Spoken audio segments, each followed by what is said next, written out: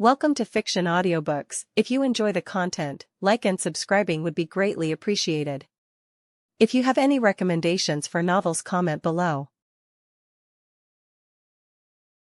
Please join my Patreon at https://www.patreon.com/fictionaudiobook. Chapter 351, Naruto, I am Uchiha Shirou, 351. Konoha. On this day, Konoha was basked in sunlight, with clear skies stretching endlessly. The villagers were all smiling and busy with their daily lives. However, inside Ichiraku Ramen, Uzumaki Naruto was noticeably downcast. Ramen's ready, Naruto. With warm smiles, Tuchi and Ayam, as always, served Naruto a special bowl of ramen with extra toppings. Thank you, Uncle Tuchi. Naruto's voice was filled with gratitude, but today his expression was visibly gloomy. Beside him was Irika-sensei, who had come specially to comfort him. Irika-sensei, do you think I'm really that useless? Lately, it feels like everyone's become distant. Naruto had been thinking a lot these past few days. Although many in the village now acknowledged him, for some reason, the distance between him and his old companions seemed to keep growing. In all of Konoha, apart from the late third Hokage, Irika had the deepest influence on Naruto, almost like a teacher and a father. Well, Naruto, how should I put this? Irika shook his head helplessly. After listening to Naruto's concerns, he began to console him. Naruto, sometimes the feelings between men and women are different from those between comrades. You're mixing up emotions and friendship right now. Sasuke and Senju Rei's relationship is a private matter. It's not something you should get involved in. Irika looked at Naruto's current state with some sadness, but he understood. After all, Naruto had been isolated since childhood, craved recognition, and most importantly, had never been in a relationship. Because of this, Naruto cherishes his bonds with his friends deeply, sometimes to the point of excess. But Sasuke, and everyone else. This time, as Naruto ate his ramen, he showed none of his usual excitement or joy. Instead, he looked troubled as he spoke about the recent changes among his friends. Irika-sensei, I've finally gained everyone's recognition, so why does it feel like there's a distance between me and my old companions? Irika felt a headache coming on after hearing this. What could he say? Tell Naruto he had gone too far before. After a moment of thought, and carefully choosing his words so as not to hurt Naruto, Irika finally hesitated and spoke softly. Naruto, there's ironclad evidence of the three clans' attempted coup, along with Root's human experiments. All three major clans were involved. That night, Lady Tsunade didn't inform you because she was afraid you'd act impulsively. Why are you still? Irika sighed in frustration. He'd felt helpless that night too. The Hokage's orders were meant to give Naruto a chance. After all, he'd been close to the Third's faction, so who knew if he was involved? Assigning him to guard the perimeter was a chance for him to prove himself. Even though Irika was deeply grateful to the Third Hokage, his loyalty was to Konoha, not any individual. No matter who it was, if they harmed the village, he would object, even if it was the Sarutobi clan. Irika-sensei, how could this happen? Grandpa Third did so much for Konoha. Now you're going to wipe out an entire clan. Maybe the higher-ups were involved, but I don't believe everyone in the three clans was guilty. Konohamaru wasn't. Mentioning this, Naruto's face filled with anger. He was, perhaps, a bit too naive. Naruto. This was a coup. It wasn't just an individual act. If a clan's leadership is involved, the entire clan can't escape responsibility, no matter the reasons. And the Hokage's decision was the hardest to make. If she didn't do it, it would have brought chaos to the village. Irika, though reluctant about this outcome, chose to support Konoha's stability, just as Jiraiya had. Knowing the fifth Hokage's power and the solid evidence for Konoha's peace, they had to side with Tsunade. If the three clans were let off again, or only the leaders punished, those left would always be a hidden danger to Konoha. For Konoha's stability, Jiraiya chose to turn a blind eye, just like with the Uchiha in the past. How could this happen? Konohamaru is innocent. Sasuke was spared before, and Grandpa Third never hurt him. Naruto didn't understand the stakes, protesting unwillingly, leaving Irika speechless. Naruto didn't get it. Did the Third Hokage's regime want to keep Uchiha Sasuke? No, it was because Itachi, the Mangekyo Sharingan wielder, had already left the village, making Sasuke the only one left to control or stabilize things. If something happened to Sasuke, Itachi, who knew countless village secrets, would become a huge threat. Otherwise, why would the entire Uchiha clan leave behind just one child who never even awakened the Sharingan on the night of the massacre? The so-called Uchiha genius was nothing compared to the likes of Kakashi, Itachi, or Shisui. Naruto. Irika was at his wit's end. How should he explain this to Naruto's stubborn mind? He had almost said it all. In cases of a well-proven coup against the Hokage, the involvement of one person could mean the entire clan's demise. That was standard. Even the fifth Hokage was lenient. She didn't implicate those close to the third or their families and ninjas. For example, even after the harrowing massacre, Iruka was still teaching at the ninja academy. He thought he'd be reassigned, but Tsunade's decision not to pursue them quickly calmed Konoha's people. Yet just as Naruto was confiding in Iruka, several figures clad in black cloaks with red clouds appeared outside Konoha's walls. Outside Konoha's towering walls were lush green trees everywhere. On a green lawn, several Konoha ninjas lay sprawled out. Members of the Akatsuki, dressed in black cloaks with red clouds, appeared. "I can't believe the boss has 6. Deidara exclaimed excitedly, his eyes curiously inspecting the 6 Akatsuki leaders, each with Rinnegan eyes. The mysterious leader, Pain, was 6 people. Even veteran members like him were shocked. Ho-ho, I didn't expect catching the Ninetales would require all of Akatsuki to mobilize. Kisame grinned with a hoarse laugh, his giant same had a sword resting on his shoulder. Wow, we're well prepared this time, 6 bosses. Obito, the talkative masked member, now known as Toby in the organization, spoke excitedly. Deidara, unable to resist, took on the air of a senior and warned sternly. Toby, remember to respect your seniors. If things go wrong, run immediately. Konoha is a formidable opponent this time. Meanwhile, Black Zetsu and White Zetsu appeared with their eerie smiles. The Akatsuki members looked to Pain, who remained cold and detached. Everyone, be careful. Konoha is far stronger than expected. According to Zetsu's intel, Konoha has 4 known Kage-level shinobi, the Sannin Jiraiya, the 5th Hokage Tsunade, Uchiha Sasuke, and the would-release ninja Senju Shirou. For Kage-level shinobi, including the legendary would-release user rumored to rival the 1st Hokage, and a Mangekyo Sharingan user stronger than Itachi. Sharingan, huh? At the mention of the Sharingan, Deidara's face twisted with anger. As he was about to confirm their targets, Pain coldly issued orders. For this mission, Kisame and I will create chaos. Try to absorb as much chakra as possible with your sword, and conserve your strength. Once we locate the Ninetales, we'll capture him immediately. If we encounter resistance, Toby. At this point, Pain's voice grew heavier. Under Deidara's shocked gaze, Pain said something that stunned him. This isn't the time to play dumb. If there's resistance, I'll hold them off. Your space-time jutsu is best suited for capturing the Ninetales. This statement exposed Toby's terrifying strength, leaving Deidara in shock. Ho-ho, it seems our organization has even more terrifying power hidden. Kisame, who already knew Toby's true identity as Uchiha Madara, grinned wickedly. They weren't pretending anymore, it was all out in the open. Toby's usual antics vanished in Deidara's astonished gaze, replaced by an air of sinister mystery. Understood. We'll work together to capture the Ninetales Jinchuriki. Deidara, stay hidden outside and be ready to assist. Toby's calm voice echoed, silencing Deidara, who had been about to pat him on the shoulder. Who is he? What is he doing? Why did Toby lie to him? Damn it. Liar. Deidara's personality flared, his anger at Toby immediately apparent. He truly cared about this comrade and junior. Boss, No need. Deidara, your chakra isn't enough for a prolonged fight. Pain's cold voice dismissed Deidara's abilities. While Deidara's clay bombs were great for chaos, his chakra reserves were limited compared to these monsters. Against Konoha, with countless ninjas inside, they needed the best. Among the Akatsuki today, Toby's strength was the most mysterious, but certainly not weak. He was, after all, known as Madara. Kisame, with same hata, was perfect for endurance. Deidara did have an advantage, he could make flying clay, which could provide cover during capture or escape. And for creating chaos, they didn't lack Deidara's bombs. I understand.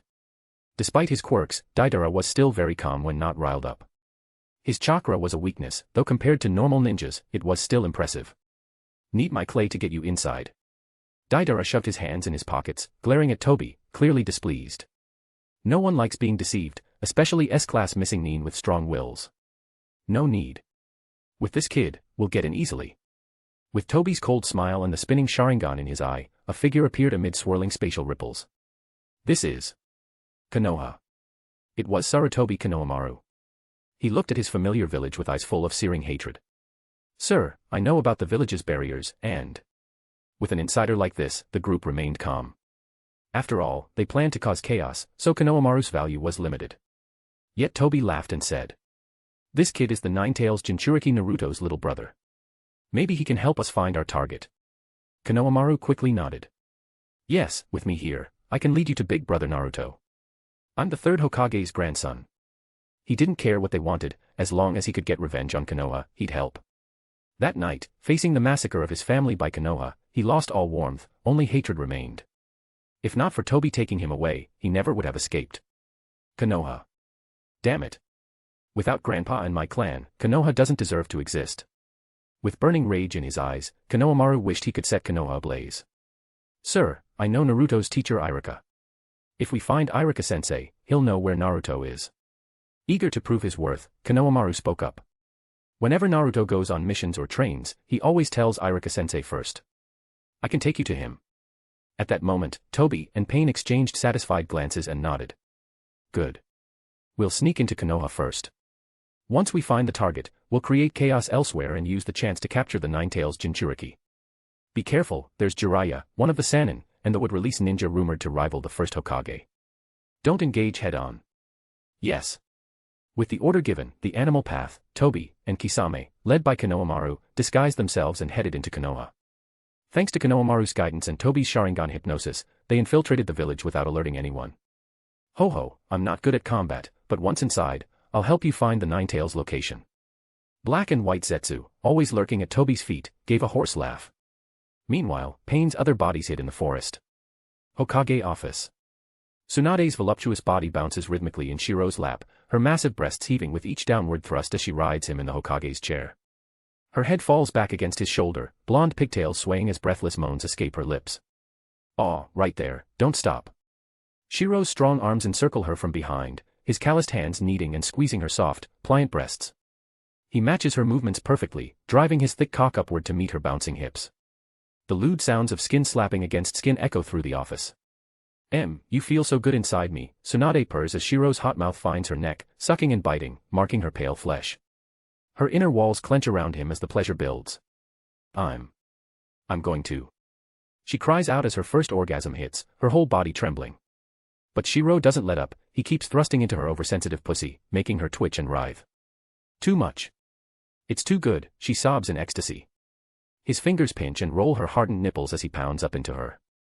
The overstimulation is driving her wild, her mind going blank from the intense pleasure. Just when she thinks she can't take any more, she feels Shirou's cock pulse inside her. Fill me up, she begs. Hot ropes of cum paint her inner walls, triggering another powerful orgasm. Her body spasms uncontrollably as waves of pleasure crash over her. Finally spent, Tsunade collapses back against Shirou's chest, still impaled on his still hard length. She hums contentedly as his hands continue to play with her breasts, gentle now as they bask in the afterglow. The moment the Akatsuki stepped inside Konoha, Shirou, idly playing with Tsunade's breasts, smiled. Tsunade, looks like we have company. Having just finished an intense round of intimacy, Tsunade, still flushed, frowned in annoyance. She'd wanted to go another round, but someone dared to interrupt her fun. Chapter 352, Naruto, I am Uchiha Shirou, 352. Konoha. After Konohamaru and his group entered Konoha, in a secluded corner, the Animal Path performed a summoning jutsu and called out the other 5 paths. In an instant, Kisame Hashigaki and the 6 paths scattered in all directions. Only the masked men, Obito, followed Konohamaru deeper into Konoha. Today is a holiday. Damn it, where did Iruka-sensei go? When they arrived at Iruka's house and found it empty, the masked Obito sat coldly at the bedside, while Sarutobi Konohamaru was drenched in cold sweat. This isn't my fault. There's no day or night in your space, I couldn't tell it was Sunday. Konohamaru explained in a panic, his eyes showing a trace of madness. No. I know where he is. Konohamaru suddenly remembered something and shouted excitedly under Obito's watchful gaze. Besides Iruka-sensei, the only people who frequent Ichiraku Ramen are the owner and his daughter, and big bro Naruto. If we go to Ichiraku Ramen, we'll get information. At this moment, Konohamaru clung to this hope like a lifeline, and Obito nodded coldly. Fine, let's go to Ichiraku Ramen. With an indifferent expression, Obito headed toward Ichiraku, and Konohamaru failed to notice that the masked man seemed even more familiar with Ichiraku than he was. Ichiraku Ramen Shop. Sigh, that Naruto. At the ramen shop, only Iruka sat alone on a stool, shaking his head helplessly. The shop owner smiled and tried to comfort him. Naruto is still young. With everything he went through as a child, he treasures his friends. If you guide him a bit more, maybe if he gets a girlfriend, he'll realize romantic feelings are different from friendship. Girlfriend. The thought of Naruto finding a girlfriend made Iruka smile. I wonder who Naruto will end up with. At that moment, the curtain was suddenly lifted, and a familiar shout rang out. I knew Irika-sensei was here. In all of Konoha, Irika-sensei knows where big bro Naruto is. The shout startled Irika and the shop owner, who looked toward the entrance to see an excited Konohamaru. Their expressions immediately changed, and the masked Obito behind him revealed a sinister smile. Lucky indeed. We found them. Konohamaru, why are you back? Seeing it was Konohamaru, Irika's face changed dramatically and he shouted in panic. Why did you come back? You should have stayed away. Why did you return? But the moment the figure behind Konohamaru stepped forward, Irika's face twisted in shock. A long cloak with red clouds, this outfit. It's Akatsuki. Irika's mind immediately recalled the terrifying Akatsuki organization that hunted tailed beasts, and his expression changed dramatically. He looked at Konohamaru with anger. Konohamaru, how could you bring someone this dangerous into the village? Damn you, Irika-sensei. You were among those who destroyed the Sarutobi clan, and now you still say such disgusting things. Tell me where big bro Naruto is. Konohamaru roared furiously. As Irika drew his kunai, preparing to fight. Suddenly a hand pressed down hard on his head, slamming him onto the table. As he struggled, he was met with a pair of scarlet Mangekyo Sharingan. Tell me. Where is Uzumaki Naruto? A cold voice echoed. Under the Genjutsu's torture, Irika's eyes grew blank, and he mumbled. Naruto just left, he went to apologize to Sasuke. After Irika revealed Naruto's information, Obito smiled. We found the target. The next moment, Obito vanished, and at the same time, Black Zetsu hiding underground immediately notified the others of the Ninetales location. I just now. As his vision returned, Irika felt dazed. As he recalled everything, a sudden sharp pain made him cry out in agony. Konohamaru, you. His abdomen and hands were nailed with kunai, blood pouring out. As the Akatsuki masked man disappeared, Konohamaru's eyes were filled with madness. Damn it. I know Akatsuki has abandoned me, but I don't care. I won't survive anyway, but I'll make you all taste my pain. With bloodshot, crazed eyes, Konohamaru brandished a kunai. Under the shop owner's terrified gaze, he threw another shuriken. Konohamaru. Don't. They're innocent. Splurt. Blood was sprayed everywhere. Ayam looked on in shock, her chest pierced by the shuriken, hot blood streaming down. The owner, Tuchi, roared in rage. Die. Everyone in Konoha deserves to die. With a cruel smile, Konohamaru slashed Tuchi's chest with a kunai. Haha, innocent. Was my Sarutobi clan not innocent? Without my grandfather, none of you lowly people would even be alive. Yet my grandfather protected you, and you all just watched as my clan was destroyed. Kill, kill, kill. Inside Ichiraku, after realizing he'd been abandoned and had no way out, Konohamaru fell into a bloodthirsty frenzy. He wanted revenge. Revenge on Konoha. At the same time, in every corner of Konoha, the hidden six paths of pain received the signal and revealed cold expressions. Let's begin creating chaos. The operation to capture the Ninetales begins. In a dark corner, the Azura Path's puppet body opened up, revealing countless missiles. The next moment, a barrage of missiles launched into the sky. Under the villagers' curious gazes. Explosions rang out, and screams and panic filled the air.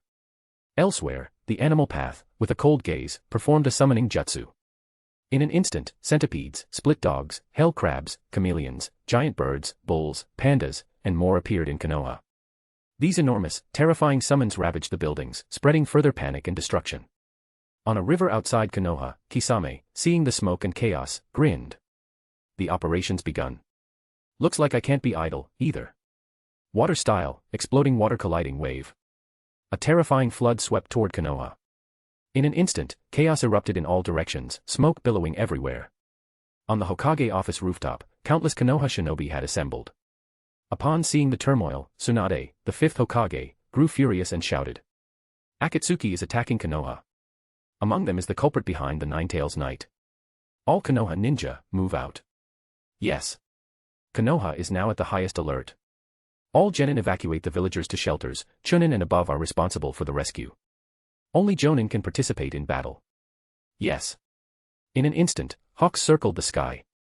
With their piercing cries, Konoha's shinobi turned grim. Orders from the Hokage tower spread quickly. Meanwhile, Obito, heading toward the Uchiha district, narrowed his eyes. They responded so quickly. Looks like we were discovered as soon as we entered, but it doesn't matter. The Ninetales must be captured. He sped toward the Uchiha compound, where Sasuke was located. If Naruto went to find Sasuke, then he must be there too. But no one expected Naruto, the unpredictable ninja, who originally set out to find Sasuke, to turn back halfway. Damn it, I said I'd pay today, but I left Iruka-sensei alone. No. I have to go back and get money, or next time Iruka-sensei will be mad. Naruto scratched his head, hurrying back, worried Iruka might have already left, taking a shortcut. As a result, he just narrowly missed Obito, truly the luck of an unpredictable ninja. Uchiha Compound. Sasuke and Senju-Rei were quietly cleaning the courtyard when explosions and hawk signals from the village caught their attention. Their expressions became grim. Rei. The village is about to get dangerous. Go home first. Senju-Rei, wearing an apron, tensed. Although not weak, her wood style and cursed seal made her an elite jonin, she nodded solemnly. Sasuke, don't worry about me. My wood style isn't as strong as the first Hokage's, but if I hide, most ninjas wouldn't be able to find me. To put Sasuke at ease, Rei took off her apron and used wood style to hide in the forest. Sasuke nodded silently. That way, she'd never be his burden if he asked. I'll be back soon. Sasuke, with the Kusanagi sword, ran toward the village. Meanwhile, two Kakashi Hatakis were heading this way, clearly targeting Obito. At the same time, Jiraiya was gathering material for his research. Faced with the sudden chaos, he got angry. Damn Akatsuki. Let me show you the power of Mount Myaboku's sage. With a summoning jutsu, 3 huge clouds of smoke appeared, and the 3 great toads of Mount Myaboku arrived. Toad boss Gamabunta, Gamaken, and Gamahiro. Akatsuki. Let me show you the might of the toad sages. Jiraiya immediately targeted the animal path, who had summoned so many beasts and caused massive destruction. In this world, because of Uchiha Shirou's arrival, Jiraiya hadn't infiltrated the Rain village yet and didn't know the relationship between the Rinnegan, Nagato, and Yahiko. But Tsunade had already been briefed by Uchiha Shirou about the Rinnegan's abilities, and the Jonin had been told about the Six Paths' powers. So, they were prepared. How dare you ruin Konoha, Lee, let's go. Gai-sensei, I'll never give up. The green duo, Might Guy and Rock Lee charged toward Kisame, who had created the giant water-style jutsu. At the same time, countless Jonins mobilized. The old Ino Shikacho trio knew this was their time to shine in Tsunade's era, or they might not get another chance. Within the Hyuga clan, the domineering heiress Hinata threw off her blanket angrily and began suiting up. The shy Hinata and Hanabi also began preparing, their expression serious. Meanwhile, the rest of the Konoha 12, Niji, Kiba, Shino, Shikamaru, Choji, and Ino, rushed to the battlefield. At that moment, Naruto was shocked. What's happening? He'd leaped onto a rooftop, and seeing the chaos, was furious. But at that moment, a weak voice below made his eyes widen. Naruto. A blood-soaked Iruka crawled out of Ichiraku, leaving a trail of blood. When he saw Naruto, he called out hoarsely. Iruka-sensei. Seeing Iruka's state, Naruto was shocked and jumped down, ignoring everything else. Iruka's hands were pierced by kunai, blood everywhere. Iruka-sensei, who did this? Who hurt you? Naruto screamed in disbelief and anger, tracing the blood trail back to Ichiraku, where he saw an unbelievable sight. Uncle. Big sister. Inside Ichiraku were the bodies of Tuchi and Ayam, the two who had always cared for Naruto, both lying in pools of blood. Nah, Naruto. Iruka, weak and trembling, grabbed Naruto and revealed the true culprit. It was Konohamaru. He came back, he's gone mad, Naruto, be careful, Konohamaru came with Akatsuki, they're after you, hide, quick.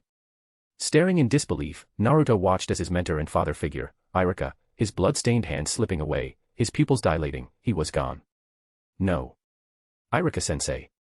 Naruto screamed in rage, memories of his childhood flashing through his mind. When everyone else shunned him, only Ichiraku and Iruka-sensei had cared for him, now they were gone. Especially since he was the one who'd let Konohamaru go. At this moment, Naruto screamed in agony. Chapter 353, Naruto, I am Uchiha Shirou, 353. Konoha. With the chaos caused by the Six Paths of Pain and Kisame Hashigaki, the entire village of Konoha was thrown into turmoil. But thanks to their preparations, Jonin rushed to the battlefield one after another, and Chunin and Genin swiftly evacuated the villagers. Although Konoha appeared chaotic, in reality, the evacuation was happening at the fastest possible speed. Konoha's rapid response left the Akatsuki members with slightly grave expressions. By the river, Kisame's face darkened upon seeing the blue beast of Konoha, his old adversary, charging toward him. Heh, looks like Konoha spotted us as soon as we entered the village. Otherwise, there's no way they'd react so quickly. But it doesn't matter, I'm not afraid of fighting a crowd. Water style, great exploding water colliding wave. This time, Kisame opened with his ultimate move. After all, with so many Konoha ninjas constantly attacking, he might be overwhelmed by sheer numbers, just as the third Raikage had demonstrated during the Third Great Ninja War.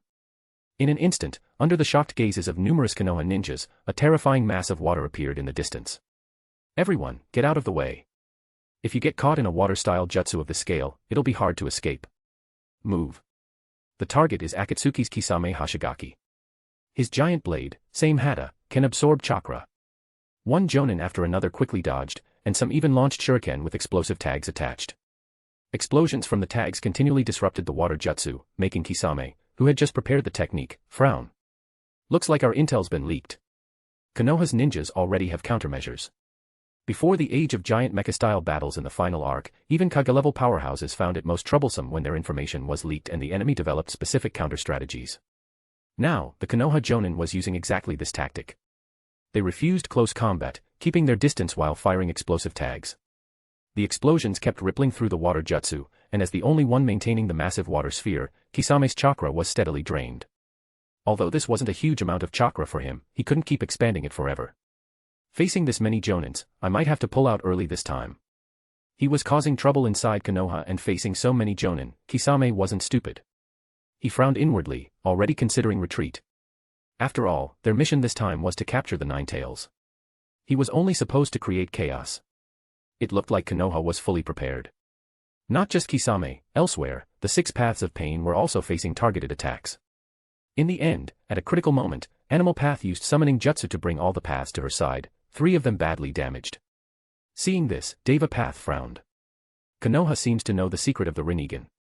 Meanwhile, outside the village, inside the hollow trunk of a hidden forest tree, the emaciated Nagato frowned, suspicion on his face. Nagato, Konoha is prepared. Let's retreat for now. No. The fact that Konoha is prepared is perfect. Madara has already gone to capture the Nine Tails. This is an opportunity. Conan frowned but nodded at his words. Madara is so mysterious. We don't even really know what he's plotting. If we can test his strength this time, maybe that's not so bad. But what about your body? I'll be fine.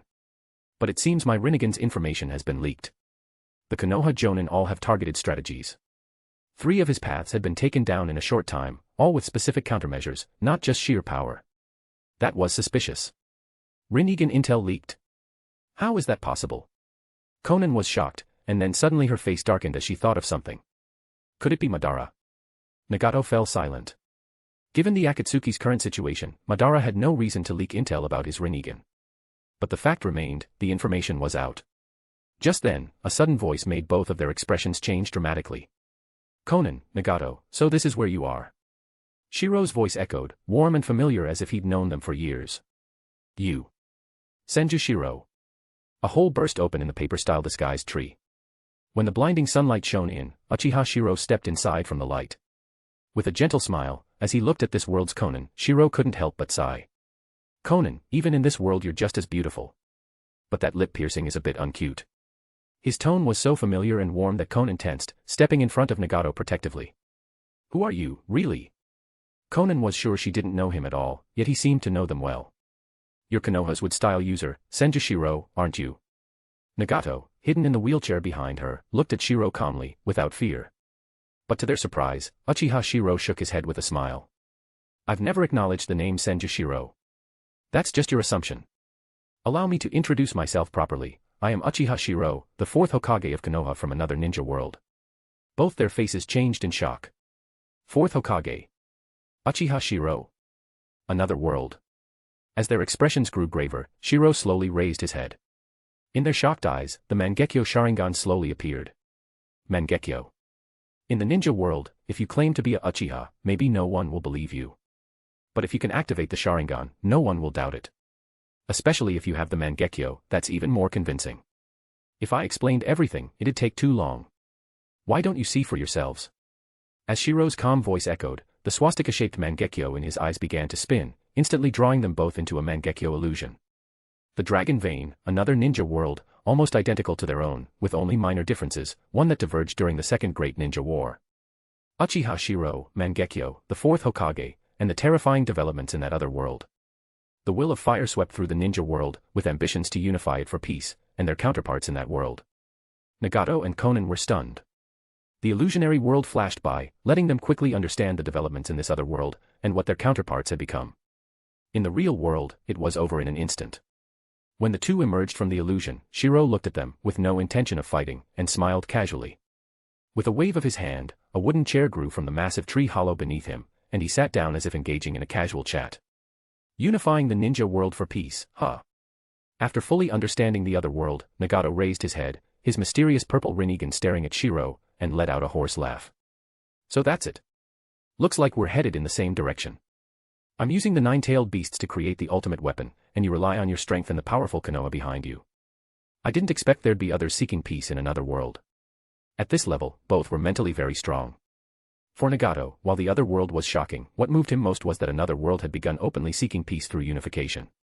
The two became like kindred spirits, excitedly discussing the paths and developments of their two worlds, even forgetting about the battle raging back in Konoha. Or rather, for Nagato, this was more about testing Madara's strength. Capturing the Nine Tails was Madara's mission. Shirou, too, wore a broad smile as they talked, while Konan seemed dazed beside them. This man, could it be? But finally, Konan's expression hardened, and she chose to stand firmly in front of Nagato.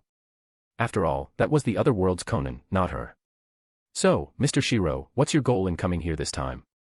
Are you after the ultimate weapon? Or do you want these eyes? Nagato looked confused. Since they were like-minded, he even felt Shirou might be further along the same path. Especially since, once the ultimate weapon was complete, he'd be a god, but his body wouldn't last much longer. Nagato's dream of peace was more a legacy from Yuhiko than his own, it wasn't truly his. He was always searching for the path to peace, not following his own.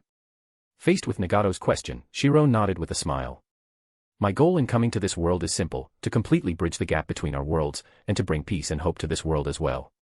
And my goal in coming to you is also simple, to take Konan with me. What? At first, Shirou's grand ambitions left Nagato calm. People like them never hid their ambitions. But when Shirou calmly stated his reason for seeking them was simply to take Konan away, both Nagato and Konan's expressions changed dramatically. No way. Konan flatly refused. The other world's Konan made her choice. In this world, my choice is to protect Akatsuki and protect Nagato. I won't go with you. Konan was clear about this, with not the slightest hesitation. She and the other world's Konan were two different people, that was her experience, not hers. Seeing her refusal, Nagato's expression also hardened, his purple Rinnegan eyes radiating a powerful threat. Looks like, Mr. Shirou, that's something you just can't do. Like-minded or not, there was no way Nagato would abandon his comrade. But Shirou merely nodded with a smile. I understand. But I never said I'd take Konan right now. I just believe you will ultimately fail, no one will be able to protect your Rinnegan. His confident voice echoed, full of self-assurance. It wasn't that Nagato wasn't strong enough, his will just wasn't firm enough. That's why he could be swayed by Naruto's talk no jutsu. In Akatsuki's ranks, everyone, from the art duo to the money brothers, to the religious fanatic Haiden, was utterly devoted to their ninja way. But Nagato's dream of peace was always inherited from someone else. His true ninja way was just to protect his comrades. That's why he could be persuaded so easily. While Shirou and Nagato were talking, the battle in Konoha raged on. Outside Konoha, not far from the Uchiha compound, in the forest, Sasuke confronted the masked man, Obito. The two immediately began to fight. Oh, I didn't expect your eyes to have developed so far, Sasuke. After a fierce exchange, even Obito was shocked and even considered recruiting him. Sasuke, now that you know everything Itachi did, you should realize that Konoha forced him, But Sasuke, filled with murderous intent, shouted in anger. Shut up. Those who forced Itachi have already paid the price, but the true culprit behind the Uchiha clan's destruction is you, the rat hiding in the shadows. Mangekyo, space-time jutsu, your mask, and with style. You controlled the Nine Tails that time. If not for you, Konoha wouldn't have feared the Uchiha, nor would we have been ostracized. Fueled by fury, Sasuke's Mangekyo spun crazily, and he unleashed Amaterasu. Though Obito phased through it, the forest was soon filled with black flames. Itachi was hateful, sure. But you're even worse. You don't deserve the name Uchiha. You're the Uchiha's true criminal. You should be expelled from the clan, you're not worthy. In Sasuke's mind, this man was the one most deserving of death. If he hadn't released the Nine Tails back then, causing Konoha's tailed beast disaster, the village wouldn't have suspected the Uchiha. The Uchiha might not have been popular, but the conflict wouldn't have escalated so far. Yet this man blamed it all on Konoha's elders, but he was no better. Disgusting, all of them. Sasuke, you. A lightning flash, Sasuke's speed and power made Obito break out in a cold sweat. This speed was on par with his former teacher, the Yellow Flash, Minato Namikaze. Although Minato was famous for the Flying Thunder God, his pure body flicker speed was also top-notch. You bastard, so many Uchiha died because of you. You even took part in the massacre. And now you dare to speak so shamelessly. Sasuke's lightning-style taijutsu pressed in, forcing Obito to stay intangible while Sasuke shouted angrily. No. Something's wrong. At that moment, Obito realized something.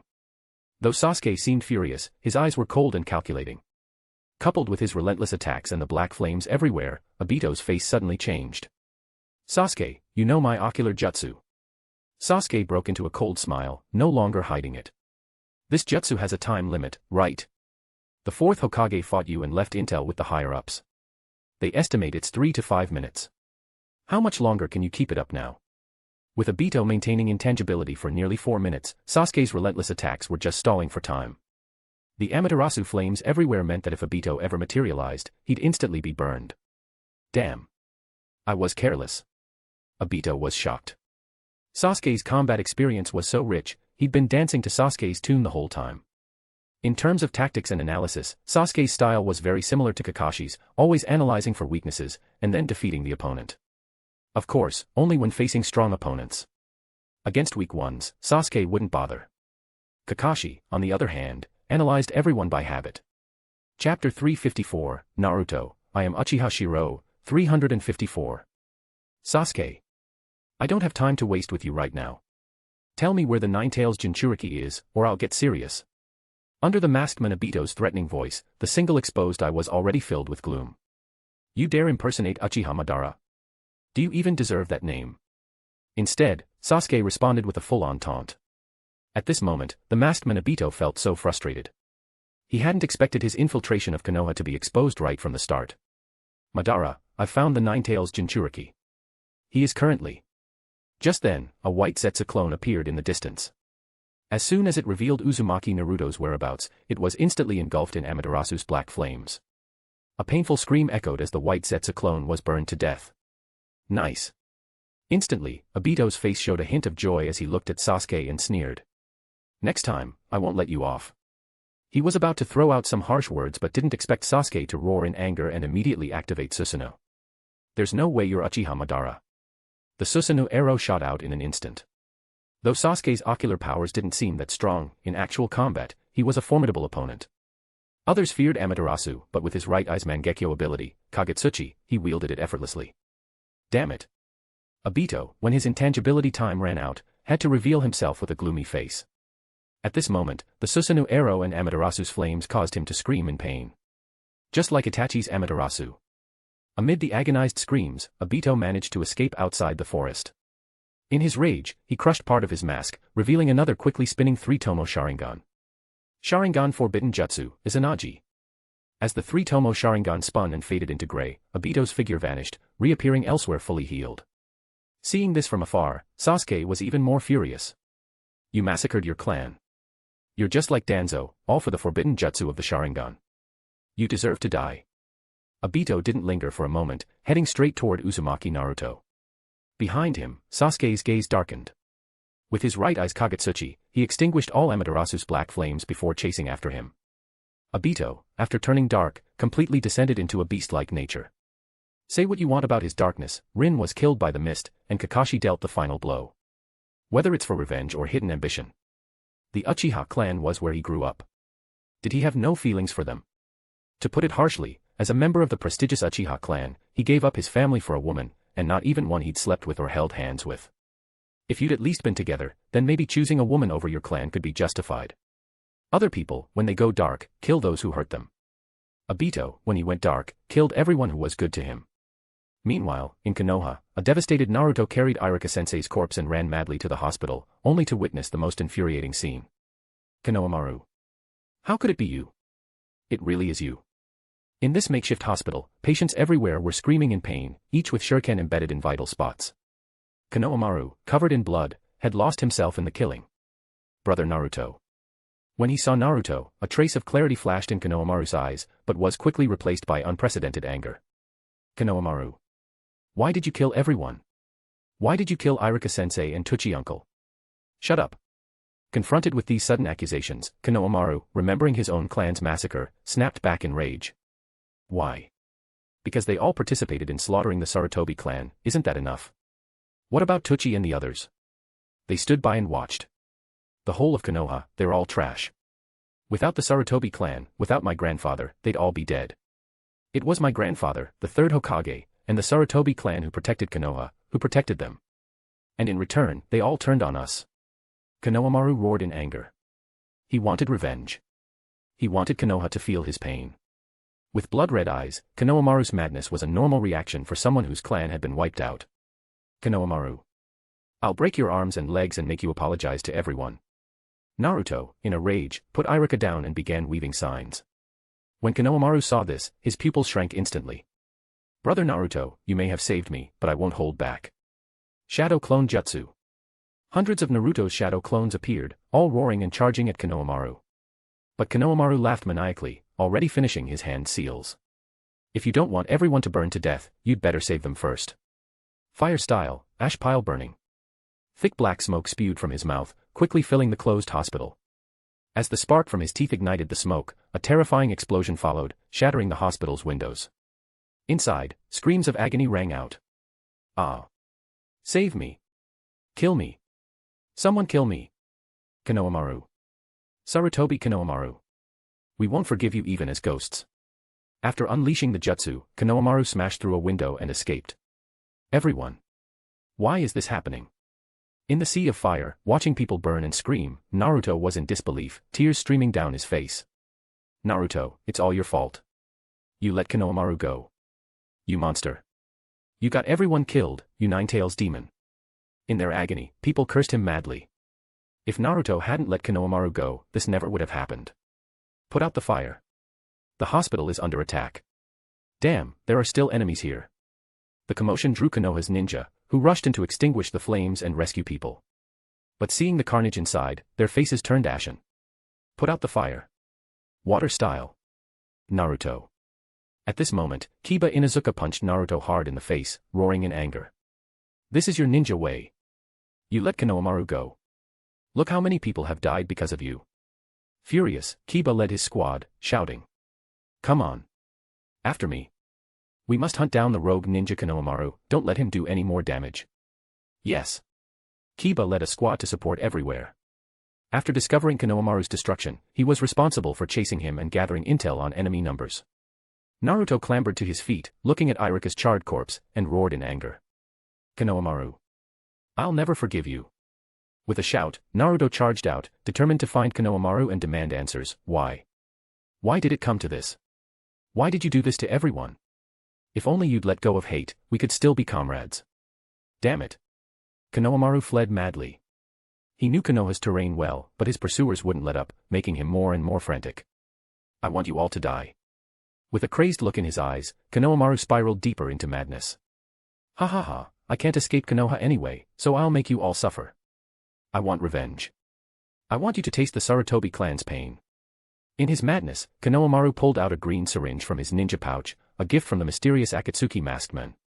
Inside were would-release cells. Hokage Tower.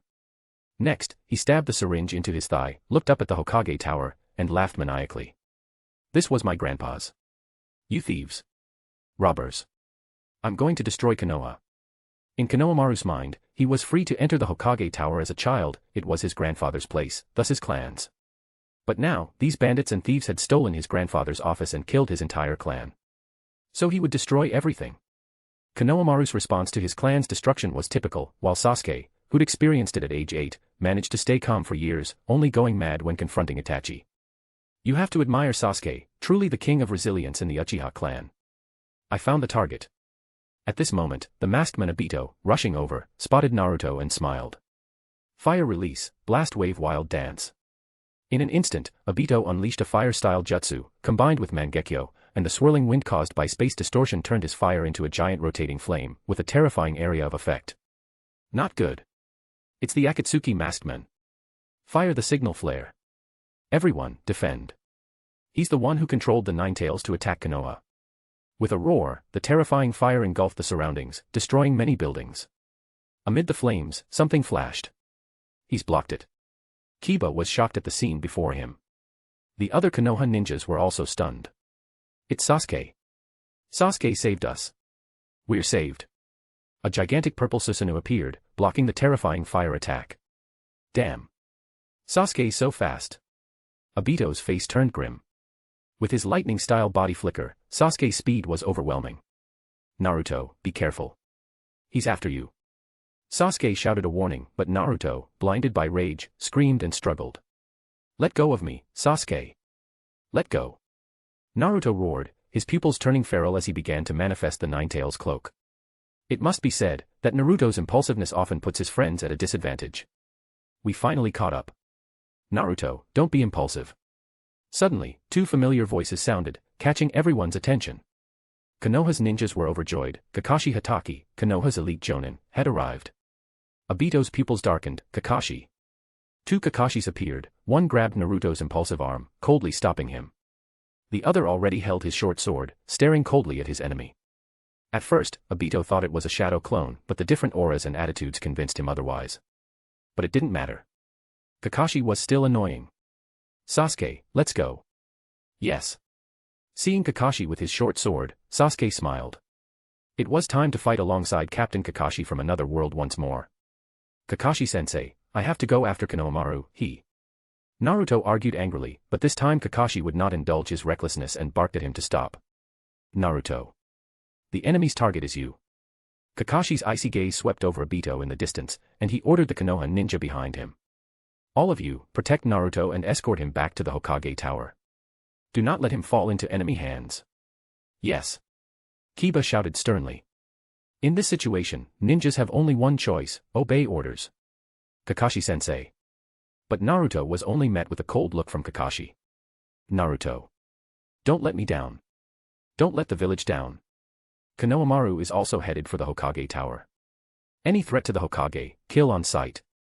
It was obvious that the last line was meant for Kiba and the others. You stay here now. Then, Sasuke and Kakashi launched into a dazzling display of swordsmanship. With Sasuke's lightning-style body flicker, the Kusanagi sword crackled with electricity, chasing ultimate speed. Kakashi's sword also flashed with lightning, but his style was more unpredictable and ever-changing, equally fast. Their teamwork left Obito shocked.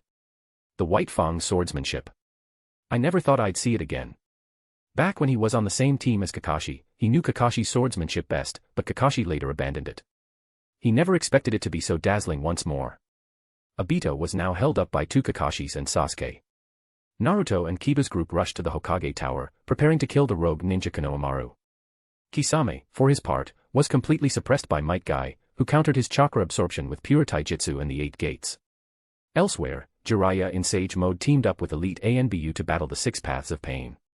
Chapter 355, Naruto, I am Uchiha Shirou, 355. Hokage Building, Rooftop. Surrounded by elite Umbu on high alert, Tsunade calmly watched the black smoke rising from several battlefields across Konoha. Standing tall on the rooftop, Tsunade surveyed the situation in Konoha with a composed expression, but her fists were clenched tightly. They dared to attack Konoha. How presumptuous. This was practically a slap in the face for her, the 5th Hokage, making the always proud Tsunade even more furious. Lady Tsunade, all the villagers have been evacuated, Katsuyu has already gone to the battlefield, and all injured ninjas have received timely medical attention. There's even a Katsuyu stationed in the shelters on standby. Shizen reported gravely on the situation in the village. Thanks to the timely response, the enemy hadn't caused much destruction inside the village. It was just some buildings lost, but more importantly, it was a blow to their pride. The Akatsuki had openly attacked the center of Konoha. Since the founding of the 5 great ninja villages, no one had ever dared such a thing, only Akatsuki would. All ninjas below Jonin rank are to withdraw from this battle. Notify the barrier team to activate the barrier and contain the fight within a certain area. Yes. As the 5th Hokage, Tsunade looked over the besieged village with authority, issuing orders calmly. Just then, a figure charged angrily toward the Hokage building.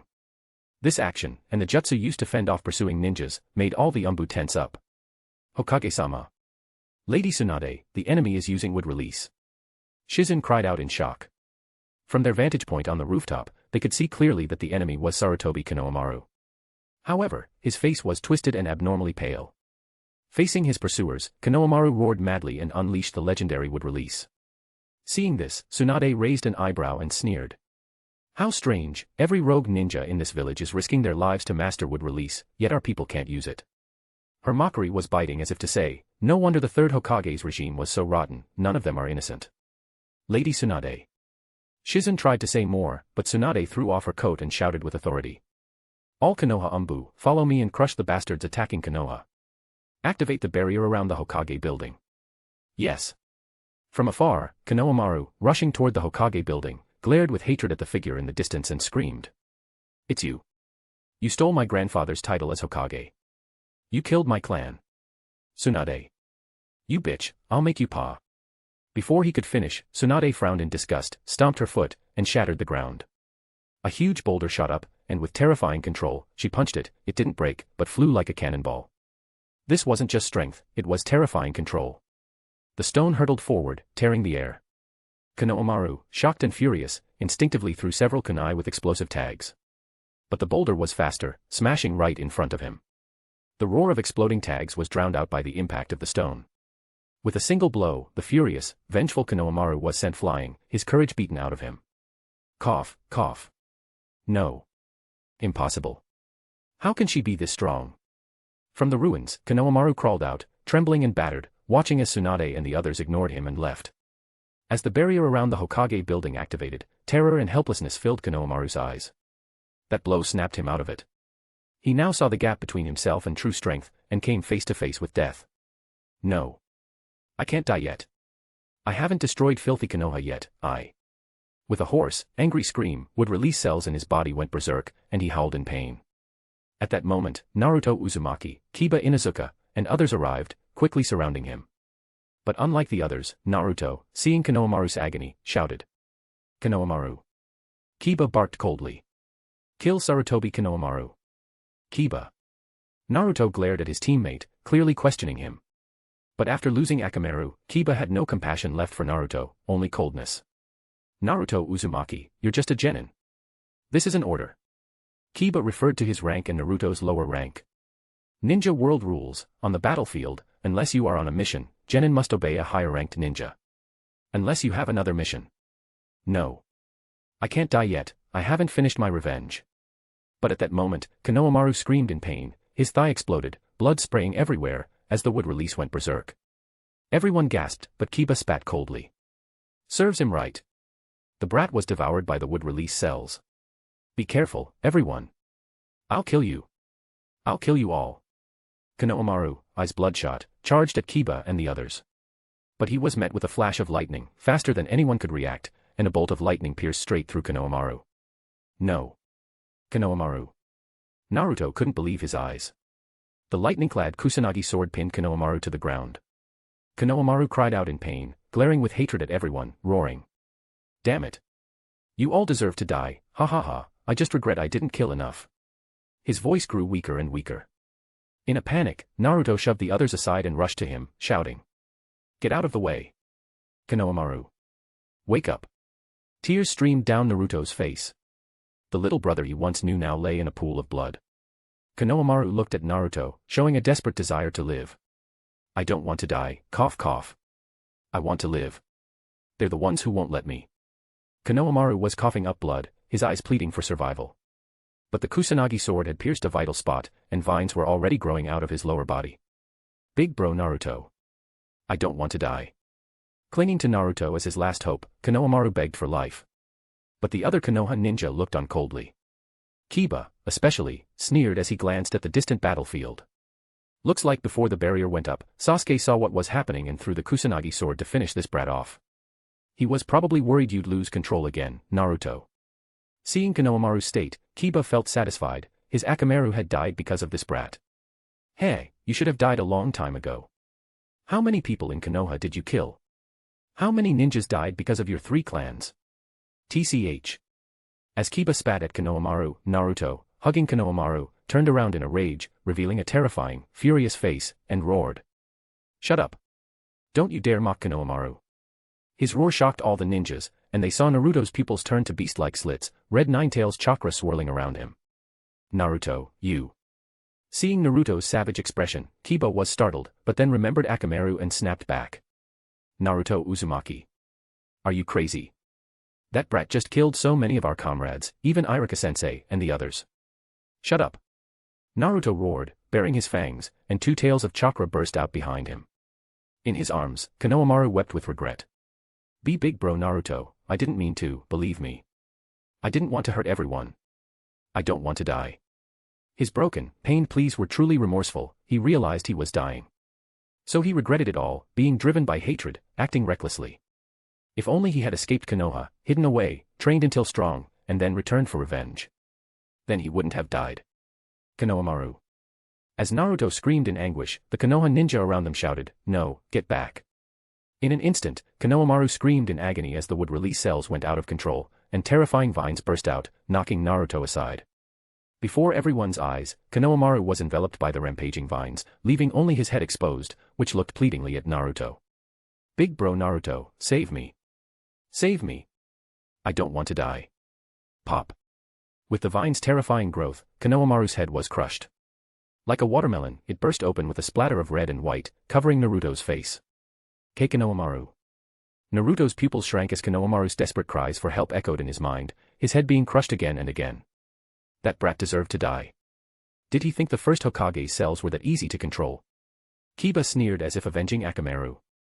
Naruto, orders from the Hokage. You must return to the Hokage building immediately, Umbu will protect you. At that moment, an Umbu's cold voice rang out. Clearly, with Konoha in crisis, the Akatsuki's real target was the Nine-Tails Jinchuriki. There was no way Konoha would hand over the Nine-Tails so easily. Naruto. With Konohamaru dead, Kiba's hatred lessened. Though still cold to Naruto, as a ninja, he carried out his duty. But Naruto suddenly roared in anger. Damn it. Unforgivable. Unforgivable. Absolutely unforgivable. With a roar, a third tail exploded from Naruto, stunning everyone. Kiba shouted, Naruto, if you lose control now, you can't even be a Konoha ninja anymore. I'll stake everything. I'll stake my ninja way. I, Naruto Uzumaki, will never back down, not one step. I will never forgive those Akatsuki bastards. With a furious roar and 3 tails swaying, Naruto burst out, heading straight for the battlefield. Naruto. Damn it. He's crazy. Naruto, what's wrong with you? Kiba shouted, his face ugly with anger and helplessness. He just couldn't understand Naruto anymore. As expected of Jiraiya-sensei. I didn't think your Sage mode would be this powerful. After a terrifying exchange of jutsu, even Deva Path Pain was shocked, seeing his other 5 bodies destroyed. Jiraiya had targeted the Hell Path, which had the resurrection ability, crippling Pain's ability to repair the others. I don't know what happened all these years, why you've become like this, but anyone who destroys Konoha is my enemy. In Sage mode, Jiraiya roared determinedly. Though exhausted, he showed no weakness. Even against the strongest Deva Path, Jiraiya could feel the threat of death. Jiraiya-sensei, it seems the mission to capture the Nine-Tails has failed this time. Deva Path Pain, with his Rinnegan, surveyed Konoha calmly. Kisame, after a massive water release, was drained of chakra and had failed. Elsewhere, the masked Madara was trapped by Sasuke Uchiha and Kakashi Hatake, unable to move. Though fighting, Pain had been secretly observing Madara, gathering intel. Madara wasn't as strong as he expected. The strangest thing was his Mangekyo Sharingan spacetime jutsu. Failed, huh? But the Nine-Tails Jinchuriki isn't the only one here. Pain said coolly. There was no point in staying in Konoha any longer. His true body had already learned, from talking with Uchiha Shirou, about another potential Jinchuriki. Sora from the Fire Temple, the pseudo Nine-Tails Jinchuriki. Jiraiya-sensei, it seems this is goodbye for now. But I believe we'll meet again soon. Pain floated into the air. Jiraiya could only look on helplessly. Outside Konoha, inside a tree hollow. Since you've all decided to go down this dark path, I won't stop you. The info about the pseudo Nine-Tails Jinchuriki is real. But your real enemy now should be that masked man. In the hollow, Shirou, Nagato, and Konan chatted like old friends. Ninja who reach this level have firm resolve, they rarely change their path unless truly defeated. Nagato still hadn't given up on his plan to create the ultimate weapon by gathering all 9-tailed beasts. Lo. Mr. Shirou. Konan hesitated, not calling him Lord Shirou but with more respect in her eyes. We're prepared to deal with the masked men. Shirou smiled and nodded. We're not enemies, but I don't think you'll be a match for him. If you lose, don't blame me for taking you away. Before Konan could reply, Nagato nodded solemnly. Mr. Shirou, if I fail, I entrust Konan to you. But I believe we won't lose. Nagato, in his wheelchair, stared at Shirou, surprised Shirou hadn't attacked him. Or maybe, they'd made a deal. Shirou believed they wouldn't be able to defeat the masked men, and if they failed, he'd take Konan and the Rinnegan. Nagato, though unsure of the future, couldn't turn back after so many years. He would keep going until he had nothing left. Konan, too, was resolute, not with grand ambitions, but just wanting to protect her friends. Chapter 356, Naruto, I am Uchiha Shirou, 356. Here's the extra chapters. Well done, guys. Next goal, 2000 PS.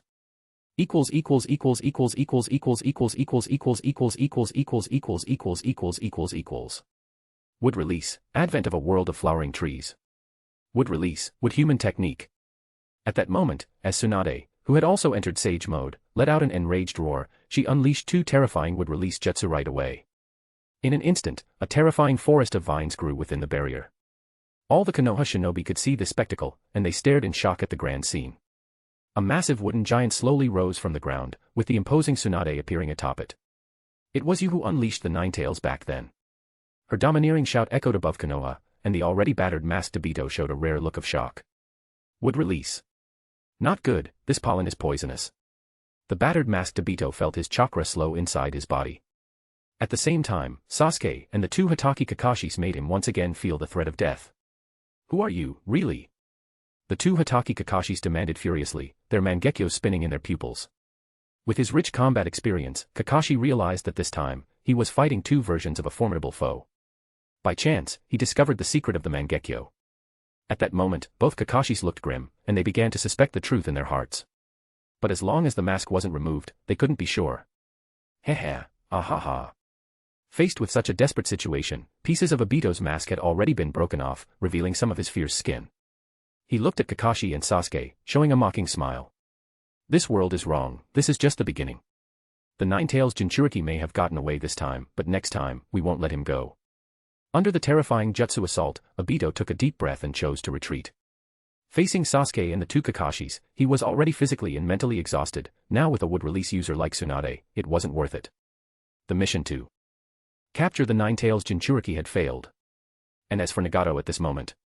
Before leaving, Obito's Mangekyo coldly swept over another battlefield. In this attack on Konoha, the only Akatsuki member who contributed was Kisame Hashigaki. Obito was hiding his strength to guard against Nagato, and at the same time, Rinnegan Nagato was also hiding his power to watch out for Madara, the masked man. The Akatsuki fought together, but each harbored their schemes. With a huge booming sound, the mysterious masked man's chakra completely disappeared from Konoha. Hokage-sama, the target's chakra has vanished. Confirm again. Both the Rinnegan and the masked man's chakra have completely disappeared. As the voices of sensory ninjas echoed above Konoha, smoke from the battlefield drifted up. As the fifth Hokage, Tsunade barked coldly. Keep observing. No jonin is to act alone, you must patrol in squads. If you find anything abnormal, immediately fire a signal flare.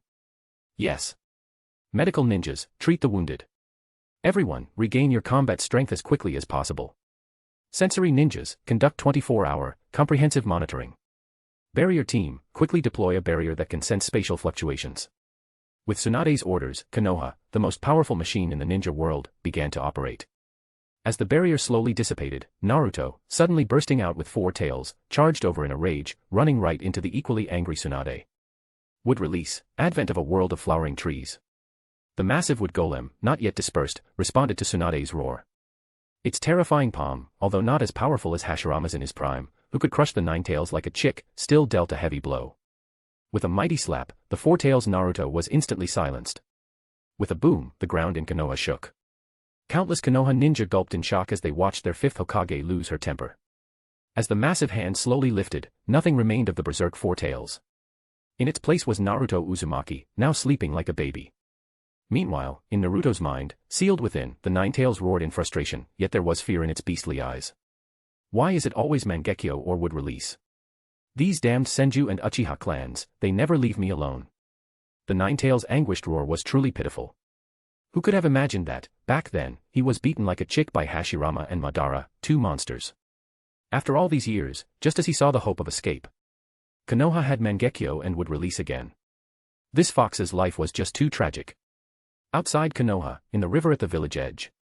You're a powerful opponent. I, Might Guy, will remember your name.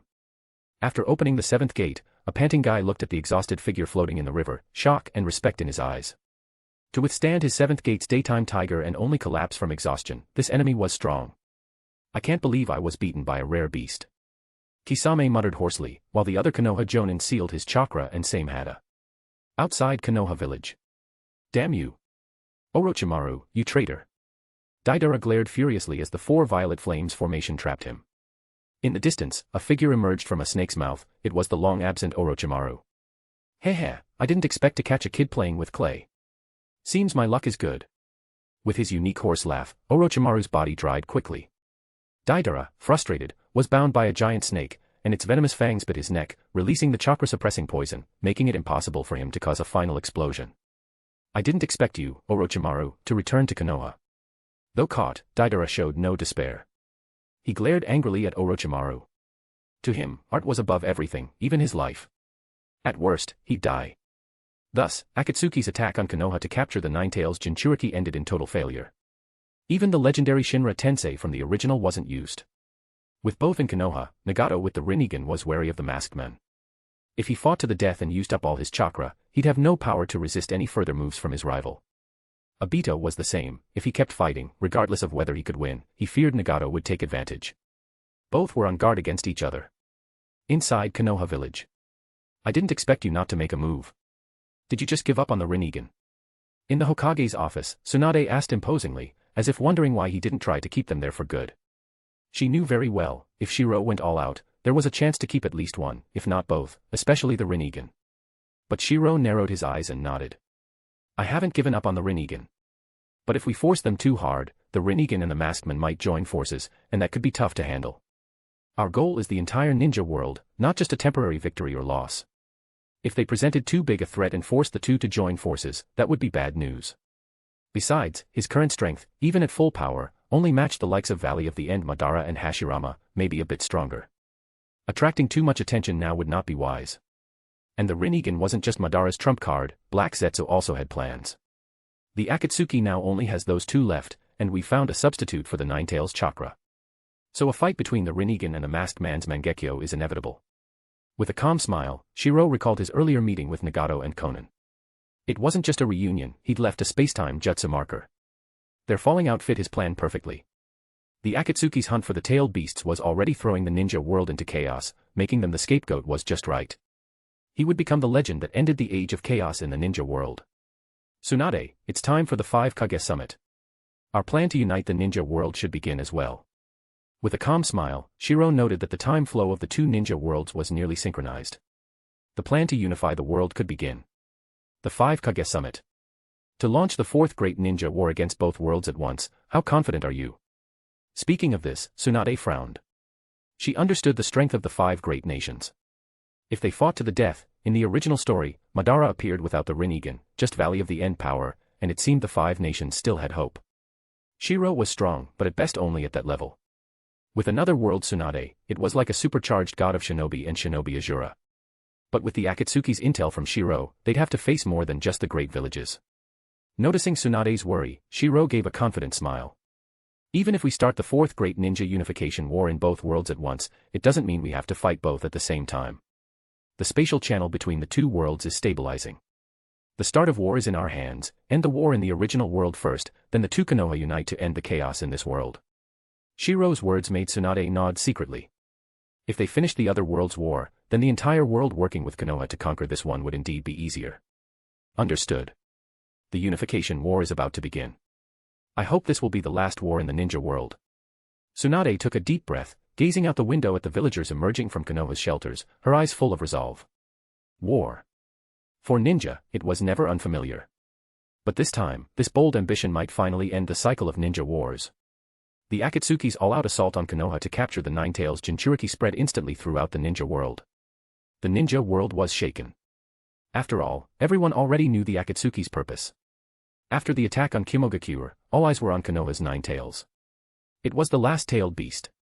And the Akatsuki's revealed power was terrifying. The legendary Rinnegan, head of the 3 great dojutsu, had appeared, wielded by the Akatsuki's leader. The Rinnegan's destructive power in Konoha shocked the world, one man could take on a whole village. The mysterious masked man with the Mangekyo was confirmed as the culprit who manipulated the Nine Tails and caused Konoha's greatest disaster a decade before. His space-time jutsu also shocked the world. Just the power these two showed alone was enough to shock the leaders and Kage of the other four great villages. If the Akatsuki's full force targeted their village, could they withstand it? Iwagakure, Rinnegan, Mangekyo, space-time jutsu, and now Tsunade's would release. Looking at the intel, third Tsuchika Jinoki's expression darkened. Akatsuki's strength was beyond imagination. So was Konoha's. Sasuke's return with the Mangekyo, Orochimaru's appearance, and the strength of the Sannin Jiraiya, all added up to a headache for Inoki. Why did IWA never have such talent? The 5 Kage Summit. Looks like the ninja world is heading for upheaval. Akatsuki's intentions were clear. With 8-tailed beasts in hand, their ambitions were sky-high. The 5 great villages were the first to face the threat. Kimogakure. Damn it. Killer Bee. I will avenge you. 4th Raikage's eyes filled with tears of rage. Intel from Tsunagakure said that after a Jinchuriki was captured, Akatsuki would extract the tailed beast, and then target the next. In other words, Killer Bee was certainly dead after extraction. At this time, Raikage had no idea who killed Bee. Akatsuki bore the blame. Send the order. The 5 Kage Summit will be in the Land of Iron. Kimogakure will have vengeance. Yes. Tsunagakure, Land of Wind. 5th Kazekage Gaara was shocked by the intel from Konoha. I can't believe Sasuke has grown so strong. Thank goodness Naruto is safe. Temari frowned as she saw Gaara's concern for Naruto and said, Gaara, Akatsuki's terrifying power, and Konoha's hidden strength, are the truly scary things. Compared to that, Temari saw Konoha's terrifying potential as a fellow great village. Too many Kage-level fighters, Suna had only Gaara at full strength. Prepare for the 5 Kage Summit. Akatsuki must be dealt with. Yes. Temari looked grave. Luckily, Akatsuki was now a common enemy for the great villages, or else Suna would be at its weakest point ever. Kirigakure, Land of Water. Wearing the Mizukage hat, with one enchanting blue eye, Terumi Mei smiled slyly. Konoha hides their strength, especially this 5th Hokage, turns out she can use would release, too. If Akatsuki hadn't pushed so hard, the world would never have known. No wonder Konoha has always been the top village. As she tapped the intel on the masked men, Mei's eyes flashed dangerously. 5th Mizukage, this man can control the Nine Tails with his Mangekyo. Considering what happened to the previous 4th Mizukage, it's very likely this is him. Ao said darkly, this was the enemy of all Kirigakure. The 5 Kage Summit. Kirigakure will settle this debt. Mei's eyes were icy with resolve. She'd never forgive the schemer who played with her homeland. Chapter 357, Naruto, I am Uchiha Shirou, 357. Land of Rain. Beneath the gloomy sky, this country is always crying. The fine rain fell endlessly into the sea. In the distance stood the tall, unique metallic buildings of Omegakure, but on the water's surface, 3 figures faced off. As expected, Madara, you still came. A cold voice echoed, and the 6 paths of pain appeared in succession, standing protectively in front of Nagato, who sat in a wheelchair, along with Konan. At this moment, Nagato, in the wheelchair, slowly opened his eyes, revealing the mysterious purple Rinnegan, staring calmly at the opponent. Konan, at his side, was also on guard. So, Nagato, you two have been prepared for this. Obito, wearing a mask, spoke hoarsely, the single exposed Sharingan gazing coldly at them. Since the attack on Konoha, we've been wary of each other from the very beginning. That's the fundamental reason the capture of the Nine Tails failed. But I didn't expect that on the way back, you'd go to the Fire Temple to capture the fake Jinchuriki of the Nine Tails. Obito's indifferent voice echoed, making it clear Nagato had lost control. Though the Geto statue failed to devour all the tailed beasts, it was already enough. So it was Zetsu who passed the information to you, wasn't it? Konan's expression was icy and her brows furrowed tightly. She had long foreseen there would be a battle between both sides but didn't expect it to come so soon. Just after Nagato returned from the Fire Temple with the fake Nine Tails Jinchuriki Sora, Obito arrived, leaving them no time at all. I won't be lenient just because you were once Akatsuki's comrades. Akatsuki does not forgive betrayal, this, you should understand well. If it wasn't necessary, Obito didn't want to fight them. After all, for his current plan for the ninja world, both of their powers were significant. Obito's hoarse voice echoed, but Konan directly retorted coldly. Akatsuki was founded by Yahiko and us. You're just someone who stole it. Akatsuki stands for justice, it never belonged to you. If we're talking about betrayal, you're the real traitor. To Konan and Nagato, Akatsuki was founded by Yahiko and them together. The mysterious masked Madara was just a later addition. Now he arrogantly accuses them of betrayal, but it's obvious he's the thief trying to take over everything they built. But faced with Conan's rebuttal, Obito only let out a mocking laugh. Things had already come this far. The ghetto statue had almost awakened. He didn't want to pretend anymore. Since you won't live much longer anyway, let me tell you, it was I who pushed Hihiko to create Akatsuki. And I was the one who gave you the Rinnegan, Nagato. What? Conan and Nagato stared at him in shock, while Obito's calm, superior attitude seemed to suggest he controlled everything. Seeing their shocked faces, Obito only laughed more mockingly. Fools.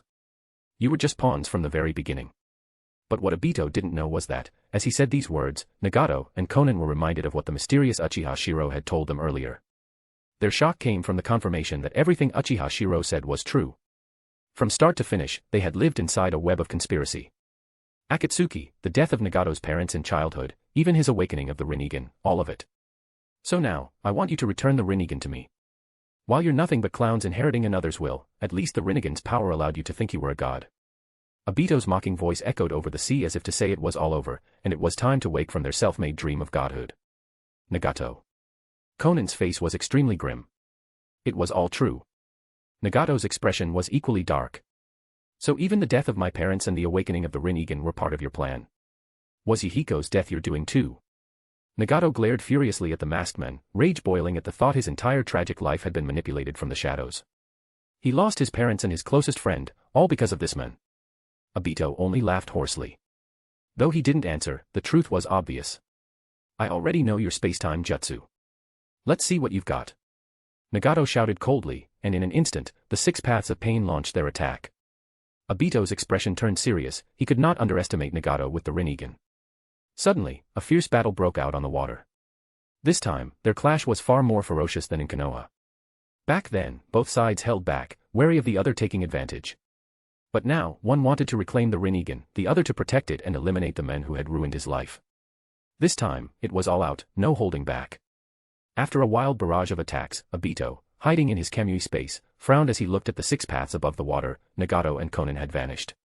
Hey, hiding now. But don't forget, the Rinnegan is mine. I know it far better than you. Obito's cold smile lingered. He was still pretending to be Uchiha Madara. Both sides mostly understood each other's abilities, but Nagato knew too little about him. On the water, Pain and Obito fiercely clashed, each knew the other's jutsu, and neither could gain the upper hand.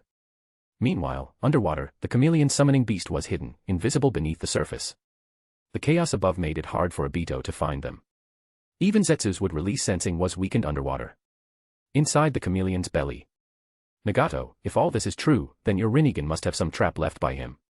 It's only a matter of time before we're found. Conan's face was grim.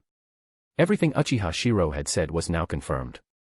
No matter how reasonable Uchiha Shirou sounded, they still held to the basic ninja principle, always be alert and suspicious. I know. Sitting in his wheelchair, Nagato's face was haggard and pale, voice hoarse. Conan, if we fail, escape.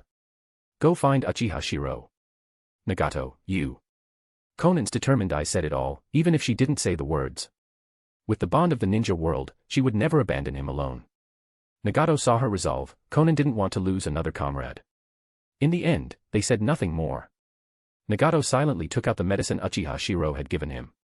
He injected it into his neck, and instantly the precious, stabilized energy of the first Hokage's cells surged through his body. Before their very eyes, Nagato's withered, pale skin became rosy, and the weakness caused by overuse faded, filling him with a vitality he'd never felt before. He could even feel his legs again, his wasted body was slowly recovering.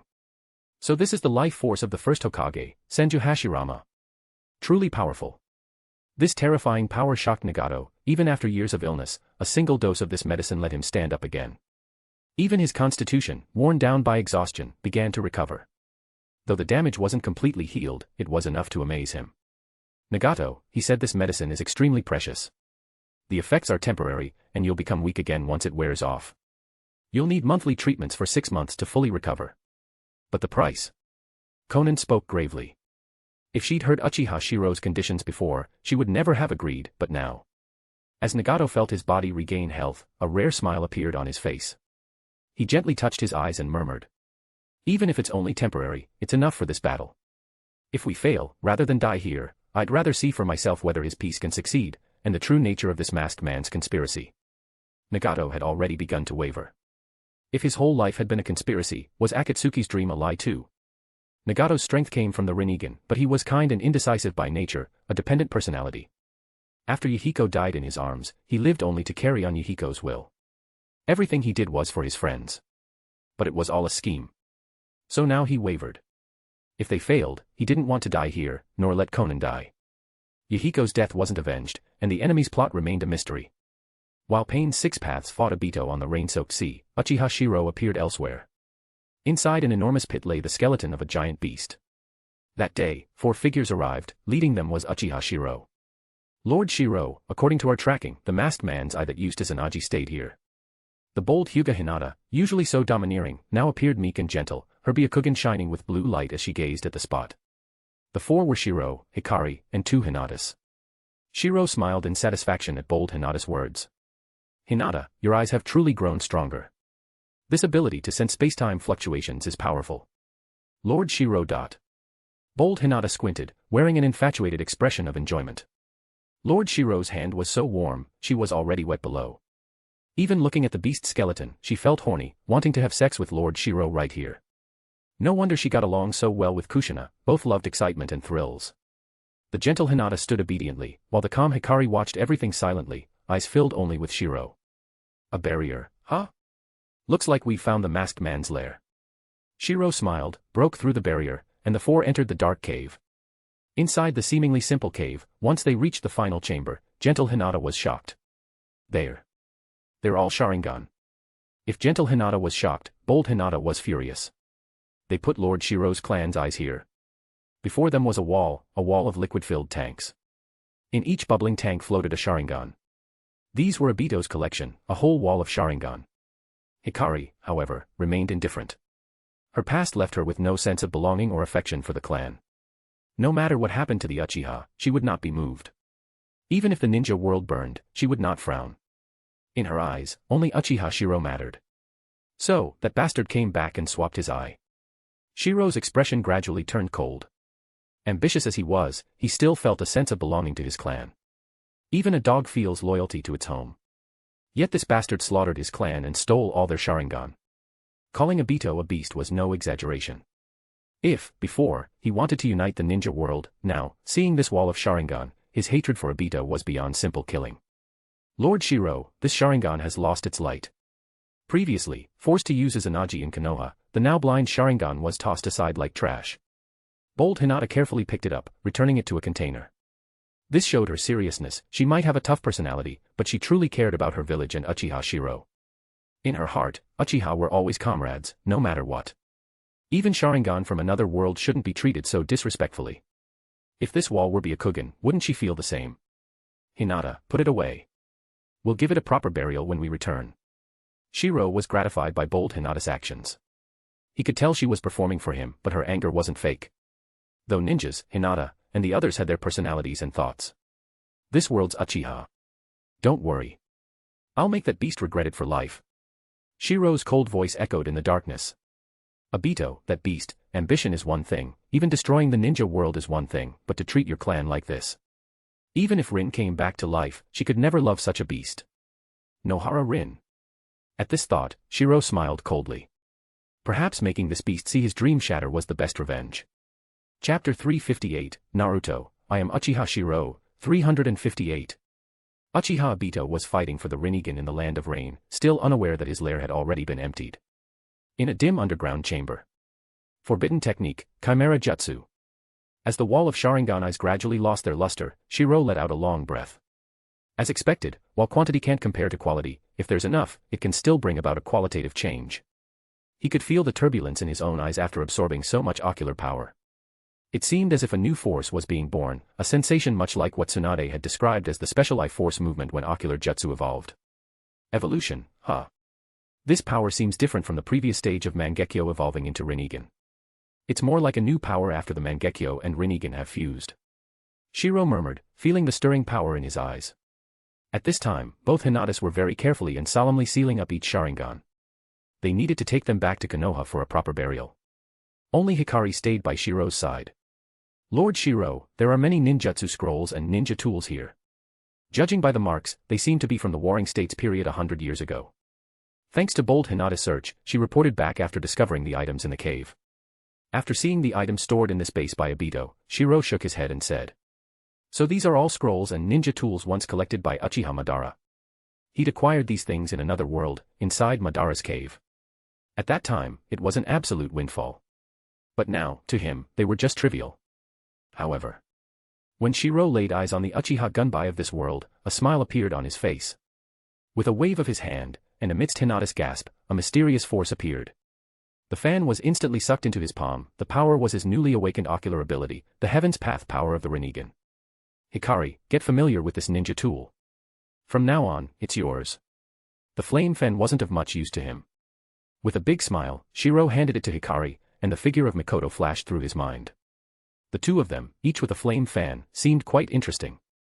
Hikari, holding the fan, smiled and nodded. "Lord Shirou, I won't let you down." What made her happiest wasn't the fan itself, but the fact that Lord Shirou had personally given it to her. This scene made bold Hinata a little jealous, her white eyes flashing blue as she glanced at Hikari, as if saying, "Lord Shirou cares about me too, not just you." Gentle Hinata just smiled kindly, her gentle, virtuous wife nature never changed. "Hinata, you two put away the ninja tools and scrolls here. Especially the ninjutsu scrolls. Even if you don't use ninjutsu much in battle, they're still very useful." "Yes, thank you, Lord Shirou." Bold Hinata, seeing she got a gift too, was delighted, her Byakugan shining, and she shot a subtle glance at Hikari, as if saying, "Lord Shirou has me in his heart too." Gentle Hinata just smiled warmly, always the gracious type who never fought for anything. "Lord Shirou, where are we going now?" "To the moon." After packing up, bold Hinata looked puzzled. Previously, it was she who discovered information about the Hyuga clan on the moon, something unique to this world. "Not yet. First, we'll visit Omegakure, then we'll go to the moon." With a calm smile, Shirou found the secrets of this world more and more interesting. No wonder Orochimaru was so fascinated. This was not just a parallel world, both ninja worlds had their secrets. On the surface, the worlds looked the same, yet this ninja world had Hikari and the Otsutsuki on the moon. But none of that existed in the other world, he'd checked, and there was no Uchiha Hikari, nor were there these records in the Hyuga clan. Two worlds, seemingly identical, but with unique existences. All of this made Shirou narrow his eyes. Achieving this likely wasn't the work of the Sage of Six Paths but rather of Otsutsuki Kagaya. A world-changing ninjutsu, only infinite Tsukuyomi could do this. In history, only the rabbit goddess Kagaya ever used it. Did Kagaya create infinite Tsukuyomi just to produce white Zetsu weapons? Even a million white Zetsu couldn't handle the Otsutsuki.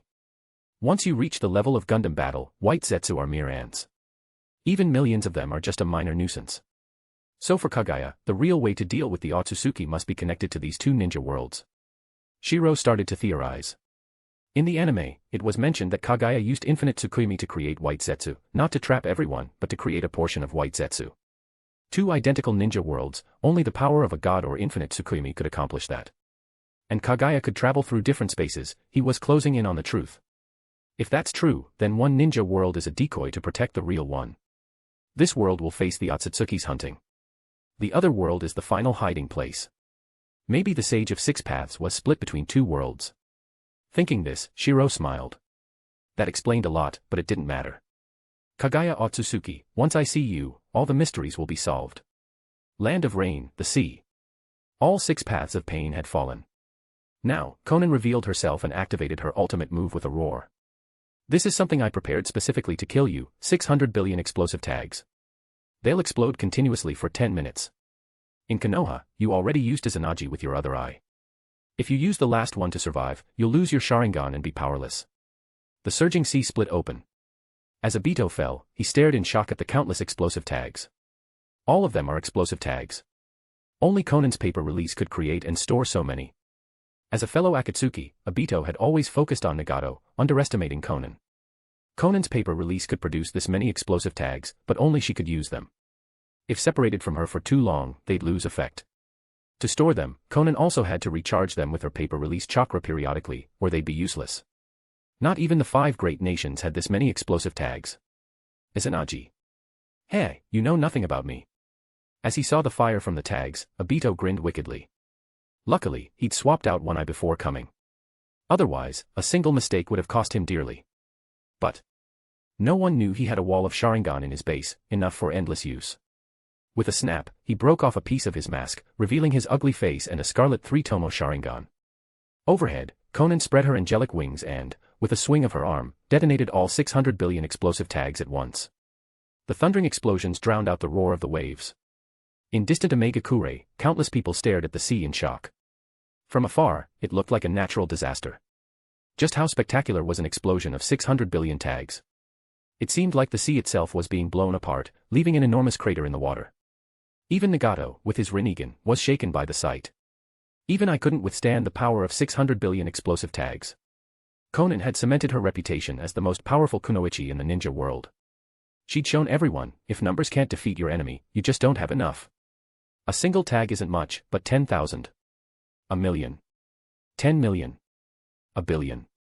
Still not enough. Akatsuki's Konan showed everyone, go for 600 billion. No one can survive 600 billion explosive tags.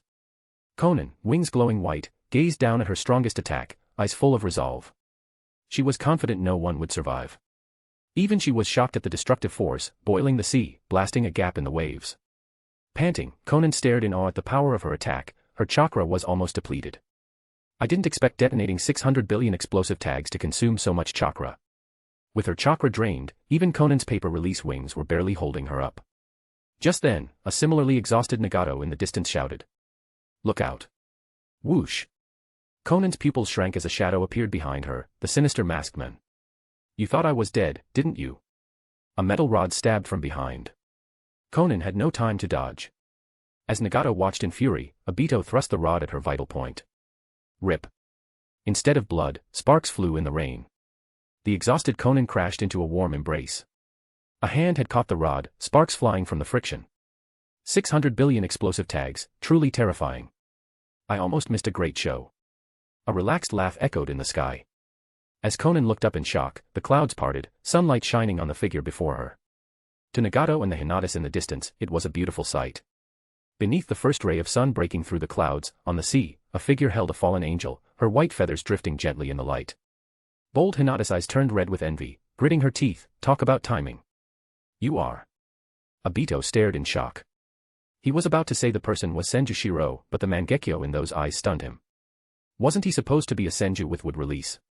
But the Mangekyo made it clear, would release was just a cover, his real identity was Uchiha. He didn't know exactly who, but anyone who could freely open and close the Sharingan had to be a true Uchiha. Impersonating Uchiha Madara, and destroying your clan, must be you, right? A frosty voice echoed, making Obito hastily retreat. You. Konan, drained of chakra, couldn't maintain her wings. She stared in shock at the newcomer. Last time, you left a space-time ninjutsu mark on me.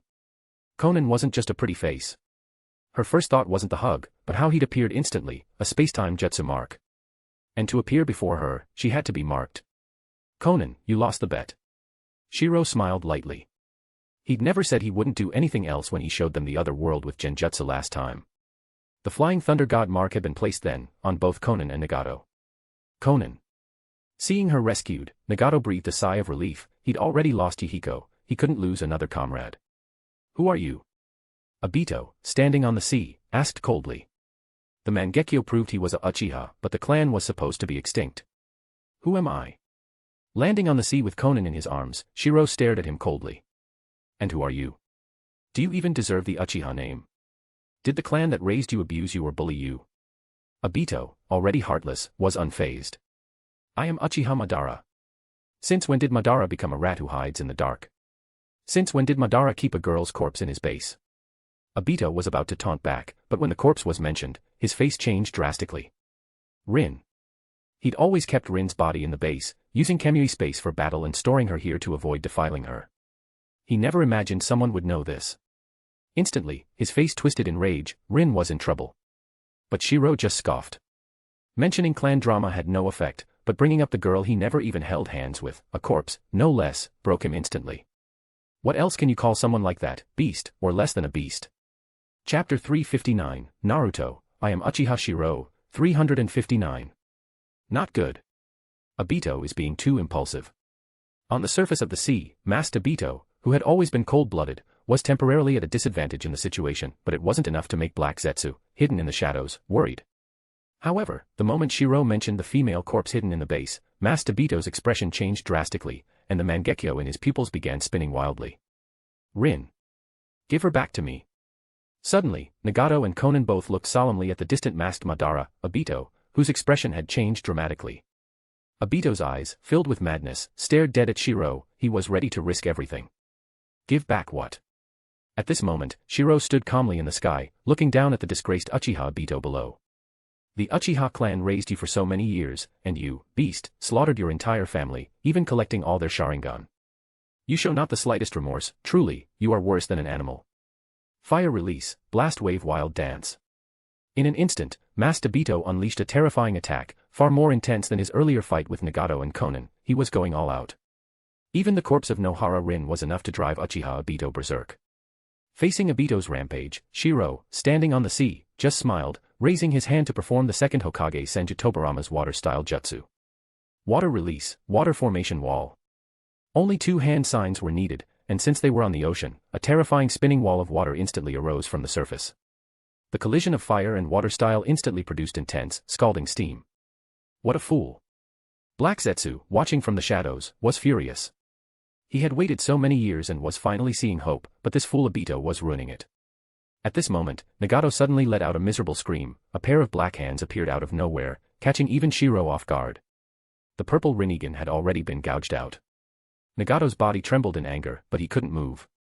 Nagato. The Rinnegan. Konan exclaimed, and Obito instantly snapped out of it. Shirou also became grave. In the original, the terrifying power of Sage of Six Paths Madara, despite the element of surprise, was such that Black Zetsu could easily steal hearts. His abilities were not weak. After all, he had hidden in the ninja world for 1,000 years. It was impossible for him not to have tricks up his sleeve. This time, Shirou was even more wary inside. He hadn't sensed a thing, let alone that Madara had tampered with the Rinnegan from the start. Dojutsu, Divine Reversal. In an instant, a black space barrier appeared, attempting to trap Black Zetsu inside, but Black Zetsu was even faster. Pucci. Under Black Zetsu's cold eyes, half his palm was sliced off, but it tightly gripped a Rinnegan. I can't let you keep this Rinnegan. Although severed, half of Black Zetsu's palm in the air turned into a black, viscous substance and instantly contaminated the Rinnegan. Let's go. As long as we complete the plan, we can get everything back. As Zetsu reappeared beside Obito, his hoarse voice snapped Obito back to his senses. The Mangekyo spun, and spatial ripples began to appear. I'll remember you. If you dare harm even a hair on Rin, I'll make you regret it for the rest of your life. Before leaving, Master Obito glared at Shirou with hatred, shouting a warning that burned itself into memory. Rin was his reverse scale. No one was allowed to touch her. But on the sea, Shirou coldly raised his hand. With a spatial rift appearing, a Rinnegan contaminated by a black substance fell into his hand. Next time, I won't let you get away so easily.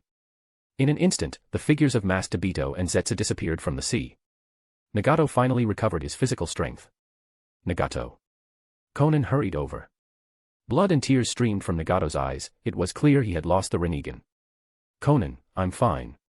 There was indeed a hidden trick with these Rinnegan. I didn't notice a thing. Lord Shirou. At this moment, Hikari and 2 Hinatas also arrived, standing behind Shirou. The clouds above a Megakure parted, and warm rays of sunlight shone down on the land of rain. The constant rain stopped a rare occurrence. All the ninja and civilians of the land of rain lifted their heads, gazing at the sunlight breaking through the clouds. The land of rain had changed. But the rest of the ninja world and the people of the land of rain didn't know it yet. A Megakure. The next day, the sky was once again overcast, and the drizzle returned. However, yesterday's sunlight had dispelled much of the gloom in people's hearts, and the smiles still lingered on their faces. Inside the secret base of Amagakure's leader. Mr. Shirou, it seems just as you said, I was just a pawn all along. Nagato, with his red hair, appeared. He had replaced his eyes. Though they were ordinary, after losing the chakra-hungry Rinnegan, he felt a strange sense of ease. Looks like you've recovered well. Shirou nodded with a smile. Nagato smiled calmly, but there was still a hint of unwillingness. Upon learning the truth, how could anyone be happy to discover their entire life was a woven conspiracy? Now that your body has recovered well, thanks to the Uzumaki clan's constitution. Though the Rinnegan wore you down for years, it also triggered your body's evolution. Even without the Rinnegan, your chakra is still strong, though not as strong as before. Though he lost the Rinnegan, Nagato's strength was still comparable to the 5 Kage, especially his terrifying chakra. Years of possessing the Rinnegan seemed to have caused some bloodline changes. Even after losing it, he still retained the Deva Paths Shinra Tensei and Bansho Tenin abilities. Thinking of this, Shirou secretly nodded. Perhaps it was related to the Uzumaki bloodline, they shared the same ancestor as the Uchiha. It made sense that the Rinnegan and Uzumaki constitutions would trigger some bloodline mutations and awaken new abilities. In the original, Uchiha Madara could still use Susanoo before he got his eyes back. What does that mean? Susanoo may be a Mangekyo ability, but after awakening it, the evolution is not just in the eyes but also in the body's bloodline. The mysteries of the body are truly amazing. No wonder Orochimaru is so obsessed. As Shirou sighed, a magnetic and hoarse laugh echoed from the shadows. It was Orochimaru. Hee, a ninja's body is a treasure trove. Just when you think you've excavated it all, you realize you've only scratched the surface of what's possible. One of the legendary Sannin, Orochimaru, or rather, Ant Snake, emerged with a raspy laugh. Conan and the others fell silent. Of course, Orochimaru was the one who replaced Nagato's eyes. After all, given his past actions, returning to Konoha wasn't feasible. Orochimaru didn't want to return to Konoha and be constrained. Megakure was a better place for him. Now that the mysterious man has fled with the Rinnegan, it won't be long before he resurfaces. After all, there. Orochimaru spoke with interest because only wars that drove the ninja world into the unknown could intrigue him. Ordinary struggles for profit were just boring to him. Somewhere in the ninja world, a secret underground base. Obito, you were too impulsive. Otherwise, we wouldn't have only one Rinnegan. Zetsu's hoarse voice implied that if the Rinnegan had fallen into Shirou's hands, they would have lost all hope. The Rinnegan, no one could resist its temptation. At this moment, Obito crushed his mask in anger, revealing his ferocious face, and growled. What are you so anxious about? The Rinnegan is already in our hands. So what if the Akatsuki lost it? Only the Rinnegan can summon the demonic statue of the outer path. Everything Nagato and Akatsuki did was just paving the way for us.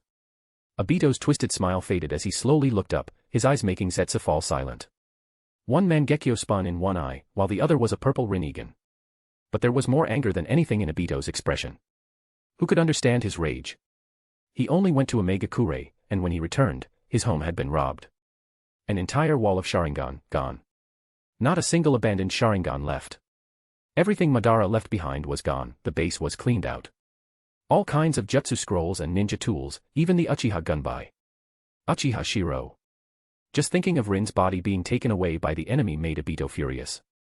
He could lose everything in this base, except Rin. Zetsu, noticing Obito's expression, naturally realized he was thinking about Rin again, and said hoarsely.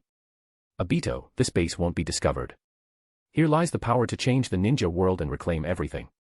As Zetsu's voice echoed, Obito saw that the underground base was an enormous space. Countless white bodies, an astonishing sight, made Obito's eyes fill with madness. With 100,000 white Zetsu and the demonic statue of the outer path. Even though we haven't captured the 8 tails or 9 tails, the chakra we have is enough. Driven by Rin, Obito was going mad, desperate to create a world with her. Black Zetsu watched in silence, not stopping Obito's insanity. In his eyes, the sudden appearance of Uchiha Shirou in Konoha, possessing Mangekyo and Tsunade's wood style, had completely upset the balance of the ninja world. And Konoha's other Mangekyo, Uchiha Sasuke, seemed as strong as the second Hokage once was. It gave him a bad feeling. Uchiha Shirou's Mangekyo plus Tsunade's wood style reminded him of Madara and Hashirama. Sasuke reminded him of Tobirama. But this time, there was no conflict among the three, and he had no time to sow discord. But it's enough. As long as we resurrect Madara, Mangekyo and wood style will be nothing. Thinking this, Black Zetsu smiled. He had waited 1,000 years for this chance. No matter how strong Uchiha Shirou and Tsunade were, at best they were like Madara and Hashirama in the past. But the current Madara would have the Rinnegan, their power could not be matched. Obito, there's someone who might be able to help us. As Zetsu's hoarse voice echoed, a white Zetsu clone emerged from underground, carrying the unconscious Kabuto Yakushi. This is... I remember he was Sasori's subordinate, then became Orochimaru's assistant. Kabuto Yakushi. Zetsu nodded with a smile. After Uchiha Sasuke killed Orochimaru, he took over Orochimaru's legacy when Sasuke disappeared. Who knew Orochimaru wasn't dead after all? But that's not important now. What matters is that he found a forbidden jutsu among Orochimaru's legacy that can help us. After witnessing Orochimaru's death, Kabuto felt lost and, as in the original, followed that path. But just as he took over before he could inject Orochimaru's cells, the ninja world was thrown into chaos, Tsunade's wood style, Uchiha Shirou's Mangekyo, and Orochimaru's reappearance.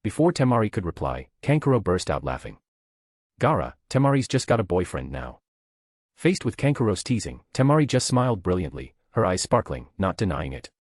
Kankuro, hoping to see his sister embarrassed, was disappointed. Gaara nodded, understanding. So she's got a boyfriend.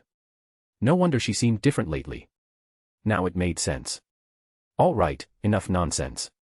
Kankuro, instead of joking, you should read this book, it's from Konoha, you know. Temari said irritably, and the three walked out of the village. At the same time, Gaara smiled upon hearing about the book, taking a red book from his ninja pouch. My struggle. No one in the ninja world noticed, but from Konoha, a red wool of fire was quietly spreading across the ninja world. Land of Earth, Iwagakure. Akatsuchi-sama, Kuratsuchi-sama, we're counting on you to look after the Tsuchikage. Third Tsuchikage, safe travels. Tsuchikage-sama, show the other Kage what we're made of. Unlike Tsunagekyure's mixed feelings, the IWA ninja smiled with pride, fully devoted to their Kage. At my age, I still have to attend the 5 Kage summit.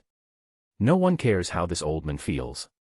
The third Tsuchikage, Anoki, sighed helplessly as the village saw him off. The village's atmosphere was great, everyone trained hard. But why was there no outstanding new generation to succeed him? Anoki was tired. Haha, then just retire, old man. Kuratsuchi teased, and Anoki glared at his outspoken granddaughter. As if he didn't want to. Akatsuchi smiled, slinging the luggage over his shoulder.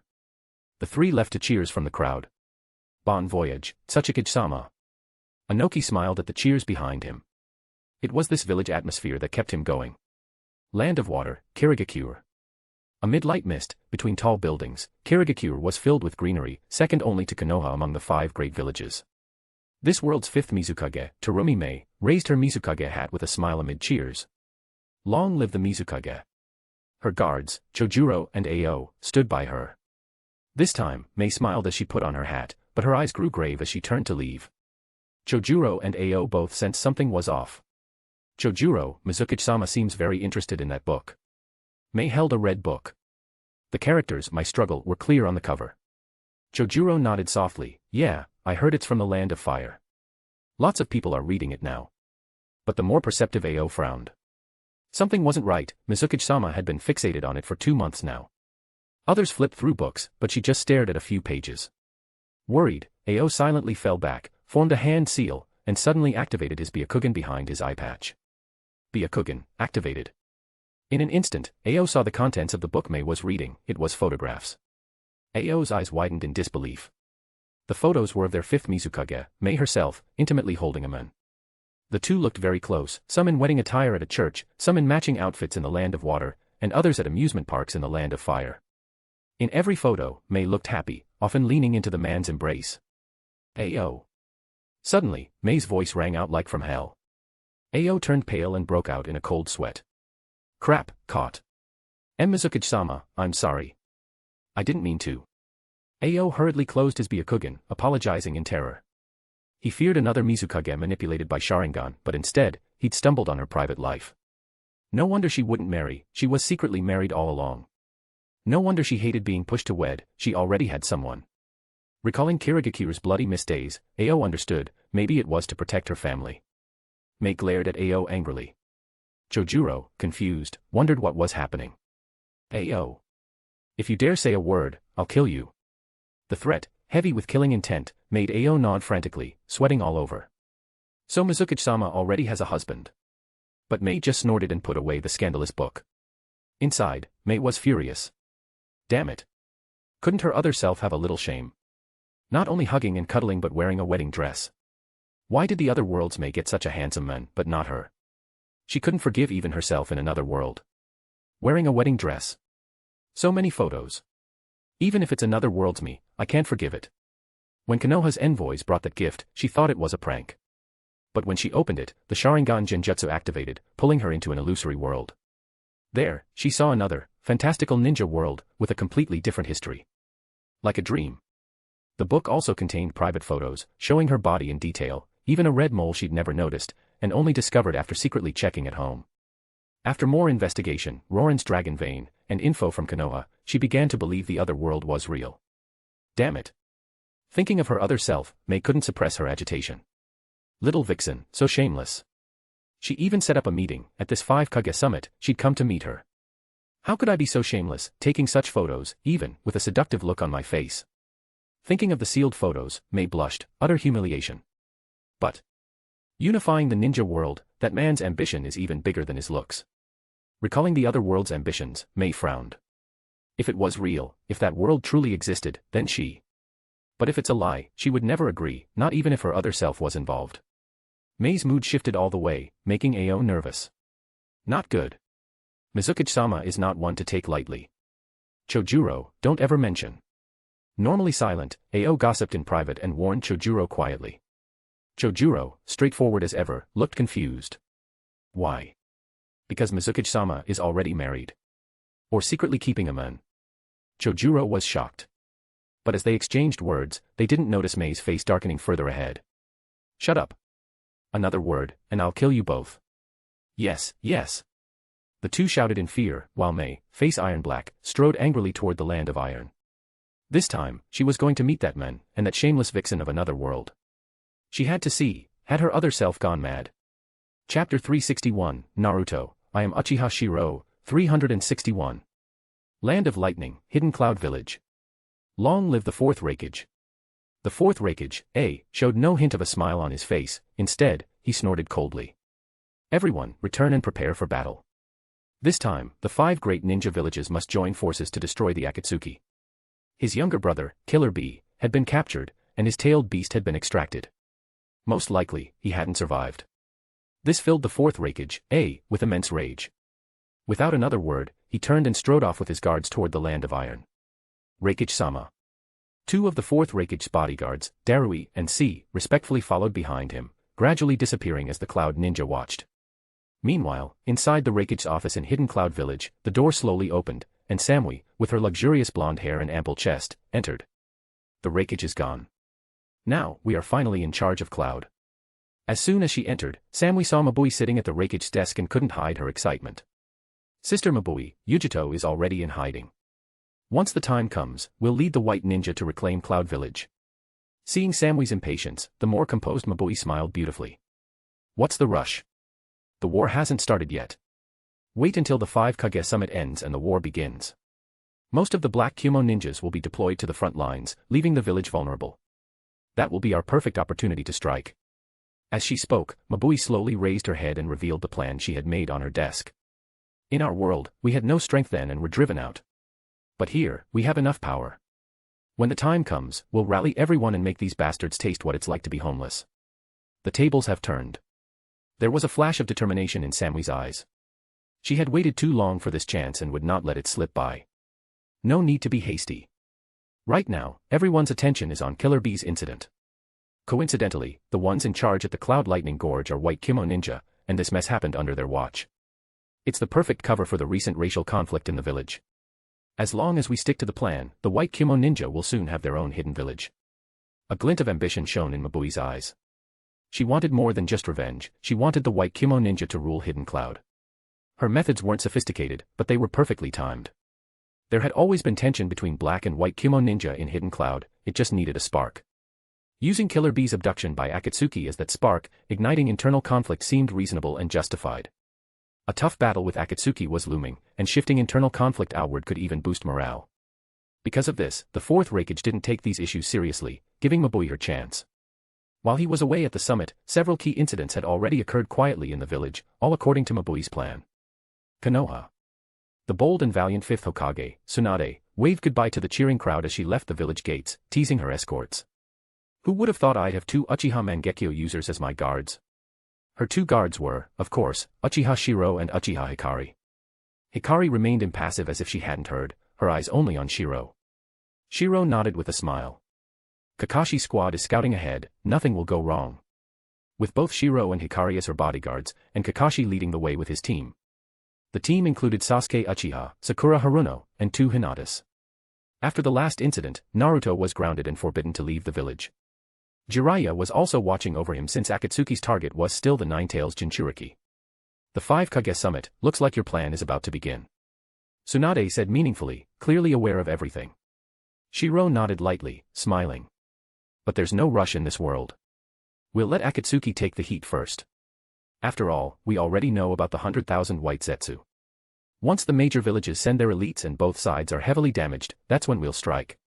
After everyone exhausts themselves against Akatsuki's army of white Zetsu, he could swoop in for the win. Suna wasn't a problem. Hidden Cloud was in Chaos per Mabui's plan. Mist had just emerged from the Bloody Mist era. If things went well with Mei, it'd be easy.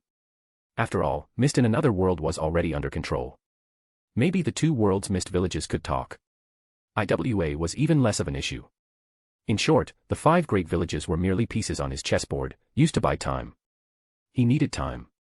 He could face Rinnegan Madara, but against Six Paths Madara or Kagaya, he still needed to develop his strength. 6 paths, huh? Thinking this, Shirou narrowed his eyes and looked up at the sky, at the moon that wasn't there. According to this world's intel, the moon could help him achieve Sage of 6 Paths power ahead of time, giving him the strength he needed for future battles. Otsutsuki descendants. Tensigen. A smile crept onto Shirou's lips, his pupils flashing with the purple of the Rinnegan. This world's Rinnegan, one had been taken by Black Zetsu, and the other was corrupted by Black Zetsu's power, but to him, both were sources of power to consume. Inside the village. Why isn't Kakashi-sensei's team taking me? I'm a member of Team 7 too. Naruto complained, clearly upset. He was a Team 7 member, after all. Lately, things hadn't been easy for him. His former teammates had grown distant. Even when he tried to laugh it off and invite everyone for ramen, they all made excuses. Even Lee, usually all about youth and hot-blooded spirit, just said he had to train. Why, Ero-sensei? Why is the whole village like this? It wasn't like this before. Naruto was filled with frustration. Everyone had once accepted him, and happily greeted him, but ever since Akatsuki attacked the village, even villagers who once accepted him now kept their distance. Naruto. Jiraiya rubbed his white hair and sighed. Naruto, you have to understand that the respect you got in the village was because you're the 4th Hokage Minato's son. Minato sacrificed himself as the Hokage to protect the village, so people respected you because of your father. Jiraiya's words would have devastated most people, but Naruto was Naruto. With his usual thick-skinned sincerity, Naruto nodded. I know my dad was a hero, but why is everyone acting like this now? Jiraiya was speechless. That thick skin had its uses, but sometimes nothing could get through. No matter how you explained, the other person just wouldn't hear it. Naruto, before, people respected you because of your father. But now, because Akatsuki targeted you, they think you brought disaster to the village. Jiraiya implied that the 4th Hokage's glory would eventually fade, and to earn everyone's recognition, Naruto needed to rely on himself. But Naruto, with his passionate spirit, gritted his teeth and said angrily. But why didn't Kakashi-sensei take me? Jiraiya's eye twitched. Wasn't it obvious? After all your reckless stunts, people had lost trust. Even your old teammates, because of your impulsiveness for Konohamaru, everyone else. Jiraiya could only sigh. The Sarutobi incident had left him helpless, but for the village's peace, he could only turn a blind eye. Naruto, you're too impulsive. You let your emotions control you and never think about the village or your comrades. What you did hurt your friends. Pervy Sage. What did I do wrong? Isn't Konohamaru our comrade too? Was I supposed to just let them do the wrong thing? We're all comrades. If we just trust each other. Jiraiya both admired and felt helpless at Naruto's stubbornness. All right, Naruto. For now, come with me to Mount Myoboku for some training. Think carefully about your relationship with your friends and the village. For now, everyone just sees you as a regular teammate. Jiraiya shook his head. He wondered if Naruto would ever find happiness living in his dream world. Land of Iron. Amidst the howling wind and snow, the Kage from the 5 great villages arrived at the so-called neutral country. So this is the Land of Iron, the neutral land. All the samurai here use chakra. Looking out the window at the armored, masked samurai, Kankuro couldn't help but marvel. Such professional samurai were rare. Inside their temporary quarters, Gaara stared gravely at the book his sister Temari had given him. Peace can only truly be realized after unification. How is that possible? Shouldn't it be about mutual understanding? As the 5th Kazekage, Gaara's words lacked the purity they once had, he was less sure now. He frowned, reading the book's story, a first-hand account of peace through mutual understanding. Without overwhelming force, relying solely on mutual understanding will eventually lead to conflict, starting with small issues and escalating to major conflicts, since no one suppresses them. The conflict evolves and grows. Until eventually, war breaks out. Even peaceful villages can be swayed by rhetoric and blindly follow, and strength isn't just about power, but also about strong ideals of peace. Such an accurate depiction of peace, along with practical examples, made Gaara ponder deeply. If mutual understanding could bring peace, why hadn't he achieved it in his village, even as Kazekage? Gaara's really something, reading all the way here. Kankuro complained, but most of his attention was on watching the other ninjas from the villages arriving today. That was his mission, protect the Kage and gather intelligence. In the snowy fields, mist envoys arrived, crunching through thick snow, and were personally received by General Mifune of the Land of Iron, before being led into the ancient castle. Welcome, 5th Mizukage. Mifune led a dozen samurai in a formal welcome. Many were surprised, the 5th Mizukage was a woman. Meanwhile, other ninja village envoys secretly began collecting information. This blizzard, we're finally here. With a lazy, seductive voice, the Mizukage removed her hat, stunning many with her beauty. 5th Mizukage, we've prepared resting quarters for you all. Mifune said calmly.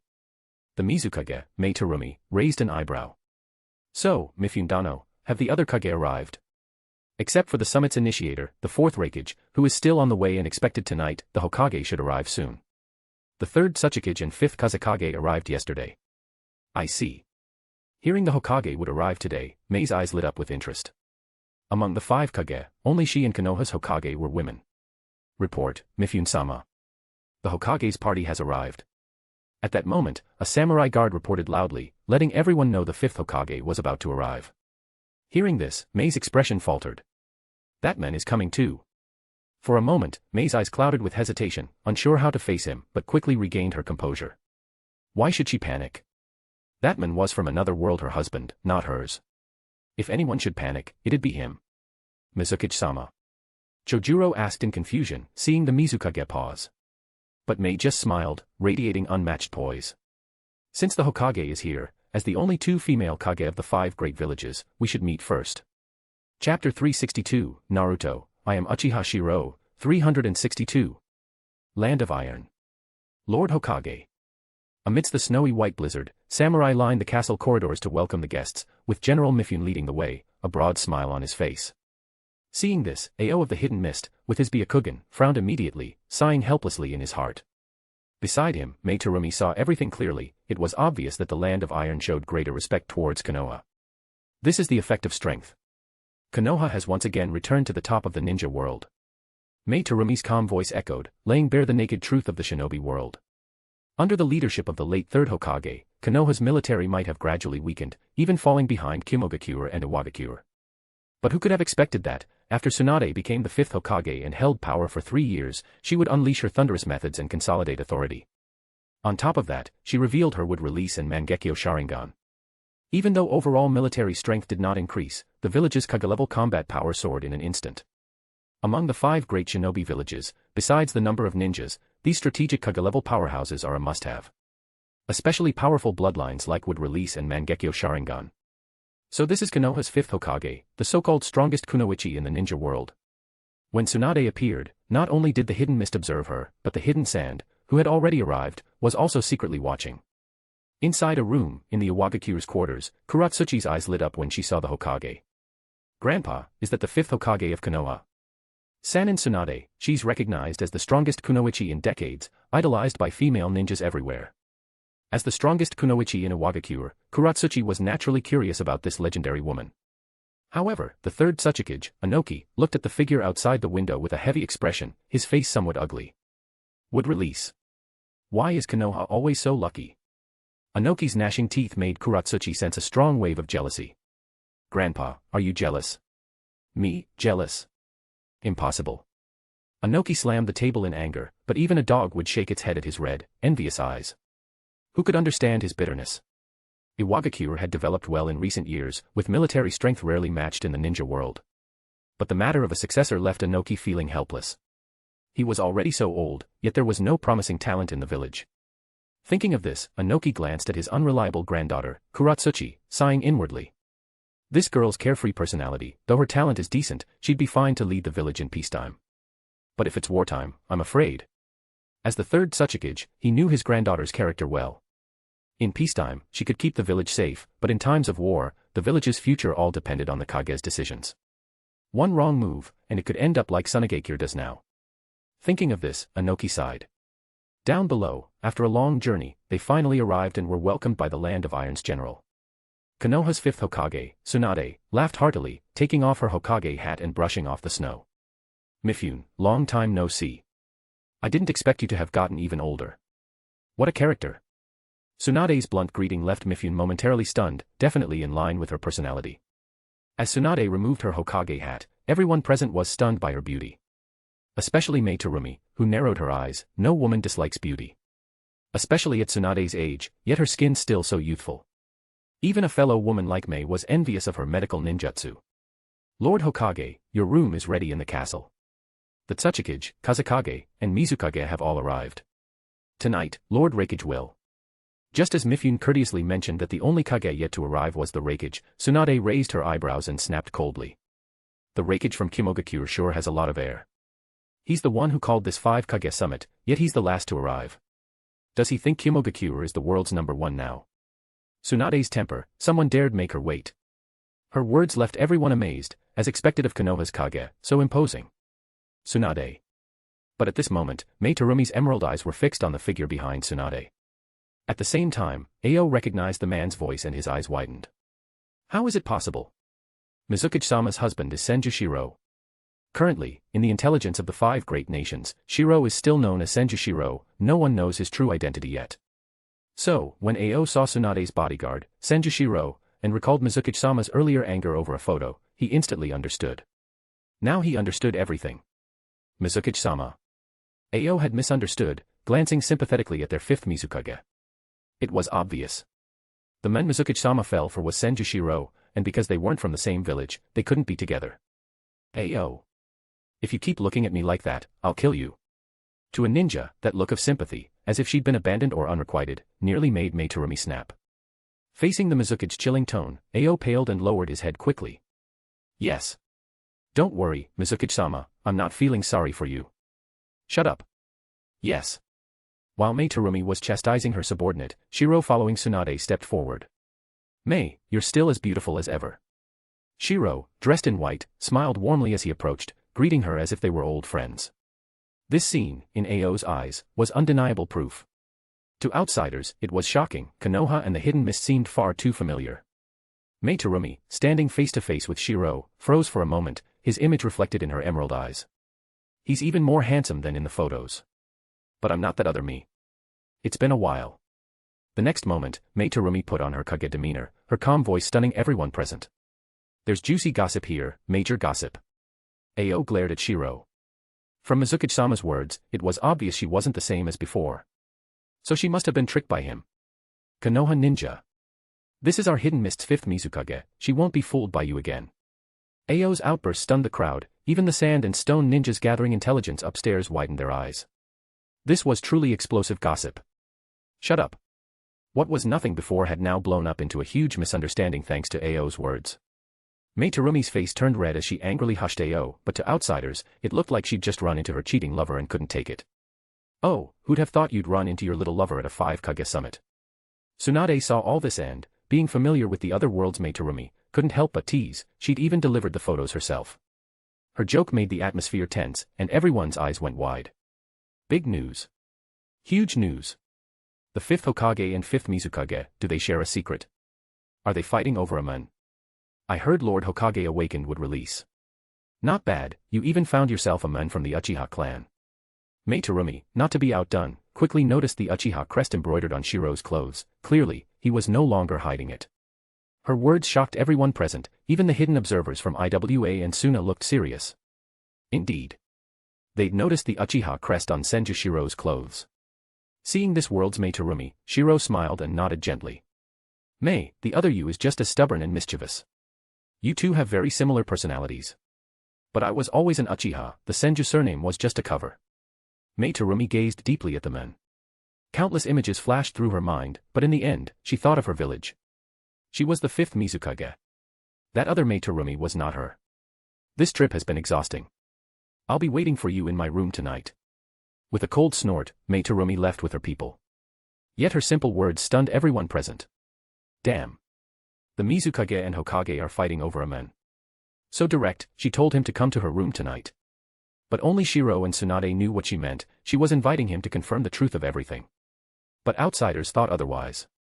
In the IWA quarters. Grandpa, did I hear that right? Even the usually lively Kuratsuchi was stunned. Not just her, even the wily third Tsuchikage was dumbfounded. Impossible. These were Kage, not some lovesick teenagers. No way. This fifth Mizukage might be a woman, but she seized power through a coup and overthrew the fourth Mizukage. How could she? How could she be a woman obsessed with men? Inoki's mind buzzed. He couldn't figure out any underlying conspiracy. No, something's up here. I get it now. Suddenly, Inoki smacked the table in realization. Konoha and the Hidden Mist must be planning an alliance. Damn it, I knew it, this fifth Mizukage survived the Bloody Mist policy and overthrew the previous Kage. As for Tsunade, she's ruthless and ambitious. She hid her strength for over 3 years and wiped out the Sarutobi clan in one stroke. Neither of these women is simple. To Inoki, such capable, ruthless Kage couldn't be lovesick fools. Is that so? Kuratsuchi looked at her grandpa in bewilderment, as if to say, but it looks like 2 women fighting over a man. Inoki just snorted, nodding confidently. I can't be wrong. In the neighboring Suna quarters. Damn, Gaara, is this happening? Kankuro was wide-eyed. How could the 5 Kage summit have such juicy gossip? But Gaara just frowned, thinking of Naruto. Was Naruto not coming this time? He felt a bit disappointed. As night fell, the blizzard in the Land of Iron only intensified, showing no sign of stopping. In this weather, the entire forest was dead silent. The ancient buildings of the Land of Iron, preserved from the previous era, were warm and spacious, fire basins lighting up the interior and driving away the cold. Inside one warm room, Chojuro and Ao were staring at each other. What do you think Mizukage-sama is doing in there? Chojuro asked curiously. Ao, acting the senior, snorted coldly and replied. A man and 2 women in a room together, what do you think they could be doing? This rhetorical question made Chojuro's eyes go wide in disbelief. No way. Could Mizukage-sama and the Hokage be sharing a man? Idiot. Ao snapped at Chojuro for his dirty mind. You fool. Why can't you think properly? A man and 2 women in a room, there can be other things besides that. Senior, like what else? In Chojuro's simple mind, only that kind of novel scenario came to mind. His look made Ao speechless, and finally, Ao waved his hand helplessly. Use your brain. Mizukage-sama's man is from Konoha, and now, it's clear the Mizukage and Hokage are about to. A catfight between 2 women. And not just any women, but the 2 highest-ranking kunoichi in the ninja world. Ao frowned, feeling both curious and worried. After all, there were 2 Konoha ninjas inside. What if their Mizukage lost out? Should he use his Byakugan to check? But what if he got in trouble? But if he didn't look, he'd worry. For Mizukage-sama's safety. Byakugan. Activate. As Ao resolutely activated his Byakugan, he was met with the sight of a large ceiling barrier. Whenever the 2 Kage discussed secrets, they set up a barrier. Chapter 363, Naruto, I am Uchiha Shirou, 363. Land of Iron. Inside a warm house, dry firewood burned with a raging flame, making the room unusually cozy. Shameless. How could you take such embarrassing photos, you little floozy? I have a husband now. Despicable. You even had the nerve to send them to me. My husband is handsome. You. I'm not like you. In this world, I became the 5th Mizukage through my efforts. My husband is the strongest in the ninja world. On the sofa, the 2 Mei-Terumis were having a catfight.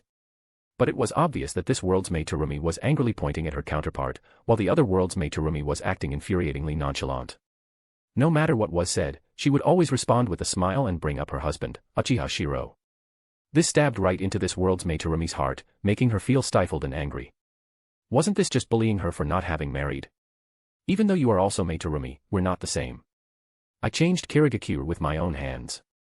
Looking at her overbearing demeanor, the other world's Mei-Terumi just smiled seductively, raising her brows with a hint of provocation. The next moment, she kicked off her long boots, revealing her fair feet painted with blue nail polish, and coquettishly said, Shirou-sama, do you like my new nail polish? Shirou, who was just watching, was speechless.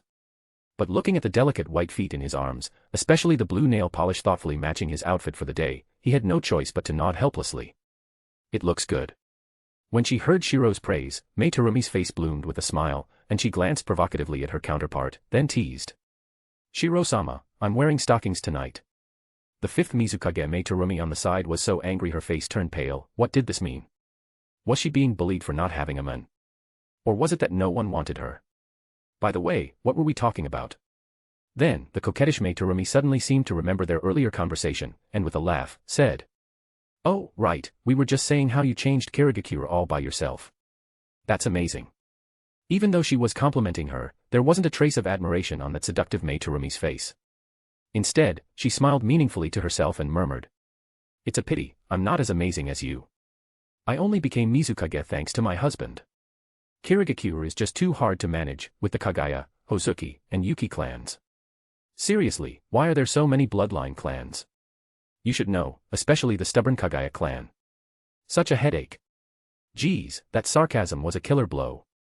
"You say you changed Kirigakura by yourself, but she mocks, I relied on my men, but at least all the bloodline clans are still around. Both changed Kirigakura, but what's the difference? Did you just clean up the mess? She kept it whole. You." This world's Mei Terumi's face turned pale with anger, looking at her counterpart with frustration. So infuriating. She had doubted the existence of another world, but after entering the house that night, in just a few minutes, she had spent 3 days in the other world. And then, the other world's version of herself arrived. This made her realize one thing completely: the other world existed. More importantly, even though the other world's Kirigakura had become a vassal of Konoha, it was, as the counterpart said, a whole Kirigakura was under her rule. That's also why she was silent. On the other side of the sofa, Tsunade watched all this with a calm expression and shook her head. Unifying the ninja world was inevitable. There were only 2 choices in this world: resist or join. And as part of Konoha, her choice was clear: join. After all, they were all her people, still Konoha. But for Mei Terumi, this was a tangled mess in her heart. Tsunade. At that moment, suddenly feeling another pair of delicate feet in his lap, Shirou looked up to see Tsunade beside him. Those feet belonged to Tsunade, who yawned and placed them on Shirou's lap, squinting her eyes. "Shirou, what color nail polish should I use?" "Red." Without hesitation, Shirou answered. After all, Tsunade usually liked bright red. Sure enough, Tsunade smiled and fiddled with a bottle of red nail polish on her fingers. The firewood burned brightly in the room. Tsunade was nearly asleep, and Shirou gently caressed the delicate feet in his arms. The blue and red contrasted beautifully, like a work of art, making Shirou's heart race. He wondered what color stockings should be worn tonight. Across from them, Mei Terumi's expression kept shifting, struggling inside. Join.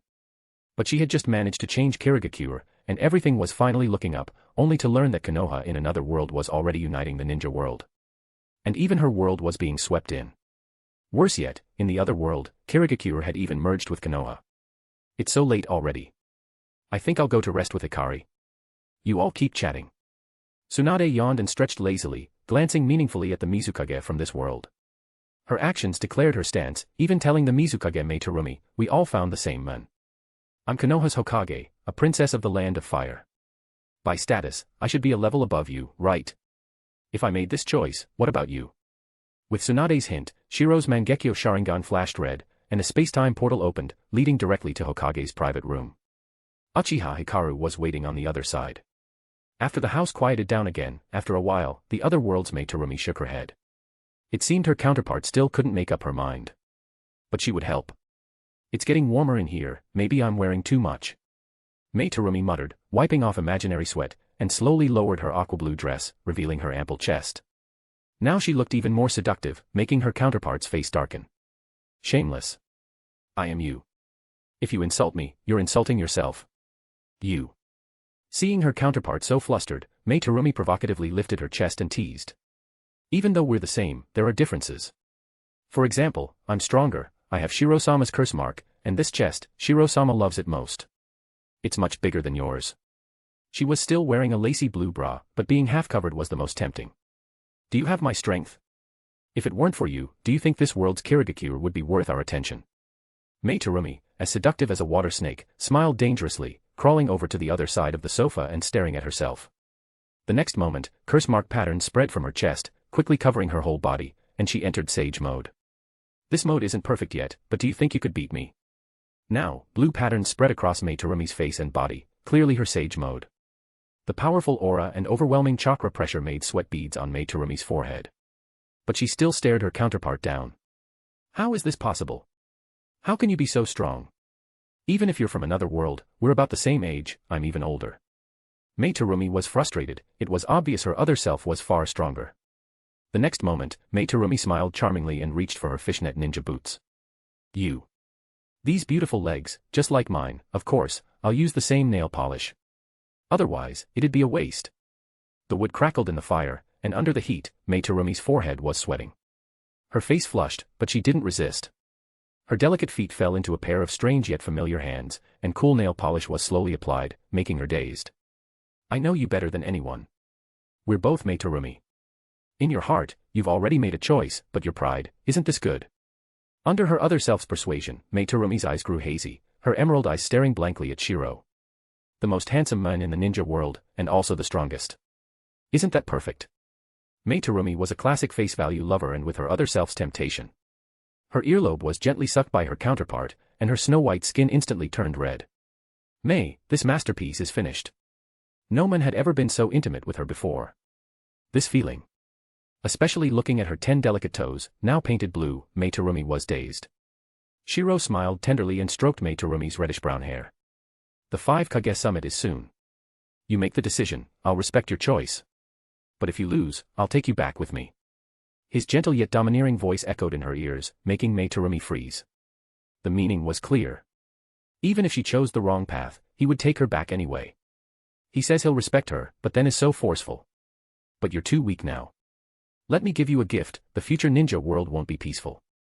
Shirou didn't take advantage but smiled softly. He planned to place a curse mark on her neck. But the other world's Mei Terumi raised an eyebrow, and in the next moment, a cry of surprise.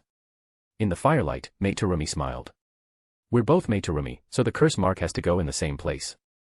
In the flickering firelight, full of youthful energy. Above, this gentle yet domineering man, Uchiha Shirou, was giving her a curse mark, which she accepted. But her other self was too much, taking advantage of the situation. There were even more outrageous pictures, but having this happen for real was enough to make her panic. In the Tsukimi world, Mei Terumi's dream was simply to find a man who loved and cherished her. Who would have thought?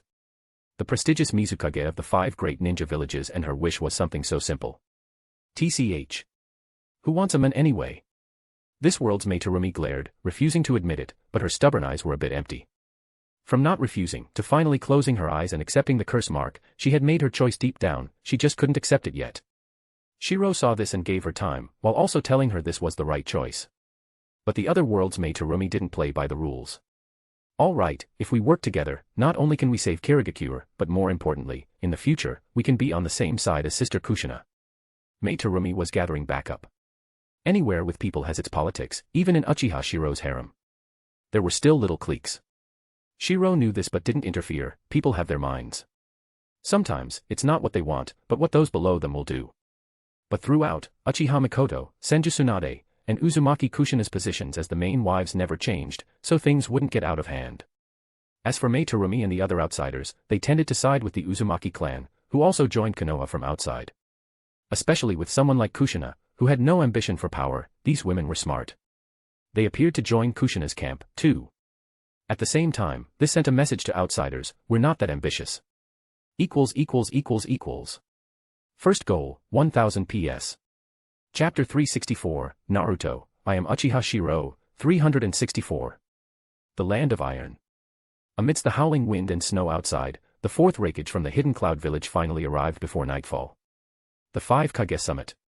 General Mifune of the Land of Iron stared intently at the flags representing the 5 Kage, his expression grave. This 5 Kage Summit wasn't about dividing interests, but about a certain organization in the ninja world that all 5 great nations had to take seriously. The tailed beasts, hailed as the ultimate weapons of the 5 great nations, had already been captured by this terrifying organization, severely shaking the foundations of the great ninja villages. For example, the sand village of the Land of Wind was a prime example. When resources were scarce, making a Jinchuriki the village leader was a perfect transitional solution. Towering over the blizzard was a castle adorned with the flags of the 5 great ninja villages. Inside, the castle was in stark contrast to the storm outside, warm and inviting. Water, wind, fire, earth, and lightning, 5 flags representing the 5 great ninja villages of the world, with each Kage hat sitting beneath its respective flag. I am Mifune, General of the Land of Iron. The 5 Kage Summit begins now. His authoritative voice echoed through the room. General Mifune, host of this summit, looked gravely at the assembled Kage. Seated at the U-shaped table were the 3rd Tsuchikage Inoki, 4th Raikage, 5th Kazekage Gara, 5th Mizukage Mei Terumi, and 5th Hokage Tsunade. The bodyguards of each Kage stood behind their respective flags, all watching the proceedings intently. Most of the bodyguards, however, kept glancing at the Konoha Hokage's guards. Shirou, smiling, had Hikari sitting on his lap, playing with her delicate hands, drawing attention from all sides. Chojuro from the hidden mist whispered to Ao. Ao-senpai, is that Lady Mizukage's boyfriend? How can he act like this in front of both the Mizukage and Hokage? Ao's veins bulged in embarrassment, sensing the Mizukage's silent killing intent. Meanwhile, Kuratsuchi from the hidden stone was also suspiciously eyeing the scene. Could Grandpa's hunch be right? This man is just a pretext. The real reason is the alliance between the Mizukage and Hokage, so now he can openly be with his girlfriend. To her, Uchiha Shirou was just a handsome ninja with a young Uchiha girlfriend. Both wore the Uchiha crest, making others silently ponder their relationship. Kankuro from the sand glanced at them, frowning. He had no intel on this Konoha ninja. Temari, however, looked on with a hint of envy in her eyes. While the bodyguards subtly observed each other, so too did the Kage. Third Tsuchika Jinoki looked at the Kazekage, Mizukage, and Hokage with envy. Every other village had moved on to their fifth Kage, while he, an old man, was still holding on. He internally cursed Deidara for being useless. I'll go first. Only Gaara among the Kage spoke up, seeing no one else willing to take the lead. I used to be a Jinchuriki and was once captured by Akatsuki. I believe Akatsuki is an extreme threat. As far as I know, all the tailed beasts except the nine tails have already fallen into Akatsuki's hands. As Gaara finished, the room fell into shock. They had known Akatsuki was capturing tailed beasts, but not in such detail. Now, with the fifth Kazekage confirming it, it exposed the fact that other villages had been hiding their losses. Even Inoki felt his face burn with embarrassment. Only their people knew whether a country's tailed beast was lost. They always hoped to recover it quietly, not wanting to invite covetous eyes. I requested help from the five Kage many times, but was ignored. Gaara's calm gaze seemed to say, I warned you many times after my capture, but now look what's happened. Meanwhile, Tsunade looked lazy and bored, playing with 3 dice in her hand. Akatsuki's attack on Konoha was massive. Even the legendary Rinnegan appeared, along with a mysterious figure possessing both Mangekyo and would release. According to our investigation, this person was behind the Ninetales attack that killed the 4th Hokage years ago. Tsunade's calm words made everyone, including Mifune, tense. The Rinnegan, the legendary eyes of the Sage of Six Paths, was real. Everyone listened closely as Tsunade briefed them on the Rinnegan. Based on previous battles, we've learned that the 6 paths of pain are more like puppets, each with distinct abilities corresponding to. As Tsunade explained Pain's powers, everyone was astounded by the terrifying might of the Rinnegan. But her next words shocked them even more. However, we believe the real Rinnegan user hasn't shown himself. He likely has access to all 6 paths abilities, and... Tsunade paused, scanning the room, her words pressing down on everyone. We suspect the 6 paths of pain are all controlled by the mysterious man. He's only revealed one eye, he may be hiding the Rinnegan in the other. Everyone was stunned. If the masked man and Pain were the same, his power alone could rival an entire ninja village. Impossible. The bodyguards were shocked too. If Konoha's intel was correct, and only one person was behind it all, his power was truly terrifying. The 5th Mizukage Mei Terumi also glanced at Tsunade, her expression now equally serious. Since Akatsuki's threat has reached this level, there's no more room for secrets among the 5 great ninja villages. Everyone looked to the mysterious Mizukage. As the leader who ended the Bloody Mist era, Mei Terumi added fuel to Tsunade's words. I think the Hokage's warning about Akatsuki isn't enough. Our confidential intel shows both the 3rd and 4th Mizukage were controlled by this mysterious man, which led to the Bloody Mist. I helped overthrow it after discovering the 4th was under his control. I even suspect his true power hasn't been revealed yet. If before Akatsuki was seen as a terrorist group, now, with revelations from both the Hokage and Mizukage, everyone felt chills. This was no mere terrorist group, but a conspirator aiming to overthrow the world order, already manipulating the 5 great nations. No one doubted their words, the speakers were the Hokage and Mizukage, after all. Especially for the 5th Mizukage, for whom this was a national humiliation. Akatsuki is really this terrifying. Even Gaara was shocked. He had already thought highly of Akatsuki's threat but had still underestimated them.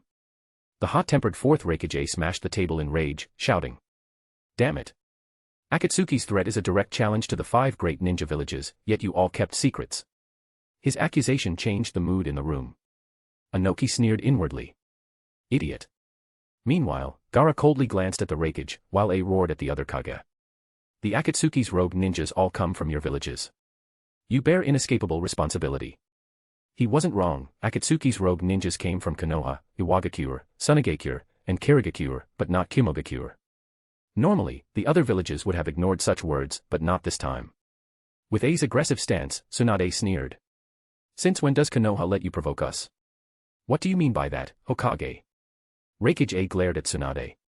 He might be impulsive, but he knew Kimogakure had grown stronger, and he wasn't afraid of Konoha. At this, Meitarumi smiled. Since when does the hidden cloud get to meddle in our affairs? Tension filled the room, and even Inoki narrowed his eyes at the two female Kage. Something's going on between those two.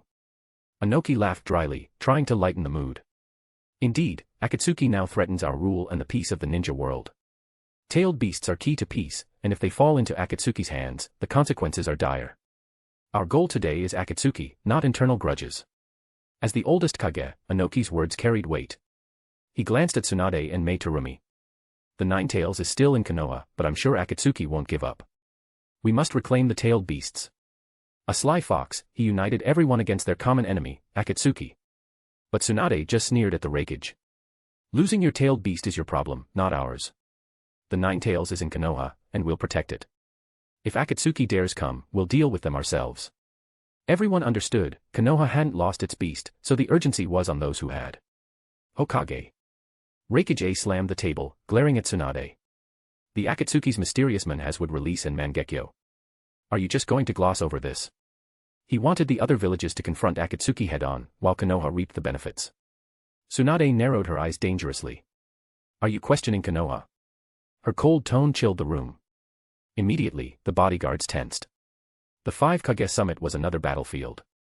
From their brief exchange, the power dynamics were clear. Kimogakure had grown stronger, but Konoha still had top-tier powerhouses. Tsunade sneered. If you don't want to talk, then don't. Let's see if Akatsuki attacks Konoha first, or if we wear them down first. If the tailed beasts are all lost, I'd like to see who'll still be in charge. Tsunade's confidence was clear. Konoha was willing to bet, were they? Inoki forced a laugh. No need to get angry, Hokage. It seems you know Akatsuki's schemes. Tsunade coldly swept her gaze over the Reikage. According to our intel, Akatsuki is gathering tailed beasts to create an ultimate weapon, combining their power. Although the Nine Tails haven't been captured, they've gotten much of its chakra. That weapon is almost complete. Everyone fell silent. So, the Hokage knew everything and just wanted to control the narrative. Chapter 365, Naruto, I am Uchiha Shirou, 365. Land of Iron, 5 Kage Summit. Outside, the wind and snow howled, but inside the highest conference room, the meeting devolved into mutual accusations. The mighty Kage, at the summit, were now just blaming each other. Hokage, you sure are arrogant. Do you think Konoha can step on us just because you have wood release and Mangekyo now? This isn't the era of Hashirama, and we're not who we used to be. Then bring it on. Tsunade's dominant attitude made Inoki suspicious. The summit was more about probing Konoha's current strength than anything else. Was their wood release as strong as Hashirama's, or just a diluted version? Akatsuki is destroying peace. What do the Hokage and Mizukage think? Inoki, sly as ever, smiled falsely, clearly aligning with the cloud while worrying inwardly. The alliance between Konoha and the mist was obvious, with the sand close to Konoha as well. Tsunade smiled, fingers laced under her chin. Konoha longs for peace. If Akatsuki comes, Konoha and the mist will make them understand the might of the 5 great ninja villages. Her fingers, painted red, snapped crisply, making Inoki freeze up. Tsunade looked at the old men playfully, testing each other, as expected. The 5 great villages' power dynamics had shifted. Konoha had declined, but with new wood release and Mangekyo users, they had regained strength. Ninja villages don't settle things with civility but with fists. Inoki laughed dryly but cursed inwardly, damn these young people for bullying an old man. If only Stone had 1 or 2 geniuses, he wouldn't have to endure this. Boom. The Reikage smashed his desk, glaring. Kimogakure will not back down. Akatsuki is the enemy of the entire ninja world. He might act brash, but he was sharp enough to steer the conversation back to Akatsuki. Oh. Seems I came at the wrong time. Suddenly, a figure wrapped in plants appeared in the center of the U-shaped table, laughing mockingly. White Zetsu's clone. Akatsuki had appeared at the summit. The Kage's bodyguards instantly positioned themselves to protect their leaders. Akatsuki. Reikage A roared in fury, his village's 2 tails and 8 tails had been captured. Especially his brother. Damn you. Give Killer Bee back. Crash. Lightning flashed as Reikage A grabbed White Zetsu by the throat. If you hurt Killer Bee, I'll never forgive you. But White Zetsu, unfazed, grinned maliciously. You mean the 8 tails Jinchuriki?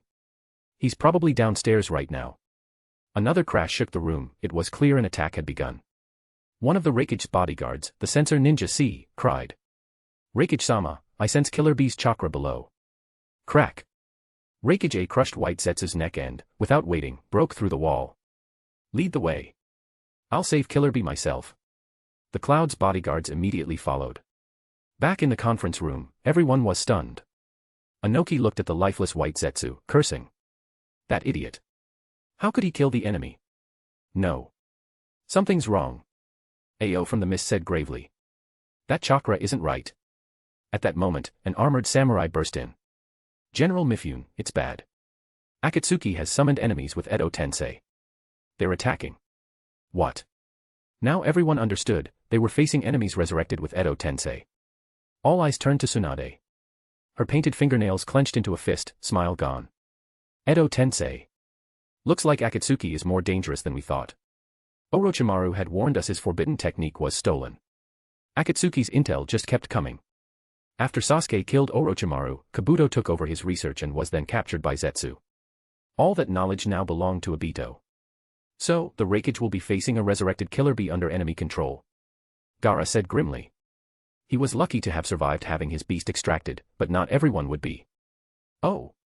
Aside from the Raikage, you're all still here. Suddenly, in a swirl of space, masked Obito appeared, taunting everyone. Akatsuki. The mysterious men. Just as everyone was about to react, their faces changed in shock. No. Something is absorbing our chakra. White spores began to emerge from their bodies, like cotton candy.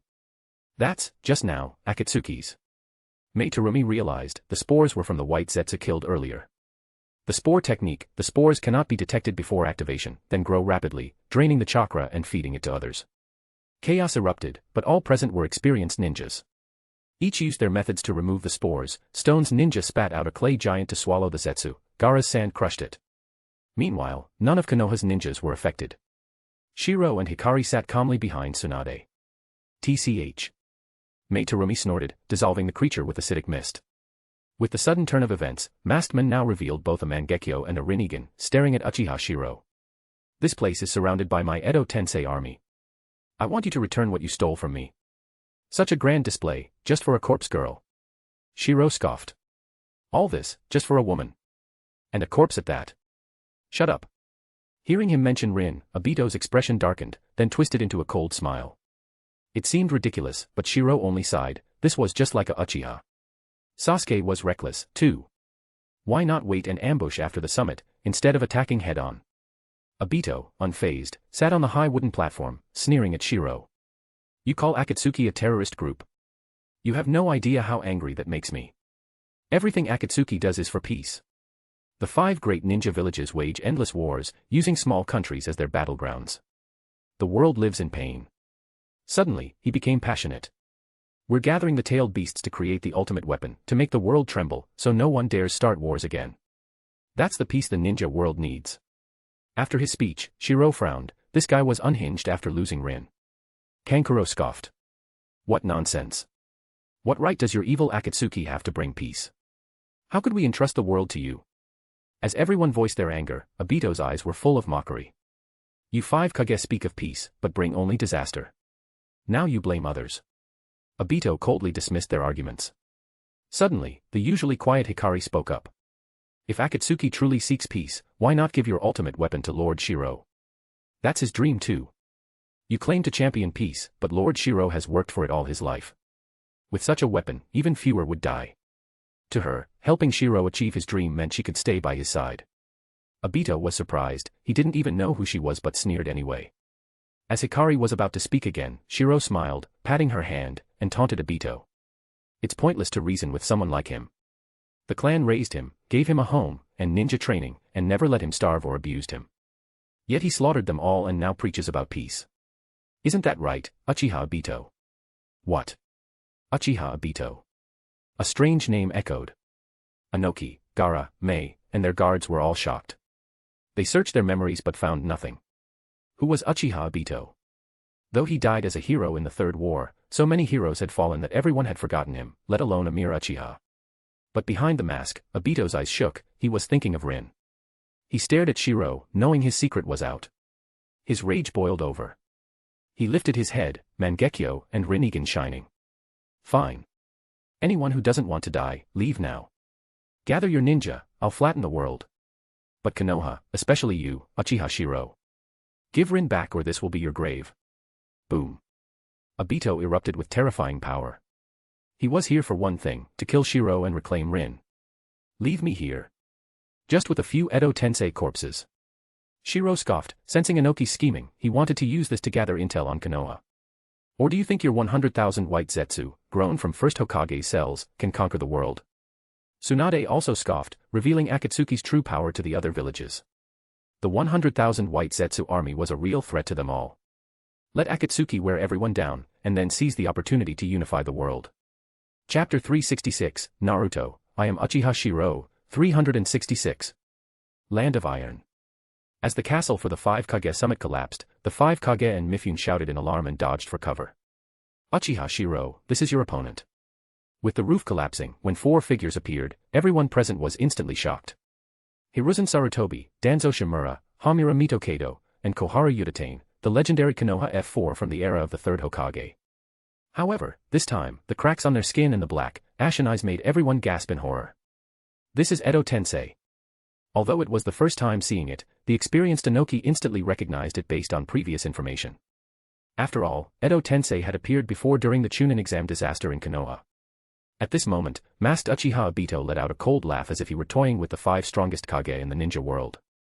He stood loftily above, and the 4 Edo Tensei resurrected in front of him slowly lifted their heads, revealing the unique eyes of the Edo Tensei. What is this? Hiruzen Sarutobi looked in astonishment at the scene before him, then looked down at his hands, instantly realizing he'd been summoned by Orochimaru's jutsu. Such an evil forbidden jutsu that manipulates souls. While Hiruzen was furious with the summoner, Hamura, Koharu, and Danzo, upon regaining consciousness and seeing those before them, burst out in anger. Tsunade. Uchiha Shirou. Hiruzen, after you died, Tsunade joined forces with the Uchiha Shirou and seized Konoha. She even exterminated the Sarutobi clan. Hiruzen. Look at your precious student. What a scene! Right upon appearing, the Konoha F4 immediately started infighting, even in death. What's going on? Oh right, this world's Hiruzen who died in the Chunin exam by Orochimaru. Hiruzen was dumbfounded to see his 3 old friends dead as well. Although they were old, dying was normal. But the angry looks they shot at Tsunade, what was that all about? Meanwhile, the cunning Inoki silently held back Kuratsuchi. Wasn't this a perfect chance to test both sides' strength? Akatsuki is no good, but is Konoha any less dangerous? What? Tsunade, how could you do this, joining hands with the Uchiha? Once Hiruzen learned that after his death, Tsunade seized Konoha and even wiped out his clan, he was instantly enraged. Shut up, you old fool. The moment she saw the 3rd Hokage, Tsunade couldn't help but shout. A bunch of old fools. Konoha fell to ruin because of you geezers. Suddenly, a thunderous crash sounded in the castle, and everyone could now see the battle outside through the blasted walls. The 4th Raikage, A, was fighting his own younger brother, Killer Bee. Under Edo Tensei, Killer Bee had entered 8 Tails mode and roared in anger. Aniki, I'm being controlled by Akatsuki. This Edo Tensei body has infinite chakra and stamina, you must seal me. 4th Raikage A's face was full of tears. After seeing his brother die, he roared in fury. Damn Akatsuki. I will make you pay with your lives. The fight was about to explode. Battles erupted in the sky above the castle as well. With a deafening roar, all the Kage and their guards leaped out. Mifune was furious, damn Akatsuki. Meanwhile, the Konoha F4, Sarutobi, Danzo, Hamura, Koharu, joined forces with tremendous power. Especially Hamura and Koharu, who were filled with rage. Tsunade, now that my chakra and stamina are restored to my youth, I'll make you pay this time. Koharu stared venomously at Tsunade, her hatred from being killed boiling over. Now that she had her youthful power again, she was determined to take revenge. Back then, she was chosen as 2nd Hokage's bodyguard, so her peak strength went without saying at least elite Jonin level. A bunch of trash. At this point, Tsunade flung her cloak aside, cracking her knuckles, ready to strike, but Shirou smiled beside her. After all, we are Kage bodyguards. Let Hikari handle these old fossils. At Shirou's casual words, Tsunade glanced at Hikari, snorted coldly, and nodded in tacit approval. This attitude immediately caught the attention of Inoki, Gaara, and Mei Terumi. Their eyes were filled with surprise and doubt. This young girl, though with the Uchiha clan crest, could she handle it at her age? After all, her opponents were the legendary Konoha F4 from their peak, including the Professor Hiruzen Sarutobi and Darkness of the Ninja World Danzo. Uchiha Hikari was a complete unknown, even Temari and Mei Terumi had barely heard of her. Only Tsunade knew something, and that's why she agreed to see what this Uchiha, sealed away for 100 years in the Warring States era and called the ultimate weapon by the Uchiha, could do. Hikari. Yes, Lord Shirou. At this moment, many people's eyes flashed with intrigue, especially the Kage and their guards. Gathering intelligence is any ninja's priority. Just from this exchange, they could tell, the fifth Hokage Tsunade gave the order, but Uchiha Hikari never responded. Instead, when Shirou spoke softly, Hikari instantly nodded with resolve. In other words, this Kage bodyguard, Uchiha Hikari, obeyed someone else's command, not the Hokage Tsunade's. Meanwhile, Obito stared straight at Shirou, a cold sneer in his eyes. He slowly formed a seal, and instantly, a dozen more coffins emerged before him. Forbidden Jutsu, Edo Tensei. As the coffin lids fell, revealing the figures inside, many present were shocked. The 7 ninja swordsmen of the mist. Plus the second Tsuchikage, 4th Mizukage, 3rd and 4th Kazekage. As one Edo Tensei ninja after another emerged, masked Obito sneered. Edo Tensei, what a useful forbidden jutsu. Now, no one should be able to interfere, right? In that instant, the Edo Tensei resurrected opened their eyes, shocked to find themselves back in the living world, but unable to control their bodies, they charged forward. Fire style, great fire annihilation. Yet, in the icy snow, no one expected that this young woman, Uchiha Hikari, would unleash a terrifying fire-style jutsu after forming hand seals, stunning everyone. Impossible. This level of fire style is at least Kage level. What a terrifying fire style. The gloomy, stormy sky was lit up. Though petite, Hikari unleashed a sea of fire like a tsunami, sweeping across the land. All the Edo Tensei were within the attack range. The firelight illuminated her delicate face. This scene shocked many. Just this fire-style jutsu alone was enough to prove her strength. Impossible. Even Obito was stunned by the terrifying fire. He'd never heard of this Uchiha, yet she had such terrifying power. Water style, water formation wall. Water style, great waterfall jutsu. Many of the Edo Tensei ninjas had water affinity, so with one water style after another, fire and water clashed, creating a violent hissing. For a moment, steam billowed. To everyone's shock, despite water countering fire, the fire style overpowered the water style. The sea of fire swept madly, wave after wave of searing heat, melting the snow instantly.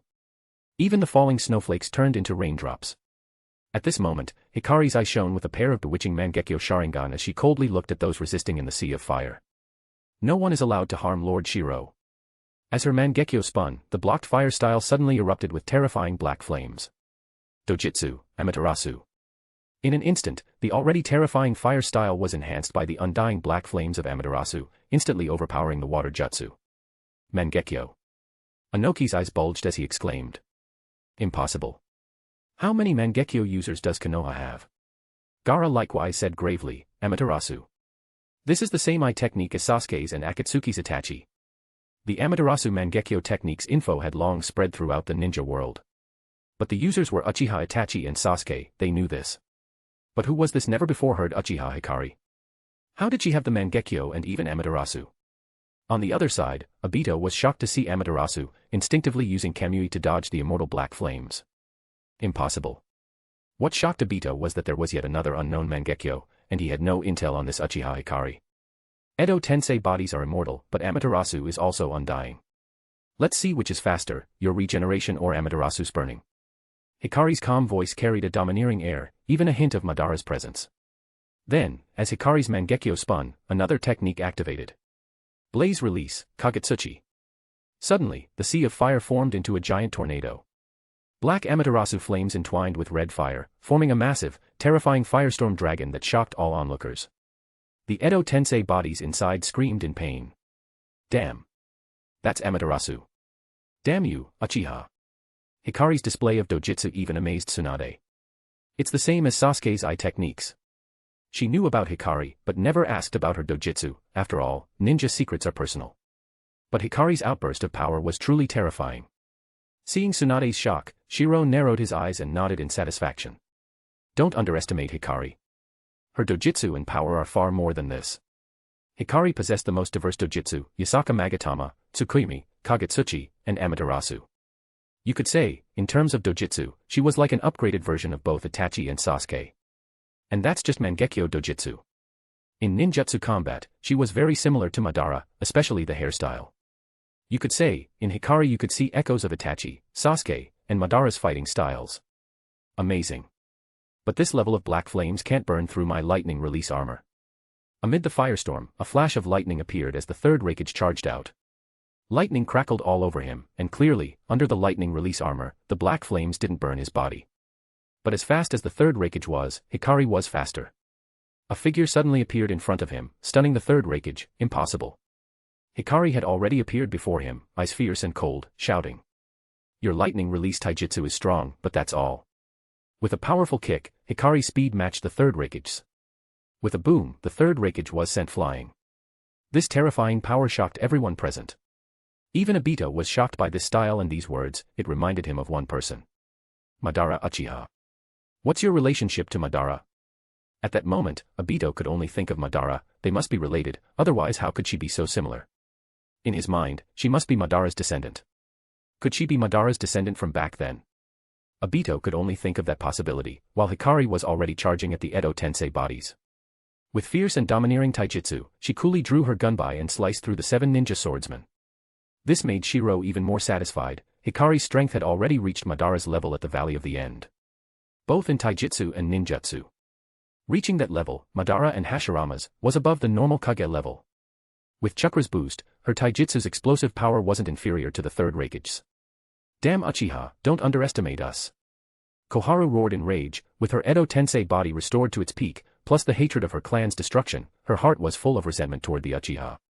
I was once a legendary ninja alongside Hiruzen. Koharu charged with a kunai, only to be met by Hikari's cold gaze. Hikari stomped fiercely on her old face. The terrifying force and speed silenced her, smashing her body into the muddy ground, her face half shattered. Koharu stared up in rage and shock at the Uchiha girl standing over her. But Hikari never even considered her a threat. This old woman's strength could not touch her at all. P.S. As expected from Boruto character, she's overpowered just because. Chapter 367, Naruto, I am Uchiha Shirou, 367. Damn it. The castle where the 5 Kage summit was being held in the Land of Iron had already turned into a battlefield. Countless powerful Edo Tensei ninja appeared, causing not only panic and shock, but also the fury of the 5 great nations, because these resurrected dead were all ancestors from their major ninja villages. The big heavy snowfall that originally fell from the sky changed due to the terrifying high temperatures of the fire release unleashed by a never-before-seen Uchiha Hikari, leaving many present ninjas visibly shocked. What terrifying fire release! This Hikari has such a vast amount of chakra. Kuratsuchi from Iwagakure stared in awe at the battlefield, which had changed the very environment due to the aftershocks of battle. The terrifying fire release was already outrageous, but Hikari's chakra seemed inexhaustible. The blizzard in the sky turned into torrential rain, the snow on the ground had long since melted, and even the permafrost had become a muddy mess. Kuratsuchi, be careful. I know, old man. Kuratsuchi raised her hand to block the aftershock with an earth release, while the cunning third Tsuchikage, Anoki, led everyone to retreat. Although he was angry that the Akatsuki would dare to reanimate their second Tsuchikage, gathering intel and observing the situation was more important now. They needed intel on Akatsuki, and on Konoha, too. Konoha hides too much. Wasn't the Uchiha clan supposed to be wiped out?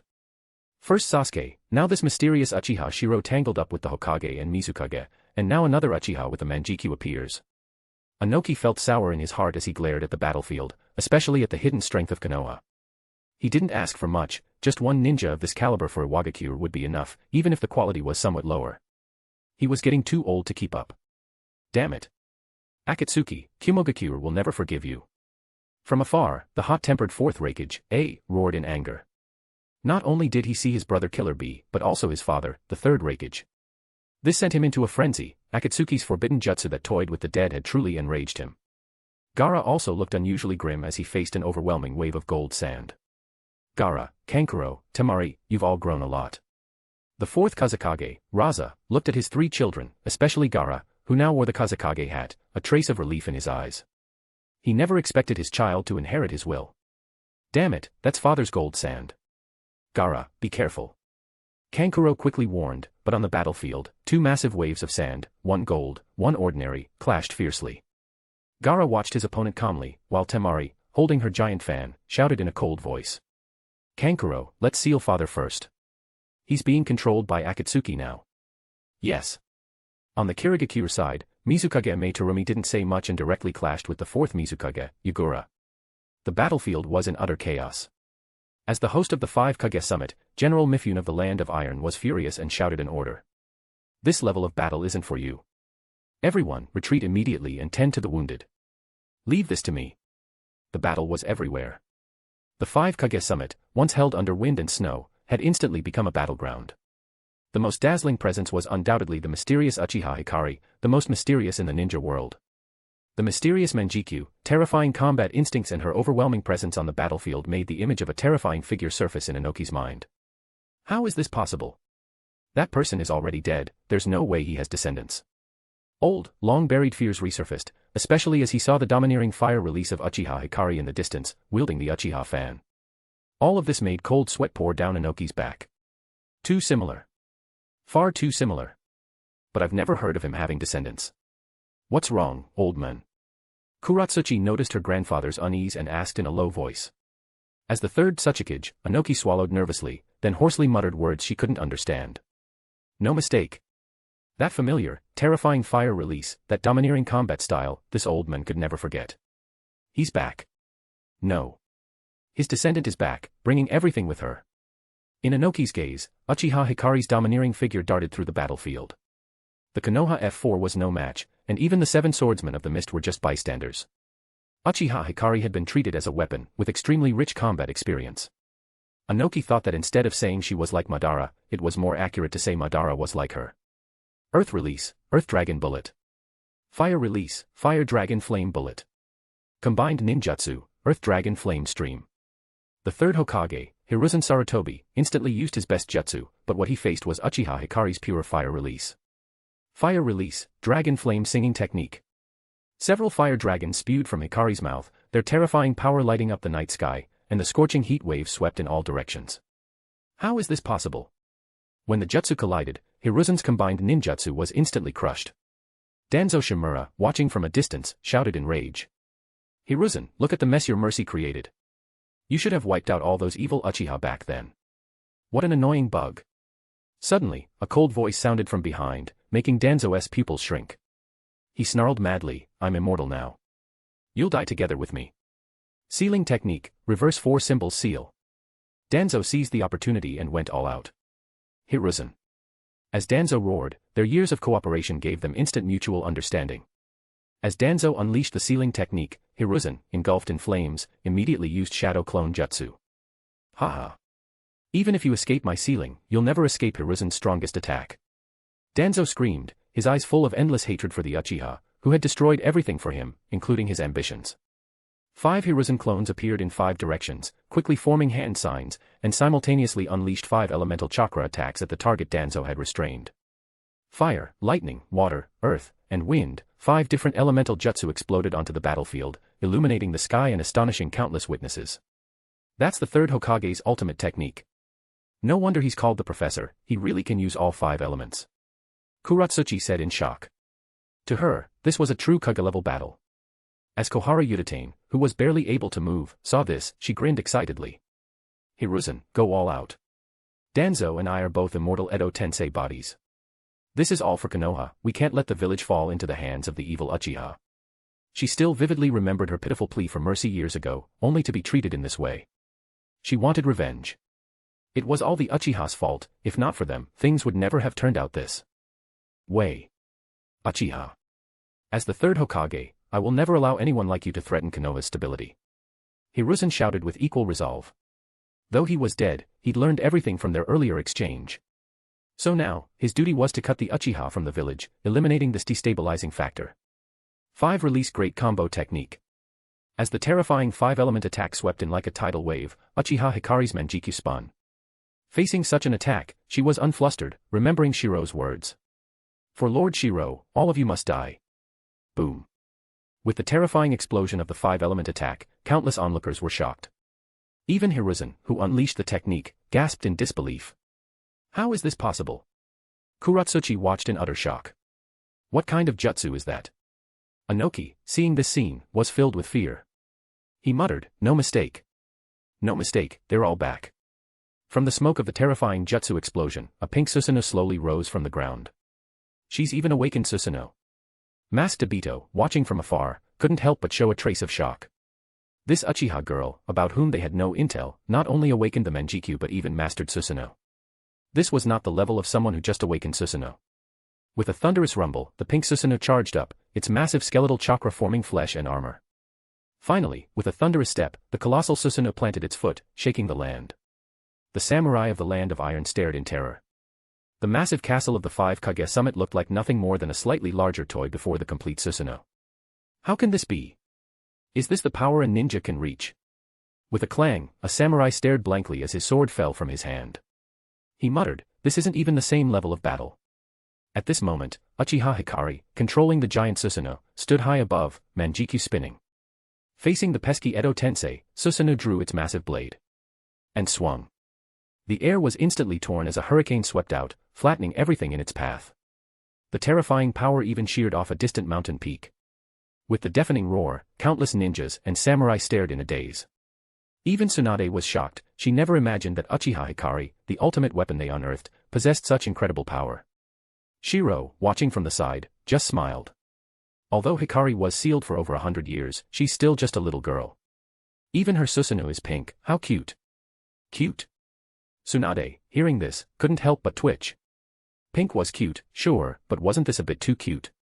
After all, that cuteness just leveled a whole forest with a single slash. This farce should end soon. Tsunade glanced at the battlefield, Edo Tensei battles everywhere, and shook her head with a heavy sigh. Then, a solemn look appeared in her eyes. The next moment, dark purple marks appeared on her face and body. Cursed Seal Sage Mode, activate. Senjutsu, would release, nativity of a world of trees. With a mighty clap of her hands, Tsunade roared. Instantly, the earth shook and countless ninjas gasped in shock. Old man! Kuratsuchi cried. Anoki flew them into the sky, watching the trembling ground in awe. Could Konoha have mastered the first Hokage's would release? Sure enough, in his shocked gaze, countless terrifying trees burst from the muddy earth, growing at an insane speed. Countless ninjas and samurai panicked, only to realize the rapidly growing would release was targeting only the Edo Tensei bodies. Damn! It is the first Hokage's would release. The fourth Raikage, angrily slashed through a vine, watching helplessly as his father and Killer Bee were trapped by the trees. When Konoha's ANBU was first rumored to use would release, they were shocked. Later, they found it was just a watered-down version and relaxed. In their hearts, only the legendary would release of Hashirama Senju could quell the chaos of the ninja world. All others were mere imitations. Even when they heard Tsunade could use would release, they doubted it was anything more than an upgraded version, still inferior to the legend. But today, Tsunade's terrifying would release dispelled all their doubts. The would release that could bring peace to the ninja world had truly returned. Manjikyu. Would release. Konoha possesses both again. Anoki's eyes filled with terror. No one in the ninja world understood the terror of those two powers in that era better than he did. Other villages might have records, but only he had truly witnessed the power of that ninja. Not good. As the would release appeared and countless Edo Tensei ninjas were trapped, Masked Obito frowned, about to summon a stronger ninja, when a sense of dread washed over him. The next moment, Hikari's Manjikyu locked onto him from within Susanoo, and her ocular power activated instantly. Tsukuyomi. How is this possible? That's Itachi's Tsukuyomi. Masked Obito was instantly caught in the illusion, but was shocked to discover the power of her eyes. Amaterasu and Kagetsuchi, these were already two ocular powers, yet she also possessed Itachi's Tsukuyomi. He was astonished. Weren't Manjikyu powers supposed to be unique per eye? How did she also have Tsukuyomi? But as the world spun and space shifted, Masked Obito realized this illusion was different from Itachi's. Uchiha Hikari's Tsukuyomi was an enhanced version of Itachi's. In the world of Tsukuyomi, everything, time, place, matter, was controlled by the caster. The enemy would experience immense physical and mental pain in the illusion. What is this? As the world around him changed, Obito tried to resist, but his pupils quivered as he saw the figure he had longed for day and night. Chapter 368, Naruto, I am Uchiha Shirou, 368, R18. This is. Masked Obito was stunned, and when he looked up, he saw a smile he had dreamed of seeing. Obito, are you still half asleep? With a sweet smile and the scent of green grass in the air, Rin Nohara greeted him, and Obito slowly got up in amazement. Other than Rin's smile, what entered his eyes was the huge Hokage rock of Konoha village. But what was different was that the fourth Hokage's face was Uchiha Shirou. The third Hokage's face was missing, but none of that mattered, because in Obito's eyes, there was only one person. Rin. His trembling voice echoed, and tears welled up in Obito's eyes. Even though he knew this was an illusion, he still wanted to see that gentle smile one more time. But the next moment. Obito, this is my wedding invitation. Emotional damage. Rin, with a blissful smile, took out a wedding invitation. The smile on Obito's face instantly froze.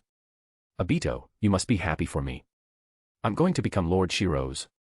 Obito didn't hear the rest. At that moment, all he felt was endless rage. How dare someone use such a cheap illusion to insult his Rin? But then, another figure appeared. Rin, still smiling, tossed away the invitation and ran straight into that man's arms. Rin. With a gentle, affectionate voice, the figure raised his head, revealing a pair of Mangekyo Sharingan with a taunting, disdainful look. Uchiha Shirou.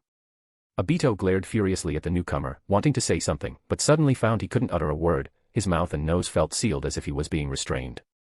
Rin seemed to have forgotten his existence and, right before his eyes, shyly closed her eyes and offered the kiss he considered priceless to another. No. Obito screamed in fury in his heart, desperately struggling to break free from the illusion, when suddenly a sharp pain shot through his abdomen.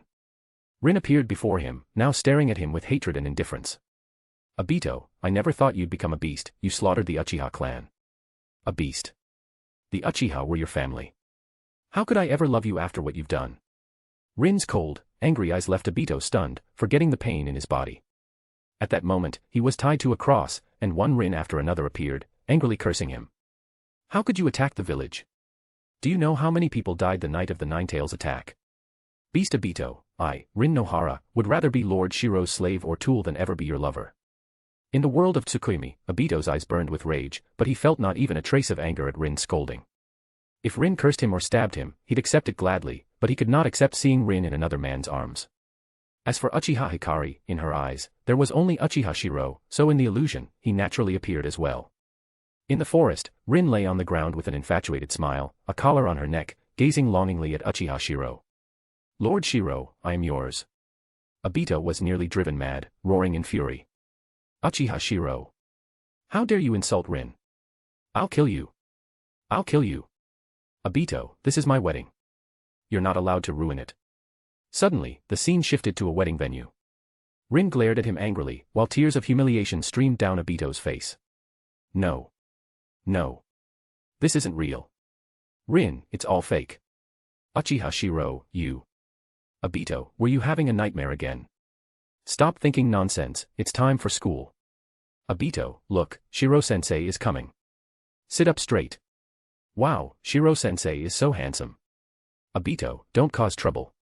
Kakashi, Obito, we're all Shirou-sensei's students. Countless scenes bombarded Obito, leaving him dizzy and disoriented. Within the terrifying Tsukuyomi, countless memories attacked him, as if he was falling into a dream. Everyone knows that in dreams, the mind often forgets many things, sometimes so much that the dreamer loses themselves, unable to distinguish dream from reality. Now, bombarded by endless illusory memories, Obito's brain was beginning to crash. New experiences kept appearing. At the Ninja Academy, there was Rin and Kakashi, the teacher was Uchiha Shirou. But every time a happy beginning would end in near collapse. After school, in the classroom at dusk, Obito, upset at forgetting his bag, came back only to blankly witness. Shirou-sensei, Rin is the best student. I'll clean everything spotlessly. Rin's long dark hair swayed as she eagerly worked her tongue along Shirou-sensei's thick shaft, her delicate fingers wrapped around the base. Sensei, you taste so good, she purred between enthusiastic licks, her eyes glazed with lust as she gazed up at him adoringly. I'll be such a good girl for you. Shirou groaned, threading his fingers through her silky hair. That's it, Rin, show me what a dedicated student you are, he commanded huskily. His hips bucked slightly as she took him deeper, her throat contracting around his length. Obito's knees felt weak as he watched his crush pleasuring Uchiha Shirou so shamelessly. Another scene, in the forest, during survival training, Obito lay in the grass, tears of humiliation streaming down his face, as Rin once again falls into Uchiha Shirou's arms. Ah, Shirou-sensei. Harder, please. Rin's desperate moans echoed through the forest clearing, her fingers digging into the rough bark as her body rocked with each powerful thrust. Her training clothes were bunched around her waist, breasts bouncing freely as Shirou gripped her hips and drove his thick length deeper. You're so tight, Rin. Shirou grunted, his muscled chest pressed against her back as he increased his pace. The wet sounds of their coupling mixed with their heavy breathing and passionate cries. Hidden in the bushes nearby, Obito's heart shattered into 1,000 pieces. Hot tears streamed down his face as he listened to the girl he loved being thoroughly claimed by another man. The scene shifted again. He saw himself slaughtering countless leaf ninjas, being spat on by everyone. Even Rin shook her head in disappointment and turned to Uchiha Shirou. No. No. It's all fake. This isn't real. Rin, I can't tell. I really can't tell anymore. Again and again, he faced Rin's disappointed, resentful, and cursing gaze. He didn't know how much time had passed in the illusion, but in the outside world, it was only an instant. Obito. Sensing something wrong, Black Zetsu urgently called out and injected his chakra. In an instant, Obito finally woke up. But as soon as he did, 2 lines of bloody tears streamed down his face. As his awareness of reality returned, he realized what he'd just experienced in the illusion. Damn you. Uchiha Shirou. I'll kill you. But as soon as Obito roared, Black Zetsu urgently shouted, Obito, run. Susanoo. When Obito looked up, he was shocked to see that, in the brief moment of the illusion, 2 massive Susanoo giants had appeared in the outside world. One was Uchiha Shirou's fiery red Susanoo, the other was Uchiha Hikari's pink Susanoo. Both wielded gigantic ninja blades, slashing down at him. Even Hikari's eyes streamed with bloody tears, the terrifying black flames of Amaterasu enveloping her blade. Run. Boom. As the world-shattering blades fell, the earth trembled, and countless ninjas and samurai stared in shock at the apocalyptic strike before them. After the earth-shaking blow, a deep chasm stretched as far as the eye could see. The lingering heat of the giant blades melted the snow, forming a rushing river. One strike alone carved out a long river. This is the Mangekyo Susanoo? Grandpa, did you fight monsters like this back then? Usually mischievous Kuratsuchi was now pale with shock at the scene before her. Hearing this, the third Tsuchika Jinoki's face darkened. They're back. They've all returned. The combined attack of the 2 Susanoo was terrifying. In the distance came a shrill, venomous wail. Uchiha Shirou. I'll remember you. Next time. I won't let you go. Obito, panting and with one arm severed, screamed in pain and rage. If Black Zetsu hadn't broken the illusion at the crucial moment, Obito wouldn't have had time to use Kamui and would have died under Susanoo's blade. As Obito's weak, venomous figure disappeared, the surrounding Edo Tensei bodies all froze, then coffins rose and they vanished inside. Snow began to fall again, covering the battlefield's aftermath, melting where it landed. Are you all right, Hikari? As the Susanoo faded, Shirou held Hikari, who wiped the bloody tears from her eyes and smiled determinedly. Lord Shirou, next time my Tsukuyomi won't be broken. Shirou smiled. Hikari's eye techniques were indeed terrifying, almost all enhanced versions. If not for Black Zetsu, Hikari alone might have nearly soloed Obito. Is the battle over? The samurai of the Land of Iron stared blankly at the ninja, the shock still lingering in their eyes. So this is what a ninja battle is like. At that moment, their view of the world was shattered, and their samurai hearts were shaken to the core. Mifune, watching, sighed inwardly. Once the samurai spirit is broken, it's nearly the end. Everyone, treat the wounded. Ninjas are strong, but as samurai of the new age, we combine chakra with our swordsmanship. Back in the Warring States era. General Mifune's commanding voice echoed in the snowy sky, recalling the samurai's former glory. Some experienced samurai and ninjas appeared calm on the surface, but the shock of that battle was deeply imprinted in their hearts. So this is the godlike level ninja battles can reach. The ruined castle of the 5 Kage summit grew quiet again. Outside, a blizzard quickly covered the aftermath in less than half an hour. The scorched ground, destroyed mountains, within hours, nature had buried the battlefield of godlike combat. Even the straight river carved by Susanoo had frozen thick with ice, covered by fresh snow.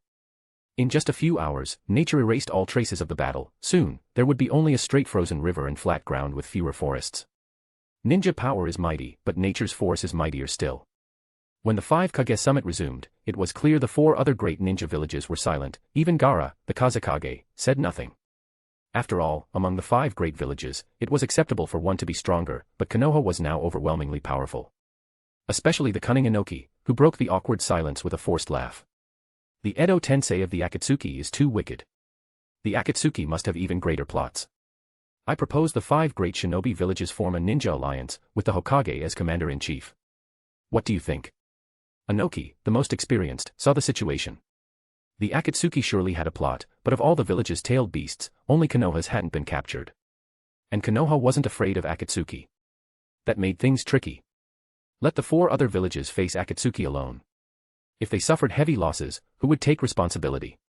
So pulling Konoha in to face Akatsuki together was the best plan. Maybe they'd all exhaust each other. If nothing else, they could get their tailed beasts back after the fight and go back to their own business. Back when the first Hokage was alive, the entire ninja world lived that way, so what's there to fear?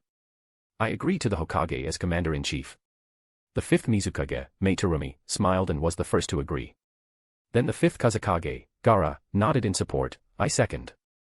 When Inoki looked at the Raikage, the fourth Raikage had lost his previous temper and gruffly said, I agree. Even General Mifune of the Land of Iron nodded quietly. It was clear that strength ruled the ninja world. Everyone agreed. But sitting at the table, Tsunade, the fifth Hokage of Konoha, saw everyone nodding and smirked to herself. Everyone understood the situation, but Tsunade calmly nodded and then said in a solemn voice, the Akatsuki were just testing us. Next time, their Edo Tensei may include even more powerful dead. And according to Konoha's intel, the Akatsuki also have 100,000 white Zetsu. It's the same as the one the Raikage strangled before. Each of those white Zetsu monsters has the power of a Chunin, and more importantly, the ability to transform and infiltrate. Ordinary sensory ninjas can't detect them. As Tsunade revealed this intel, everyone was shocked. 100,000. How many? 100,000. They had all witnessed the white Zetsu clones before, not strong, but only compared to themselves. If there were 100,000 of these monsters, plus Akatsuki's mysterious leader. Just thinking about it made everyone's scalp tingle. Akatsuki's mysterious leader, Edo Tensei, plus 100,000 white Zetsu, this was enough to shake the ninja world. Even the 5 villages together would struggle to fight such a war. From the first to now, there had been 3 great ninja wars, but never with 100,000 ninjas in one battle. Now, no one objected to pulling Konoha in, or to Tsunade as commander-in-chief. So, if you sincerely want an alliance, show your sincerity. If not, then we'll each defend our village. Tsunade's calm demeanor and Konoha's confidence left everyone exchanging glances. Even General Mifune of the Land of Iron solemnly joined the Ninja Alliance for the future of the ninja world. P.S. Hikari, Absolute Cinema. Chapter 369, Naruto, I am Uchiha Shirou, 369. On the moon. So this is the moon. In this world, Hinata Hyuga had discovered this family secret. Now, as she arrived here through the passage to the moon, she rarely showed such a look of shock. Shirou glanced back at the earth of the ninja world, floating in the darkness of space, and couldn't help but frown slightly. Although he hadn't seen anything unusual, he always had a vague sense that something was off. When Shirou and his group of 4 appeared on the moon, the people within the Moon Palace immediately sensed their presence. Inside the Moon Palace, a vast, empty, lifeless hall, Otsutsuki Tonari, born without eyes, sensed something and raised his head, his face showing a calm expression. I didn't expect the ninjas of the earth to discover this place, but unfortunately, it's already too late. The fact that you stole the Gedo statue proves that the world created by the Sage of Six Paths is a failure. With Obito summoning the Gedo statue on the ninja world's earth, the mission of the Otsutsuki clan on the moon had begun. Or rather, this Otsutsuki Tonari, following the will of his ancestors, intended to destroy the failed world created by the Sage of Six Paths. Meanwhile, as Shirou and the others traveled to the moon, the ninja world was in turmoil due to the terrifying Akatsuki organization. Ninja World, the mysterious Akatsuki base. Damn it. Uchiha Shirou, I'm going to kill you. I'll make you regret ever being born. After leaving the 5 Kage summit, Uchiha Obito returned to base, roaring in rage as he crushed his mask in his hand. Zetsu. Start the 4th Great Ninja War. I want to use the Gedo statue. I want to use Edo Tensei to resurrect countless dead powerhouses of the ninja world. I want this flawed world to taste true pain. At this moment, Obito was like a defeated dog, smashing the rocks beneath him in his fury. As the rocks kept shattering, Black Zetsu watched from afar, a look of contempt flashing in his eyes. What a failure. He can't even handle this setback. It was just a genjutsu.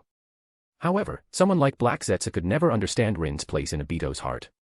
Even if it was just an illusion, any insult was utterly intolerable. I understand, Obito. I'll collect the bodies of the dead powerhouses as quickly as possible. Black Zetsu rasped, and at Obito's urgent desire to begin the final battle, he felt only excitement. It was almost time. Whether it was Uchiha Madara or Obito, they were both just chess pieces to bring back his mother.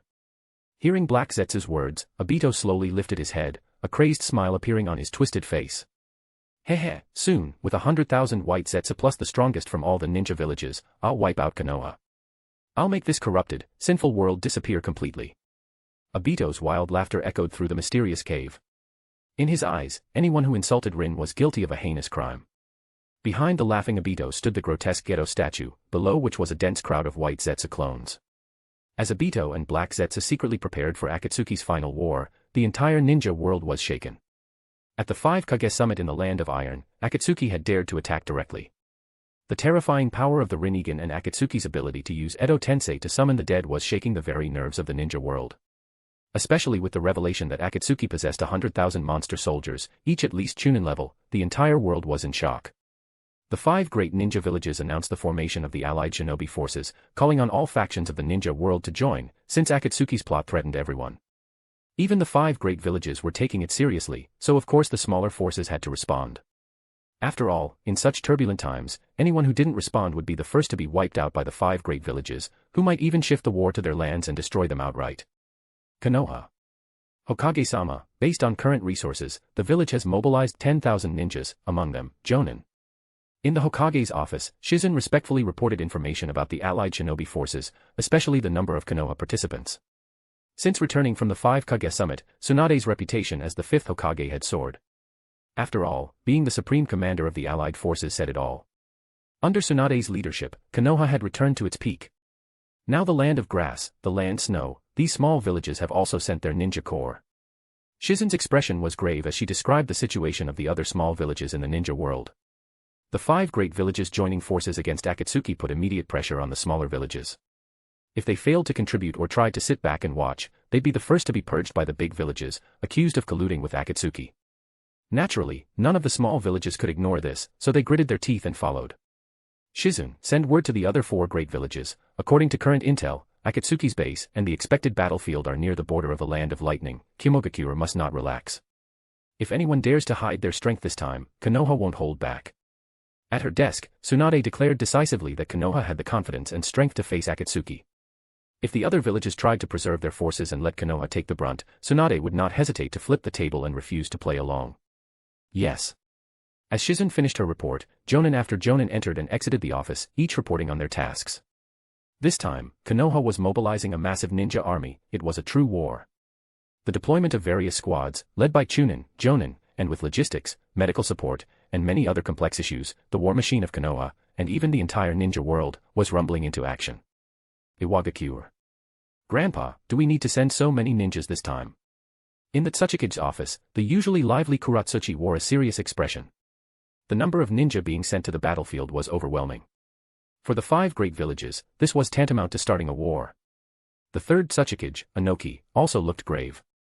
Right now, the 5 great villages represent the ninja world. If we start off the alliance with dirty tricks, what will the smaller villages think? The so-called allied shinobi forces would be a joke. This is something Konoha can do, but we cannot. After all, of the 9-tailed beasts, only Konoha still has the 9 tails. We've all lost ours. Inoki's grave tone made it clear. Konoha's strength, and the fact they still had the 9 tails, meant they weren't afraid, but the others were.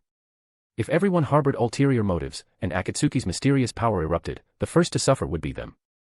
No one was a child anymore. Ninja wars had been fought 3 times already. The carelessness of the first war led to the rise of a Megakure. Ever since then, whenever war broke out, the first tactic of the big villages was to weaken the small ones. Either by shifting the battlefield to their lands, or stirring up conflict. Before the real fight, they'd already crushed the minor villages. Grandpa. Are you worried the ninja world will become a battleground between Akatsuki and Konoha? Kuratsuchi wasn't stupid. Hearing her grandfather's analysis, she looked shocked. Inoki sighed helplessly and shook his head. After the 4th Kazekage Raza died, Tsunagakure was left leaderless. If that happened to a small village, they'd have been targeted immediately. The 5 great villages' greatest advantage is their Jinchuriki. Jinchuriki is the ultimate weapon, a safeguard for each village. As long as they have a Jinchuriki, even a weakened village still has Kage-level deterrence.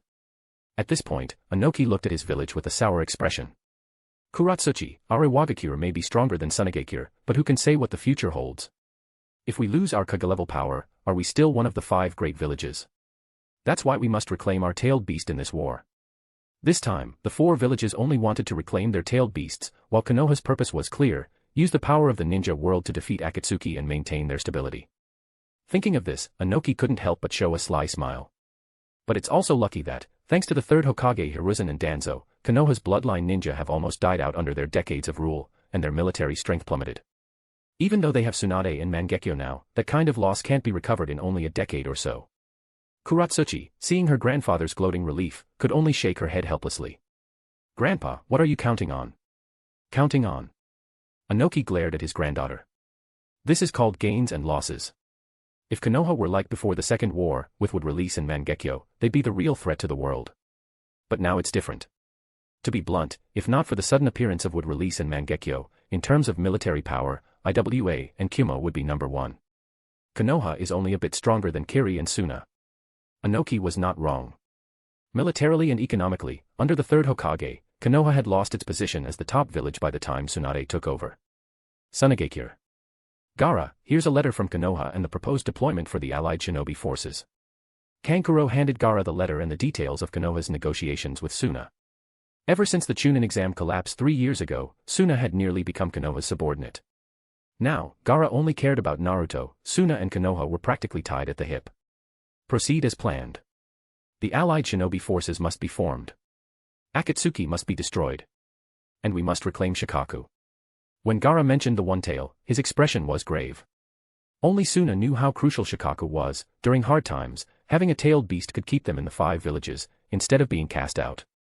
If their Jinchuriki could fully control the beast's power, it would stabilize the village for decades. Yes. Kankuro nodded calmly. 3 years ago, both Suna and Konoha were victims during the Chunin exam collapse. Also, the rising strength of IWA and Kumo forced Konoha to let go of past grudges and maintain alliances. Suna had lost the 4th Kazekage and was left weak. An alliance with Konoha was a blessing. Konoha, seeing the growing power of IWA and Kumo, also wanted allies. They needed support if war broke out. Gaara, Temari is willing to personally lead a team to cooperate with Konoha's ninja. Very well, let Temari handle it. Temari took on a major responsibility, deepening Suna's cooperation with Konoha. Gaara, as Kazekage, secretly breathed a sigh of relief. Temari handled much of the village administration. If not for her lack of combat power, Gaara's position might have been hers. Kirigakure. Mizukage-sama, do we need to ally with Konoha? Can't you see? Forget Akatsuki for a moment. Kirigakure's decline is the same as Suna's. In her office, the 5th Mizukage Mei Terumi bluntly tore away Kirigakure's last shreds of pride. After years of the Bloody Mist policy, nearly all bloodline ninja were wiped out, leaving their military power at the bottom. Of all the villages, Suna and Kiri were both at rock bottom. The era of the Bloody Mist is over. Now, Kirigakure needs to connect with the world, needs resources to flow. As a leader who came to power via coup, Mei Terumi's authority far exceeded Gaara's, who was still restricted by his village elders. In Kiri, it was essentially a one-woman rule. That's the difference between succession and seizing power. Kimogakure. Damn it. I don't believe Konoha's Wood Release and Mangekyo don't have weaknesses. If they were that strong, Konoha wouldn't have stagnated for all these years. 4th Raikage raged, slamming his desk. B. And Akatsuki. Damn it, speed up the process. The allied shinobi forces must be formed quickly, and Akatsuki destroyed.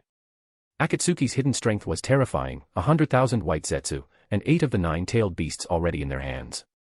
With such power, Akatsuki was now a direct threat to the 5 villages. This war would be brutal, far worse than the previous 3 ninja wars. The big villages knew that this battle would take a heavy toll, and at least 20 years to recover from. As long as they reclaimed their tailed beasts, they could just focus on rebuilding. Even if Konoha's Wood Release was strong, the others could outlast them.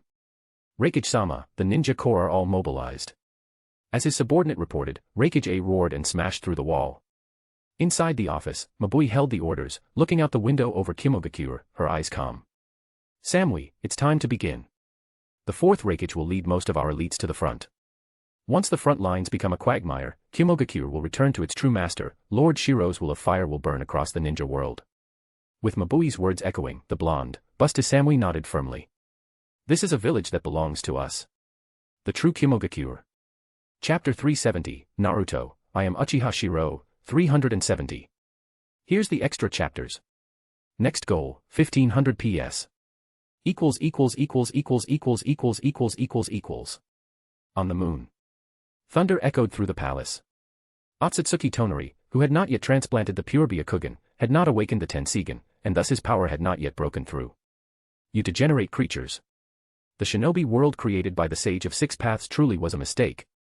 Amidst the intense battle, Uchiha Hikari's Mangekyo spun in her eyes. Facing Otsutsuki Tonari, she even activated her cursed seal sage mode. Shut up. The cold and efficient Hikari unleashed her Susanoo without hesitation, charging into battle with overwhelming force. The battle inside the Moon Palace grew fiercer and fiercer.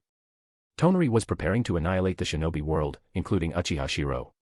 This naturally enraged Hikari. For Lord Shirou. I absolutely will not allow anyone to destroy Lord Shirou's dream. In Hikari's heart, Uchiha Shirou had schemed for so many years, and she would not allow anyone to ruin it. The world created by the Sage of Six Paths has failed. The earth and all of you old-era shinobi will come to an end, this is destiny. The palace was being destroyed beyond recognition as the two fought. Hikari's combat power was slightly stronger than the Valley of the End Madara. With Cursed Seal Sage mode, her power was almost equal to Rinnegan Madara. As Tonari had yet to awaken the Tenseigan, his power had not reached Six Paths Madara's level. At best, he matched Rinnegan Madara.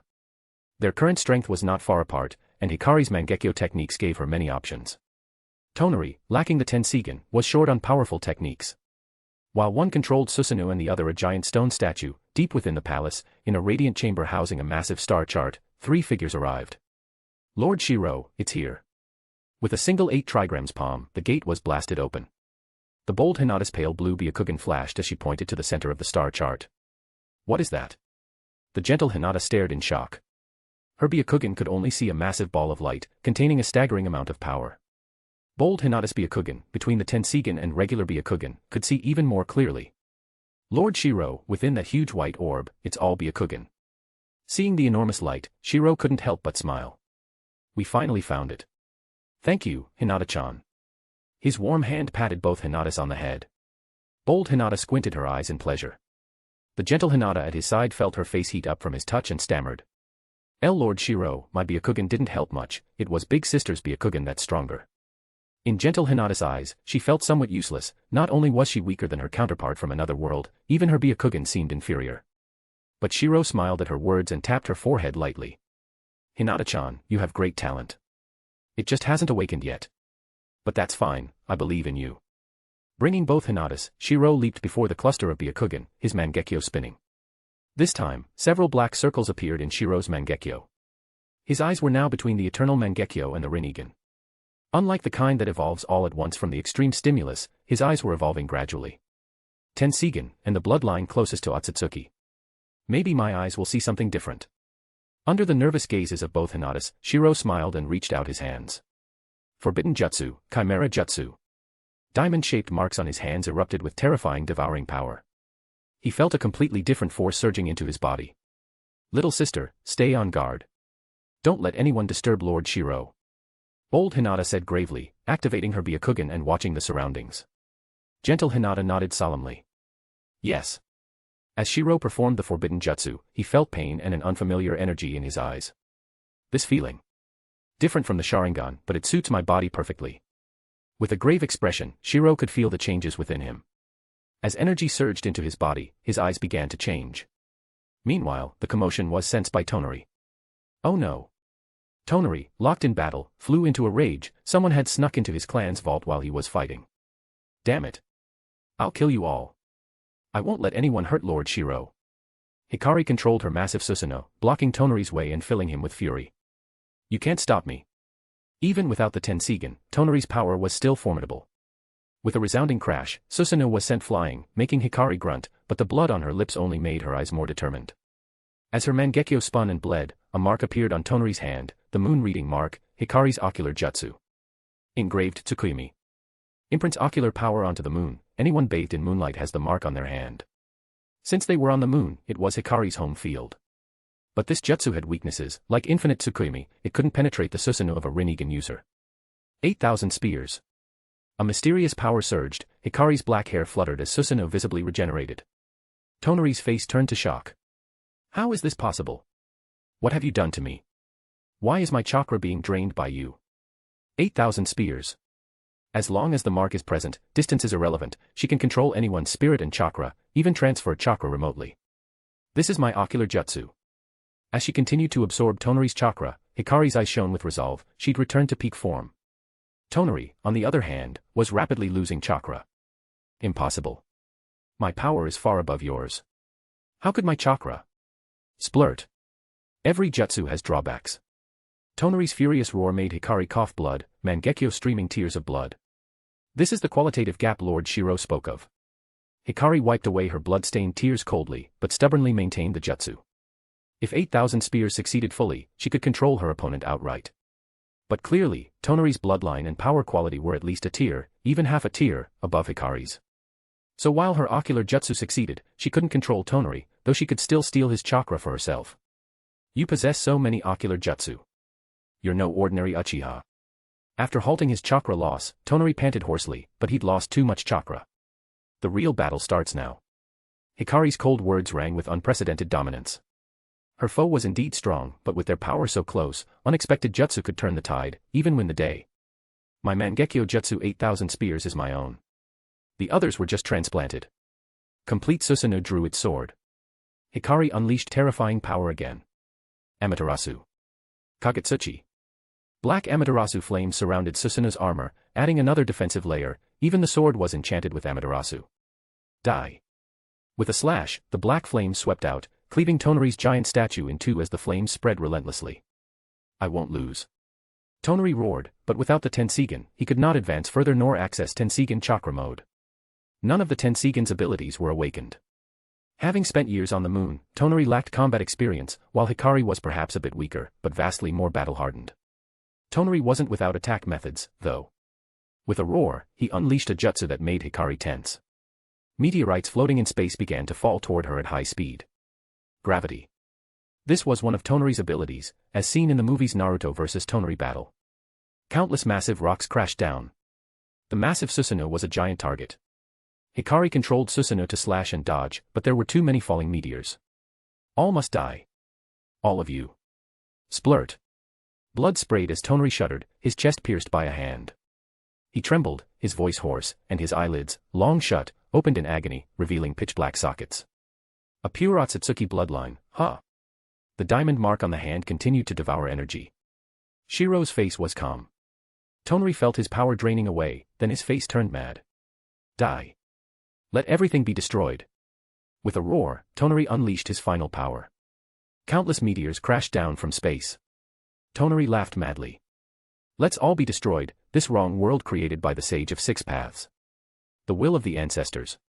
As Tonori screamed, the sky filled with a dense swarm of meteors, so many the moon itself trembled. Lord Shirou. The two Hinata supported the battered Hikari, gazing anxiously at Shirou. Yet Shirou, looking at the falling stars of destruction, smiled calmly. This power. I might need a little more time, but it's enough. The next moment, under the shocked gazes of Hikari and the two Hinatas, Shirou's Mangekyo spun, all 6 rings appearing, glowing blue. What is that? The three watched as Shirou, surrounded by a terrifying aura, raised his hand, and a giant golden chakra sword appeared. The next moment. Golden will reincarnation explosion. A tremendous roar echoed. Hikari and the two Hinatas stared in awe. Golden light flashed, instantly cutting a vacuum through the meteor shower. The golden sword's aftershock left a deep scar on the moon. Crack. The moon's sound stunned the 3 women, the enormous chasm almost splitting the moon in 2. Down in the Shinobi World, people stared in shock at the cracked moon in the night sky. But in a blink, the moon seemed whole again, as if it were all a dream. But under the moonlight, Akatsuki's black Zetsu stared at the sky in shock. How is this possible? There's no mistake, the moon cracked. And just now, I sensed Mother's chakra. Black Zetsu was panic-stricken. He had planned up to this crucial moment, but the moon's disturbance and that fleeting presence. No. It can't be them, it must be Mother resisting, but still sealed by those 2 bastards, Hagoromo and Himura. No mistake, the chakra just now, even if fleeting, was Mother. And the seal left by those 2 bastards. Black Zetsu stared hatefully at the moon. He hated those 2 most, who made him lose his mother at birth, wandering the Shinobi World alone. Meanwhile, on the moon. Countless meteors crashed down, the moon again shielding Earth from harm. The zone cleared by the golden will reincarnation explosion left a wide trail on the moon, untouched by meteors. At that moment, Shirou's eyes narrowed. The immense power was fleeting but undeniably real. That power just now, and the momentary presence, was the power of a seal. No mistake. In the movie, the moon was cut, but Kagaya inside was not released. It's obvious the moon contains a powerful seal. This is the power of a god. Shirou looked down, feeling the terrifying power coursing through him. He had not yet fully merged with it. Tensigen, the purest Otsutsuki bloodline, I can feel it fusing and evolving. When it's complete, I think I can enter the 6 Paths realm. Now, borrowing this power, Shirou could use the Rinnegan and even some Tensigen abilities. Once fully fused, his power would reach even greater heights.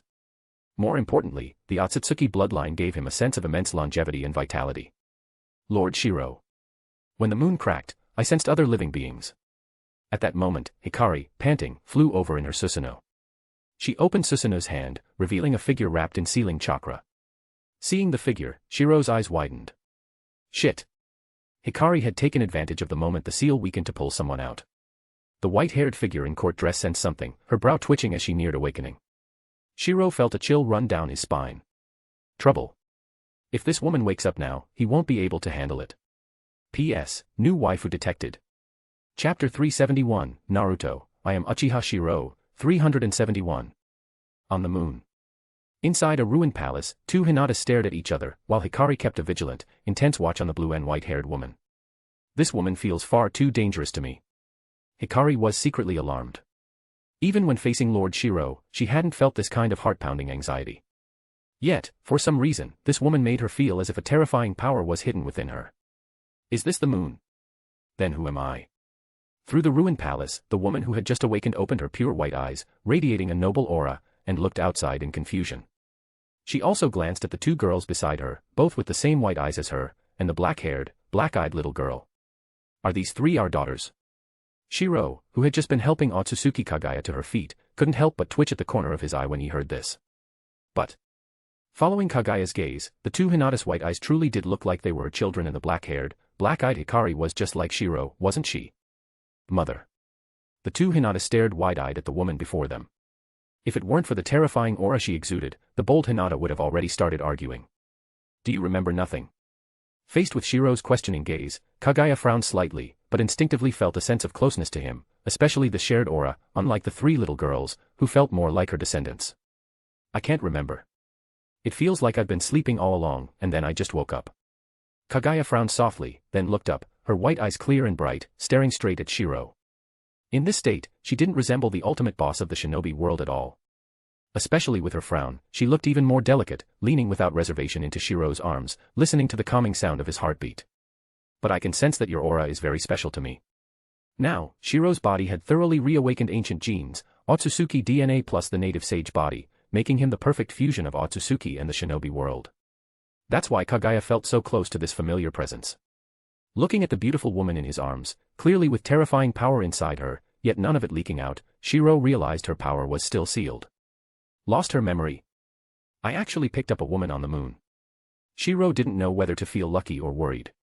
If Kagaya had truly awakened, he'd probably have a headache now. Even without the nine-tailed beasts, Kagaya herself was still incredibly powerful. Otherwise, the Sage of Six Paths wouldn't have sealed her here after extracting the 10 tails. Amnesia. Kagaya frowned, her mind blank. At this moment, Shirou came back to himself and squinted at the woman in his arms. Devour? He had already devoured Otsutsuki Himura, his bloodline had fully returned to its roots. It seemed there was no longer any need to devour Kagaya herself. For context, in the lore, Otsutsuki Himura possesses pure Otsutsuki blood. Her power and memory are sealed. The crisis is temporarily resolved, but the real secret of the moon is this. At that moment, Shirou's Rinnegan shone blue as he looked from the moon back to Earth. Or rather, after Kagaya trusted him completely and nestled into his arms, the Earth he saw was suddenly different. Two Shinobi Earths. Two identical Shinobi World Earths. So that's it. This isn't a parallel world at all, but rather the true ancient Tsukuyomi plan of Kagaya, to create two Shinobi worlds, one light, one dark. If the Otsutsuki clan ever descended, and she failed, she could hide in the other world. Shirou was secretly shocked. That explained everything. Otherwise, why would Kagaya go through so much trouble with the Tsukuyomi plan? Just to create 100,000 white Zetsu to stop the Otsutsuki. Would that even work? Even if there were 1,000,000, they'd still be nothing but ants. Shirou sighed. When he let Kagaya go, the two Earths in his Rinnegan disappeared, returning to just one. As expected. Looking down at the weakened Kagaya beside him, who now had no chakra and seemed completely ordinary, Shirou smiled. Gently caressing her blue-white hair, Kagaya closed her eyes and lay quietly in his arms, breathing in the familiar scent. The legendary goddess of the rabbit is also known as the moon goddess. Among the people, she is called the goddess Kagaya. And you just happen to be sealed on the moon. Maybe you are a god from ancient times. But now that I have godly power and blood as well, come with me, Kagaya. Kagaya. When Kagaya heard the name, she murmured it to herself, but as she sensed Shirou's aura. A god, huh? So we're both gods. Are these girls our children? To Kagaya, the two white-eyed girls and the black-haired, black-eyed young girl before her felt very close by blood. Though she wasn't sure exactly why, something told her these three girls might be her descendants. That's right, a name fitting a god. Shirou smiled. The big bunny had been delivered to him, with amnesia no less. If he didn't seize this chance, it would be a waste. He had originally considered destroying this woman on the moon completely in the future. But now, it seemed unnecessary. He wanted to create a great shinobi world ruled by gods. Since he could have another godly ally, he naturally wouldn't let the chance slip. According to the original story, while Kaguya was extremely arrogant, her personality was also very simple, some might even say naive. She was invincible in ability, lacking in combat experience, and quite pitiful. Kaguya's goal was simple: having betrayed the Otsutsuki clan, she just wanted to survive. To live through the constant invasions from her clan. Likewise, when the Otsutsuki invaded, their target was the Shinobi World, making them both have a common enemy. Kaguya. Kaguya murmured, finding the name familiar. But when she saw the ambitious smile on Shirou's face, she nodded silently. This man with a special aura seemed very ambitious, but he also made her feel safe. Even though she couldn't remember anything, she felt an inner panic, as if she was afraid of something. But this man's ambitious eyes gave her a special sense of security, as if he could stand before her and let her catch her breath. This was not the terrifying, sacrificial look she dreaded most. That's a nice name. The information gap between them made Shirou smile, and for the first time, Kaguya felt at ease. Shirou understood, even at Kaguya's level, instincts remained, even if memory was lost. According to official information, Kaguya's rank is one below Otsutsuki Ishiki. Momoshiki calls her a servant. Combined with the Otsutsuki custom of planting chakra fruit on planets, requiring a live Otsutsuki sacrifice for the 10 tails to consume before the harvest, that's why Kaguya rebelled. This was also Kaguya's deepest fear, not a single Otsutsuki, but the entire clan. A powerful woman living in constant terror, what does she need most? Thinking of this, Shirou smiled. Isn't it a sense of security? This trip to the moon paid off. Hikari, Hinata-chan, it's time to return. The shinobi world has been in chaos for too long. This warring era should finally end. Through the palace ruins, standing on the moon gazing at Earth, Shirou squinted and smiled. He now possessed the power and blood of a god. Though he was a newborn god, he would quickly grow strong. In this timeline, the shinobi world was already turbulent from the Akatsuki's actions, and the other world was in turmoil as well. Konoha. Fourth Hokage, according to the latest intel, the fourth Raikage of the Hidden Cloud has already colluded with the mysterious Akatsuki member. In the Hokage's office, Shizun and Konan were respectfully reporting recent news from the shinobi world. Shirou raised an eyebrow and couldn't help but joke. Looks like those Cloud Village muscleheads aren't all brawn and no brains. They know how to find allies. In this shinobi world, Konoha under Uchiha Shirou had long been the #1 village, with ninja corps stationed in every major and minor country, totaling over 60,000 ninjas. Adding in Tsunagekyu's Bakura and Kirigakyu's Meitorumi, Konoha's military might now exceed 100,000 ninja. Even though Iwagakyu's third Tsuchikage, Anoki, was ambiguous, the old fox was the most cunning of all. Lord Shirou, my grandfather has no thought of rebellion. Under the Hokage's desk, the short-haired, Kuratsuchi's warm breath ghosted across Shirou's throbbing length as she spoke, her lips brushing against his sensitive flesh with each word. The vibration sent shivers up his spine as she continued. The stone village remains, slurp, loyal to the Konoha. She gazed up at him with those big doe eyes, her cheeks hollowed as she took him deeper. The wet, obscene sounds of her eager sucking echoed through the Hokage's office. Shirou's fingers tangled in her dark locks, guiding her movements as she worshipped his cock. He patted the obedient Kuratsuchi's head and spoke softly. Of course. After all, with Konoha's power now, Anoki, despite his age, is the one who best understands the times. Upon hearing that Shirou had no hostile intentions toward Iwagakure, Kuratsuchi secretly breathed a sigh of relief. 3 years ago, after the Chunin collapse plan, Anoki had her stay in Konoha as the fourth Hokage's assistant. She lived up to expectations, working hard in her role, not the clueless girl she once was. However, suddenly, Shirou's tone changed. Looking down at the obedient Kuratsuchi, he said gently. Kuratsuchi, I hope you'll become the fourth Tsuchikage, so I can truly trust Iwagakure. Between you and the old fox Anoki, I'd rather trust you. Fourth Tsuchikage. On hearing this, Kuratsuchi blushed, thinking of Kazekage Pakura and Mizukage Meitorumi. Iwagakure's neutrality wouldn't last. Shirou wouldn't trust the old fox Anoki forever. Just like with Tsunagakure and Kirigakure, putting a trusted Kage in power would remove any doubts. Understood, Lord Shirou, you can count on me. Kuratsuchi, kneeling under the desk, blushed, her long legs already showing the signs of a future Tsuchikage. She moaned around his thickness, doubling her efforts. Her head bobbed faster, taking him to the back of her throat. Drool dripped down her chin as she serviced him slavishly, desperate to prove her loyalty. Am I getting married to Lord Shirou? The allure of becoming Shirou's wife and fourth Tsuchikage moved her heart, and would raise her status as well. Thinking this, she glanced at Shizune and Konan, secretly cheering herself on. With this, her standing would only improve, at least it wouldn't be bad. Kuratsuchi smiled, working diligently with renewed motivation. Shizune and Konan, though blushing, had seen this many times and pretended not to notice. Now, most of the Shinobi world is already under my control. Send word to Inoki that Kuratsuchi's strength has grown and she will return to take up the post of fourth Tsuchikage. Yes. The only one left was the hidden cloud. Shirou smiled casually. Those muscleheads couldn't resist and were now desperately seeking alliances, even with Obito. But that was their only option. Lord Shirou, Nagato's Rinnegan has been stolen. He's escaped, along with several Akatsuki members. At this, Konan reported anxiously. With Konoha's rise, Obito felt threatened and seized Nagato's eye early. However, thanks to a previous warning from Shirou, Nagato kept one eye and led the remaining Akatsuki to fully join Konoha. So, the demonic statue of the outer path has been taken. Konan nodded solemnly. Yes. Although it didn't collect many tailed beasts, thanks to the earlier deal with Nagato, the village has the one tail, 9 tails, and some of Kirigakure's tailed beast chakra. Since the one tail and 9 tails Jinchuriki were both in Konoha, and Nagato had a good relationship with Shirou, he didn't want to turn hostile and traded for some chakra instead. It was a little short, but enough for the final purpose. Listening to Konan's report, Shirou narrowed his eyes and nodded slowly. It seemed the pressure on Obito was too much. Madara would likely make an early move, but it didn't matter now. Konan, it's time to send a signal to the world. No one can stop the unification of the Shinobi world. As Shirou's calm voice echoed, Konan and Shizune both showed excitement. It was finally happening. They had waited too long for this day. 10 years ago, if Shirou had revealed such ambition, they would have worried about endless war. But now, with Konoha's strength, they could sweep through the Shinobi world. Yes, Lord Shirou.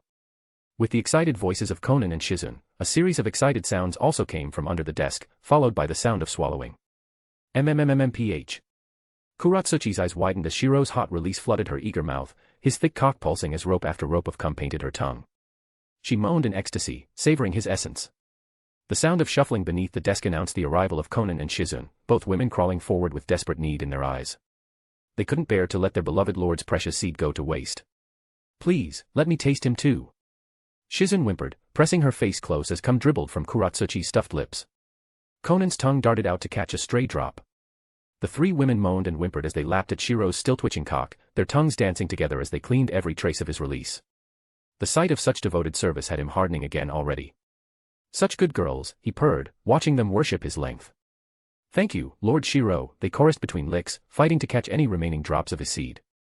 Kuratsuchi sucked his tip clean while Shizune lavished attention on his shaft. Konan's skilled tongue worked lower, ensuring not a single drop escaped their hungry mouths. We live to serve you, Konan breathed, eyes glazed with devotion as she licked her lips clean. Your pleasure is our greatest joy, Shizune added, nuzzling against his thigh. Kuratsuchi just moaned in agreement, too busy sucking to speak. The 3 continued their thorough cleaning until Shirou's cock gleamed with their saliva. Chapter 372, Naruto, I am Uchiha Shirou, 372, R18. Land of Lightning, Kimogakure. After the racial division caused by the Third Great Ninja War in this world's Kimogakure, not only the village but the entire country is now dominated by the Black Kimo side. Looking out the window at the Kimogakure, the 4th Raikage's face was dark and grim. I've done what I could.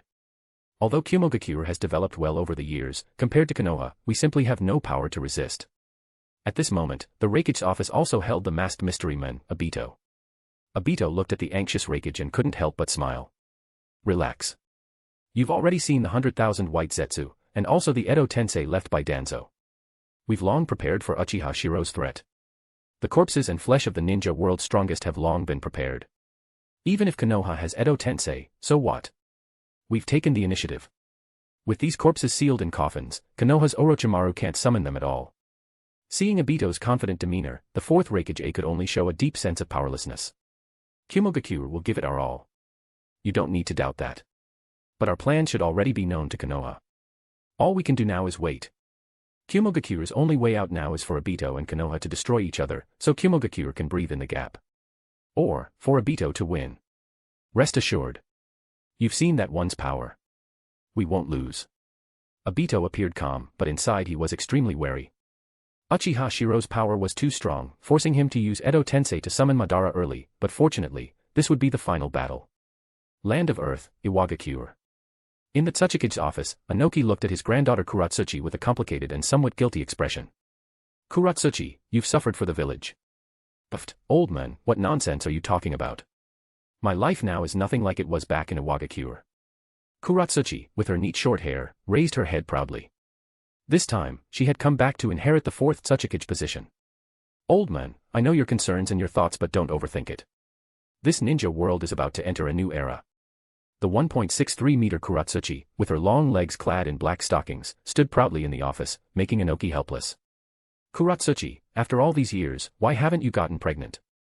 I don't mind you taking the Tsuchikage seat, but having a child and not having one are two different things. Good grief, what Inoki worried most about now was his granddaughter. As long as she has a child, Iwagakure would have nothing to worry about. Old man. Kuratsuchi glared fiercely. How could she say it? All these years, she tried everything to get pregnant. But it wasn't just her. According to Tsunade's analysis, their life level was too high, making it extremely difficult to conceive. The ninja world is in turmoil, especially after Konoha directly leaked the information that Kimogakure had allied with a terrifying organization. For a time, the ninja world was in chaos. The next battlefield would be in the Land of Lightning. Compared to the turbulent ninja world, in Konoha, Shirou was not the least bit nervous, living each day as usual. Inside the castle. When Otsutsuki Kagaya appeared, her overwhelming aura made everyone uncomfortable. At first, Mikoto and Tsunade frowned, suspecting her. But after spending some time together, they realized the seemingly noble and arrogant woman was so simple-minded it left them speechless. Sister Kagaya, your outfit is the prettiest. Really? Of course. I tailored it just for you, Sister Kagaya. Kushina, looking proud, patted her chest. She liked Kagaya's pure character the most, and they'd become especially close recently. Underneath Kagaya's revealing white palace dress, she wore black full-body stockings. From several places, it was clear she wasn't wearing anything underneath. The purple high heels made Kagaya frown. Strange as they were, she thought the outfit looked good. Kushina's eyes sparkled as she excitedly said. Sister Kagaya, trust me, this outfit is only for the house. Anata-sama likes it the most. Hearing that Shirou liked it, Kagaya nodded slightly. That's good. She only felt closeness toward Shirou, not understanding what love was at all. Sister Kagaya, can you tell me how you feel about Anata-sama? Kushina looked curious, and Kagaya frowned slightly at the question, her naive personality making her completely defenseless. Or perhaps, by nature, thanks to her absolute power, she never had to worry about hidden motives, and so she had this personality. In this world, only he can be with me. I want to give birth to our child. Goodness. This explosive revelation made Kushina even more excited. Kagaya didn't think there was anything wrong with saying that. She nodded as if it were perfectly normal, her eyes full of determination. I don't remember much from before, but I can feel it. Only Shirou-sama and I are equals in this world. Everyone else is an inferior being. If someone else said this, others would be upset, but opposite her was Kushina. She, as the princess of the Uzumaki clan, had been raised to know that people are not equal, so she wasn't bothered. But Kagaya meant inferior in terms of bloodline. My heart tells me that there are powerful enemies in the stars, or rather, a group of enemies that make me feel fear. So I want to be with Shirou-sama and give birth to children with our strong bloodline. Create a powerful clan, so we can resist future enemies. Hearing such a jaw-dropping worldview, Kushina nodded eagerly. Sister Kagaya, your idea is amazing. You want to have so many children. Faced with Kushina's excitement, Kagaya looked confused. Was she wrong to say this? Kushina, isn't it right? To create a strong clan to resist enemies, we have to have lots of children. At least 100, to call it a clan. 100 children. Kushina's eyes widened, looking at the pure, clear-eyed, white-haired woman in front of her. How long would that take? If we all work together to give Shirou-sama children, maybe we can set up a clan quickly. That's true, but your bloodline is too weak. Kagaya and Kushina together, one dares to ask, one dares to answer. Only those two could have such a wild conversation. Sister Kagaya, you smell nice.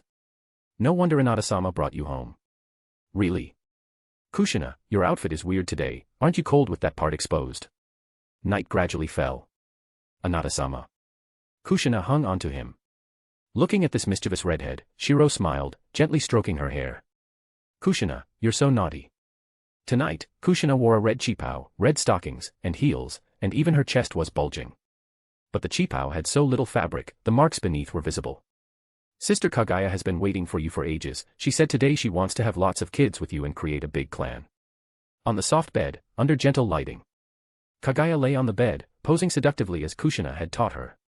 She was extremely enticing, but her clear, innocent white eyes made her seem both pure and alluring. Kagaya. I don't remember the past, but I know enemies will come sooner or later. They terrify me, even your power isn't enough right now. So, if we want to survive, we need to have lots of children, and create our powerful clan, so we can resist the enemies in the future. On the bed, Kagaya spoke as if this was the most normal thing, her clear eyes full of determination.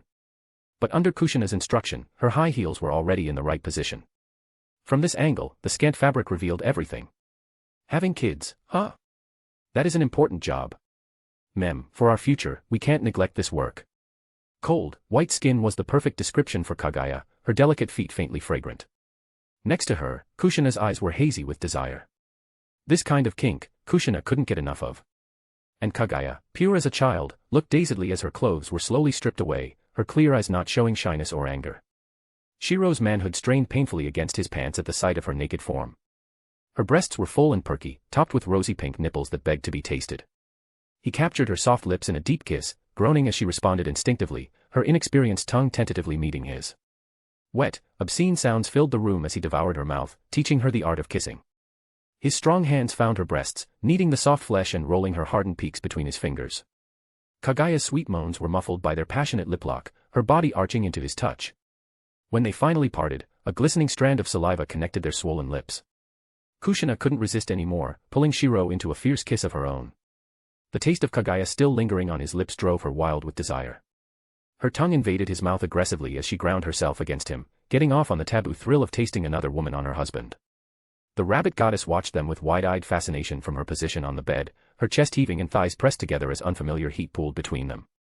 The sight of their passionate exchange awakened something primal within her. Take her first, Kushina purred, her voice thick with arousal. I want to watch you claim this pure goddess, want to see that innocent face twisted in pleasure as you corrupt her completely. Shirou's eyes darkened with lust as he positioned himself between Kagaya's spread thighs, his thick shaft pressing against her untouched entrance. Kushina settled in to watch the show, already touching herself in anticipation of seeing this ethereal being utterly debauched. Kagaya's celestial body trembled as Shirou's thick manhood pressed against her dripping entrance, her pearl-like eyes glazed with a mixture of innocent curiosity and burning desire. On, she cried out sweetly as he slowly pushed inside, her tight walls stretching to accommodate his impressive girth.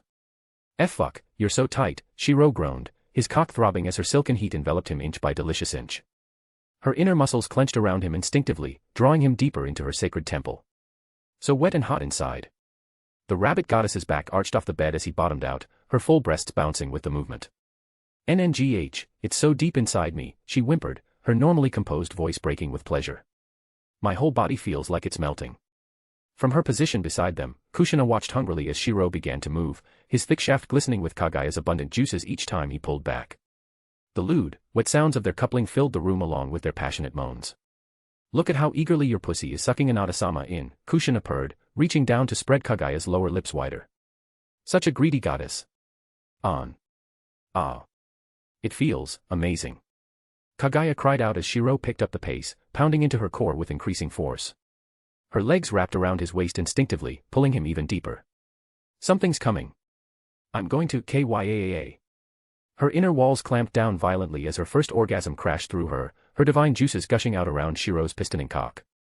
The sight of the normally dignified goddess coming undone so completely drove Kushina wild with desire. Fill her up, she commanded breathlessly, her fingers working frantically between her legs. Paint her insides white with your thick cum. Shirou's rhythm grew erratic as Kagaya's pulsing walls milked his shaft. With a final brutal thrust, he buried himself to the hilt and exploded inside her, flooding her womb with rope after rope of hot seed. The goddess's eyes rolled back in ecstasy as she felt his essence filling her completely. So much, it's so hot inside me, Kagaya moaned weakly, her body twitching with aftershocks as their mixed fluids leaked out around his softening member. Her normally pristine white skin was flushed pink, covered in a sheen of sweat that made her glow even more ethereally. Kushina licked her lips at the erotic sight. My turn next, she purred, already crawling towards them. Kushina's voluptuous body pressed against Kagaya's more delicate form, their breasts squishing together. Their contrasting skin tones, Kushina's sun-kissed flesh against Kagaya's moonlit pallor, created an intoxicating visual that made Shirou throb with renewed desire. Shirou mounted Kushina from behind, his thick shaft spreading her dripping folds in one powerful thrust. Fuck yes. Ram that big cock deep inside me. Kagaya watched with fascination as pleasure contorted Kushina's features, feeling the vibrations of the redhead's moans against her own body. Each of Shirou's powerful thrusts drove Kushina forward, making their sensitive nipples rub together deliciously. Your pussy's absolutely drenched, Shirou growled, gripping Kushina's hips as he pounded into her mercilessly. Getting off on rubbing against our pure goddess like this, aren't you, you naughty woman? Yes. I love it. Kushina's voice was thick with lust as she ground back against him. NGH. Right there. Harder. The rabbit goddess's hands tentatively explored Kushina's body, trailing over her curved spine and gripping her bouncing breasts. Each touch made the redhead shudder and clench tighter around Shirou's pistoning shaft. That's it, touch me more, Kushina encouraged breathlessly. Play with my tits while Anata-sama fucks me senseless. On. I'm getting close already. The lewd squelching sounds of their coupling mixed with their passionate moans. Shirou's pace grew more frantic as he felt Kushina's inner walls beginning to flutter around him. Gonna come, he grunted, driving into her with bruising force. Want it deep inside you. Fill me up. Kushina screamed and arched her back. Pump that hot cum into my greedy pussy. I'm coming. Her whole body convulsed as her orgasm hit, her tight channel milking Shirou's cock desperately. He slammed into the hilt with a roar, flooding her with thick ropes of his essence. Kushina collapsed against Kagaya's soft body, both women panting heavily as their mixed fluids leaked down her trembling thighs. My turn again, Kagaya whispered shyly, spreading her legs invitingly. Shirou's thick shaft glistened with their combined juices as he alternated between the two beauties spread before him. He groaned deeply as he plunged into Kagaya's tight heat, her divine walls clenching around him desperately. On. So deep, the goddess cried out, her back arching off the bed as he hit her deepest spots. After several powerful thrusts that had Kagaya seeing stars, he pulled out and immediately drove into Kushina's dripping entrance. Yes, the redhead moaned wantonly, pushing back against him. Give it to me hard. The contrast between their bodies drove him wild, Kagaya's tight, silken channel gripping him like a vice, while Kushina's experienced walls massaged his length perfectly. He established a rhythm, pounding into each of them for a few minutes before switching. Your pussy feels amazing, he growled as he slammed into Kagaya again, making her full breasts bounce with each thrust. So hot and tight around my cock. More. Please, more, the goddess begged, her normally dignified voice breaking with pleasure. Her pearl-like eyes rolled back as another orgasm approached. Pulling out just before she peaked, he thrust deep into Kushina's waiting core. That's it, fuck me raw, she demanded, her inner walls already fluttering around him. Hours passed in a blur of pleasure as he continued alternating between them. The room was filled with their passionate cries, the wet sounds of their coupling, and the heavy scent of sex. Both women lost count of their orgasms as Shirou claimed them again and again. Gonna come, he finally announced, his rhythm growing erratic. Where do you want it? Inside, they cried in unison, both spreading their legs wider in invitation. With a primal growl, he buried himself to the hilt in Kagaya's divine pussy, flooding her with the first few ropes of his hot seed before quickly pulling out and finishing inside Kushina's eager depths. Both women moaned in ecstasy as they felt his essence filling them completely. They collapsed in a tangled heap of sweaty limbs, all three panting heavily as their mixed fluids leaked onto the sheets. But despite hours of vigorous activity, Shirou's manhood was already beginning to stir again at the erotic sight before him. In the castle's underground laboratory, while Shirou was having fun with a goddess and a princess in the bedroom, Tsunade was shocked. Sister Tsunade, what did you find? Mikoto looked confused, she'd never seen Tsunade so shaken. As data reports and machine beeps continued, Tsunade's pupils dilated, finally exclaiming. How can this be? Did a true god appear in ninja history? From Kagaya's cell analysis, not only their terrifying power but more importantly. Senju, Uchiha, Hyuga, Kagaya, all the bloodlines we've studied as descendants of the Sage of Six Paths are in her body, and even older. At this point, Tsunade could barely contain her shock, muttering to herself. An husband and Kagaya's bodies, so similar, yet different, both nearly immortal. They're basically gods. There was one thing Tsunade didn't dare say, her research with Orochimaru into the secrets of bloodline inheritance in the ninja world seemed to have found its source. It seemed the origin of all bloodlines was her. Did husband really bring back a god from the moon? Thinking of this, Tsunade and Mikoto exchanged glances, realizing Kushina had been the one keeping Kagaya company these past few days. Chapter 373, Naruto, I am Uchiha Shirou, 373, R18. Konoha. Inside the castle, as the maid set a sumptuous lunch on the table, laughter from Kushina echoed around the dining table. I'm so hungry, my stomach shrunk a whole size. Finally, time to eat. Sister Tsunade. Sister Mikoto. What's with you two today? Hurry up and eat. At the end of the long table, Tsunade and Mikoto looked a little stiff, but still managed a forced nod. Meanwhile, Kagaya, this woman, sat at the head of the table. The usually proud and haughty pair felt oddly unsettled at this moment. Not only were they not angry, but they seemed distracted, secretly glancing at Kagaya over and over. Kagaya, how's the food? It's all right. But usually, just some water is fine for me. I like this fruit, the rest I won't eat.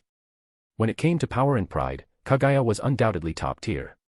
But in terms of cunning, everyone present was sharper than her.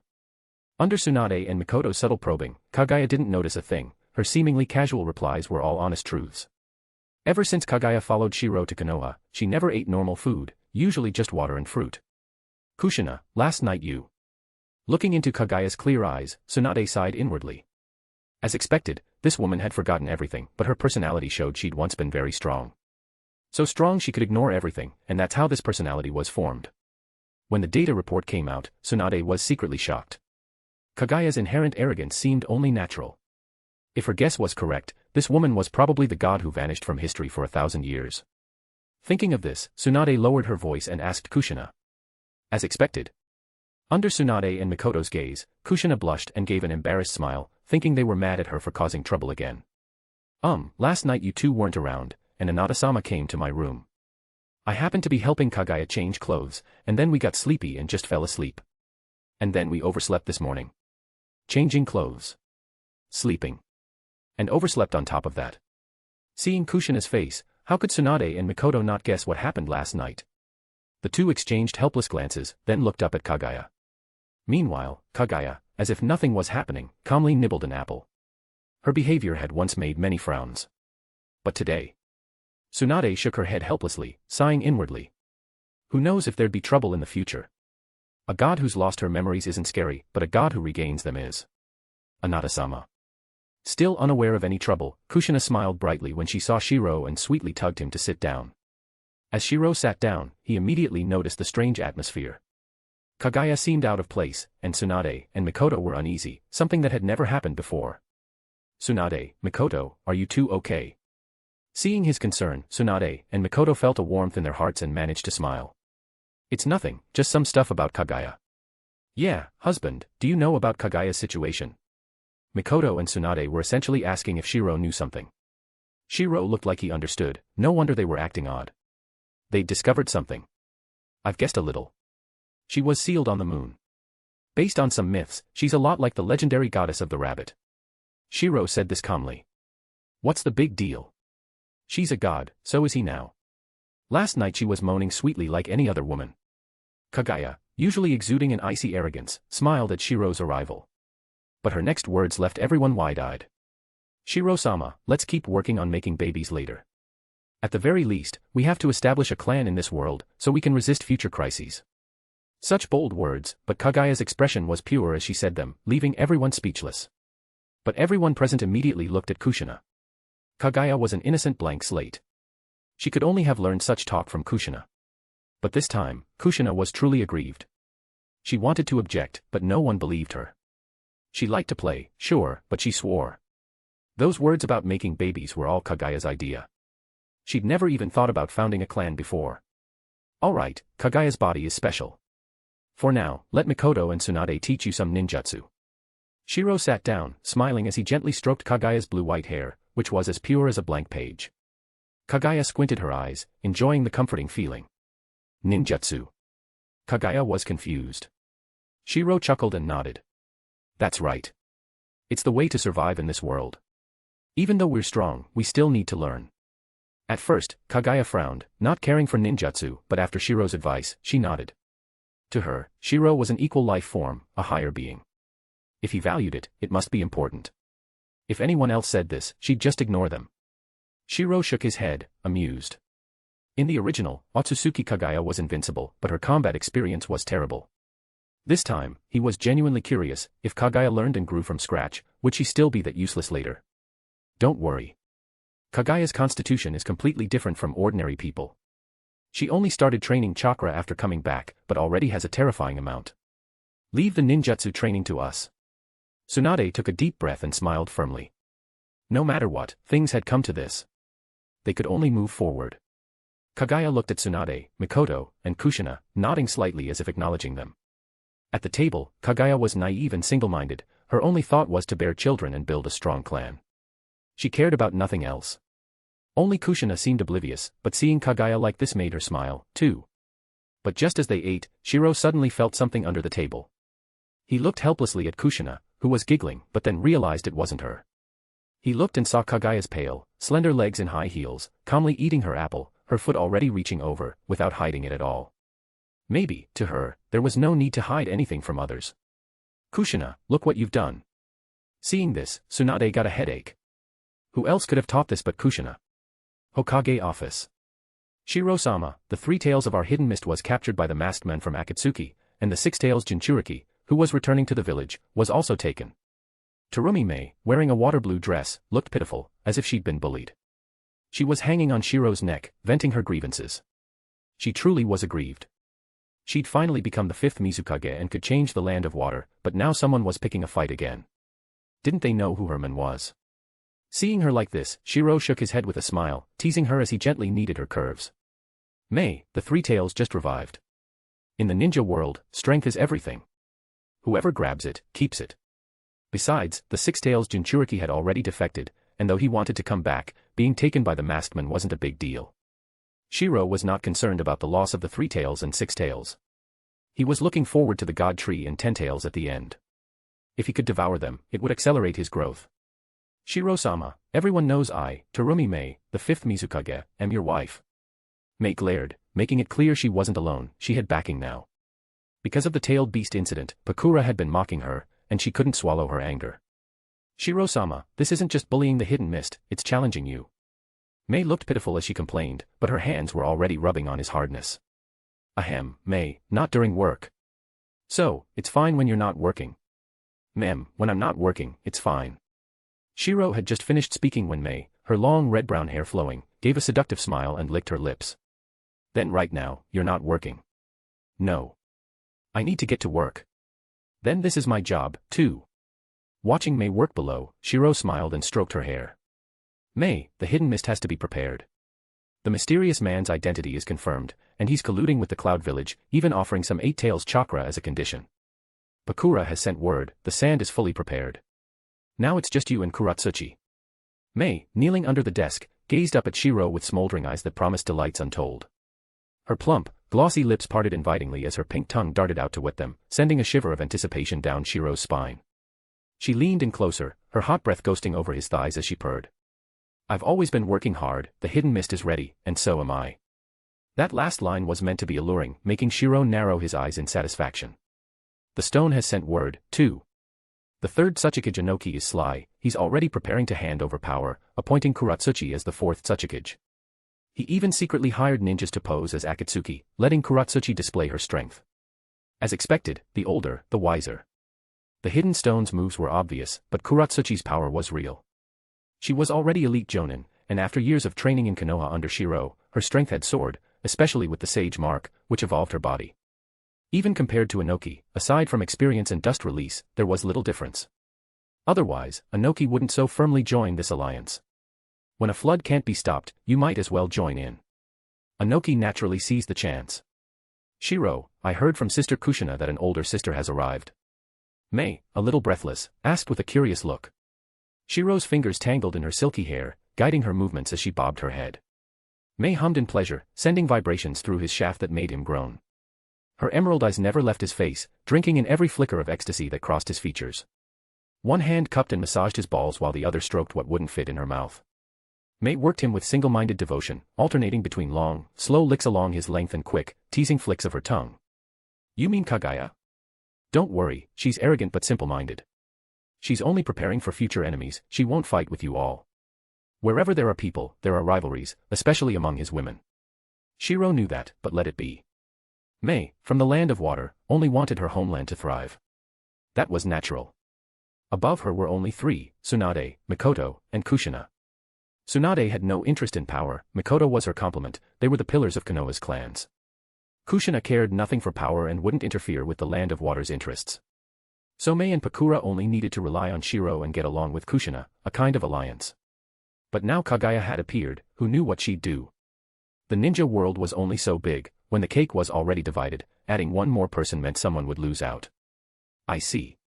Hearing Shirou's explanation, she pulled off with a whip pop, pumping him with her hand as she replied breathlessly. Shiro-sama, I have some selfish motives, but it's for the land of water, too, it helps you, too. Shiro nodded, showing understanding. Don't worry, I understand.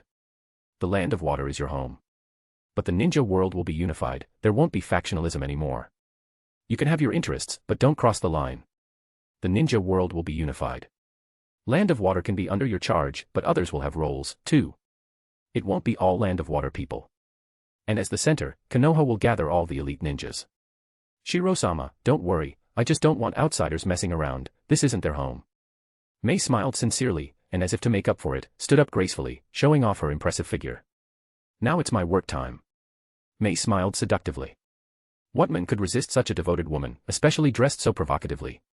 Under her blue dress, sheer stockings, and nothing else. Mei straddled Shiro's lap, her eyes blazing with unbridled lust.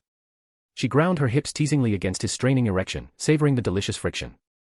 Shiro's hands roamed her curves hungrily, cupping and kneading her full breasts through the thin fabric of her top. I need you inside me, Mei purred, capturing his lips in a searing kiss. Their tongues danced and dueled as she slowly sank down onto his throbbing length. Both gasped at the exquisite sensation of becoming one.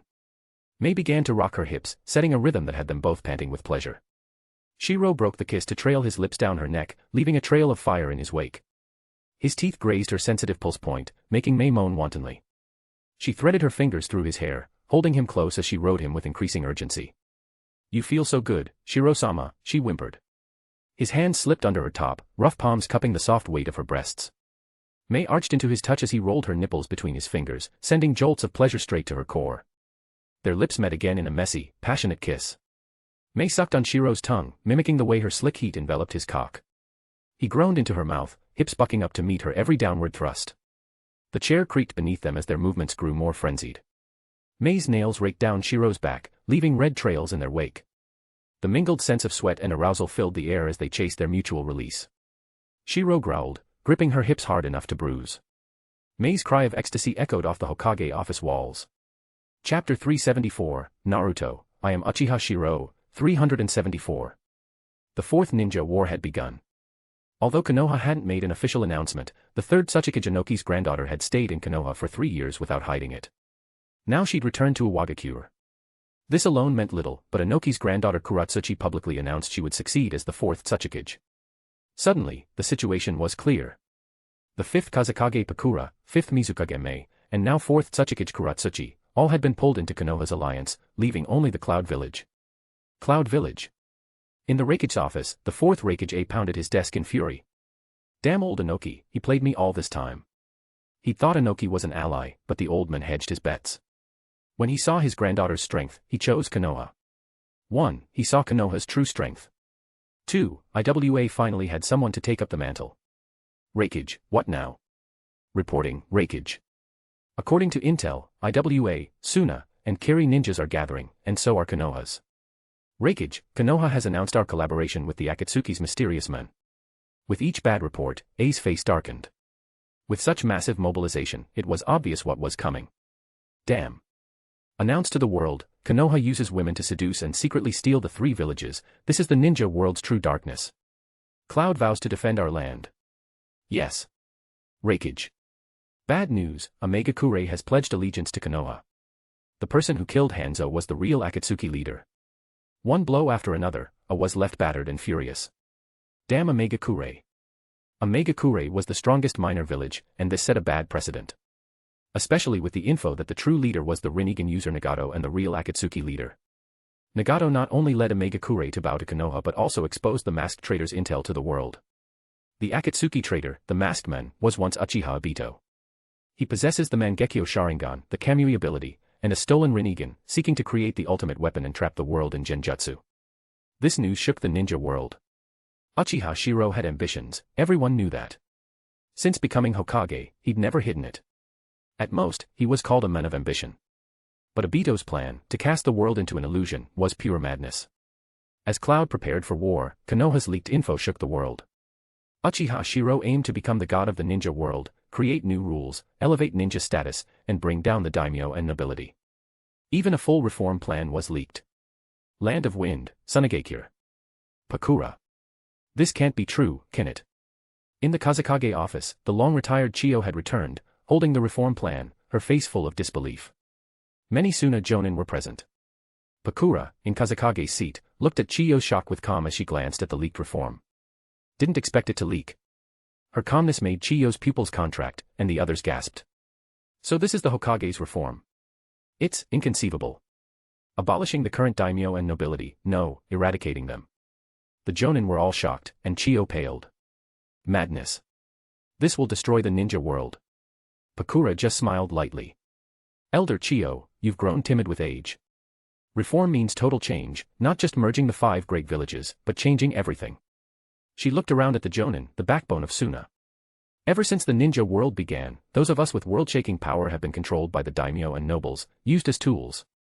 Now, Lord Shirou's will of fire will ignite the world. We're here at the perfect time. Ninja will become the true masters of the land. Chiyo trembled, pointing at Pakura. You're mad. Don't you see this will destroy the world?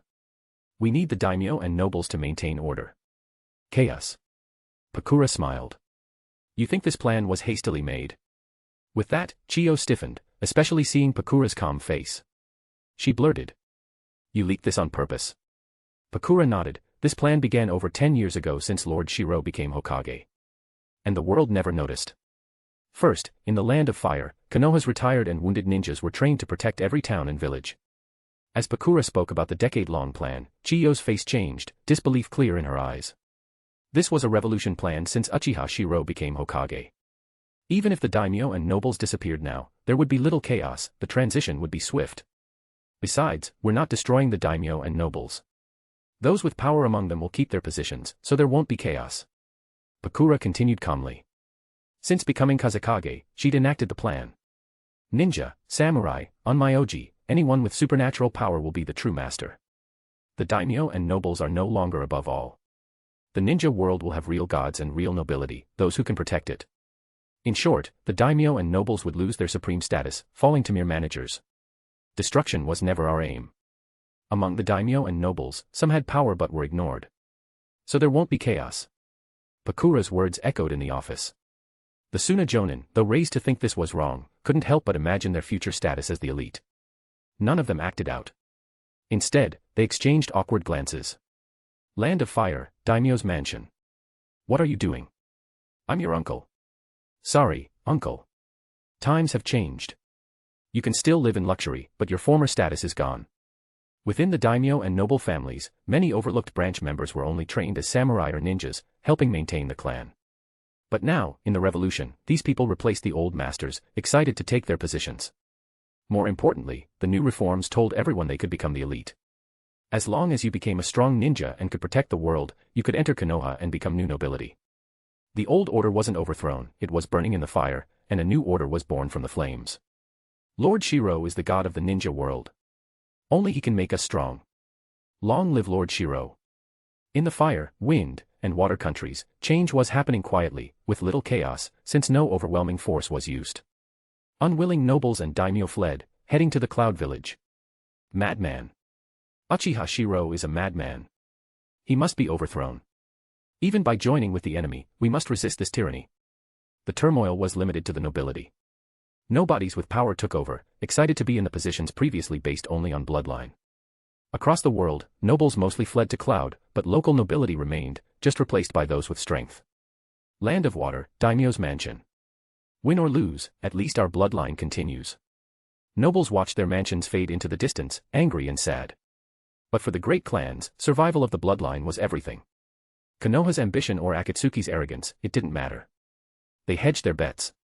The daimyo of fire, wind, and water were all replaced by powerful clans. Land of Earth, Iwagakure. Hey, old man, why are you in a daze? Kuratsuchi, now wearing the 4th Tsuchiki's hat, called out as Inoki sighed. Uchiha Shirou is even more terrifying than Madara. His methods are way beyond Madara's. To Inoki, Shirou had always been another Madara. But now he saw an even greater Uchiha.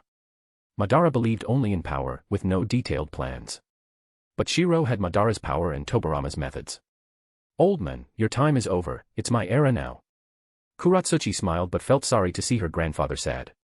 But she had to do it, it was Iwa's best choice. Inoki sighed. Yeah, my time is gone. I can't understand this era, it's even crazier than when the villages were founded. From IWA, one could see many angry nobles fleeing toward the land of lightning. They'd lost their high status, and their resentment drove them on. What a plan, letting them go reduces upheaval to a minimum. Some families are even hedging their bets. Inoki shuddered. Shirou's Will of Fire was a grand scheme. Now, resistance only meant bloodshed. Shirou had all the power. There were only two options, compromise or rivers of blood. But compromise left too much resentment, and the root of chaos was heading to lightning. Shirou's message was clear, he wasn't stopping anyone from leaving. Otherwise, with no way out, many would choose mutual destruction. Old men, get ready. Reform always brings blood, but this will be the least blood possible. Kuratsuchi didn't comment further, she only knew that Shirou's planned future was a world all ninjas would admire. When the will of fire burns across the land, a new era will dawn, the ninja world unified. Kuratsuchi murmured, speaking of a bright new world. Her crisp voice echoed, making Inoki's face full of sorrow. Was his era truly over? As expected, when an era abandons you, it doesn't say goodbye. Peace. Under absolute power, maybe after 100 years, all the old hatred between nations will fade away. Inoki gazed at the village he'd fought for all his life. IWA would still exist, but not like this. He decided for one reason, the news Kuratsuchi brought back. Immortality. The lifespan of a god. If Shirou were just a stronger Madara, Inoki would never have given in. But a god who could live for 1,000 years, he might create a new world. Even Kuratsuchi was evolving under the curse seal, with research showing life itself was evolving. Chapter 375, Naruto, I am Uchiha Shirou, 375. Cloud Village. With the turmoil across the ninja world, countless daimyo and nobles have poured their power into Cloud Village, strengthening it significantly. Today, on Turtle Island, the village's most secret base, an extraordinary gathering is underway. Under rows of seats sit nobles from the great nations of the ninja world, with the daimyos of each nation at the front. Especially noticeable are 5 prominent chairs. The 5 great nations' daimyos are all here. We've already handed all our power over to Cloud Hidden. Uchiha Shirou must be eradicated. The will of fire is pure heresy. How dare he arrogantly try to overthrow a system that has lasted for 1,000 years in the ninja world? Who does he think he is? He's just a powerful ninja. Even the Sage of 6 Paths followed the established order, and now he dares to break it. The will of fire is the greatest heresy the continent has ever seen. Proclaiming himself as a god, he's nothing but a demon. The daimyos bang their tables in rage, especially the 5 great nations' representatives, whose faces are dark with anger. They have all been exiled, lost their countries, lost everything. But in coming to Cloud Hidden, they have also brought their respective military forces. Combined, the military forces of the noble houses, samurai, ninja, and even the rare Onmyoji, number 50,000. Cloud Hidden's ninja number 30,000, plus 100,000 white Zetsu, bringing the total military strength to a terrifying 180,000. This is why these nobles are so indignant, believing they can reclaim the ninja world. Don't worry, we won't let Konoha's evil ambitions succeed. Facing the many daimyos, 4th Raikage appeared resolute. This support was a godsend. All the nobles pinned their hopes on this Raikage of the cloud. The daimyos of earth and lightning countries covered their mouths with fans, their squinting eyes revealing a vicious glint. To protect peace in the ninja world, we 5 great daimyos have decided, after this war, the territories of fire, wind, earth, and water countries will be redistributed. Even now, the daimyos keep making empty promises, stirring excitement among the ninjas who followed them. The Turtle Island Conference is being broadcast live throughout Cloud Hidden via cable. The daimyos denounce the will of fire's evil and make promises to their supporters. Countless ninjas, especially those from the land of lightning with no choice, are overjoyed. Not only in Cloud Hidden but across the ninja world, many screens display this once mysterious meeting of the great daimyos. The world watches in shock. Everyone, the heretics' attempt to overthrow us daimyos is clear as day. As long as the will of fire exists, a sword hangs over all our heads. The lightning daimyo roars at the screen. People of the ninja world. This is no longer just a war between ninja villages, but a war for all humanity. Uchiha Shirou of Konoha is a demon from hell. He will bring unprecedented war. He calls himself a god, but he's a devil. As his angry voice echoed, daimyos from smaller nations also appeared, shouting furiously. When the broadcast ended, the entire ninja world was in turmoil. People realized everything had changed. But what did it matter to them? In a small town in the land of fire, a boy scratched his head watching the speech end. Grandpa, what do the daimyos mean? Are they fake now? His grandfather patted his shoulder. Who cares about daimyos? These nobles' fights only bring us poor people war and hardship. What we need to do is go get free pancakes. Yeah. Grandpa, hurry up and get in line. The mention of pancakes made the boy's stomach growl, while nearby, a ninja supporting the Will of Fire cheered. Just listen to the Will of Fire for a morning, and you can get a pancake with your attendance ticket. Don't worry, the Will of Fire won't bring war, only peace. As long as we farm and develop, Lord Shirou decrees that people of fire, wind, water, and earth countries, all citizens can get a pancake for 1 coin every 3 days, based on census registration, so no one will starve again. Cloud Hidden's move to broadcast Uchiha Shirou's radical new policy to the entire world was a stroke of genius. For well-fed nobles, they might consider the deeper implications, but for the many struggling just to survive, the promise of food was everything. They didn't care what the nobles wanted, they only cared about pancakes every 3 days. To them, this man was their true daimyo, their god. Ninjas, samurai, and outcast rogue ninjas watched as sand, mist, and stone villages pledged loyalty to Konoha and accepted the new order. Their eyes burned with envy. Once outcasts, now, their status had reversed. Sign me up. I want to join the Ninja Alliance and help Lord Shirou bring change. A new world. The Will of Fire will blaze across the continent. Join the Alliance, no longer a despised rogue ninja. The hungry only wanted pancakes, they wouldn't rebel. Those with power, rogue ninja, missing nin, even samurai, longed for legitimacy and eagerly joined the alliance. Thus, the strong joined up, the hungry chased after food, and only a handful remained to even think of causing trouble. Meanwhile, in the vast underground palace on Turtle Island, when the broadcast ended, the daimyo's true malicious faces emerged. There can be no more Uchiha in the ninja world, not even Senju or other bloodline clans. Yes.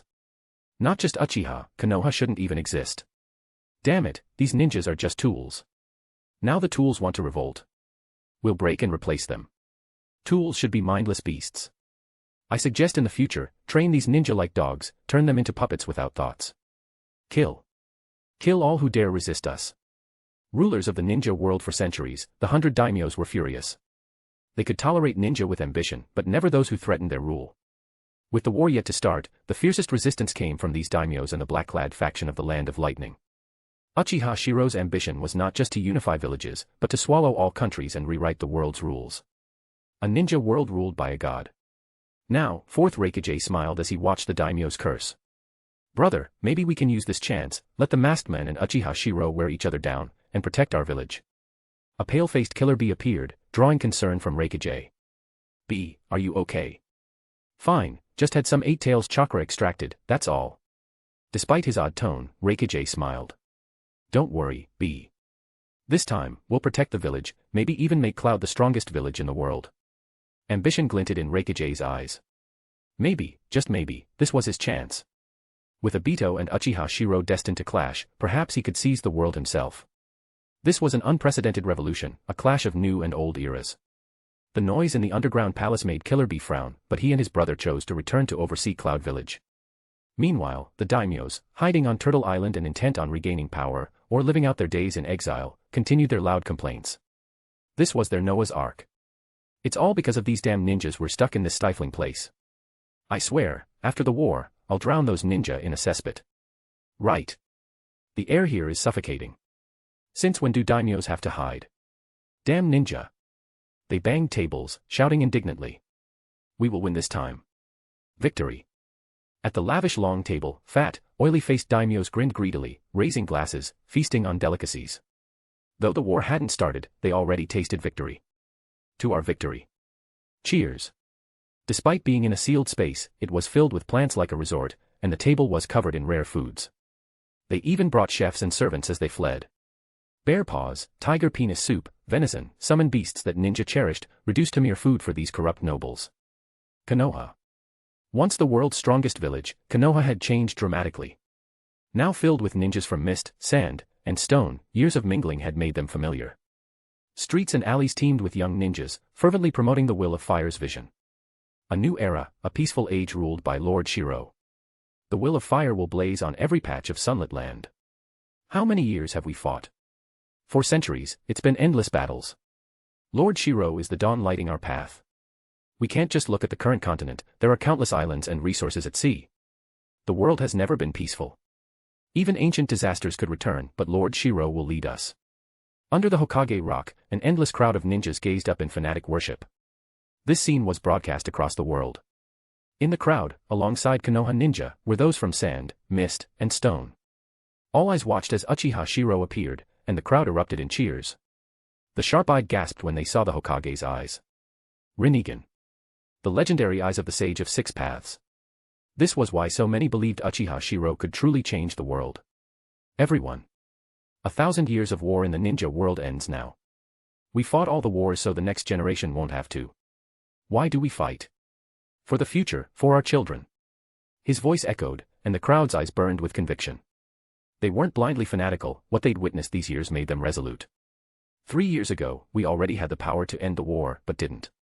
Why? Because too many didn't believe. Shirou raised his hand high, pointing outward. In these years, the bloodline clans of Whirlpool and Water, and the Ninja of Wind, you've all seen for yourselves the peace brought by absolute power. I admit there may be unfairness, but wasn't it the same a century ago when warring clans with ancient grudges united to form the ninja villages? We became one family. But the villages only took half a step. 100 years of war proves they failed, but it also shows us the way. Under countless adoring eyes, Shirou loudly proclaimed. Now I am here. I will lead you to complete the mission left unfinished by our ancestors, a unified world without war or chaos. I swear. I, Uchiha Shirou, will lead you in the fight for peace. Victory. With a single excited shout, the entire crowd erupted in wild celebration. Victory. The shout thundered in Konoha, and the broadcast spread the message of peace to every nation. Chapter 376, Naruto, I am Uchiha Shirou, 376. Konoha. With the mighty ninja allied forces marching out, the gates of Konoha saw a spectacle never before witnessed since the village's founding. A black sea of ninja, 1,000 strong, left in organized formations under their elite jonin captains. Inside the castle. War, huh? Watching the countless ninjas outside, Kaguya frowned slightly, she hated war. Kaguya, do you see? This is our kingdom. Shirou looked at Kaguya with admiration. In just a month, she had made remarkable progress, even with her former power sealed. Kaguya, you were born with immense chakra. The Raise-Non and Shadow Clone techniques suit you well. I believe in your abilities. He shook his head, recalling how the progenitor of chakra was sealed by plot armor. But now, things were different.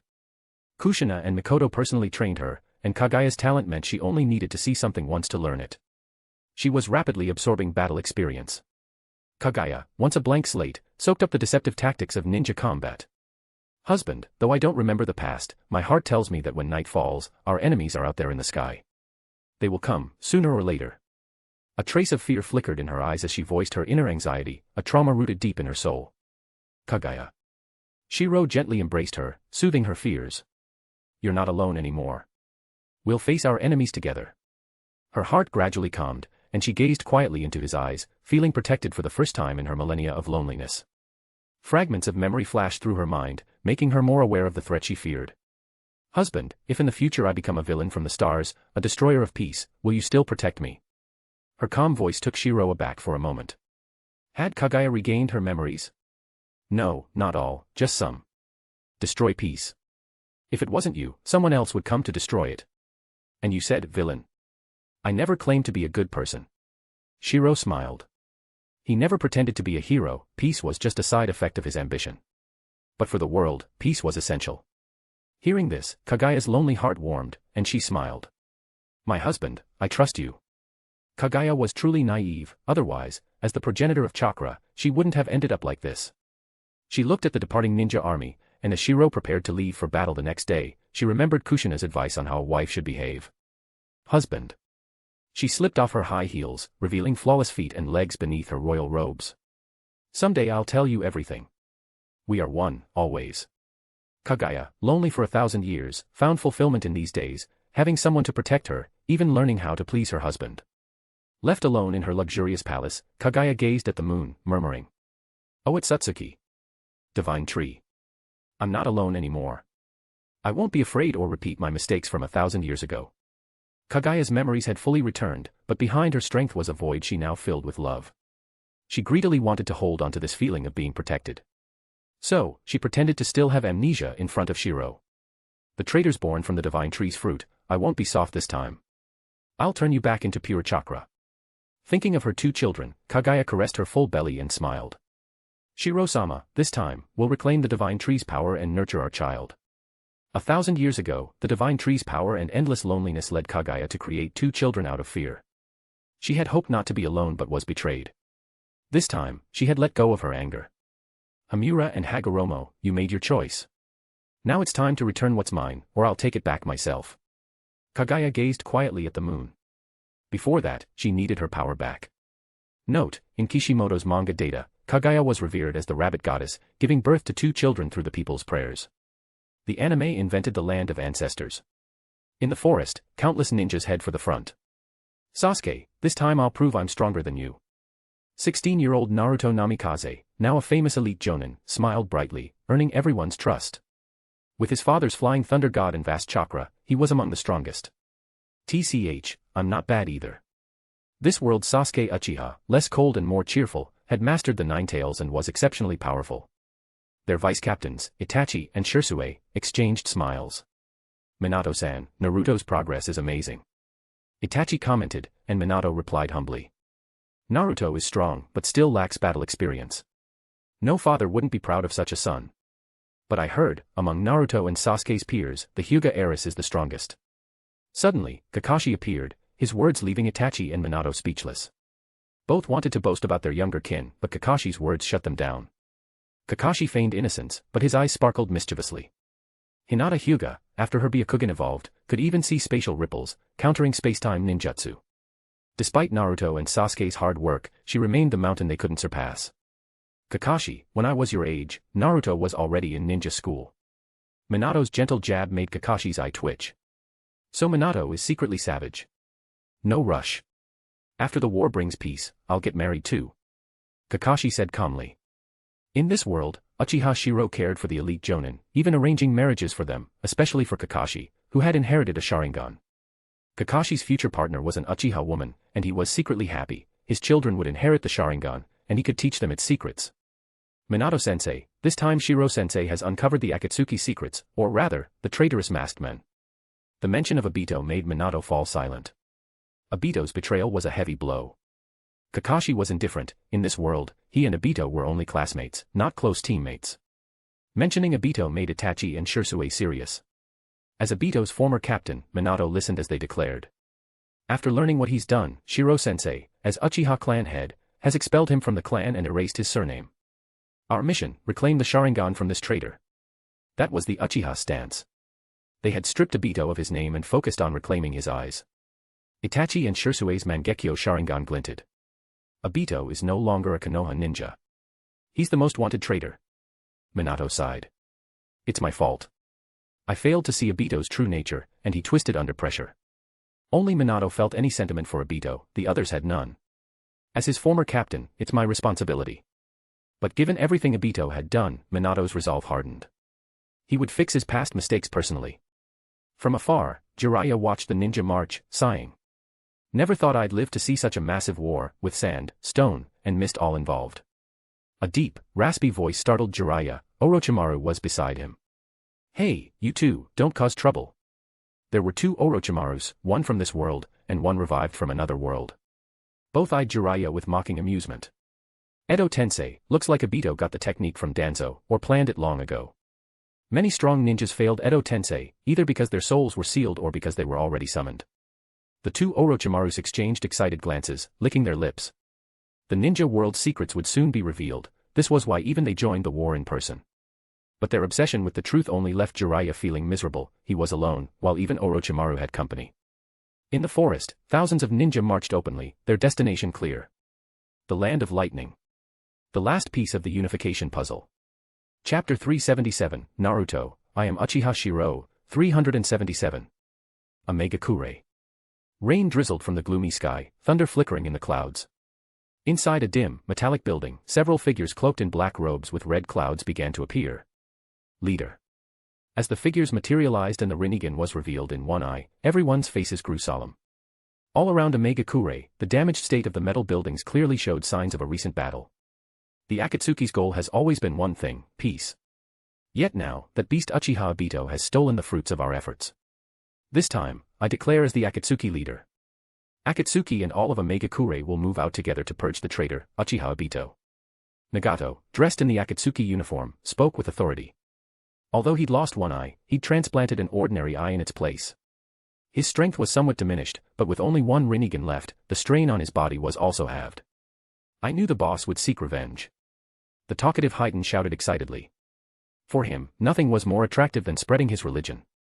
Especially after reading Uchiha Shirou's writings about religion over the years, even he had become addicted.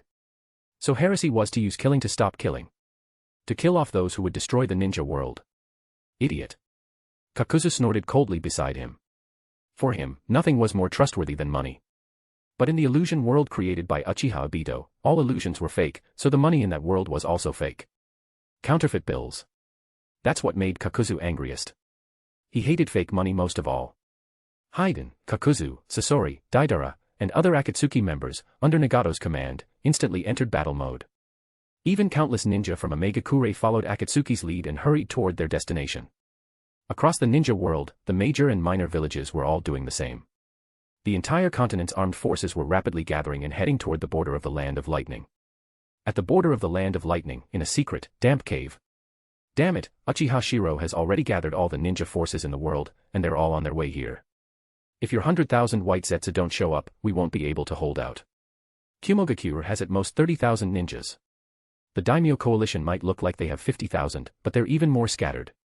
The fourth Raikage, A, spoke angrily about the tense situation, hinting he still wanted to preserve his strength. But of course, Obito could see through this little calculation. He sneered, his eyes, one Sharingan, one Rinnegan, giving off an eerie look. Relax. I'm just preparing a big present for Uchiha Shirou. Inside the damp cave, rows upon rows of wooden coffins stood, numbering in the hundreds. All the ninjas worth Obito using Edo Tensei on were at least elite jonin, even many Kage-level veterans from centuries of war. You'd better. I was stifled and frustrated. If he could win a fight, he'd have started one by now. At this moment, both Raikage A and the elite of the Land of Lightning felt an unprecedented hatred and fear toward the Sharingan. At the border between the Land of Lightning and the Land of Frost, the Kumogakure ninja and the daimyo coalition camped in the rocky desert next to the sea. At the same time, the ninja armies of fire, wind, water, and earth, most of the world's remaining power, were pouring into this area. The commanders were 5th Kazekage Pakura, 5th Mizukage Meitarumi, 4th Tsuchikage Kuratsuchi, and Konoha's 4th Hokage, Uchiha Shirou. The mighty ninja coalition assembled. Konoha alone had nearly 50,000 ninjas, and the combined numbers from Iwagakure, Kirigakure, and Sunagakure were also close to 50,000. 100,000 ninjas massed in the desert rocks. If they broke through here, they could march straight into the Land of Lightning and crush the last resistance. Inside the camp. What? You want me and Sasuke to take this mission? But we've just arrived on the front lines, they need us here. Naruto and Sasuke looked puzzled that, at such a critical moment, they were being sent elsewhere. Kakashi, who had come to notify them, just smiled and shook his head. Not just you two. It should be all of Team 7. At that moment, Suigetsu, following Kakashi, spoke up, and me, too. Suigetsu grinned, revealing sharp teeth, as Kakashi handed them the mission scroll. Naruto can use Flying Thunder God, Suigetsu is best at fighting on water, and Sasuke is the strongest overall. No one's more suitable than you three. Your mission is to go to sea. According to intel, the world's largest remaining resistance group is hiding on Kimogakure's most mysterious, Turtle Island. As Kakashi explained, Naruto and Sasuke finally understood the importance of their mission. Shiro-sensei's will of fire is for peace, while those people are just greedy for their gain. Don't worry, Kakashi-sensei. We'll complete this mission. Naruto confidently patted his chest, already considering another possibility. Sasuke snorted in dissatisfaction but finally nodded, muttering. Kakashi-sensei, you just want to protect me, the Nine-Tails Jinchuriki. I get it. Kakashi simply nodded calmly. Sasuke was also a Jinchuriki for half the Nine-Tails, a fact that couldn't be hidden from those with keen eyes.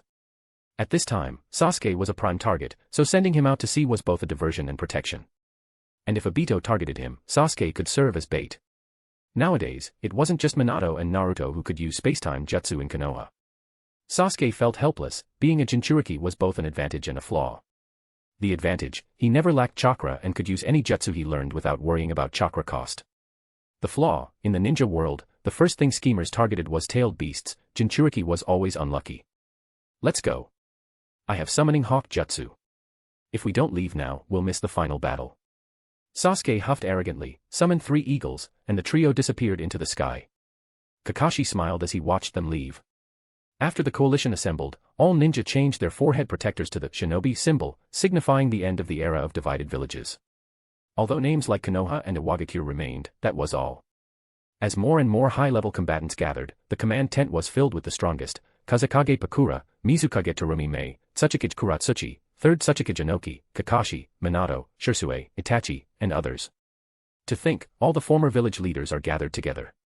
Inoki, who had seen the founding of the villages and now witnessed the world's upheaval, felt deeply moved as a new era was about to begin. Among them was also Amagekyu's leader, Nagato, head of Akatsuki. "Hey, old man, this isn't the time to get sentimental," Kuratsuchi joked, and the tent was filled with a sense of excitement. This war was the largest in history, they all wanted to leave their mark. Ninjas were people too, with ambitions. Previous wars were just about scraps, but this time, it was different. This was also due to Uchiha Shirou's policies. Konoha had made its people proud of their history, and anyone who contributed to the new era would be recorded in the history books and remembered for 1,000 years. Such fame was irresistible. "Alright, since we're all here, we know most of the enemy's tactics and capabilities, although they may have hidden tricks." Tsunade was the first to speak, her gaze calm as she began the briefing. Based on Orochimaru's research on Edo Tensei, Obito has been preparing for a long time. The battlefield will surely see countless powerful ninjas from the past. Intelligence should compile a list of all strong ninjas from every village to prepare for them. Mei Terumi nodded in agreement. Good idea. Konoha ninjas are mostly fire jutsu users, sand ninja wind, so this is our best battlefield. But many ninjas from other villages are still unfamiliar with each other. Years of close cooperation among Konoha, Karigakure, and Sunagakure had made them well coordinated. This mainly referred to the smaller villages and Iwagakure, which joined last. Seeing Kuratsuchi's embarrassment, the cunning Inoki spoke up. "Perfect.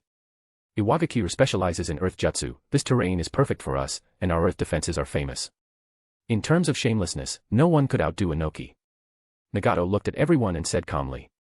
"Obito is a traitor from Akatsuki. Most Akatsuki members aren't used to large-scale battles, and Omegakure has few ninjas. We're willing to split up and join Konoha to speed up integration." Indeed, Nagato was the strongest driving force for peace. This place is near the sea, making it a paradise for water-style and especially mist ninja. Mei Terumi studied the map, and everyone's expression grew serious. They all prepared for what might be the ninja world's final war. Meanwhile, Uchiha Shirou wasn't at the front, but in a certain cave. Of course, both versions of Obito are in the same secret base. Shirou smirked, looking at the cave with a giant skeleton outside. This was Obito's secret base, the same one in the original story where he brought Sasuke to swap eyes. "Lord Shirou, there are only a few spare Sharingan and a frozen female corpse in the cave," reported Hikari after searching. Shirou was speechless. It was easy to forget that this world's Obito was broke. With the Uchiha clan still alive, there was no wall of Sharingan. All the secret jutsu scrolls, precious ninja tools, and the Uchiha fen left by Madara had gone to Shirou, not Obito. In other words, compared to the other universe, this Obito was a pauper. Shirou smiled at Hikari, gently ruffling her hair. "This frozen corpse is already the greatest gift. I think that bastard will love it. And Hikari, I think you'll give Madara a big surprise on the battlefield." Thinking of Hikari versus Madara, Shirou got excited. "Lord Shirou." Hikari narrowed her eyes in delight. Outside, atop the skeleton, Kaguya stood calmly, watching. Only when Shirou and Hikari appeared did she smile. "Husband." Kaguya followed him, observing the changes in the ninja world. Back in the land of lightning, Obito, hiding in the damp cave, suddenly felt his seal break and grew enraged. "Rin. Damn it. It must be Uchiha Shirou, I won't let you get away with this." His Kamui space was his strongest weapon, he couldn't store Rin there, or if a fire jutsu got in, she'd be instantly burned. He never expected Shirou would reveal his identity, strip him of the Uchiha name, and, most importantly, touch Rin, his greatest sore spot. Chapter 378, Naruto, I am Uchiha Shirou, 378. Border of the Land of Lightning. The wind and sand swept across, and the land was barren, with only rocks standing tall amidst the dust. Beneath the yellow sand, black dots suddenly appeared in the distance, kicking up a trail of dust as they sped across the desert. Report. An extremely terrifying chakra has been detected ahead. A hidden sensory ninja in the distance suddenly sensed this overwhelming chakra, exclaiming in shock and firing a signal flare. As the dust swirled in the desert, 5 figures appeared on the battlefield. TCH, how infuriating. I didn't expect there were still such deadly jutsu in the ninja world. Although it's frustrating, it seems there's nothing we can do right now. The 5 figures were, 3rd Reikage, 2nd Mizukage Gungetsu Hozuki, 4th Kazekage Raza, 2nd Tsuchikage and Hanzo the Salamander. There are people ahead. At that moment, the 5 stopped, squinting into the distance as the sandstorm cleared to reveal silhouettes. Is this the same uniform as the despicable person manipulating us? No, based on previous intel, it should be a certain organization. The one manipulating us betrayed that organization. As the 5 discussed, the sandstorm faded, revealing 5 Akatsuki members clad in black cloaks with red clouds. They were the leader Rinnegan Nagato, the immortal duo Kakuzu and Haiden, and the art duo Deidara and Sasori. Heh, can't believe I get to see the 4th Kazekage. 3rd Kazekage versus 4th Kazekage, now that's going to be interesting. Sasori's raspy voice sounded as he summoned the 3rd Kazekage puppet. Meanwhile, Deidara shouted excitedly. Art is an explosion. Today, I'll show the allied ninja forces my moment of artistic transcendence. Deidara saw the densely packed ninjas beyond the desert, cloud ninjas from Kimogakure, alongside hordes of white Setsu. Behind them, the allied shinobi forces from all over the ninja world gathered. I wonder if reanimated corpses can be exchanged for money. Kakuzu's olive green eyes glinted greedily at the 5 highly bountied figures in the distance. Lord Jashin. Haiden cheered, thrilled to finally offer up sacrifices to Lord Jashin again. As the Akatsuki members revealed their twisted natures, leader Nagato slowly raised his head, exposing his Rinnegan, and stared coldly at the distant enemy, saying, "Feel the pain of the world." The Akatsuki is going all out. This time, leader Nagato himself is leading. At the border, the vanguard ninja armies of both sides had already begun clashing. At the same time, battles erupted on the distant sea as well. Countless white Zetsu clones were landing on the coast. The fuse of the 4th Great Ninja War had been lit. As friction broke out at the border, 3 falcons soared swiftly over the vast ocean. When is this going to end? It's been ages, nothing but ocean everywhere. In the sea breeze, Suigetsu gulped from his water bottle before launching into another round of bored chatter. Along the way, Naruto and Sasuke were both speechless, tired of Suigetsu's endless rambling. Suigetsu, shut up. In unison, Sasuke and Naruto rubbed their temples and helplessly stopped Suigetsu from complaining again. Turtle Island is a constantly moving island, and the intel we got was already a month old. That's why we've been searching this vast sea. Sasuke explained the situation, a bit helpless, not because they weren't fast, but because the target kept moving. Sasuke, the front lines are already at war, and we're stuck searching for this turtle island out in the endless ocean. Suigetsu started complaining again, and Naruto couldn't help but sigh. They'd been circling the sea for days. Sasuke. Suddenly, Naruto seemed to spot something and shouted in surprise. At the same time, Sasuke also saw it, a smile appearing on his face. Looks like we've finally found our target. Where? Where is it? Suigetsu leaped up from the bird's back, excitedly scanning the horizon. On the distant ocean, a massive island was now clearly visible. The island was slowly moving deeper into the sea, protected by hidden barrier ninjutsu and numerous guards. Haha, those bastards, I've finally found you. Suigetsu grinned bloodthirstily, eager to start a massacre. But we must still be careful. Even though most forces have been drawn to the front lines, this place is still the hiding place for the cowardly feudal lords. These people think that even if they lose, they can still enjoy their high status here, hoping for a chance to make a comeback in the future. Sasuke and Naruto understood the thoughts of these noble lords well. The two exchanged glances, both revealing killing intent. Sasuke. Naruto. For revolution, bloodshed is inevitable. Let's work together to sweep away the remnants of the old era once and for all. Sasuke and Naruto exchanged looks, while Suigetsu, once again ignored, twitched at the corner of his eye. Damn it. There's something wrong with you too. Suigetsu shouted, but as the 3 falcons flew above Turtle Island, his ninja instincts made him calm down. Let's sneak in first. No need. The front lines are already at war, no one has time to save these people abandoned by the times. The 3 exchanged glances and jumped down from the sky. On Turtle Island, 2 samurai were on guard outside. Sensing something, they nervously looked up. Not good. Sound the alarm. We're under attack. Moments later, a piercing alarm echoed across Turtle Island, shocking the drunken, pleasure-seeking lords and nobles in the underground palace awake. What's going on? Enemy attack. We're under attack. Quick, kill the intruders. Make the island flee into the deep ocean at full speed.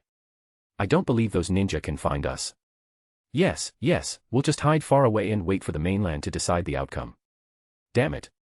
We're noble lords. I don't want to die, woo-woo. The hereditary, high and mighty nobles and lords were thrown into chaos. Some panicked, others wept, unwilling to leave their decadent lives, some stubbornly held to their last bit of dignity, preparing for a final stand. Some, in the confusion, secretly instructed guards to prepare their escape, believing as long as they survived, their noble lineage would live on, and revenge would come one day. The loyal guards fought to protect them, never seeing the ugly faces of those they served. Outside the underground palace gate, after a fierce clash, all fell silent. As the huge stone door was pushed open, a bloodied hand appeared on its surface. And no. For the will of the samurai, I cannot let you. A loyal guard, covered in blood and mortally wounded, still blocked the final defense line. Sasuke. Naruto looked at the loyal samurai with admiration. The man's pupils were dilated, consciousness gone, only sheer will keeping him upright. Let's go. This is his way of the ninja. We can respect it, but we must stick to our path. Sasuke nodded firmly, holding an adamantine staff, a transformation of Enma, directly smashing through the last stone door. Only the samurai's dying body remained outside, standing guard even in death as if still protecting the important ones inside. The adamantine staff, after the Sarutobi clan defected in this world, the Enma were taken in by Konoha and became the Uchiha clan's summoning beast. Especially this world's Sasuke, being the Nine-Tails Jinchuriki, possessed not only immense chakra but also incredible physical strength, wielding the staff with great skill. Inside the underground palace, all was in ruins. Only terrified servants and maids remained, the lords and nobles had already disappeared. In the Great Hall, as Naruto and Sasuke entered, some determined nobles had chosen to commit seppuku. This was their chosen dignified death, while most others escaped through secret passages. TCH, how foolish, trying to escape by sea. After searching the area, Sasuke snorted in disdain, Naruto smiling and nodding beside him. The sea is Suigetsu's domain anyway. Our mission is done. Yeah, let the big turtle take them back to Konoha. After leaving the palace, Sasuke's Mangekyo Sharingan appeared. The giant turtle's pupils shrank as it fell under a genjutsu. The next moment, Turtle Island changed course, heading toward the land of fire. Meanwhile, the boats fleeing from Turtle Island were met with violent waves. Damn it, what's going on? The sky's clear, so why are the waves so strong? Not good, there's a leak. Ninja. There's a ninja under the sea. Where are our men? Quick, get them all to kill that ninja. The boats rocked violently as, underwater, Suigetsu grinned shark-like and, controlling a school of sharks, devoured the enemy ninjas. The terrifying waves lasted for over half an hour before the sea gradually calmed under the clear sky, only fragments of broken planks floated on the surface, nothing else remained. Meanwhile, on the Ninja World battlefield, both sides were locked in fierce combat. Haha, sacrifices. All are offerings for Lord Jashin. In the yellow sand, Haiden of Akatsuki wore a manic grin, standing on a stone slab, feet planted within a bizarre ritual circle of circles and triangles. Haiden. Other ninjas occasionally threw bloody kunai at him from afar, keeping his twisted smile plastered on his face. Stab, stab. Each time a kunai pierced his body, Haiden grew more excited, pulling them out to lick the blood, then frantically harming himself again. Watching this, Kakashi was speechless, these Akatsuki members together were just outrageous. In the distance, Kakuzu killed eagerly, collecting hearts and targeting bounty-laden ninjas. Above, Deidara rode a white clay bird, yelling excitedly as explosions echoed across the battlefield, his art on display before the entire ninja world. Sasori's 100-puppet technique left the puppet masters of Sunagakure both ashamed and envious. Akatsuki is terrifying, but all their jutsu's flaws are being exposed too. Kakashi nodded to himself, watching as many Kimogakure Jonin suddenly spat blood and died mysteriously on the battlefield. His Mangekyo Sharingan saw everything clearly, some ninjas narrowly escaped Haiden's deadly technique. So if you're far enough away, this bizarre jutsu fails. Kakashi nodded secretly, noticing that after Haiden licked a bloody kunai, the distant ninja only grimaced in pain, but was otherwise unharmed. As expected, all jutsu have flaws. There's no perfect jutsu. That ninja had a sealing bandage, sealing techniques are also a counter to Haiden's jutsu. Worthy of his reputation as a master analyst, Kakashi quickly deduced much about both friend and foe. Haiden's curse technique seemed deadly but was easily countered. If Haiden wasn't within his ritual circle, or if the opponent retreated far enough, the effect broke, sealing jutsu and overwhelming chakra could also nullify it.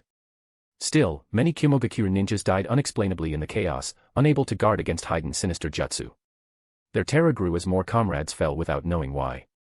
Amidst the screams, Haiden's neck was slick with blood, he'd cut it many times. His initial mad laughter had given way to numbness. Damn it, at this rate my neck will be sliced off. Kakuzu, get over here, damn you. Haiden complained loudly. Suddenly, a gleam flashed by. One of the 7 swords of the mist, Nuabari the sewing needle, stitched up his neck wound. Haiden laughed excitedly again, ready to stab himself in the heart with a kunai. The Fourth Ninja World War had begun. From the very start, terrifying battles broke out, with more than 10 Kuga-level fighters joining the fray.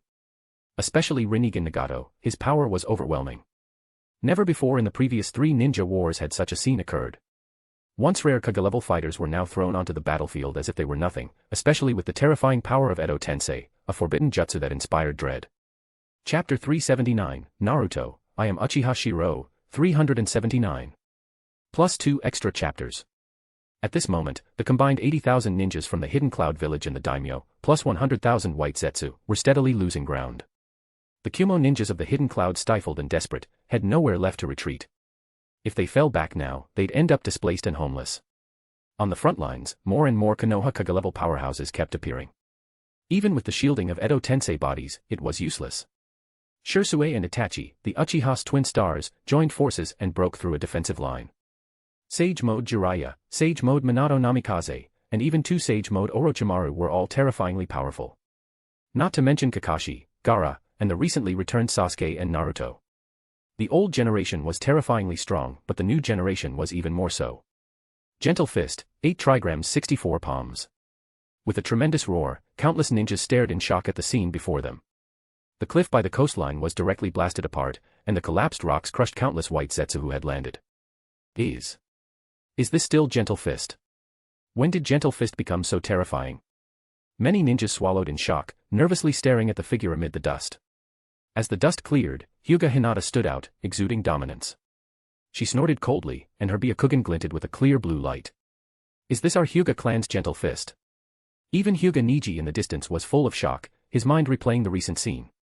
The terrifying soft 8 trigrams palms, each palm print like a small mountain, bombarding forward continuously, the range and power was simply absurd. Now this is youth. Lee Rock shouted excitedly, then turned into a green whirlwind, sweeping away the remaining white zetsu. As the strongest ninja on this battlefield, Big Sister Hyuga Hinata turned around, Byakugan glowing blue, and shouted. Seal as many of these white zetsu clones as possible. They're valuable research material. And report to command, this front has been broken through. Yes. The white zetsu's disguise techniques were formidable, but against this evolved Byakugan of Hinata's, even though it hadn't fully reached Tensigan, it was nearly there. This level of Byakugan could easily be seen through white zetsu's disguises. There was also another person on the battlefield, Uzumaki Kushina, the Nine-Tails Jinchuriki. The Uzumaki clan's powerful sensory abilities could clearly distinguish the white zetsu clones. Elsewhere on the battlefield. Dodge. It's a tailed beast bomb. Several Konoha ninjas shouted in fear. In the distance, Edo Tensei revived Jinchuriki had transformed, compressing a tailed beast bomb in their mouth as everyone watched in terror. With a swoosh, several tailed beast bombs flew at them, annihilating the forest along the way. It's too late. Just as countless ninjas' pupils shrank in fear, a figure appeared and blocked the tailed beast bombs. It was Uchiha Mikoto, clad in crimson armor. With an indifferent expression, she raised the Uchiha flame fan to block. In an instant, the destructive tailed beast bombs disappeared, and Mikoto sneered, spinning her flame fan and aiming at the Edo Tensei Jinchuriki in the distance. Uchiha reflection. The next moment, the tailed beast bombs were reflected, lighting up the sky with terrifying fire, the thunderous roar audible across the battlefield. Sister Mikoto is amazing. Kushina shouted with excitement, then rushed forward, yelling. Sister Mikoto, let's wipe out these monsters together. As the explosion's fire hadn't faded, a golden Ninetails appeared under the awestruck gaze of the Ninja Alliance. In the next moment, golden Ninetails were clad in Susanoo's armor. Ninetails mode. Susanoo. Majestic attire, Susanoo. Kushina's golden Ninetails form and Mikoto's Mangekyo Susanoo combined into a towering, armored giant. A giant ninja blade appeared in its hand, and inside the Ninetails chakra, Mikoto and Kushina both looked exhilarated. Die. Mikoto's Mangekyo spun, Susanoo's power surging. Kushina glared at the figures among the white zetsu, her eyes full of rage. How many years had it been? She still couldn't forget the Kumo invaders who stormed the land of whirlpools, those demons who burned, looted, and destroyed her nation and family. The Uzumaki clan is back. Kushina shouted in fury. She'd already given up hope of revenge, but never expected her husband could bring her this far. Now she could finally avenge her destroyed homeland. As the terrifying light swept across, the land in the distance was shaved away by the giant blade's aura. This drew frenzied cheers from countless ninjas far away. Long live Mikoto-sama. Long live Kushina-sama. Haha, this is our Uchiha clan's Mangekyo. Many Uchiha shouted excitedly. This was the power of their Sharingan. If they weren't strong enough, it was their fault, not the Sharingans. Uchiha clan ninjas never blamed their eyes. The commotion on this battlefield drew the gazes of many ninjas from far away. That's just ridiculous. The 5th Mizukage Terumi-mei, commanding a ninja army, saw the spectacle from afar and couldn't help but speak sourly. She had to admit, the Sharingan and tailed beasts were indeed powerful. But I'm not weak either. With a charming smile, Terumi-mei's skin glowed into sage mode. Besides her, the 5th Kazekage Pakura was also unwilling to lose. After activating sage mode, she summoned countless fireballs with a wave. Lava release, boiling river flow. Scorch release, oversteam kill. Their ninjutsu fused instantly, creating an even more terrifying jutsu. Countless burning magma balls fell from the sky, prompting exclamations. It's the combined jutsu of the 5th Mizukage Terumi-mei and 5th Kazekage Pakura. Run. Don't panic, defend yourselves. News of the 5th Mizukage Terumi-mei had long spread, master of 2 Kekkei Genkai, already unique. No one expected her to invent a third. Lava and boil release. Boil is a sticky, highly corrosive acid that can melt Susanoo. Lava is like magma. Pakura's scorch release was already famous. Combined, their jutsu's power doubled. Boom. As the magma rain fell, it exploded, splattering for a second attack, and many ninjas screamed, unable to dodge. Earth style, earth flow wall. Water style, water formation wall. Various defensive jutsu were used, but the massive magma balls easily smashed through the thick earth walls and splattered burning sparks, causing instant screams. Those behind couldn't even escape. With scorch release, ordinary water-style defenses couldn't withstand the magma, and the heat instantly roasted ninjas. Most who used water style to defend were steamed alive by the resulting vapor.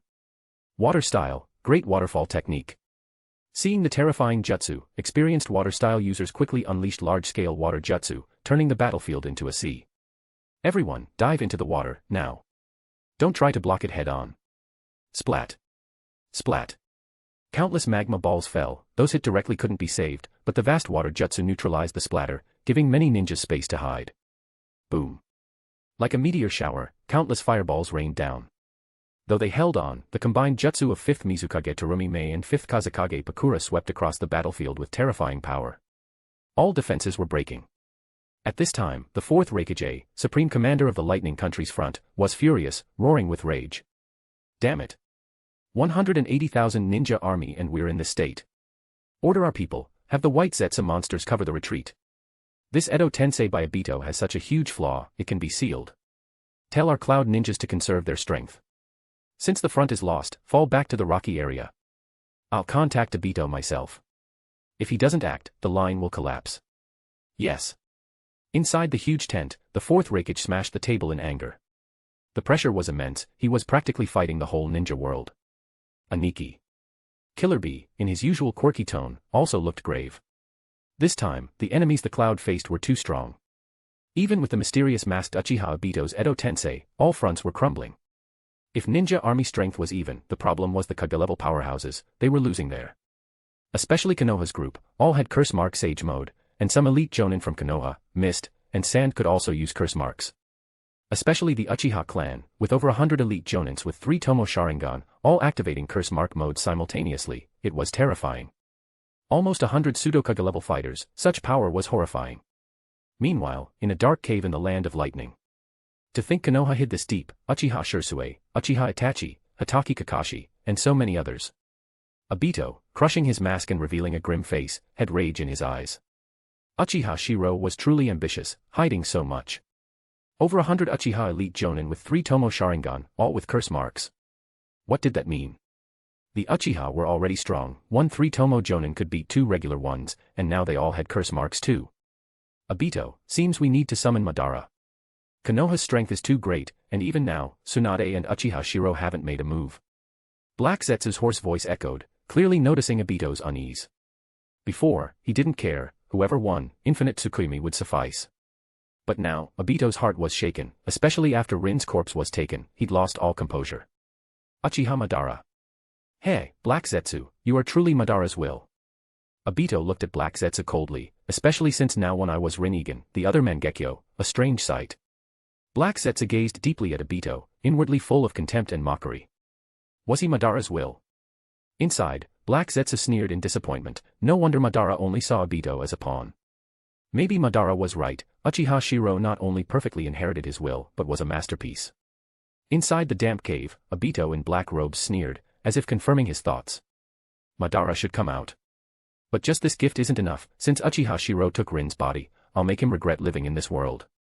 With a voice full of hatred and anger, Obito began forming hand seals. Dozens of coffins slowly rose in the dark cave. Madara, first Hokage, second Hokage, third Hokage, first Raikage, second Raikage, third Raikage, first Tsuchikage, second Tsuchikage. Seeing the row of coffins, even Black Zetsu was shocked. How many graves had Obito dug up? He'd exhumed the graves of all 5 great ninja villages, all the past Kage. Hey, doesn't Uchiha Shirou want to unify the ninja world? Then his enemies should be all the former Kage who founded the villages. That'll be interesting. Obito grinned evilly. In the earlier battles, the third Raikage and second Tsuchikage were almost sealed, but he summoned them back at the last minute. All for the final showdown. He wanted to show the ninja world, it wasn't him against the world, but those with Uchiha Shirou facing the 5 villages' former Kage. Obito's evil laughter echoed in the cave, while Black Zetsu inwardly sneered. No wonder Madara looked down on Obito. He was just a useless pawn, with no ideals at all. But lately, what is this feeling? At that moment, Black Zetsu felt a bit dazed, frowning as he looked at the moonlight outside in worry. Mother, is that you? Recently, he'd occasionally felt a familiar presence flash by. If he didn't know his mother was sealed on the moon, he'd suspect she'd broken free. Chapter 380, Naruto, I am Uchiha Shirou, 380. Golden sand filled the sky, and weathered rocks towered everywhere. On this day, both sides of the allied shinobi forces gathered on the boundless battlefield. Atop a tall rock structure, the 4th Raikage, looked at the distant, assembling allied shinobi forces, frowning and speaking in a deep voice. Obito. All the border defenses have been breached, this is the last line. Once this is broken, the entire land of lightning will be under the noses of the allied shinobi forces. No one expected that, even with an army of 100,000 white Zetsus, 30,000 Kimobikure shinobi, plus over 50,000 ninjas from the daimyo and nobles, totaling 180,000, defeat would come this swiftly. Or perhaps, the enemy simply had too many Super Kage-level powerhouses, who shattered every defense all at once. This is the final battleground. We cannot retreat a single step further. With a furious roar from the 4th Raikage, the Kumo ninja also roared with rage. Any retreat now would mean total defeat. They were not ordinary people, for them, defeat meant no way out. In the land of lightning, they stood above all, but if they lost, they'd be trampled into the mud, never to rise again. Heh, so this is the final battleground. With a hoarse laugh, masked Obito formed hand seals. Instantly, rows of terrifying coffins burst from the ground behind him. Countless powerful chakras detected ahead, including the 3rd Raikage who fought before, and, it seems the enemy has summoned even more powerful forces with Edo Tensei, no. There's an incredibly strong chakra. Far away in the sand, the sensory ninjas among the allied forces were reporting, when suddenly, after sensing that terrifying chakra, they cried out in shock. Such powerful chakra. This chakra is even greater than any previous Kage. Bang. Bang. Coffin lids hit the ground, scattering sand and dust. One by one, fallen powerhouses appeared, causing the Kimogakure ninja to exclaim in shock. But when the 4th Raikage saw his village's former powerhouses, especially his father, reanimated, his face twisted in anger. At that moment, one coffin exploded open, alerting many Kimogakure guards, even the 4th Raikage frowned. Only Uchiha Obito remained indifferent, watching as the person inside, not wanting to waste a single second, kicked the coffin lid off. Finally out. What time is it now? As the domineering voice echoed, Black Zetsu slowly rose from the ground. Seeing the figure step out of the coffin, he let out a raspy laugh. Uchiha Madara had finally emerged, letting Black Zetsu secretly breathe a sigh of relief. Obito had been a disappointment, and now only Madara could finish everything. Heh, Lord Madara, this is the final battle of the Shinobi World. At the same time, as Black Zetsu reported in his raspy voice, the 4th Raikage was shocked by the person stepping out of the coffin. The blood-red armored figure of Uchiha Madara appeared, and from Black Zetsu's explanation, it seemed this long-dead Madara was well aware of everything that had happened in the Shinobi World. When the coffin lid fell, Hashirama Senju, the first Hokage, just revived from confusion, froze at the scene before him. Then, seeing the familiar figure beside him, he burst into exaggerated laughter. Haha, Madara, you're here too. Summoned by Edo Tensei again, Hashirama was delighted to see Madara at first glance. Good grief, Madara's imposing entrance was completely undercut by Hashirama's loud laughter. Hashirama. Big brother. Something feels off. Tobirama Senju immediately noticed something wrong and quickly frowned, warning his brother not to be careless. Uchiha Madara, what is your real plan? Why does this black substance monster know you so well? And the person who performed Edo Tensei, what exactly are you plotting together? As expected of the second Hokage, Tobirama Senju, just from a few words, he sensed the unusual relationship between Uchiha Madara and the one who performed Edo Tensei. Hashirama, on the side, scratched his head in confusion. Tobirama, are you overthinking again? Madara died even before we did, how could he have anything to do with people from now? Big brother. Tobirama was speechless, the situation was obvious, yet his big brother still didn't get it. The domineering Madara, looking at the clueless Hashirama, couldn't help but break character. Hashirama. You idiot. Even the ever-imposing Madara couldn't keep a straight face. Madara's fierce gaze swept toward the distant allied shinobi forces, and when he spotted Uchiha Shirou, he couldn't help but smirk. Ha ha ha ha ha. Madara's classic maniacal laughter echoed across the rocks, leaving Hashirama suspicious and Tobirama's face dark.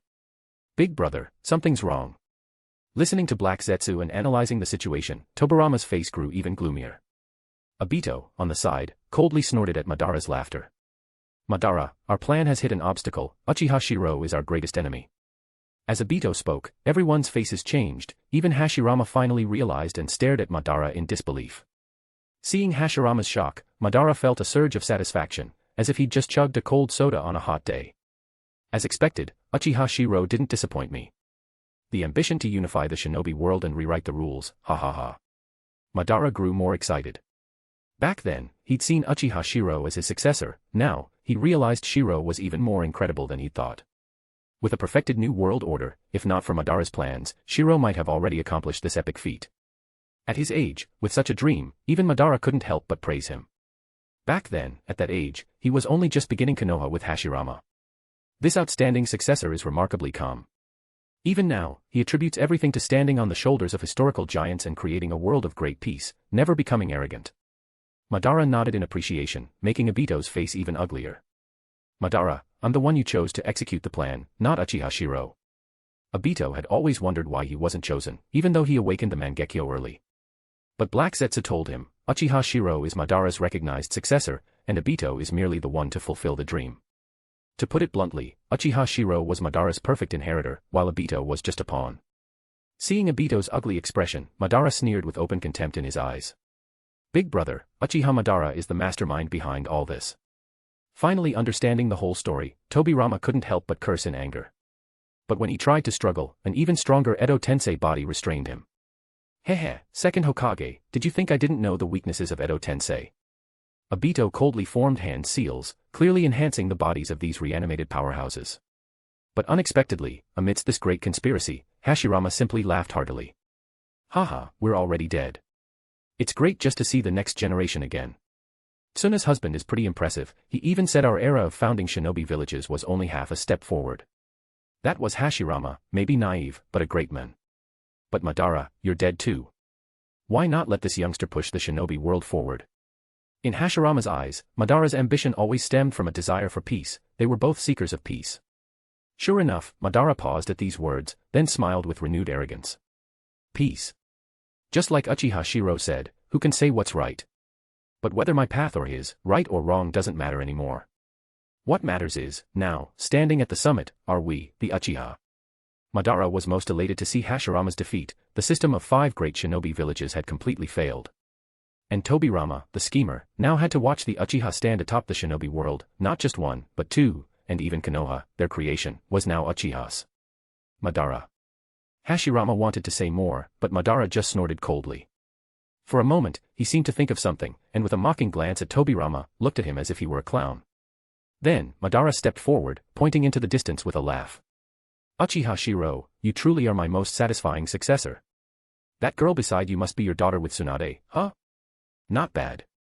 Madara's sudden arrogant laughter left the distant allied shinobi forces confused and made Shirou's eye twitch. That old bastard must be referring to Uchiha Hikari standing in front of him. Lord Shirou. Hikari looked up at Shirou in confusion, as if to ask if the person opposite was crazy. But Shirou just smiled, affectionately ruffling Hikari's hair, and said softly.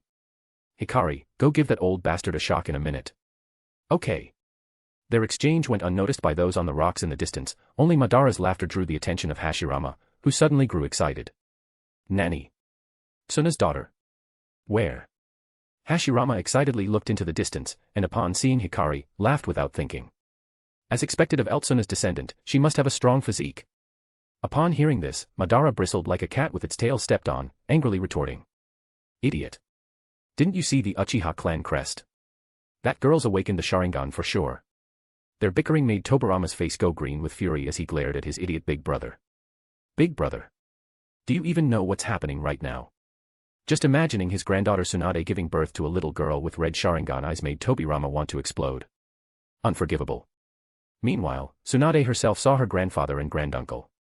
The joy of their reunion was instantly ruined by those two old fools. Tsunade's face darkened in anger. Hikari, go teach that old man a lesson for me. In her rage, she wanted Hikari to teach Madara a lesson and let him experience what it's like to be disciplined by a great-great-granddaughter of Uchiha.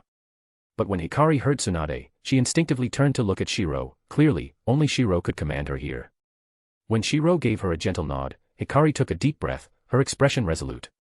I understand, Lord Shirou. I won't let you down. Shirou smiled, turning to Tsunade. Tsunade, you'd better watch closely. Above the Mangekyo is the Rinnegan, but that's not the only path. Sometimes, the Mangekyo can blaze a new trail. As Shirou's voice echoed, Hikari slowly made her way toward the front of the battlefield, drawing the eyes of both armies. Mangekyo. Tsunade frowned in confusion, while Shirou looked at Hikari's back, smiling confidently. Hikari's Mangekyo is not inferior to the Rinnegan. Her eyes have taken a different path, maybe they'll surprise even the first Hokage and Madara. As Shirou and Tsunade spoke, Madara frowned in the distance, and Hashirama's eyes widened. What's Tsuna doing? Why is she sending her daughter out? Hashirama was simply misled by Madara, or perhaps Hikari's youthful face and close position to Shirou made Madara assume she was a daughter. The wind blew, making Hikari's long hair flutter, adding a touch of dominance to her young face, especially with the Uchiha fan on her back. Madara and Hashirama were even more convinced. This was the Uchiha clan symbol, now in the hands of a young girl. Who'd believe she wasn't Shirou's daughter? Even Tobirama couldn't help but frown, staring at the dazzling figure at the front. The Uchiha crest and fan made him angry, but just thinking she might be Tsunade's daughter made him frown even more. Chapter 381, Naruto, I am Uchiha Shirou, 381. The wind and sand swept across the battlefield, causing shock to appear on the faces of both sides of the allied shinobi forces. They sent only one person. Shirou-sensei is being way too reckless. On the battlefield, Kakashi frowned with concern when he saw the young figure of Uchiha Hikari stepping forward.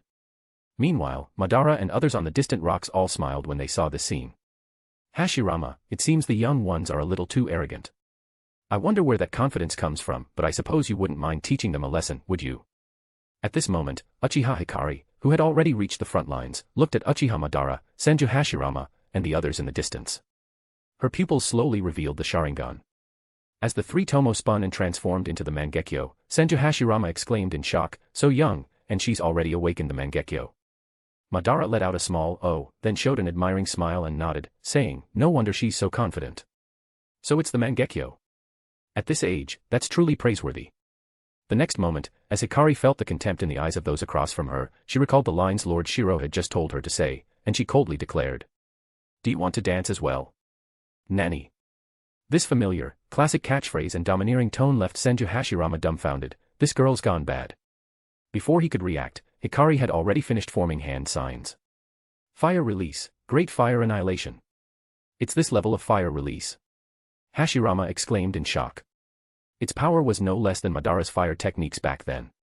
With hand signs completed, Hikari spewed scorching white flames from her mouth. The instant the fire jutsu appeared, countless people were left shocked and terrified. A sea of fire, like a tsunami more than 10 meters high, swept across the battlefield like doomsday itself, instantly raising the temperature. The flames were terrifyingly white-hot. The sky itself seemed to twist under the heat, and no one knew how much the temperature had risen. How can there be such a terrifying fire release? The intel never said their fire release was this strong. Hurry, use water release. Some people panicked, while others shouted with forced calm. In the distance, the Cloud Ninja couldn't help but exclaim. Water release, water formation wall. Water release, water encampment wall. Water release, great waterfall technique. There were plenty of water release users among the Cloud Ninja, and they all rushed forward to unleash their jutsu. Almost 1,000 water-style users combined their powers, and a massive water tsunami clashed with the fire jutsu on the earth covered in yellow soil. Boom. Water and fire collided, filling the air with hissing sounds. Scalding white steam spread across the battlefield. Ah. Screams rang out abruptly, then were suddenly cut off. The fourth Raikage roared, "Watch out for the steam." He quickly ordered the frontline ninja to retreat, clearly letting Obito's men take the brunt. The superheated steam from the clash of fire and water instantly cooked the frontline ninja alive, giving them no chance to react. Fire release, great fire destruction. Watch out. Defend. Suddenly, the sky lit up, and the fourth Raikage shouted a warning. A terrifying meteor-like fireball appeared in the sky, causing even more panic among the allied shinobi forces. At that moment, Obito's face turned ashen. He quickly formed hand signs, and the second Hokage, Tobirama Senju, shouted. "Girl, be careful. I'm extremely skilled in water release." Even without knowing if the girl was Tsunade's daughter, Tobirama couldn't help but warn her. Water release, water formation wall. After Tobirama appeared in front, Madara lowered his raised hand, with a trace of ridicule in his eyes. He could sense the power of this girl's Mangekyo. This was no ordinary Mangekyo. Let that white-haired guy suffer a bit. Careful, Tobirama. Hashirama also sensed something was wrong and quickly warned. Tobirama's water release only needed 2 signs. As the meteor-like fireball fell, he spat out a waterfall of water. The torrent quickly spun into a massive water wall, surrounding everyone in a rotating sphere of defense. Hiss! Hiss! As the water and fire clashed, Tobirama's face changed dramatically as he cried out, "No! It's Amaterasu." At that moment, he finally understood his brother's warning. There was black Amaterasu flame within the terrifying fire. Dojutsu, Amaterasu. Dojutsu, Kagutsuchi. Under the spinning Mangekyo in Hikari's eyes, in the shocked gazes of countless ninjas, the fire sea like a meteor spun into a fiery storm. Black flames mixed with red fire, forming a fire tornado. This is just like Sasuke's Dojutsu. She can use Amaterasu and Kagutsuchi like this. Kakashi stared in shock. This girl, Uchiha Hikari, was only known to be someone Shirou brought back, they knew nothing else. Even Shisui and Itachi on the battlefield exclaimed. Itachi. Her dojutsu is the same as Sasuke's. Yes, Shirou-sensei never mentioned it before. Sasuke. Naruto cried out, while Sasuke watched intently. Although he had the same dojutsu, he'd never thought of combining ocular techniques with regular jutsu this way. He'd thought of using Kagutsuchi to control Amaterasu, but using it under the cover of fire release to boost its power, he learned something new. Look. A lot of the Edo Tensei bodies are getting burned by Amaterasu. The crowd exclaimed, but at that moment, a terrifying roar rang out with a thunderous boom. I admit. I didn't expect someone your age to use the Mangekyo like this. A huge blue Susanoo burst from the ground, shattering the fire tornado. Hashirama cried out. Madara, don't hurt the girl. Hashirama worried Madara would go too far, but in Madara's eyes, there was only admiration and excitement. Madara couldn't help but burst into hearty laughter. Haha, watch closely, Hashirama. This is the Uchiha. You were wrong back then, you lost, and you too, Tobirama. Now. Before he could finish, a figure appeared above Susanoo. Tobirama shouted, this is too reckless. The next moment, Hikari, icy-faced, clenched her slender fist and smashed it directly down onto Madara's initial form Susanoo. Monster Strength Punch. Boom. In the shocked eyes of Hashirama, Tobirama, and Madara, the Susanoo, though only in its initial state, was shattered with a single punch. As the skeleton fragments flew, Tobirama reacted first. It's Tsuna's monster strength. Hashirama was overjoyed, she inherited Tsuna's monster strength. The moment she landed, Hikari's Mangekyo spun rapidly as she frowned at the three and shouted coldly. Is this all you've got? If that's it, then just die. So arrogant. Faced with Hikari's domineering arrogance, Madara was not angry, he was even excited. This girl was just like him. If Uchiha Shirou was his successor, this girl would have perfectly inherited his arrogance. At this moment, Madara felt like a proud old grandpa, the more he saw her, the more he liked her.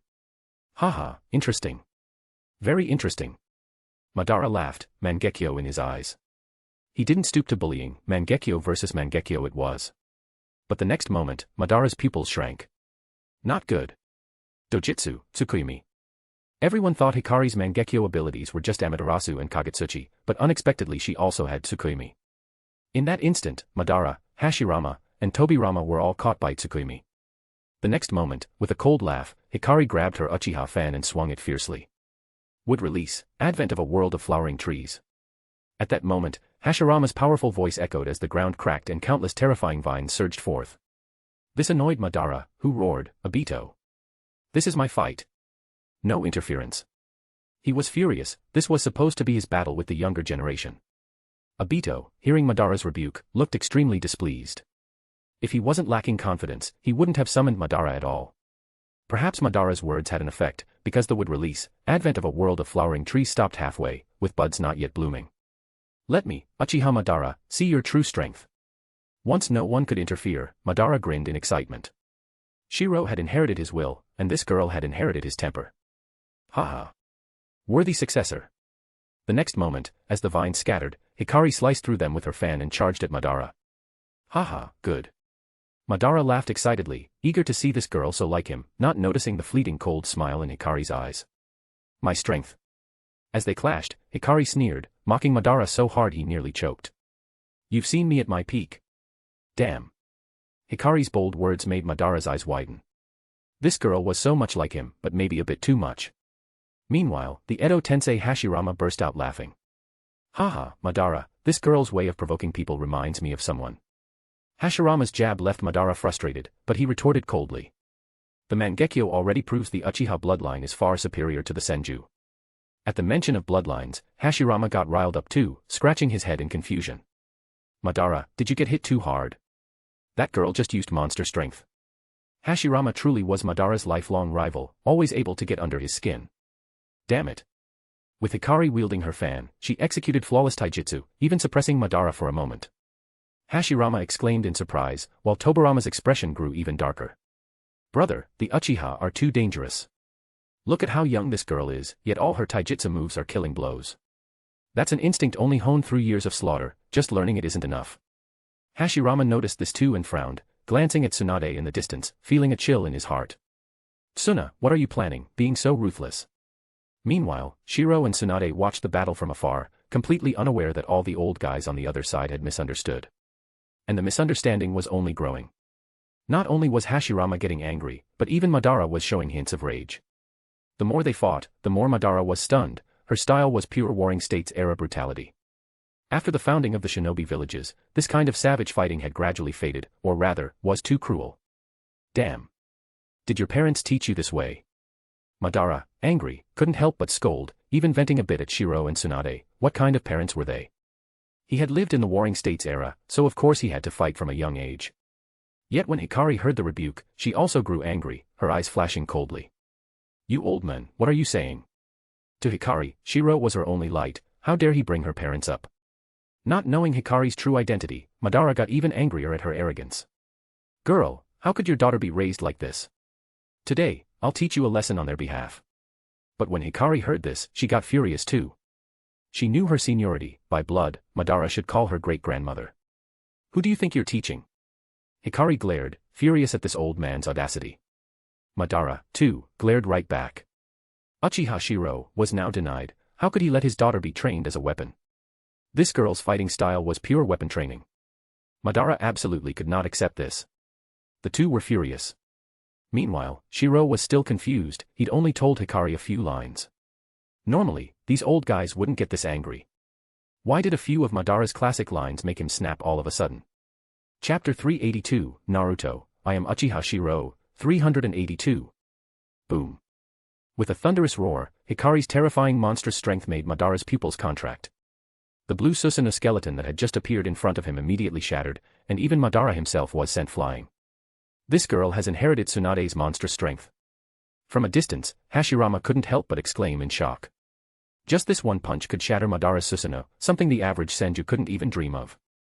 With that punch, Madara was sent crashing into a rock face. As the dust slowly settled, Madara's Edo Tensei body inside was already rapidly regenerating. Interesting, youngster. Looks like I'll need to get serious now. Madara looked at the cracks in his chest armor, a smile of excitement curling his lips. The stronger his opponent, the more thrilled he became. Who did you say you were going to discipline? In a flash, Hikari appeared right in front of him, holding an enormous blue chakra sphere. Ultra Big Ball Raise-Non. Faced with the terrifying chakra orb, Madara's Mangekyo Sharingan spun rapidly, instantly transforming into mysterious ripples. The next moment, the giant chakra ball visibly began to disintegrate, shocking Hashirama and the others watching from afar. How is that possible? Madara's eyes. Those are Rinnegan. How could it be? How could Madara have the Rinnegan? A commotion broke out among the allied shinobi forces. Countless people stared in disbelief, while those who knew of the Mangekyo's evolution were secretly alarmed, people like Itachi, Shirou, and Kakashi. Youngster, you've earned the recognition of Uchiha Madara. After absorbing the rays Nan with his newly awakened Rinnegan, Madara's palm was still smoking as he spoke boldly as if fully acknowledging Hikari's strength. Rinnegan. Upon seeing Madara seriously activate the Rinnegan, Hikari frowned, quickly retreated and coldly retorted to the domineering Madara. So arrogant. Who are you calling a youngster? If we're talking about Uchiha generations, as the ultimate weapon of the Uchiha clan from the Warring States period, you should be calling me an ancestor. With Hikari's bold declaration, her terrifying chakra surged out. Her Mangekyo spun wildly, and an immense Susanoo instantly appeared. Likewise, Madara's blue Susanoo loomed around him. But Hikari's self-revelation left many stunned. From the Warring States period? How is that possible? Even Hashirama stared wide-eyed in shock. Wasn't she Tsunade's daughter? Hey, Tsuna, is this girl not your daughter? The ever-clueless Hashirama shouted, making Tsunade facepalm in embarrassment. Idiot. Tsunade glared furiously. Turns out her grandfather mistook Hikari for her daughter this whole time. Even Shirou standing nearby couldn't help but smile, these old folks had wild imaginations. Thinking about it, with Hikari always looking like a young girl, it's no wonder people misunderstood. A Uchiha from the Warring States period. Within the allied shinobi forces, the elite Uchiha all stared in shock. Many had thought this girl was Shirou's illegitimate daughter. No one expected her background to be this explosive. Even Itachi and Shirou exchanged looks, what a surprise. On the battlefield, Madara was also stunned by what he heard. Yet as both sides Susanoo rose, Madara frowned and shouted. Whatever your origins, eyes above the Mangekyo are Rinnegan, and now we have a difference in quality. You won't win. Let Uchiha Shirou fight me. With the Rinnegan revealed, Madara was ready to go all out. Even among Susanoo users, there were differences in quality, between ordinary Mangekyo, Eternal Mangekyo, and the Rinnegan which further enhanced Susanoo. Hikari sneered, and as red markings slowly appeared on her cheeks, her eyes grew determined. Visibly, red markings spread across her immense Susanoo. That's Sage Mode. The sudden transformation made Madara frown. He quickly realized this energy was the same as Hashirama's, Sage Mode. But Madara just smiled calmly, glancing at Shirou still watching from afar. So I've been underestimated. But no matter, let's see how you handle this next jutsu. Madara's blue Susanoo leaped back onto a rocky peak and began weaving hand seals, shocking Hashirama and the others even more. Careful. As Madara's old rival, Hashirama instantly realized something was wrong and urgently warned everyone. Meanwhile, Obito grinned as he witnessed this. Heh, finally getting serious. This farce is about to end. But the allied shinobi's fourth Raikage roared in anger. Damn it. Madman. You'll kill us all. Bastard. After Madara's Susanoo finished forming seals, his calm gaze betrayed nothing unusual. But as panic set in, the allied shinobi realized something was off and looked up, only to see the most shocking scene of their lives. This is Madara's ninjutsu. The commotion in the sky drew countless ninjas' attention. Tens of thousands of allied shinobi gazed up, disbelief on their faces. Some even dropped their ninja swords in shock. This must be Genjutsu. This isn't even the same dimension of battle. A god, is this the power of the god of shinobi? Even Hashirama's expression grew grave as he stared at the sky. Madara's power has reached this level. Inside Susanoo, Madara's calm eyes watched Shirou with curiosity. How would he respond? This can't be. Despair filled countless eyes, and the fighting spirit vanished from both sides, leaving only hopeless gazes turned skyward. A massive shadow covered hundreds of thousands of ninjas below. A gargantuan meteor, trailing blazing fire, plummeted from the heavens, piercing the clouds with a massive hole. An apocalyptic meteor fell from the sky. This was on another level entirely. But as Shirou saw this, he simply smiled. So this is your way of forcing my hand? Shirou's gaze met Madara's from afar. Across the ages, they faced off atop the mountain once more. Rumble. The colossal meteor fell.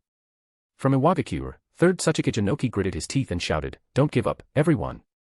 It's just a meteor, if we work together, we can stop him." But as Inoki rallied the troops, Madara seemed to notice something, smiling faintly. Are you going to act now? Uchiha Shirou, let this old man see how much you've grown.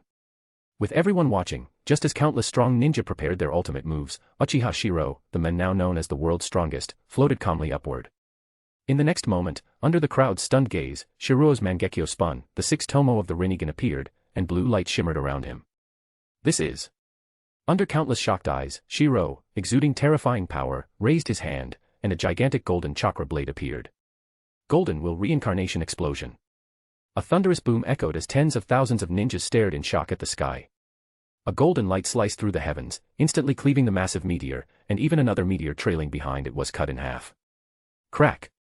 The two gigantic meteors split, the sound echoing as countless people stared in awe. He cut it in half. What kind of power is that?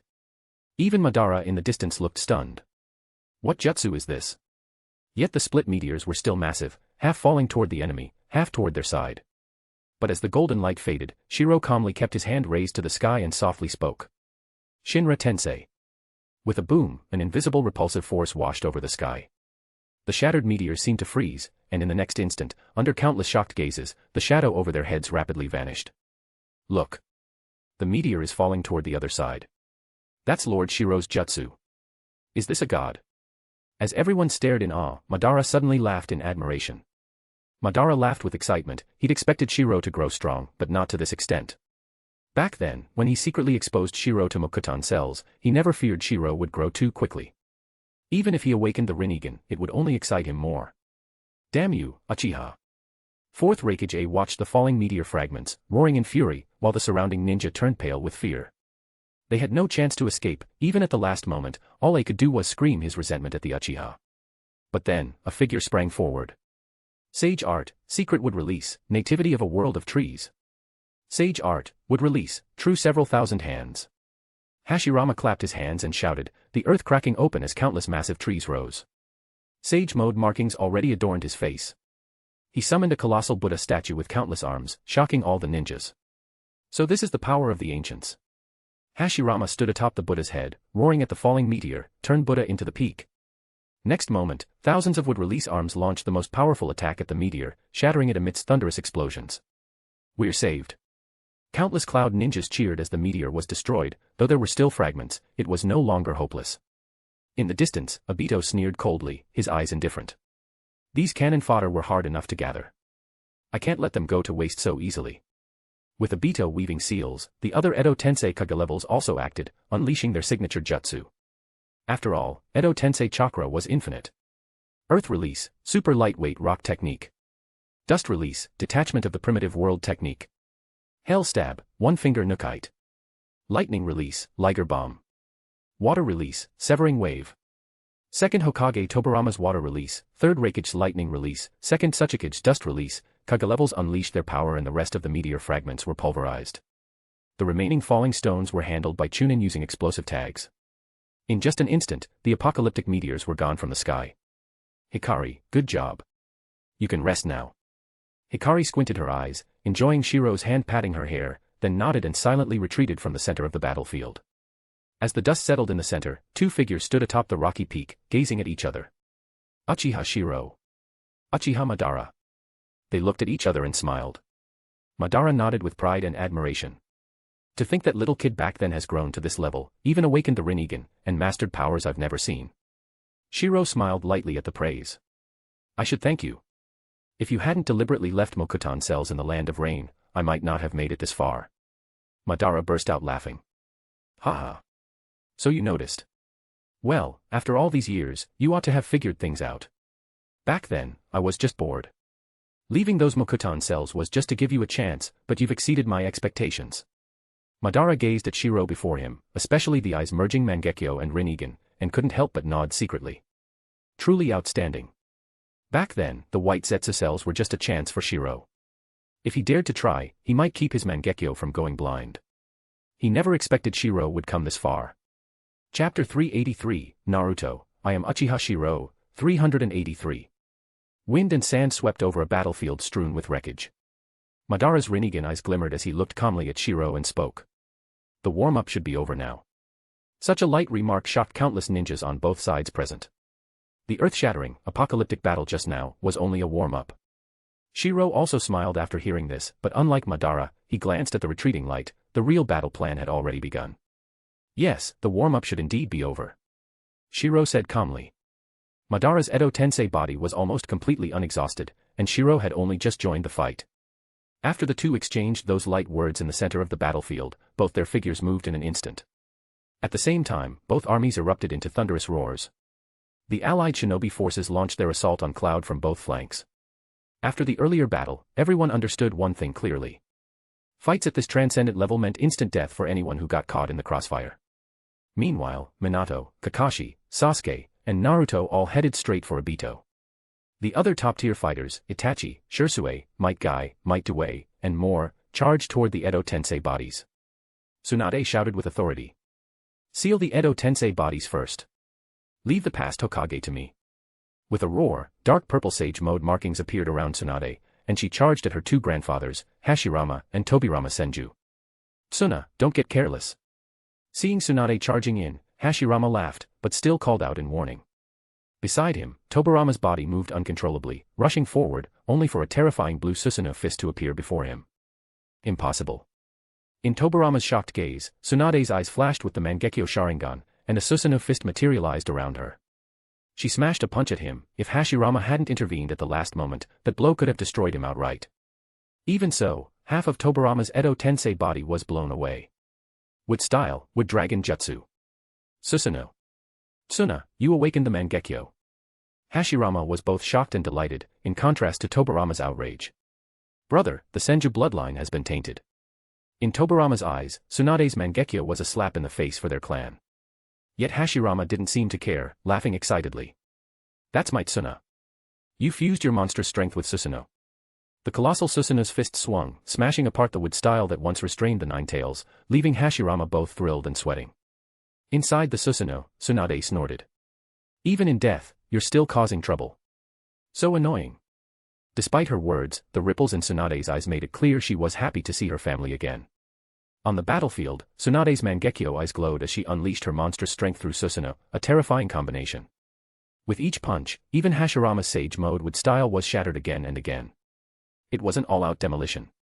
Hashirama, sweating, found his body uncontrollable, but his mouth was still his own. Tsuna, why are you so violent? Didn't you awaken with style? Why keep using Uchiha's Mangekyo Susanoo? Tsunade's berserk fighting style gave Hashirama a headache. Once, his wood style could restrain Madara's Susanoo, but not now. Every punch turned trees to sawdust, leaving Hashirama stunned. Seeing her grandfather nagging, Tsunade couldn't help but swing Susanoo's fists and yell. So annoying. Wood style is such a hassle. Real ninjas rely on their fists, didn't you teach me that, Grandpa? Hashirama was speechless at Tsunade's excited, wild demeanor. He was being suppressed. Still, he couldn't hide the pride in his eyes. After all, this was his granddaughter. How terrifying is Tsunade's monstrous strength? In the original story, even after 2 decades of depression, during the Fourth Great Ninja War, she smashed Madara's Susanoo. Now, in this world, Tsunade never slacked off and fused her monstrous strength with Susanoo. With that terrifying power, every punch could obliterate a wood golem.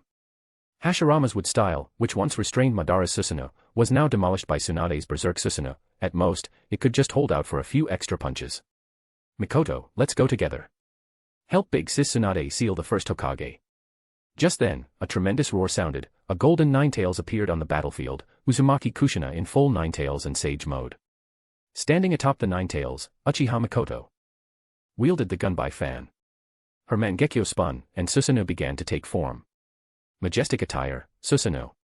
Susanoo armored Ninetales gathered a terrifying tailed beast bomb in its mouth and fired it directly at them. Hashirama gasped. No. That power. Tobirama appeared before the bomb, face grim, shouting. I'm a spacetime jutsu master, but I can't control my body right now. The fight wasn't their intention, but he still warned the Konoha ninjas. As Tobirama shouted, he prepared to use spacetime ninjutsu to teleport the bomb away, when Tsunade's Mangekyo spun sharply. In an instant, the positions of the tailed beast bomb and Tobirama swapped, shocking him. Spacetime ocular jutsu. Tsuna, you. Since she awakened the Mangekyo, Tsunade had also gained 2 ocular powers, one of which was spacetime, able to relocate targets instantly. Brother. In that brief moment, the planned teleportation failed, and the tailed beast bomb shot straight at Hashirama. No. As Tobirama cried out, Hashirama clapped his hands and shouted. Sage art would release, true several thousand hands. A wooden shield with tusked demon faces formed to protect him. This technique had once blocked Madara's majestic attire, Susanoo blade. He never thought he'd use it again now, to block a tailed beast bomb. The bomb exploded, turning the world to daylight. The blast wave swept out, sending all the distant ninjas into a panic. Is this a fight we can join in? So this is the power of our legendary ancestors. Shocked ninjas stared at the scene before them, a mythic battle of gods and demons, nothing short of apocalyptic. Taking advantage of the chaos, Mikoto and Kushina rushed forward, Susanoo armored Ninetales wielding a chakra longsword and attacking with full force. The blade flashed, cutting a giant wooden Buddha in half. Seeing this, Susanoo Tsunade shouted. Nice timing. With a charged punch, she slammed downward. If it landed, even peak Hashirama would be gravely wounded. The terrifying roar of explosions marked the earth-shattering battle between two generations, Tsunade and Hashirama. Meanwhile, Obito's face twisted with rage. Obito, you traitor. Kakashi roared, killing intent in his eyes. In this world, Kakashi and Obito didn't share a deep bond, they were just classmates and had worked a few missions together after becoming ninjas. Kakashi. I'll never forget. You killed Rin with your own hands. You destroyed my world. His identity exposed, Obito tore off his mask and screamed in fury. His world was gone, yet they called him a traitor. Obito, I didn't expect you to go down this path. I won't hold back. Even Minato looked grim, kunai in hand, ice cold. Sasuke. Naruto. Two beams of light flashed, Naruto with Rasengan, Sasuke at his side, both attacking. You don't understand. Obito roared, forming hand seals and slamming the ground. With a rumble, the earth shook and dust billowed, a monstrous beast appeared on the battlefield, leaving the ninjas all gaping. Kakashi, Minato, Sasuke, and Naruto all stared in shock. What is this monster? Roar. A giant humanoid summoning beast appeared, breaking its shackles with a roar, 9 terrifying eyes glared out. Its body was withered wood, with 10 pillar-like protrusions on its back, a truly horrifying sight. What is that monster? That chakra is terrifying. The demonic statue of the Outer Path's appearance left every ninja in shock. The central battlefield cleared, this was not a fight they could join. Roar. The statue roared in agony, 9 eyes bloodshot, clutching its head as if in great pain. That's. Kakashi and Minato seemed to realize something. It's the ultimate weapon Akatsuki made by capturing the 9-tailed beasts. Naruto, Sasuke, be careful. Atop the statue, Obito grinned wickedly. Hehehaha. It's too late. I missed the 9 tails last time, but I won't this time. With a roar, the statue spat out several chains. No. Kushina. Sasuke. The sealing chains were aimed at Kushina and Sasuke, both Jinchuriki of the 9 tails. But as the chains neared Sasuke, a fiery red Susanoo appeared. You won't hurt Sasuke. Itachi Susanoo arrived just in time, shielding Sasuke. Seeing his brother, Sasuke smiled. Nisan, don't worry, I'm strong. Far off, Kushina saw the chains coming, her golden 9 tails roared and spat out golden chains. Adamantine sealing chains. When it comes to sealing, the Uzumaki clan reigns supreme. Dream on if you think you're taking my fox. Kushina's golden chains wrapped around the statue's chains, and then Susanoo armored 9 tails slashed down with its blade, severing the statue's sealing chains. Taking this chance, Tsunade seized the moment and shouted. Grandpa, now's not the time for you to cause trouble. Sage art, wood style, true several thousand hands. A giant wooden hand slapped down on Hashirama's Buddha, the palm inscribed with the seat kanji, instantly binding Hashirama's body. Haha, Tsuna, you've grown. Rather than angry, the restrained Hashirama laughed with pride at being bested by his granddaughter. He didn't have to worry about her anymore. Hey, Tsuna, if that girl earlier isn't your daughter, haven't you and your husband had any kids all these years? Even on the battlefield, big-hearted Hashirama couldn't help but ask, veins popping on Tsunade's forehead as she snapped. So annoying. Grandpa, you're dead, why do you care so much? Brother. On the side, Tobirama looked aggrieved, bound up in adamantine sealing chains, Tsunade's ocular powers were his nemesis. She'd teleported him straight into the ready-made chains, binding him before he could act. As the 2 Hokage were subdued, Tsunade wiped the sweat from her brow. Finally got those 2 troublesome grandpas under control. Orochimaru. At the final shout, Orochimaru slithered out, cackling hoarsely. Hee hee, Edo Tensei bodies. Allow me to resummon the 2 of you. Then you'll be on our side. When it comes to forbidden jutsu, no one beats Orochimaru. As he formed hand seals, 2 empty coffins appeared, instantly sealing Hashirama and Tobirama inside. 2 snakes appeared, along with 2 prepared white Zetsu clones. Forbidden jutsu, Edo Tensei. With screams, Hashirama and Tobirama's vision went black. The next thing they knew, they had regained control of their bodies. What's this? They stared in surprise, realizing they could move freely again. Chapter 384, Naruto, I am Uchiha Shirou, 384. Uchiha Shirou. 2 figures clashed rapidly. Madara shouted with excitement, unleashing the power of his Mangekyo Sharingan, Rinnegan, and would release. On the opposing side, Shirou was equally matched. Mangekyo Sharingan, Rinnegan, would release, everything Madara had, Shirou had too. And what Madara didn't have, Shirou still possessed. Ahahaha, exhilarating. Exhilarating. You surprised this old man. Though he had fallen to a disadvantage, Madara couldn't help but laugh heartily. At this moment, he was not like in the Chunin exams where he needed to hide his strength. Now, Madara was fully unleashing the power of the Rinnegan, with strength second only to the Sage of Six Paths. On the other side, Shirou was more fired up than ever. The excitement in his eyes made him grin. Madara, I should thank you. Without your secret help back then, I wouldn't have grown so fast. However, Madara merely sneered at Shirou's words. Since I, Uchiha Madara, dared to do it, I'm not afraid of you surpassing me. Madara's pride would never let him regret helping someone who grew beyond his control. If someone surpassed him, it only proved they were stronger. The strong have always had the right to take what they want. That golden light sword you just used, and the blue glow in your eyes, that must be a new ability, right? Madara looked at Shirou with a calm gaze, not the least bit flustered. Instead, he seemed almost dazed, as if seeing his younger self. If he hadn't walked down his current path, maybe he would have been like Shirou, aiming to unite the Shinobi world. No. Suddenly, Madara realized something and smiled. Even if he aimed to unify the world, he could never be as meticulous as Shirou. At this moment, in Shirou, he saw his youthful self combined with Izuna's cunning mind, a perfect Uchiha. Madara, now's not the time to be distracted. Suddenly, Shirou's teasing voice sounded in his ear. Madara's expression changed, and in the next instant, boom, he was sent flying. Good. Even though he was struck, Madara was secretly impressed. Shirou could seize any opportunity. Madara. As Madara crashed into a boulder, several figures suddenly appeared. Among them, Hashirama, clad in Sengoku red armor, shouted when he saw Madara's figure amid the dust. Damn it. Hashirama. Confident as Madara was, hearing that familiar voice instantly made him lose his composure. Madara and Hashirama were fated rivals. At this moment, second Hokage Senju Tobarama's Edo Tensei form, along with Tsunade, Uchiha Mikoto, and Uzumaki Kushina, landed around Madara, surrounding him. When the dust cleared, Madara was surrounded. Hashirama shouted urgently. Madara, you've already lost. This is no longer our era. At this time, only Hashirama truly cared for him. But despite the encirclement and Hashirama's concern, Madara was not the least bit worried. Instead, he wore a smile. Haha, Hashirama, you're right. This is no longer our era. But between you and me, I still won. Madara laughed wildly, looking around at everyone and finally fixing his gaze on Shirou. Uchiha Shirou. You are the heir I chose. You have walked the path I only half finished.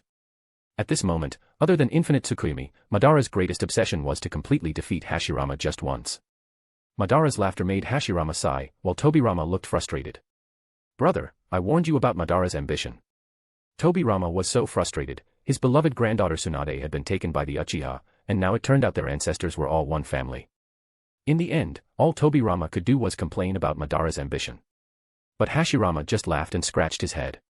True, the village we created together was meant to bring peace to the Shinobi world, but it failed. Even after our deaths, the wars continued. Maybe we only take the first step. I don't know what the future holds, but just like us back then, no one knows what we'll bring to the world now. But I believe it will be better.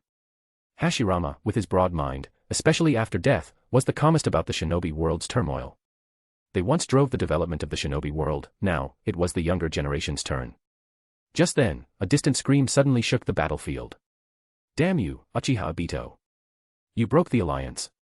Fourth Raikage roared in fury as the chains from the demonic statue of the outer path shot out, seemingly aiming for Sasuke and Kushina, the two Nine-Tails Jinchuriki.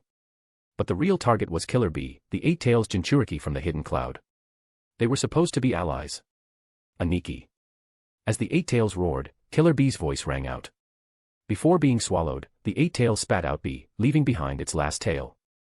Killer Bee, survive. Hearing the Eight-Tails' final words, Killer Bee was furious, but before he could react, Obito's figure appeared amid a spatial ripple.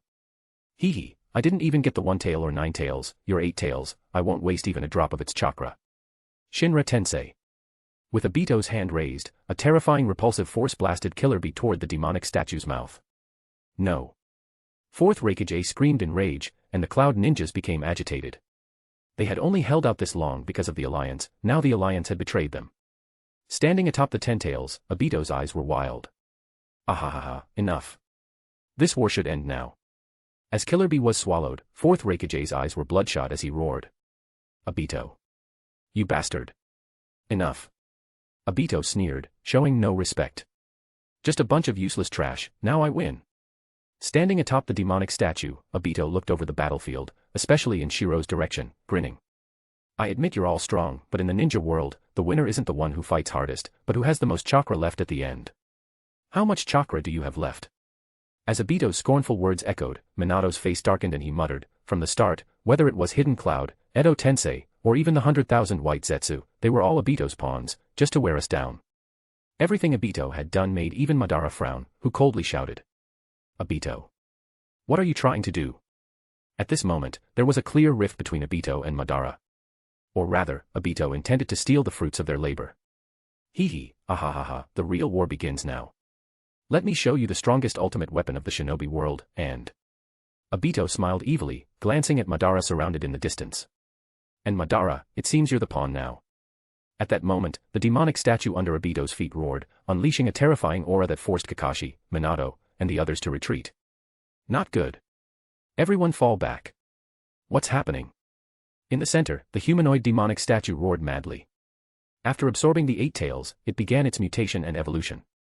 Though it hadn't captured the full 1 tail and 9 tails, some of their chakras had previously been acquired through Nagato. As a terrifying shockwave swept out, the demonic statue visibly evolved, transforming into a massive 10-tailed beast with a single eye, formed from the god tree, possessing the strongest chakra. Not good. This monster's still evolving. The monstrous chakra swept across the world, everyone could feel its terror. With a final roar, it grew even larger, its mouth forming a massive floral cannon that could fire enormous-tailed beast bombs, and spawn countless mini 10-tails. Ahahaha, what can you use to fight me now? Uchiha Shirou. Give Rin back to me. A 10-tails tendril connected to Obito's head as he roared in fury. The 10-tails was powerful, but the whole world was nothing compared to Rin. Obsessed with Rin, Obito went insane, even betraying his partnership with Madara. But Madara, seeing this from afar, only sneered, sitting on a mountaintop, resting his head on his hand as he watched the clown in the distance. Idiot. In Madara's eyes, his ambition was to realize peace. And now, with Shirou, who inherited his earlier will, he saw a comparison. Was Infinite Tsukuyomi correct, or was Shirou's plan to unite the Shinobi world the better path? He wasn't hesitating, just making a comparison. As Shirou had once said, the future could only be known by trying. If you did nothing, you'd never know. So to Madara, Obito was just a clown, a pawn. Even without any backup plan, he wanted to see which plan would truly drive the wheel of the Shinobi world forward. Uchiha Shirou. How much chakra do you have left now? From atop the 10 tails, Obito's crazed roar rang out. But Shirou only sneered in reply. Looks like your pawn isn't just disobedient, he's pretty dumb too. Ye's taunt made Madara shake his head in exasperation. Obito was a disgrace. Look at everyone here, their dreams were all grand. Only Obito was fighting for a woman. If it were for a wife, fine, but he'd never even confirmed a relationship with her, never kissed her. Uchiha Shirou, you're strong, but I suggest you recover your chakra first. That last battle must have drained you. Madara's calm gaze showed he wanted to see Shirou's limits. Recover chakra. Shirou just smiled. Seeing Shirou's odd smile, Madara frowned, sensing something was off. Could it be?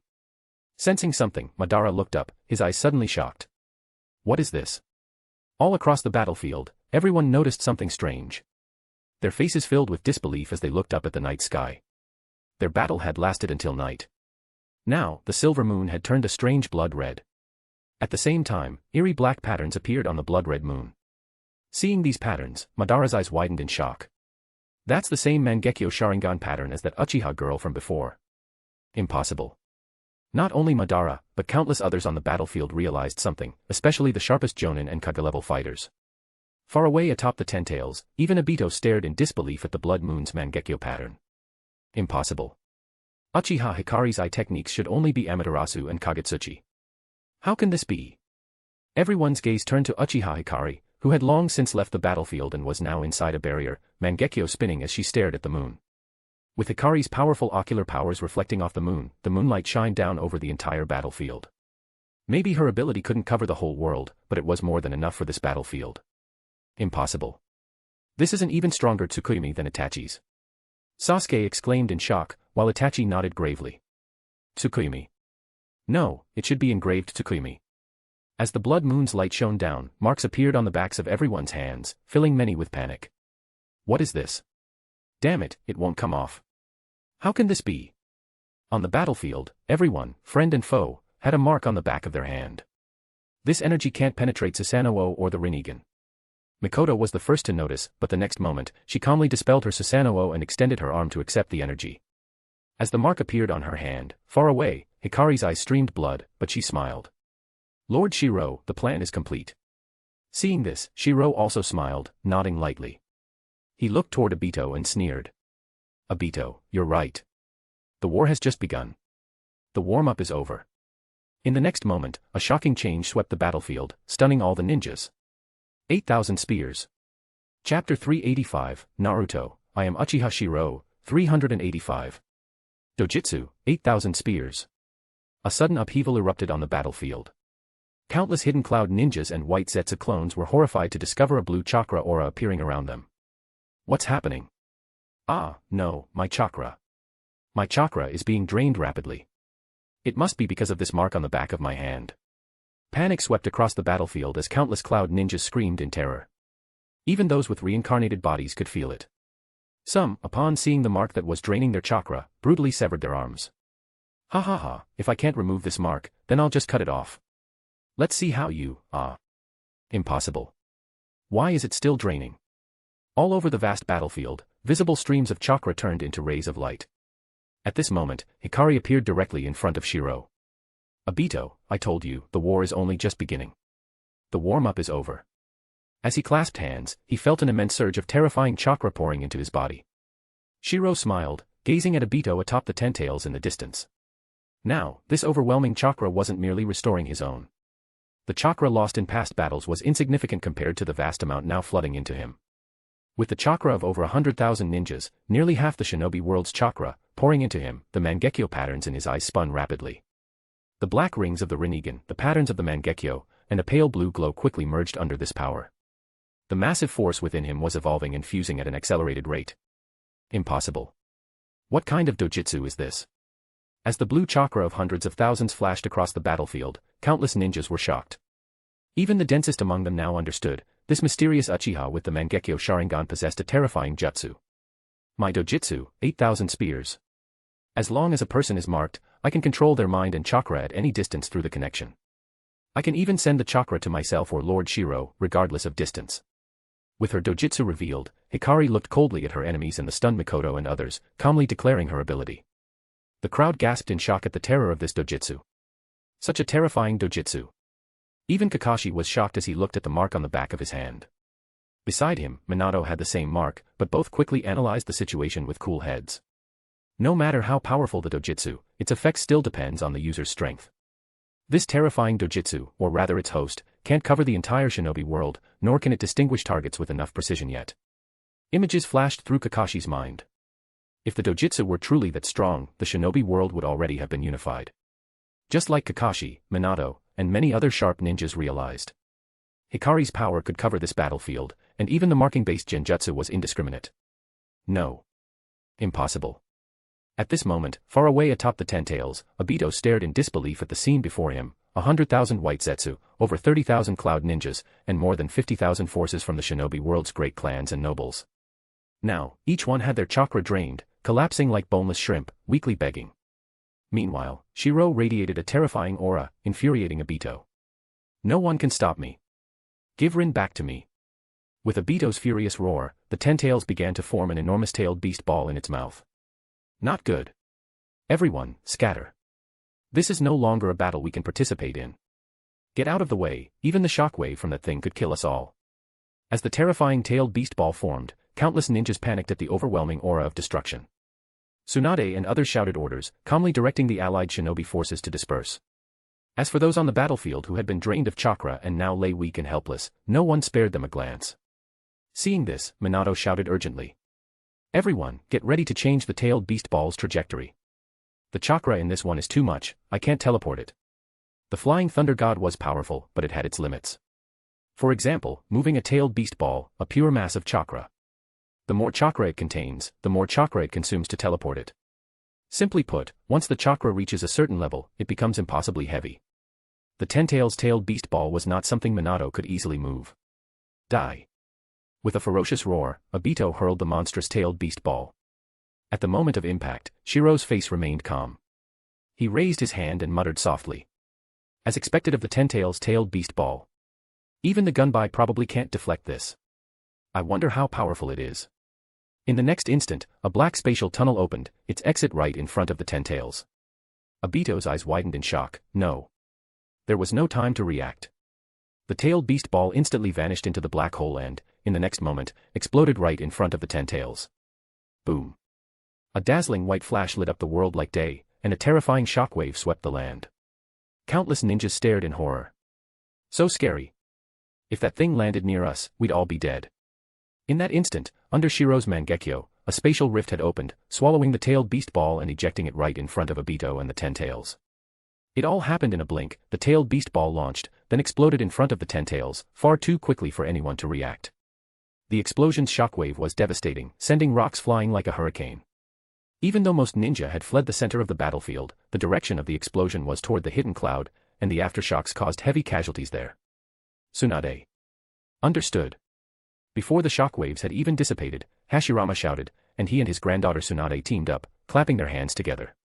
Sage Art, Gate of the Great God. This was the greatest sealing technique of the first Hokage and his granddaughter. Suddenly, countless red torii gates descended from the sky. Boom. Boom. Boom. Dense red torii rained down, crashing into the smoke and dust where cries of agony could be heard. As the powerful sealing technique took effect, silhouettes were revealed. Obito was left in a sorry state, half his body gone, coughing up blood as he glared madly at Shirou. I won't fail. I've come this far, I will create a world where Rin exists. No one can stop me. With Obito's furious roar, the Ten-Tails began to twist and distort. Previously suppressed by the gate of the great god, the sudden change made Madara, watching from afar, smirk with disdain. Trying to become the Ten-Tails Jinchuriki ahead of me. Fine, let me see what the Ten-Tails Jinchuriki can do. I hope you can withstand its will. On the battlefield, the Ten-Tails' massive body began to visibly twist and disappear, actually being absorbed into Obito. He screamed in agony. No. No one can stop me. I will create the perfect world with Rin. With a mighty roar from the Ten-Tails, a giant mass of flesh appeared, rapidly turning white before everyone's eyes. What's happening? Is the Ten-Tails changing again? No. That aura, Obito has sealed the Ten-Tails inside himself. The Ten-Tails. The white sphere floating in the air shattered, revealing Obito in his transformed state, casually snapping off a scale. Sage of Six Paths Obito appears. With 5 scales sprouting from his back, Obito's body was deathly white.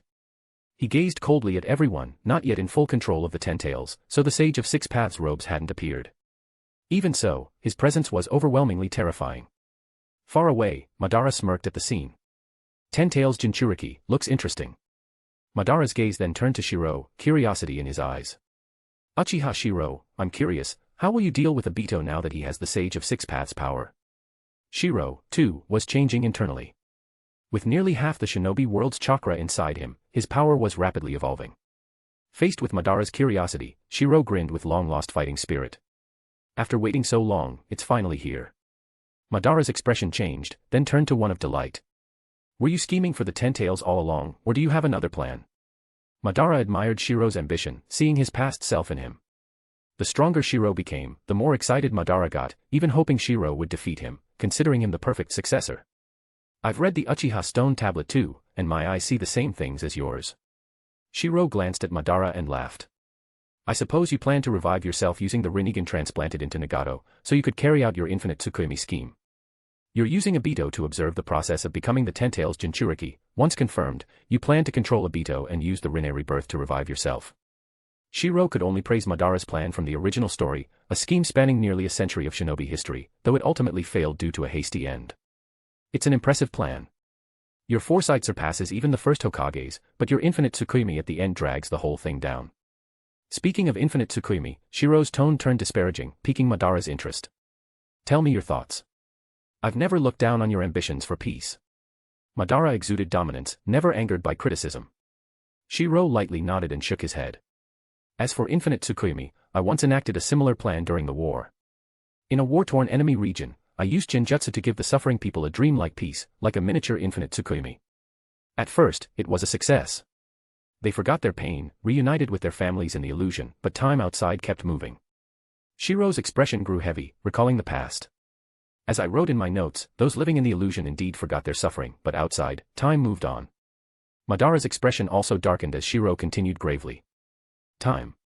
Even the Sage of Six Paths couldn't resist the erosion of time. Can infinite Tsukuyomi?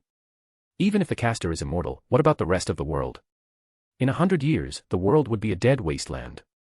Your so-called peace plan would become an apocalypse after a beautiful dream. Madara, far from angered, smiled in admiration. Well said. But you seem to forget, inside the dream world, the bodies outside can still be controlled to propagate life, the cycle continues with an infinite Tsukuyomi. Madara excitedly described his plan, an endless cycle of desires fulfilled, life continuing outside, all within the infinite Tsukuyomi. And what about after you die? Shirou's light words made Madara pause, and then fall silent. As you said, even the Sage of Six Paths couldn't defeat time. When you die, will the next generation possess your absolute power? Both plans shared one fatal flaw, the ravages of time. Madara looked at Shirou with a sense of camaraderie, truly a worthy successor. There had never been a perfect plan for peace, they were all feeling their way forward. I will not die. But Shirou's calm declaration stunned Madara, eternal life. Even the soul can die. There are too many secrets in this world. If this world is too small, there's always the stars. Shirou looked up at the sky, his faith unwavering. The Otsutsuki clan, after all, possessed extraordinary longevity. Now, he did too, and he believed one day he would achieve true immortality. Chapter 386, Naruto, I am Uchiha Shirou, 386. Ninja World Battlefield. Under the moonlight, the battlefield was strewn with chaos. Everywhere, the weakened cries of the cloud-hidden shinobi who had lost their chakra could be heard, but within sight, there was a gigantic fan-shaped crater from a tailed beast ball. This huge area had completely wiped away every trace of life here. How is this possible? At this moment, fourth Raikage emerged from the ruins, staring blankly at the elite cloud ninja he had brought. With just this one attack, more than half were lost. And everyone else, how could this happen? They're all gone, everyone's gone. Usually impulsive and reckless, the fourth Raikage now seemed like a lost soul. Muttering to himself, his chakra had already been drained by the 8,000 spears, leaving him without any strength to resist. Raikage-sama. Under the moonlight, many weakened cloud-hidden shinobi crawled out from the rubble, desperately calling out to their Raikage. Seeing them, the fourth Raikage seemed to recall something. He suddenly raised his head and, looking at the weak faces in the ruins, he hoarsely shouted. Everyone! Run! Get as far away as you can. We've lost this time, but I believe one day, we'll make a comeback. Escape to the sea, to places they can't find you. I believe. As long as they die of old age, we'll still have a chance. His weak, hoarse voice echoed, as Raikage glared furiously at Obito, who had entered Six Paths mode in the sky, and at Shirou in the distance. Defeated. They were utterly, completely defeated. We may have lost this war. But it's not over yet. Even the Sage of Six Paths couldn't escape old age and death. I don't believe they won't die of it too. But at that moment, screams erupted from around the battlefield. As Raikage snapped back to reality, his eyes widened in fury. No. Run. Everyone, run. A group of red-eyed white-clad ninjas took the opportunity to slaughter, crazed and bloodthirsty. Facing a group that had lost their chakra, it was a one-sided massacre. Ha ha ha, back then, you demons drove us out of the land of lightning. Did you ever imagine this day would come? Damn it, you made us slaves, but under Lord Shirou's leadership, in the ninja world, only you demons are real obstacles to world peace. You bandits who only know how to pillage should go die. Kill. Defenseless and terrified, the chakraless Kimo ninja could only flee, while the fourth Raikage roared in rage. You bastards, I should have killed you all back then, killed every last one of you. Suddenly, thud. The fourth Raikage was stomped to the ground, his face flushed with anger as he stared at the one who stepped on him. Heh, fourth Raikage, didn't expect this day to come so soon, did you? The cold voice belonged to Samui crackling with lightning. Samui sneered, lightning flashing around her, forcefully stomping the fourth Raikage into the rubble. Damn. You bastard. Thud. Blood splattered. Without chakra, the fourth Raikage was like a lamb to the slaughter, powerless. Stomped repeatedly, Samui vented her fury. Lowly trash. It's you. You only know to pillage and smash things, you deserve to die. Stomp after stomp, the fourth Raikage suffered the greatest humiliation of his life.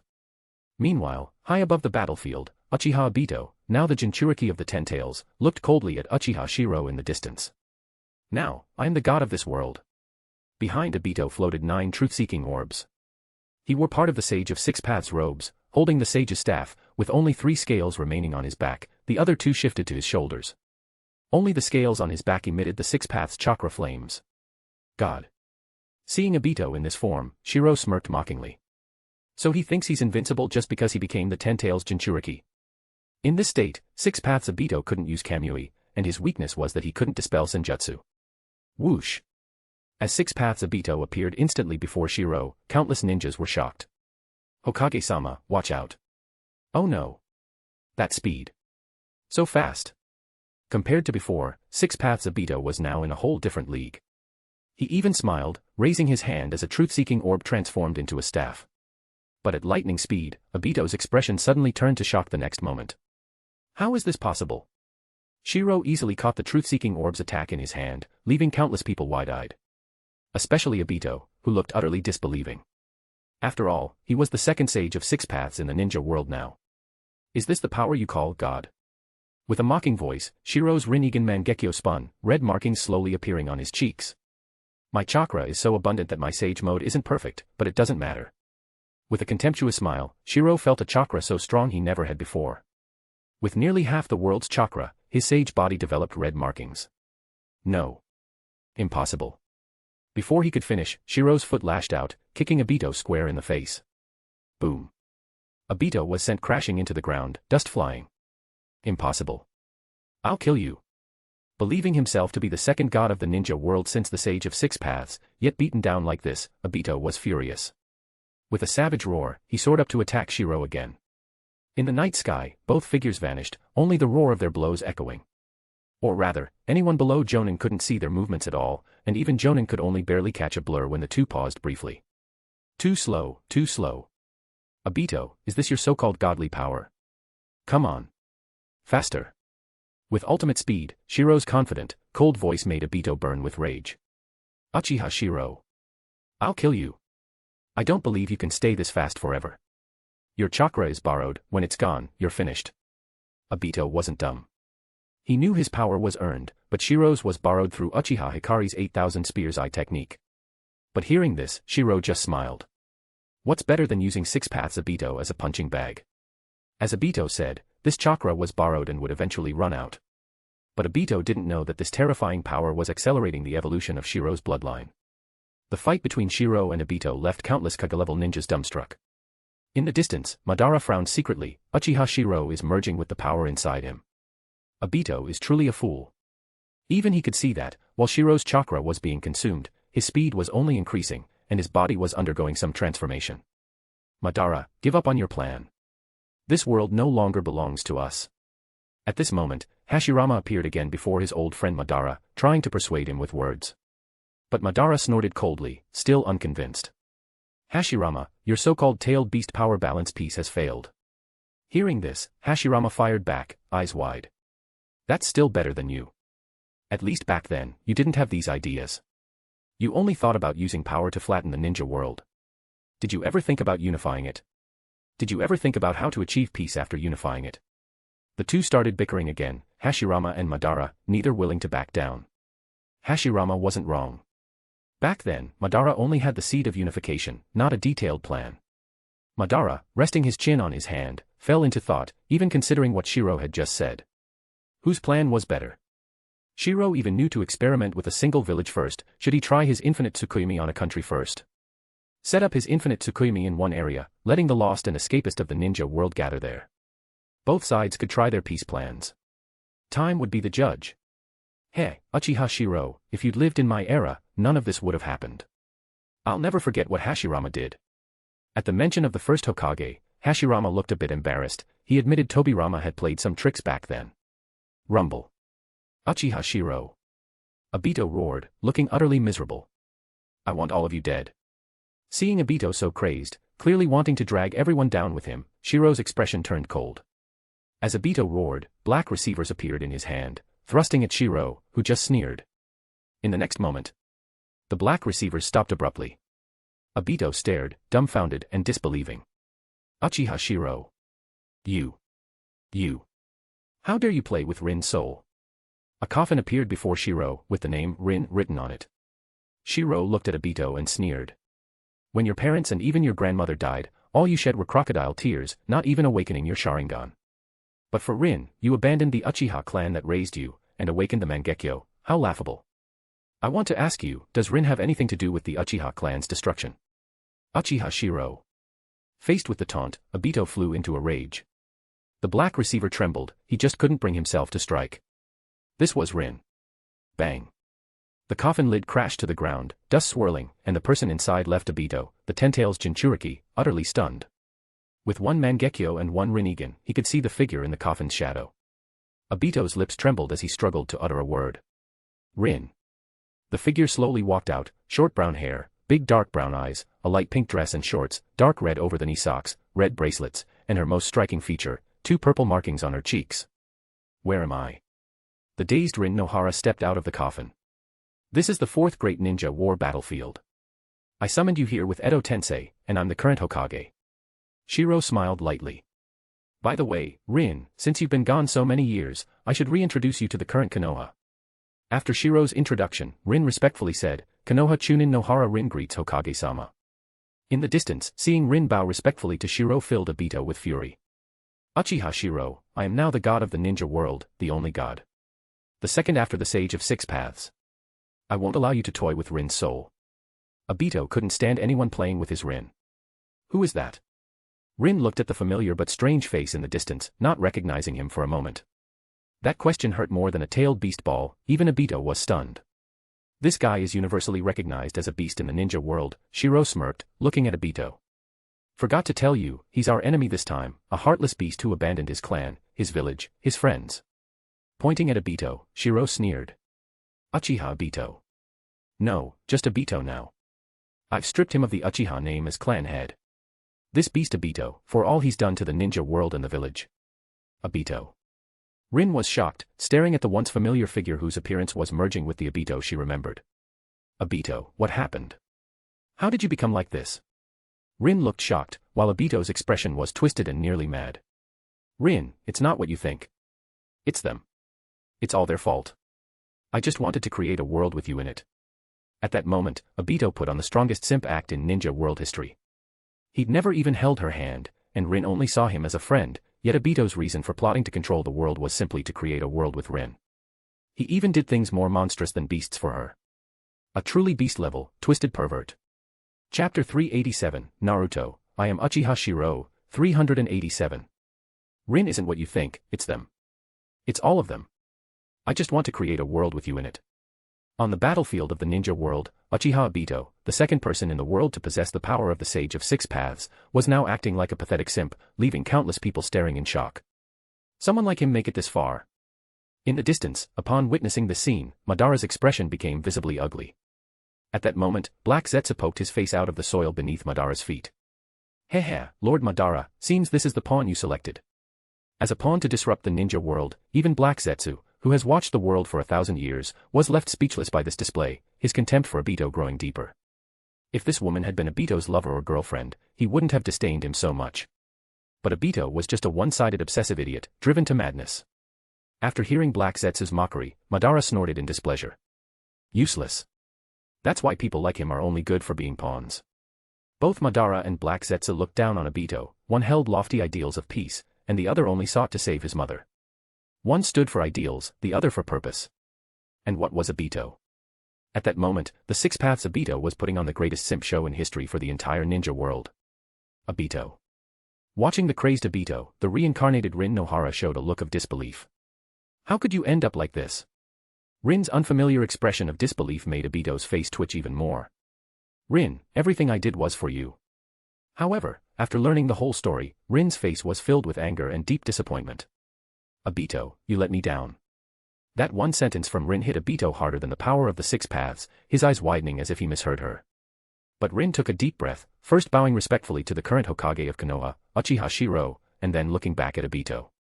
Thank you for your feelings, but the Obito I knew was someone who loved the village, a hero who bravely sacrificed himself to protect his comrades on the battlefield.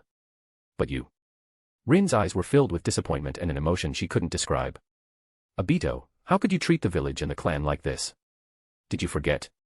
When you only had your grandmother left, it was the Uchiha clan who took care of you.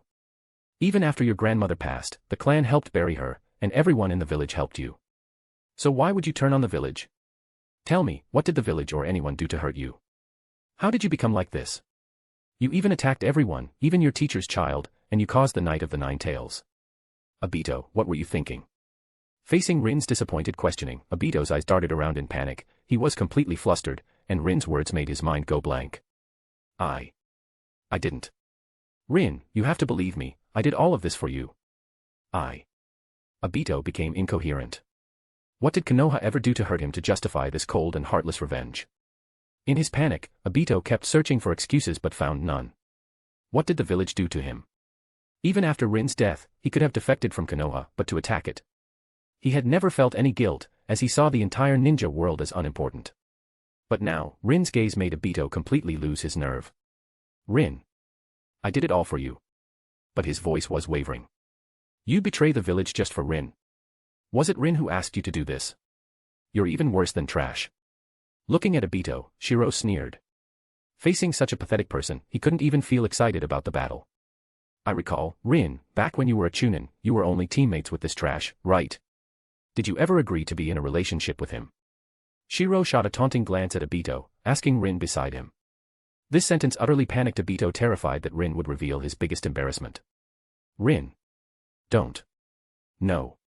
Before Obito could finish, Rin shook her head in disappointment and spoke the harsh truth. Hokage-sama, back then Obito and I were just teammates in Minato-sensei's squad.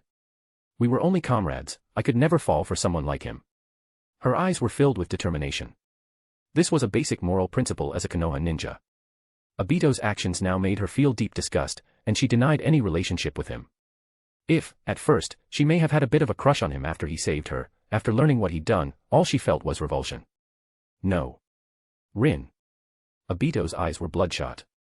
He had never felt such pain from the world's rejection or even from being beaten. But just one sentence from Rin made blood pour from his eyes. Watching this, Shirou only smirked in mockery. So, your so-called ambition and dreams were just pathetic self-delusions after all. Obito knew about the forbidden Edo Tensei technique, he could even use it. Otherwise, how could Madara's resurrection plan have worked? So, with Edo Tensei, why didn't he just use Nagato to bring Rin back in secret? Instead, after stealing Nagato's Rinnegan, he carried out his plan. Sure, you could argue Nagato wasn't easy to control. But compared to Infinite Tsukuyomi, this was much simpler. Edo Tensei Rin, then used the Rinnegan to revive her, wasn't that much more real than the Infinite Tsukuyomi?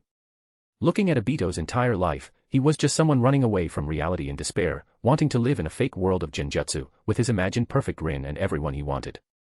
So, from start to finish, his desire to create a world with Rin was nothing but the ultimate fantasy of a deluded simp. Uchiha Shirou. Having his ugly heart exposed, Obito roared at Shirou in anger. Why? Why destroy everything he had? Seeing Obito like a mad dog, Rin could only shake her head in disappointment. Obito. You're a stranger to me now, how could you become so twisted? She truly couldn't understand how Obito became like this. Was it persecution by his clan or the village? Clearly not. In 1,000 years of ninja history, only Obito ever became a monster like this. How many heroes did you once admire in the village, each sacrificing for the village? Their wives and children inherited their will, but what about you? She didn't understand the infinite Tsukuyomi, but given Obito's past obsession, if he still clung to her after death, she'd only sigh. But what he did to the village, she just couldn't understand. Shirou watched the defeated, pitiful Obito and mocked. Maybe this is the real you. Once the mask is off, you're just selfish. If you abandoned the village for love, I could at least say you weren't responsible. There are lots of people like that.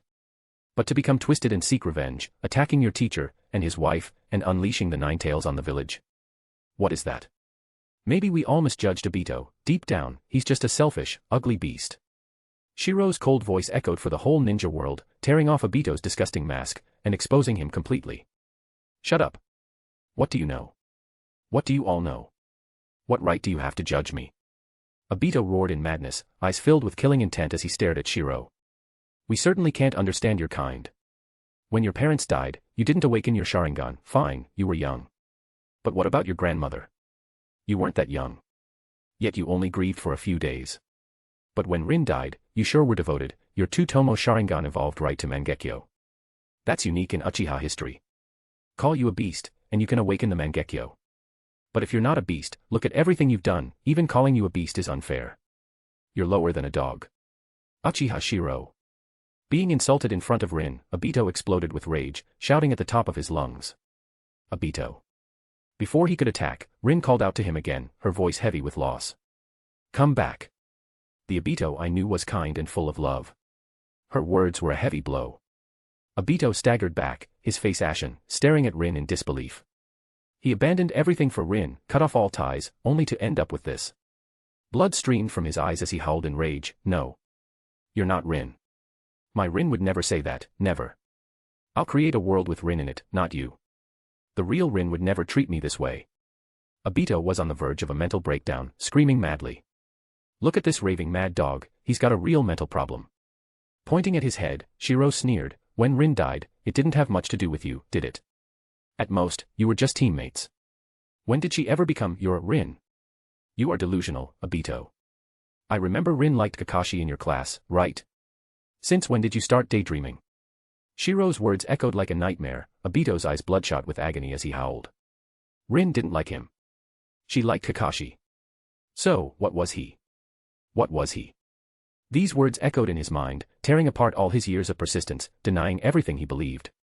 No. My Rin isn't like this. She isn't. Suddenly, in a frenzy, Obito screamed, I'll create a world with Rin in it. You're fake. My Rin would never treat me this way, you're all fake. Howling.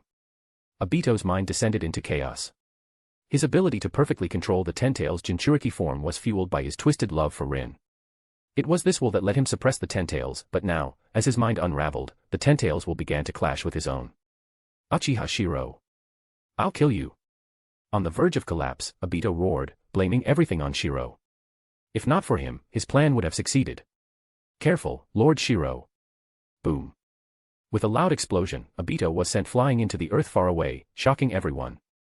Madara, watching, narrowed his eyes and muttered. Stalling for time, huh? Earlier, that Uchiha girl channeled nearly half the world's chakra into his body, and now that youth's chakra is rapidly depleting, or changing his body, perhaps. With Rinnegan's superior perception, Madara saw Shirou's immense chakra weakening. But his aura only grew stronger as the foreign chakra was absorbed and became his strength. Shirou radiated a terrifying presence, his Rinnegan Mangekyo spinning, while the sage markings on his cheeks slowly faded. In truth, his body was undergoing a transformation, his control becoming even stronger. No. I won't lose. I'm the ninja world's second sage of 6 paths. Obito roared, but before he could finish, Shirou appeared before him and punched him hard in the face.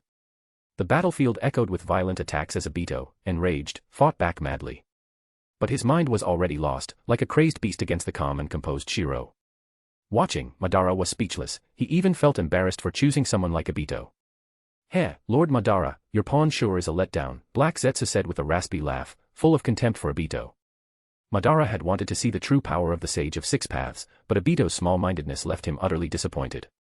Under the onslaught, Obito was nothing more than a punching bag for Shirou.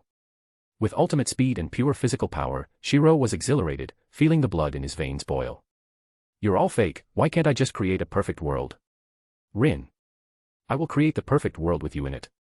As his will completely collapsed, Obito's eyes turned blood-red with madness. He roared, sending a truth-seeking orb hurtling at Shirou. With a boom, the orb struck a rock, but Shirou's figure disappeared instantly. What? Obito screamed, space-time ninjutsu. Shirou's figure appeared behind Obito, his body crackling with lightning. Did you forget I know Flying Thunder God? Sage Art, Lightning Release, Chidori.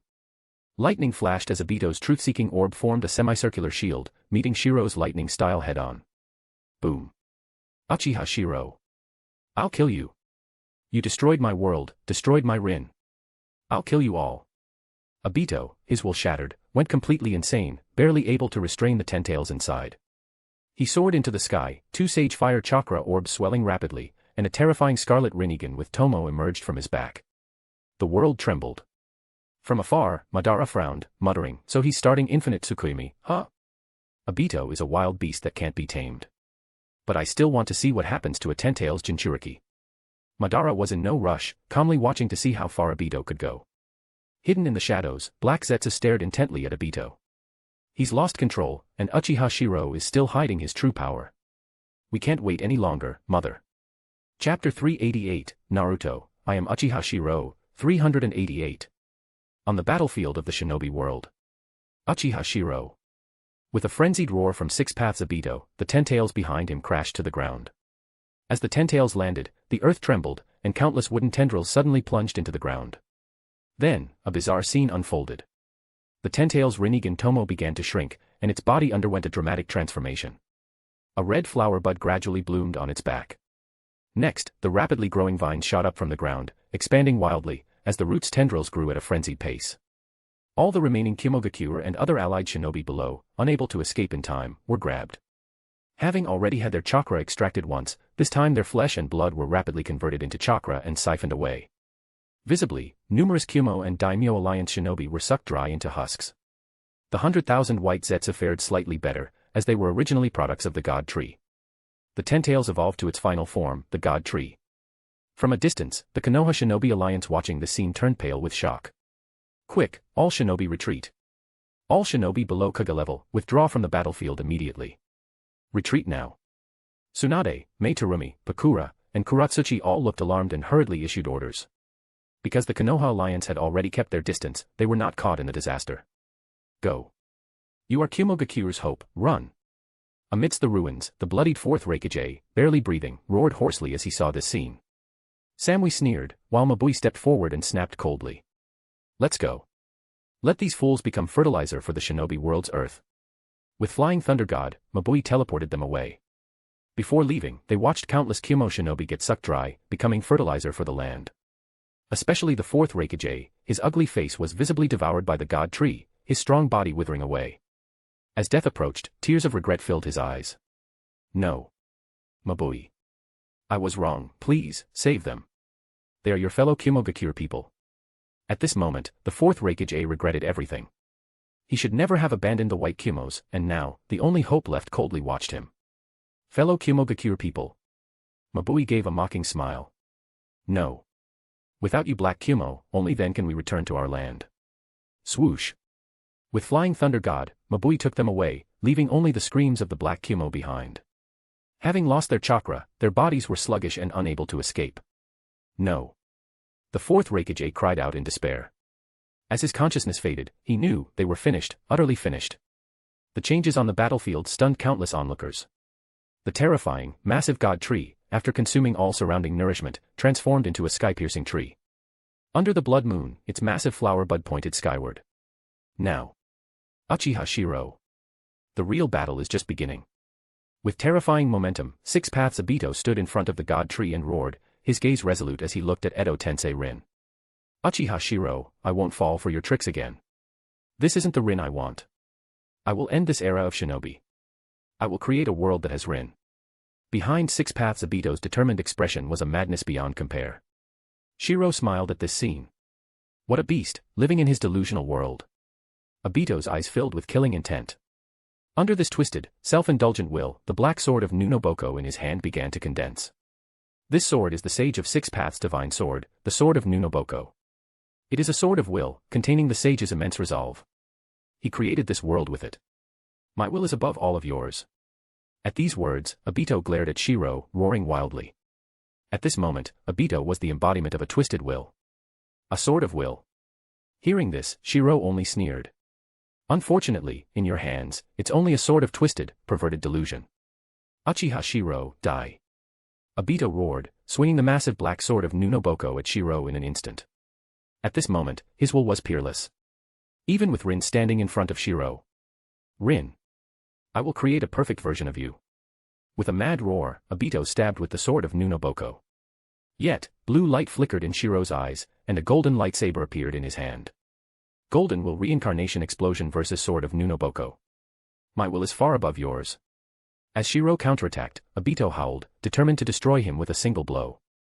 Shirou retorted coldly, this sword contains not only my will but the combined power of two eras. Beasts like you are not fit to speak of will. Pure sage power from the previous era fused with chakra from the ninja era, causing the lightsaber's power to skyrocket. Boom. When the Golden Will Reincarnation Explosion clashed with the black sword of Nunoboko, a deafening roar erupted. But then, with a crack, the tip of the sword of Nunoboko shattered. Obito's pupils shrank in shock and anger. No. Impossible. My will cannot be defeated. On the winning side, even Shirou was astonished. No wonder it was such a twisted will, even if it was delusional, its determination was truly that of a beast. Obito. At that moment, Edo Tensei Rin saw Obito's beastly form, not only intent on destroying the Shinobi World but also attacking the Hokage of Konoha. She looked determined. Rin Nohara, a Konoha Chunin, sacrificed herself for Konoha, to protect her country, her village. She would never allow such a madman to destroy her home. Otherwise, her sacrifice would have been a joke. Rin, kunai in hand, charged at Obito in anger. Seeing her killing intent, Obito's face twisted in pain. No. You're not my Rin.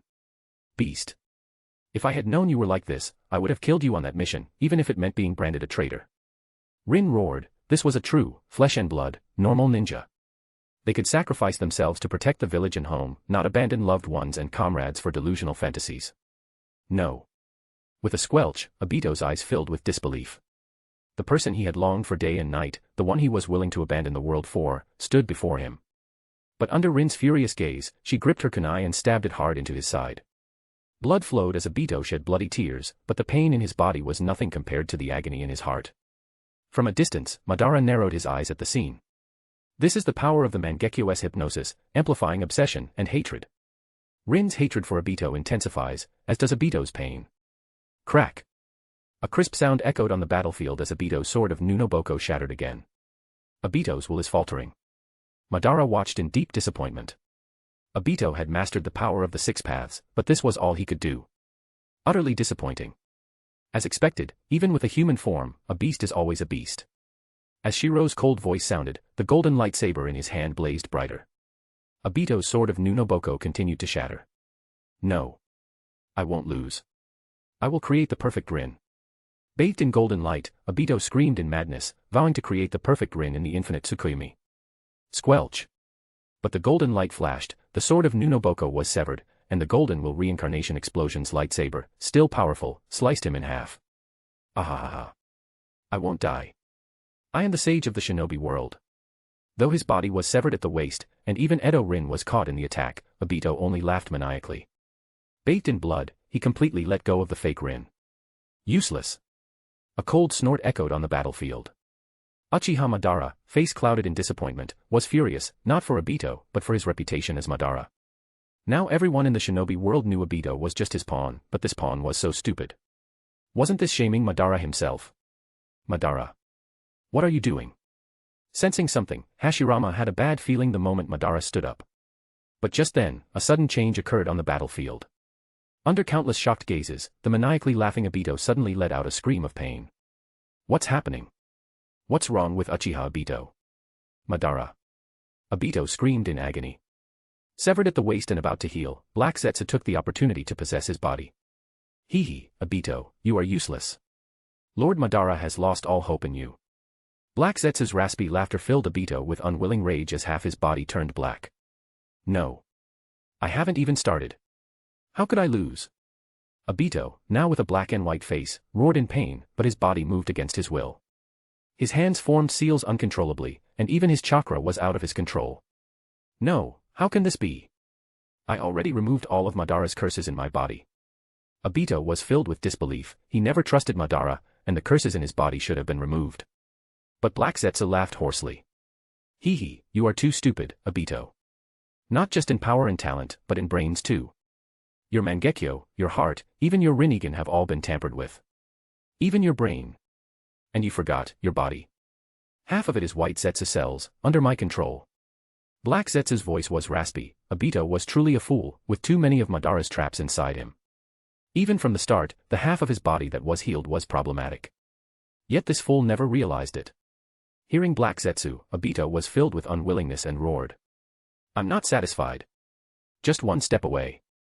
One step from creating a world with the perfect Rin, I'm not satisfied. Obito, you're such a disappointment.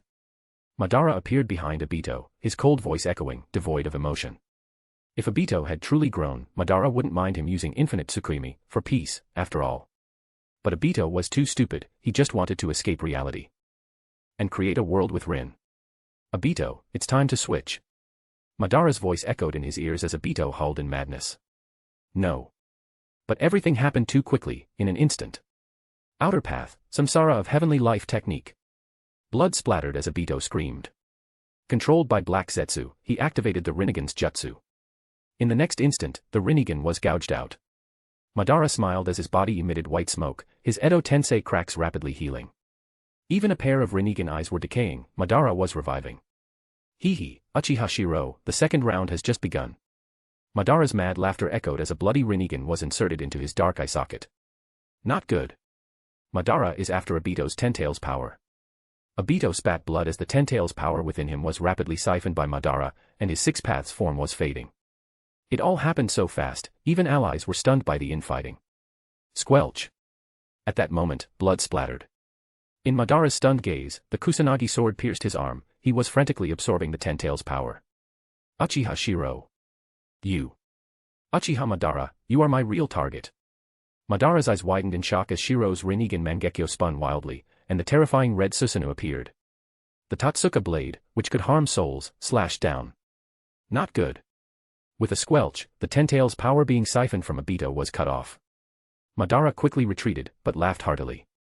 Haha, good. You dared plot for my Ten-Tails. Madara was not angry at being tricked, but excited, this was his true heir, not the useless Obito. In an instant, the two separated. Madara still managed to absorb 80% of the Ten-Tails power, while Shirou, with Susanoo's Tatsuka blade, severed the connection. Yet Obito screamed again. Uchiha Shirou. No. My eye. Obito's other Mangekyo Sharingan was gouged out by Shirou. This is the eye I reclaim in the name of the Uchiha clan leader. Shirou's cold voice echoed as a diamond-shaped seal opened in his palm. Forbidden technique, Chimera Jutsu. As Obito screamed in agony, his Uchiha bloodline and Ten-Tails power were extracted, and his Mangekyo was devoured. Haha, so this is your perfect devouring power. Good, good. Now only you and I stand at the top of the Shinobi World. Madara laughed. He had now fully sealed the Ten-Tails power, his hair turning white, his body undergoing the same transformation as Obito's before. Six Paths Uchiha Madara enters the stage. Chapter 389, Naruto, I am Uchiha Shirou, 389. At the peak of the Shinobi World, only you and I remain. With a domineering voice echoing across the battlefield, the figure of Sage of Six Paths Madara gradually appeared at the center. His long white hair fluttered in the wind, grasping the staff of truth-seeking balls, 9 orbs circling him, his arms and legs turning black, wielding the sage's staff with the bearing of a king. Uchiha Shirou. At this moment, Sage Madara shouted excitedly. Looking back at the entire century of the Shinobi World and especially at Hashirama's shocked expression in the distance, he couldn't help but laugh wildly. Hashirama. In the end, between the Senju and Uchiha, it was still the Uchiha who won. At this moment, Madara laughed ecstatically, releasing a century's worth of pent-up emotion he had kept in his heart. Establishing Konoha and leaving his home in loneliness, returning and being defeated by Hashirama, each event weighed upon his heart as unresolved regret. And Tobirama, that annoying white-haired guy, even if you calculated everything, in the end, he still won. In Madara's eyes, Shirou was not just a person, but also the inheritor of his own will from his former years, almost like his former self. So, in the end, all victories were his. Madara. Hashirama, shocked, looked at Madara who had entered Sage of Six Paths mode in the distance, while Tobirama beside him was even more frustrated. Big brother, I've always said Uchiha Madara is ambitious. Tobirama was so frustrated, never expecting to be slapped in the face by Madara again. Lord Shirou. At the same time, countless people were paying attention to Shirou's transformation. After devouring the power of Sage Obito, the power within Shirou's body underwent a transformation. As a terrifying aura spread out, Shirou slowly looked up, his calm gaze meeting Madara's. A final battle. Perhaps this is just the beginning. With a calm voice echoing, Shirou's power completed its transformation, and a terrifying aura radiated from him. His appearance also changed. Lord Shirou has become a sage too. Countless shocked gazes from afar watched as Shirou, still with black hair, now emanated a terrifying aura, and 9 truth-seeking balls floated behind his back. His body was clad in the white robes of the Otsutsuki clan. When he raised his hand, the Kusanagi sword in his palm began to change, causing Madara to narrow his eyes in the distance. Is he infusing the power of the sage staff into the Kusanagi sword? Seeing this, Madara smiled, the Kusanagi sword had undergone a fundamental transformation. It seems not only have we taken different paths in our ideals of peace, but even our eyes have evolved differently. At this moment, Shirou's pupils appeared in his eyes, blood-red irises with 6 black rings, the swirling Mangekyo pattern, and a faint blue glow at the corners. This was a combination of Rinnegan plus Mangekyo plus Tenseigan. Seeing Madara's Rinnegan, Shirou smiled and gently clenched his hand, feeling the power and showing a satisfied look. This power is different from yours. You gained yours through the Ten Tails, while I grew stronger by devouring and absorbing power within me. Now, after absorbing some of Sage Obito's remaining energy and a portion of the Ten Tails power, Shirou's Sage plus Otsutsuki bloodline had jumped directly from infancy to adolescence. Now, these eyes are different from yours. Noticing Madara had only one Rinnegan, Shirou smiled, the other had already been absorbed by him. Oh. Is that so? With a calm smile, Madara instantly launched an attack. Sage Art, Release Lightning. In an instant, a sea of purple lightning struck, but Shirou raised his hand and instantly absorbed all the lightning with the Sage Kusanagi sword. The next moment, with a metallic ringing, Madara attacked with his Sage Staff, while Shirou defended with the Sage Kusanagi sword. They stared into each other's eyes. Ahaha, you've suppressed me in strength. He was the one on the offensive, but the opponent easily blocked his attack.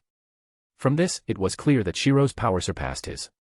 However, Madara didn't show any anger, instead, he laughed excitedly. Then what about your eyes' abilities? Limbo, Border Jail. The next moment, an invisible force struck Madara's Rinnegan ability. Haha, this is my Rinnegan ability. I can split off a shadow. You have Rinnegan, so you should be able to see it, but how will you block it? Madara laughed loudly, but at the moment the shadow passed, his pupils shrank. Impossible. From an outsider's perspective, Madara's Sage Staff passed right through Shirou, as if cutting him down. But only Madara knew what happened. That's Obito's Mangekyo Kamui ability. Madara shouted in shock, while Shirou hadn't moved an inch. As Madara stared in disbelief, Shirou glanced back calmly, revealing those unique eyes. Correct. This is Uchiha Obito's Mangekyo ability, Kamui. His eye's ultimate power was replication, he could copy any Mangekyo or Rinnegan technique. In short, his eyes had three major abilities: hypnosis, copying, and space manipulation. Especially hypnosis and replication, they were the ultimate version of the Sharingan. However, this replication had limits. For example, he had to first absorb part of the opponent's ocular power. The first copied technique used normal chakra, but each subsequent ability doubled the cost, and so on. Ahahaha. Interesting. Very interesting. This is so much fun.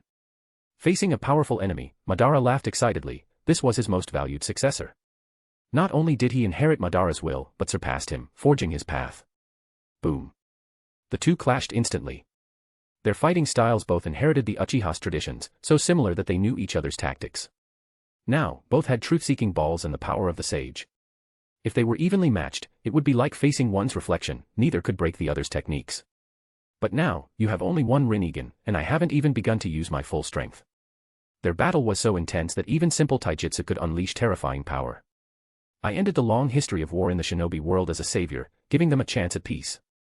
Infinite Tsukuyomi is just an illusion. I admit many want to escape reality, but more people cannot accept your fake peace. Otherwise, this group of shinobi wouldn't have started a war. Shirou's voice echoed, making Madara's expression heavy as he glanced at the distant shinobi. Although awed by their power, most clearly rejected Madara's illusionary peace. Perhaps you're right. But now, defeat me. Let me witness your path to peace. Madara shouted, a look of excitement on his face. If he lost, it would only be to the young, idealistic version of himself, not to someone else. He knew from the beginning that Infinite Tsukuyomi's peace was an illusion, but was there any better way in the shinobi world? Hashirama's trust, nonsense. But when Shirou's united peace appeared, Madara was excited, he wasn't alone anymore. He didn't know if Shirou's way was right, but he wanted to witness it. Even compare and see who was truly correct. Fire Release, Great Fire Annihilation. Madara, at sage level, unleashed an even more terrifying fire style, while Shirou, excited, was still adapting to his new power. Their battle's power stunned the world. This is the power of gods. Lord Shirou will surely win. Countless shinobi watched with determined eyes, not noticing Uchiha Obito, discarded as trash on the battlefield. Obito, his eyes gouged out and bleeding, was barely alive, while Black Zetsu was slowly detaching from him, staring intently at the battle above. Heh, Madara is getting excited, but the plan can't go wrong, mother. With a resolute gaze, Black Zetsu didn't care what would happen to the shinobi world or Shirou's ambitions. He had only one goal, to rescue his mother. Only one step remained. But as Black Zetsu detached from Obito and began to hide, he didn't notice another force awakening within Obito. Inside Obito's consciousness. Impossible. The whole shinobi world was a conspiracy, a 1,000-year conspiracy. Even Madara was just a pawn. Obito stared in shock at the old man before him. It was the Sage of Six Paths, who revealed the world was ensnared by a vast conspiracy. With a serious expression, the sage said, "Correct. We absolutely cannot let Kaguya awaken. Originally, the reincarnation cycle of Ashura and Indra was meant to prevent chaos. But in this era, their reincarnated wills have been erased. Now, saving the world is up to you." "Me?" Obito laughed bitterly, pointing at himself. "Sage, I've lost everything, I'm about to die, and I." Seeing Obito's miserable state, the sage also felt frustrated. If he had any other choice, he wouldn't pick this loser. But there was no alternative. The current reincarnations of Indra and Ashura, Uchiha Sasuke and Namikaze Naruto, had no traces of their original wills. In their current brainwashed state, he wouldn't dare entrust them with this power. "You've been deceived." Gazing at Obito, the sage reluctantly revealed his trump card. With a grave expression, he raised his hand and a figure that made Obito tremble appeared. Rin. Nohara Rin appeared. The sage spoke hoarsely. "You've been deceived. Everything just now was Uchiha Shirou's plot. His eyes can beguile all things. It was all a lie. If you can't stop this, the world will be destroyed, and Rin will disappear forever. If you save the world, I can bring Rin back." Under the sage's temptation, especially with Rin as bait, Obito trembled as he looked at her. "Obito, the world needs you. I believe you'll become its hero. Let's protect the world together." Rin's innocent smile was full of hope as if expecting Obito to save everything. Obito didn't notice that Rin's smile seemed a bit too perfect. Or perhaps, in his twisted mind, this was the perfect Rin. Especially since Obito was already mentally unstable, under this temptation, he trembled and shed tears. "Rin. You're finally back. Everything before was fake." "Fake?" Obito sobbed, trembling. His Rin had returned. The rest was just Shirou's deception. Anger filled his heart. "Rin. I'll protect you." Obito's eyes filled with determination. He would save the world and be the hero in Rin's eyes. That's the life of a simp. No explanation needed, nor understanding. Long ago, we brothers fought the Ten Tails, the God Tree's incarnation, to atone for our mother's sins, and sealed it within ourselves. Now, her disaster strikes again. Obito, give me your hands. I'll entrust you with my power, and temporarily grant you the Rinnegan. Only you can bring peace to the world. With the sage's determined words, Obito looked at Rin and, full of resolve, extended his hands. The sage's power flowed into him, and his eyes showed pain as the Rinnegan gradually manifested in his pupils. Meanwhile, the sun and moon marks appeared in his palms, representing the sage's yin-yang power. Obito. The future of the world is in your hands. This power is the only one that can seal my mother. Back in the chaotic battlefield, the ruins had already buried Obito's body. But unexpectedly, Obito's broken body began to heal, and even his empty eye sockets manifested the Rinnegan. With the power of yin and yang, Obito entered Sage of Six Paths mode. But unlike before, his hair and skin turned white, 2 horns protruded from his forehead. A white tomo appeared at his collar, and he donned a golden chakra cloak. Behind him, 9 tomo floated with 9 truth-seeking balls, and he wielded a black staff. Sage of Six Paths mode. Swish. This power. As Sage Obito opened his eyes and felt the terrifying power, he was shocked. This power is different from before. Previously, I needed to suppress the Ten-Tails will, but now this power is entirely under my control. Excited, Sage Obito closed his eyes to digest the surging power within him. Chapter 390, Naruto, I am Uchiha Shirou, 390. Uchiha Shirou. On the battlefield of the Shinobi World, after a thunderous explosion, Six Paths Madara was sent flying into the ruins in a sorry state. Yet, despite his battered appearance, he was unusually excited. Your strength. Your character. I, Uchiha Madara, acknowledge you. I'm willing to call you the greatest person in the Shinobi world since the Sage of Six Paths.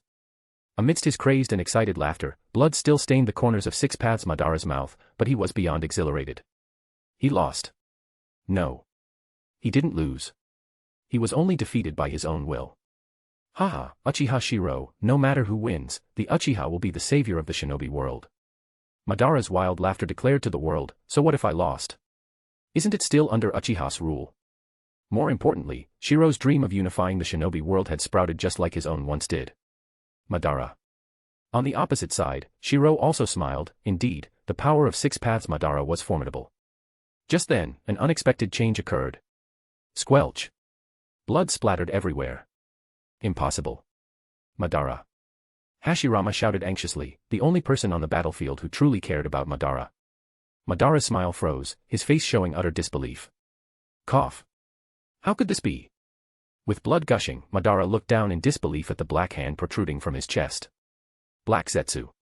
It was his own will incarnate, Black Zetsu, who had struck from behind at this critical moment, piercing his heart, something he'd never imagined. Seeing his plan succeed, Black Zetsu was also excited. This was a blow he'd prepared for 1,000 years, and it had finally worked. You were wrong, Madara. The Uchiha aren't the saviors. Black Zetsu's hoarse voice echoed, shocking everyone, while Madara's pupils slowly turned, unable to believe what he was seeing. My body. I can't move. Such a wound was nothing to Madara, but after Black Zetsu's hand pierced his chest, he found he couldn't move at all, not even gather chakra. Even the shadows split off by limbo, border jail couldn't move. Seeing his plan succeed, Black Zetsu laughed hoarsely, looking smugly at the shocked Madara. It's not over yet, this is just the beginning. Black Zetsu's rasping voice made Madara's face darken. Impossible. Black Zetsu, I created you, you are my will. Heh. Madara, you're wrong. I'm not your will, I'm my own, I am Kagaya's will. Witnessing this, the allied shinobi forces were all stunned. Black Zetsu laughed wildly, Mother, I'll soon rescue you. Hagoromo and Hamura, the end for you two bastards has come. 1,000 years. Over 1,000 years. Hagoromo, Hamura, you bastards made it so I have no love. With that last sentence, Black Zetsu shouted with a twisted face. 1,000 years of hiding and loss, all because of Hagoromo and Hamura's actions. Hagoromo and Hamura were born with what Black Zetsu craved above all else for a millennium. The sudden upheaval shocked everyone. Who was Kagaya? Sage of Six Paths Hagoromo. Was that the sage's real name? And who was Hamura? Why was this black thing screaming in such pain? You've all been fooled. Suddenly, a furious shout rang out. From the ruins came a figure. It was Uchiha Obito, now in Six Paths mode, Six Paths Obito. That familiar power made Black Zetsu wary. Alarmed and furious, but seeing his plan succeed, Black Zetsu snarled. That's Hagoromo and Hamura's power. The Sage of Six Paths, that bastard, after sealing Mother, swallowed Hamura's power too. As the terrifying aura swept forth and the powers of Yin and Yang merged, Six Paths Obito's strength now surpassed that of Sasuke and Naruto in the original story, who each only received half the sage's power and thus checked each other. With Yin and Yang together, 1 + 1 was greater than 2. Obito. Countless people were shocked at his appearance, now, revived as Six Paths Obito, with purple Rinnegan eyes, he roared. Conspiracy. This entire world, all of this is an elaborate conspiracy. We've all been fooled. Revived, Six Paths Obito's aura changed dramatically, shouting about 1,000-year-long conspiracy. As everyone was stunned, the ground trembled, and an immense, terrifying chakra surged toward Madara's body. Black Zetsu laughed wildly, too late. Even if you know, so what? The rabbit goddess will descend. And you, Obito. You think you're the savior? Fool. You'll always be a pawn in someone else's game. Black Zetsu cursed Obito. He'd always been Madara's pawn, and now he was merely the Sage of Six Paths' pawn. Now, acting like a savior. If someone didn't know better, they'd think he'd had an epiphany. Black Zetsu guess, Hagoromo must have used that Rin girl to manipulate this fool. This chakra is even stronger than the 10 tails. Incredible. Countless people were shocked by the 1,000-year conspiracy, and terrified at the chakra gathering before them. This was the power absorbed by the God Tree, now emerging from the earth and gathering in Madara's body. The overwhelming power made Madara scream in agony. Black Zetsu. Madara. While you're swelling with power and can't move, I'll stop you, it's my win. With hatred in his eyes, Six Paths Obito roared, grabbed 2 black rods of Six Paths power and charged. Suddenly, a thunderclap resounded. To everyone's shock, Shirou intercepted Six Paths Obito midair. Uchiha Shirou. Are you insane? Seeing himself blocked, Six Paths Obito shouted in anger. If Kagaya descends, it'll be a disaster for the whole world. Now is the best chance to seal this power. If we join forces, I promise, I will never interfere with you again. I'll take Rin to the ocean and never set foot on the continent again. No wonder Obito was so resolute, it was all for Rin. Truly the ultimate simp of the shinobi world. Yet in midair, Shirou holding the Kusanagi sword only looked at him calmly. Under Obito's expectant gaze, Shirou smirked and said something that stunned everyone. Is that so? But, I refuse. What? Everyone was shocked by Shirou's decision, even Obito couldn't believe it. What was Shirou thinking? Uchiha Shirou, isn't your ambition to rule the world? Fine. I swear I'll never stand in your way. Isn't that enough? In Obito's mind, none of this mattered except for Rin. If not for her, he wouldn't care about the Shinobi world. How could mortals understand the thoughts of gods? Aloft, Shirou looked at Obito's anxious face and sneered. Kagaya's arrival. He'd been waiting for this for so long. Far away, seeing Shirou stop Obito, though he didn't know why, Black Zetsu couldn't help but laugh excitedly. Haha, Uchiha Shirou, don't worry. That so-called disaster is nonsense. 1,000 years ago, Kagaya's era was the most peaceful in history. Just like your goal of unification, under absolute power, the world was peaceful. After the sage's so-called ending disaster, the world descended into endless warring. Black Zetsu railed against the sage, who'd labeled Kagaya as a disaster. He forgot that under Kagaya, no one dared start a war, no matter what was said in secret. That era, by comparison, was the most peaceful. What about after Kagaya's defeat? The world entered hundreds of years of chaos, only ending when Hashirama and Madara founded the villages. But even then, peace was only halfway achieved. Madara. Sensing Madara's will to resist, Black Zetsu, who knew him best, shouted. I'm telling the truth. Isn't your goal peace? What Uchiha Shirou is doing now, Kagaya did 1,000 years ago. We're all seeking peace. Give up resistance. Amid Madara's agonized screams, his eyes grew bloodshot, but as their minds connected, he was shocked. He saw Black Zetsu's millennium of loneliness, but more importantly, in Black Zetsu's fragmented memories, he saw the peace of Kagaya's era. Though it was forced, and there were some dissenters, it showed one thing. Uniting the world was the right path. If one was strong enough, peace could last forever. So that's it. Enlightened, Madara smiled in relief. Under the surging chakra, he looked up at Shirou and smiled. Heh. So, someone achieved what I dreamed of 1,000 years ago. Muttering, Madara was finally swallowed by the immense chakra. Thump thump. Suddenly, the world echoed with the sound of a heartbeat. Everyone was shocked. It was as if the heartbeat came from the heavens themselves.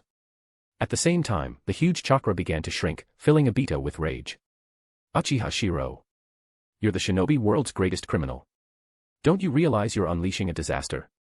Kagaya's arrival will destroy us all. Destroy the world. Seeing Obito's anger, Shirou only sneered. You believe everything you're told. Who said Kagaya would destroy the world? Did she do it 1,000 years ago? It was the sage who, after ending her era, plunged the world into 1,000 years of war. Who's the real disaster? Is Kagaya the disaster, or is it the sage? Mother. You've finally descended. Black Zetsu shouted, eyes tearing up. Those who have always had, take it for granted, those who lack, treasure it most. As the chakra shrank, under flowing silvery hair, everyone watched in awe. Only Black Zetsu was ecstatic. Mother. Ah. But Black Zetsu's excitement froze, staring in disbelief. Where was she? Where was his mother?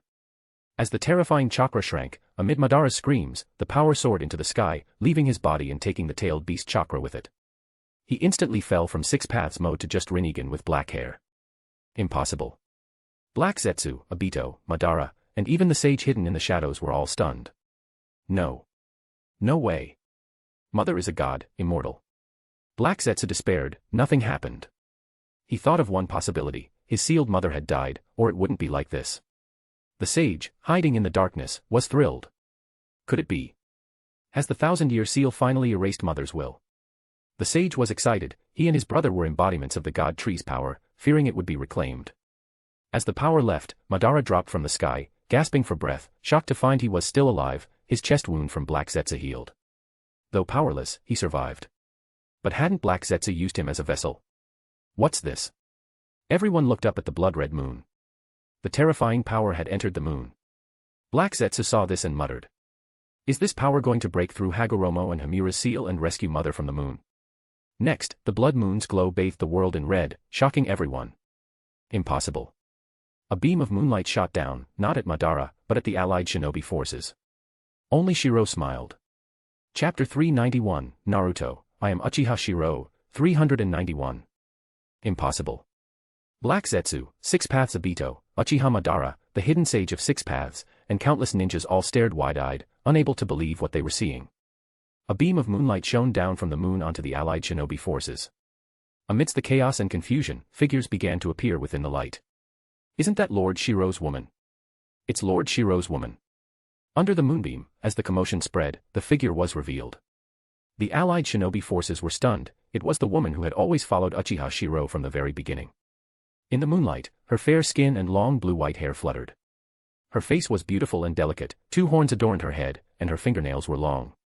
She wore a white robe with black tomo patterns, and her pure white eyes calmly gazed at the battlefield. As the sealed power returned to her body under the moonlight, a blood-red Rinne Sharingan slowly opened on her forehead. Otsutsuki Kagaya. Mother. As everyone saw this figure, the name surfaced in their minds. Only Black Zetsu, though surprised, looked on with excitement, addressing her as Mother. That's enough, Hikari.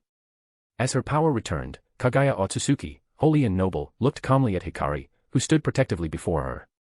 Though this was Shirou's order, the experiences of this recent time far surpassed her 1,000 years of loneliness. The once cold and distant Kagaya raised her hand and gently caressed Hikari's cheek, making Hikari say solemnly, "It's all for Lord Shirou." In the next instant, Kagaya's figure vanished, instantly appearing on the battlefield, making Six Paths Obito's pupils shrink as he became alert. Mother. Black Zetsu shouted excitedly. The process didn't matter, what was important was that his mother had finally returned. Under everyone's gaze, no one could have imagined that the so-called mother of the Sage of Six Paths, the noble and holy originator of chakra, Kagaya Otsutsuki, would stand gently behind Shirou at this moment. The sight shocked everyone. Upon seeing Kagaya, Shirou smiled, reaching out to gently stroke her silky white hair. Kagaya, looks like I'll need your help for this battle. This genuine trust made Kagaya smile, and her heart, betrayed and lonely for 1,000 years, finally filled. Mother. What's going on? Black Zetsu hurried to Kagaya's side, but the situation left him confused. Seeing Black Zetsu, Kagaya showed a rare hint of comfort, at least he hadn't betrayed her. Shirou, Black Zetsu is a will I created when I was sealed, fusing Yin-Yang release with the Ten Tails power. At this, Kagaya hesitated, and looked at Shirou, her voice dropping. He's also my son. During this time, Kagaya had come to understand the present Shinobi world, and she worried whether Shirou could accept this unexpected son. Yet seeing her concern, Shirou just smiled and nodded. I understand. This is our Shinobi world, too. Their conversation left Black Zetsu dumbfounded, eyes wide. Good grief. When did his mother get out? And now, does he have a father, too? You. Meanwhile, Six Paths Obito watched in utter shock. Hadn't the Sage of Six Paths said Kagaya was sealed inside the moon? How had she become Uchiha Shirou's woman? And now, he'd have to fight two at once. Uchiha Shirou.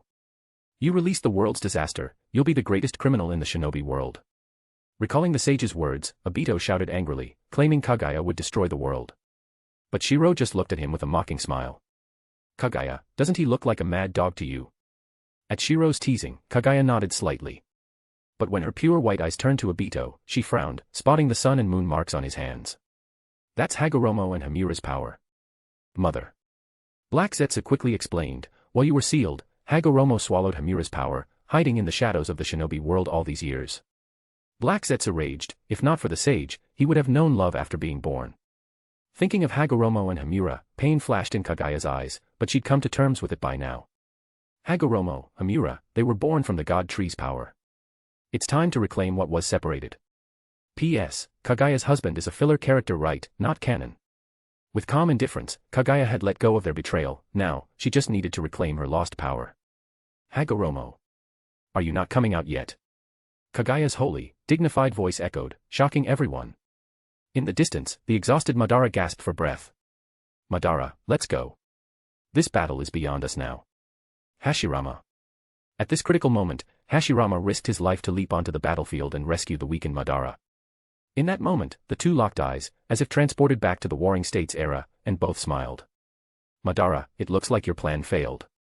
Our era is over, let the younger generation spin the wheel of the Shinobi world now. With the Ten Tails extracted, Madara was clearly at death's door, but he stubbornly snorted. Hashirama. I told you, this time I won. Now that Shirou had inherited and perfected his will, Madara felt he had already surpassed Hashirama. Besides, Konoha and the world were both Uchihas now. Madara's weakness couldn't hide his stubbornness, making Hashirama laugh. In the distance, Tobirama watched jealously, his big brother had gone to Madara yet again. This world was once my garden, now it's ruled by my husband. I won't let it be hurt again. Kagaya's calm voice echoed. The world itself meant little to her, Shirou, the one who could be with her and build a strong clan, was what mattered most. It's time to end this battle. As Kagaya's cold voice rang out, the veins of the Byakugan began to surface around her eyes. At that moment, feeling her terrifying pressure, Six Paths Obito broke out in a cold sweat. Uchiha Shirou was already a headache, now there was the terrifying Kagaya Otsutsuki. Even with the power of the sage, he felt no hope of victory. Mother. At that moment, a voice echoed across time and space, and countless people looked on in shock as a figure emerged from the void. Hagoromo. You traitor. Mother and I will never forgive you. The person most shocked was not Kagaya, who'd been sealed for 1,000 years, but Black Zetsu, who had hidden in the shadows for just as long. Black Zetsu glared furiously at the newcomer, cursing him, while others were stunned to realize who it was. Otsutsuki Hagoromo, the sage of six paths himself. 2 horns on his head, brown hair, a white robe, 6 black tomo on his chest, a red spiral symbol on his back with a grid of tomo below, and an old, bearded face. Otsutsuki Hagoromo looked at his mother with a complicated expression. It's the sage of six paths. Is this still a shinobi war? It feels like a battle of gods and demons from myth. In the allied forces, countless ninja stared blankly, their understanding turned upside down. What began as a ninja war had now brought out even the sage. What else was impossible? This isn't even the same dimension, this is a battle between gods. With a clang, a ninja sword dropped to the ground. A Konoha ninja clutched his forehead, smiling wryly in disbelief. This is beyond anything we can hope to fight. Even Inoki, the third Tsuchikage, lost his fighting spirit, gazing helplessly at the battlefield. This was a battle for the gods to decide. Old man, are you okay? The fourth Tsuchikage, Kuratsuchi, asked with concern. Seeing his granddaughter's worried look, Inoki secretly breathed a sigh of relief. Thank goodness. At least he'd sided with the right person early. Given the situation, it was the old fighting the young, and the outcome shouldn't affect them. The Sage of Six Paths. With the sage's arrival, the battlefield reached the highest level of the shinobi world. A battle of gods. As Otsutsuki Hagoromo revealed himself from the shadows. Mother. As Hagoromo gazed complicatedly at his mother, Black Zetsu angrily pointed and shouted. You traitor. Sage of Six Paths. Obito, too, breathed a sigh of relief, quickly moving to Hagoromo's side. Now, it was 2-on-2, all at the Six Paths level. They still had hope. Seeing Hagoromo, Kagaya's eyes flashed with pain, then turned resolute. Hagoromo, I didn't expect you to have grown so old. Old. That word made Hagoromo's face stiffen. At that moment, everyone noticed something. The passage of time had not affected Kagaya's appearance, but it had aged the sage. Seeing Hagoromo's aged face, Black Zetsu grinned vindicatively. Mother, you don't know what this traitor did. After sealing Mother, Hagoromo and Hamura found they hadn't inherited her immortality. So, this traitor, seeking eternal life, swallowed Hamura as he was dying. He thought fusing the other half of the god tree's power would grant him eternity, but he failed. Meanwhile, Shirou smiled, seeing the sage in person, and couldn't help but mock. So, you chose self-sealing just to cling to life. Exposed, Hagoromo's face darkened, but instead of lashing out, he looked at his mother with a grave expression. Mother, you held back from Hamura and me, you never gave us eternal life. Your existence will only bring endless disaster to the world. At that moment, the sage was still firm in his belief that immortality would only bring never-ending calamity to the world. Seeing Hagoromo's resolute gaze, Kagaya's heart turned calm. She spoke coolly. Once, I thought the life born from the god tree's power would protect the world from invaders. I was wrong about everything. Feeling her fear, a gentle hand squeezed hers. Shirou offered a reassuring smile. Kagaya, it looks like the world will need us to protect it in the future. Seeing Shirou's smile, Kagaya nodded resolutely. On the other side, Hagoromo frowned deeply at their closeness, then said solemnly. Uchiha Shirou, your ambition is the same as my mother's. You'll bring disaster to the world, let the former Kage of the shinobi world stop you.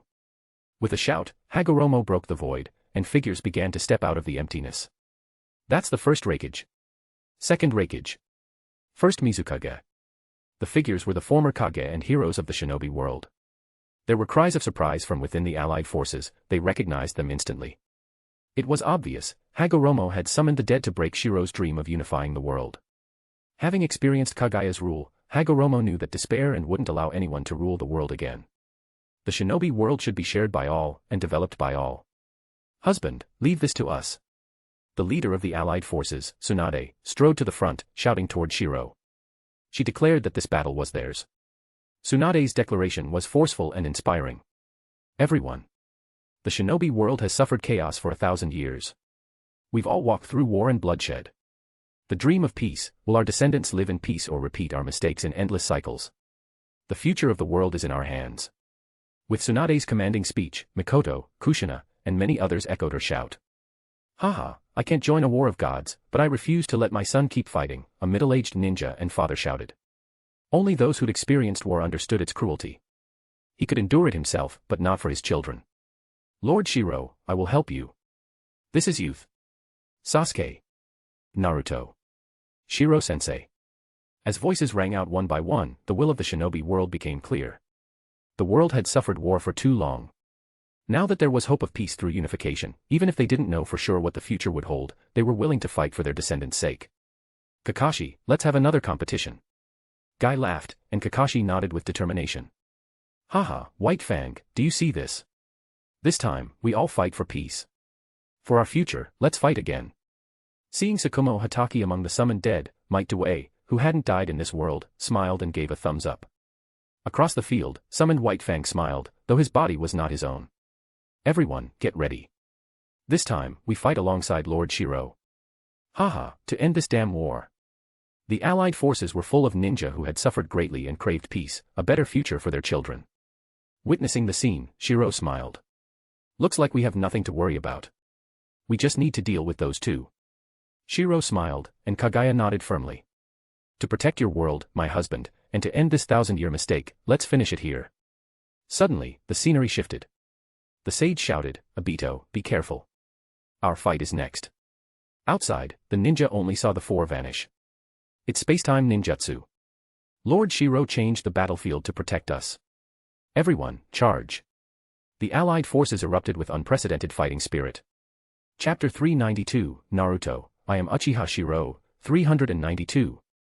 Obito, be careful. As the space shifted, the Sage of Six Paths urgently shouted to warn Obito. In a flash, Six Paths Obito looked around in shock at their new surroundings. The air burned and shimmered from intense heat, and below, steaming magma bubbled and churned. I'll destroy you here and reclaim the energy of my chakra fruit. With a change of scenery, the four of them suddenly found themselves in a volcanic magma world.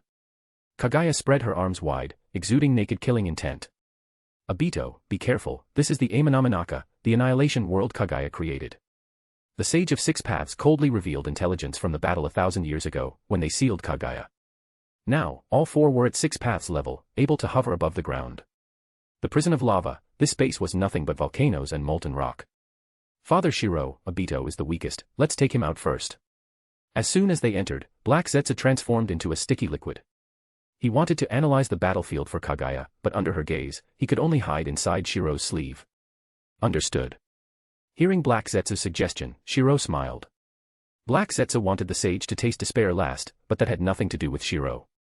From a tactical standpoint, taking out Obito first was the best option. Uchiha Shirou. I'm not the same Obito as before, my will surpass yours. Hearing they planned to eliminate him first, Six Paths Obito roared angrily. Before, Shirou had used Rin to shake his resolve, which led to his defeat. Now, his will was unbreakable, he couldn't lose. Kaguya. Yes. With Shirou's commanding shout, Kaguya instinctively answered. Then she remembered the teamwork ninjutsu she'd learned recently. Rabbit hair needles. Instantly, Kaguya's white hair danced, firing countless sharp needles. With her Byakugan, she targeted the duo's vital points. Obito, let's suppress her together. The sage didn't dare be careless, she was his mother, and even 1,000 years ago, it took sealing jutsu to defeat her. With a shout, the sage transformed truth-seeking orbs into shields before him. Just then, Shirou's ocular power activated, and a black void opened behind him. Not good. Not just behind, 8 black voids appeared all around. Kaguya's rabbit hair needles were fired from each, attacking from every angle. It was clear, Shirou, using his space-time eye technique, and Kaguya's perfect teamwork elevated this ninjutsu to its peak. A flawless attack. Truth-seeking orbs, huh? Seeing his attacks blocked, Shirou narrowed his eyes. In the next moment, a terrifying red Susanoo armor materialized around him. He had previously absorbed Obito's other Mangekyo Sharingan. Now, a huge shuriken appeared in Susanoo's hands. Kamui Shuriken. Swish, giant Kamui Shuriken appeared, and the powerful truth-seeking orbs were instantly torn apart by the spatial rift. Black Zetsu, watching, grew excited. Good.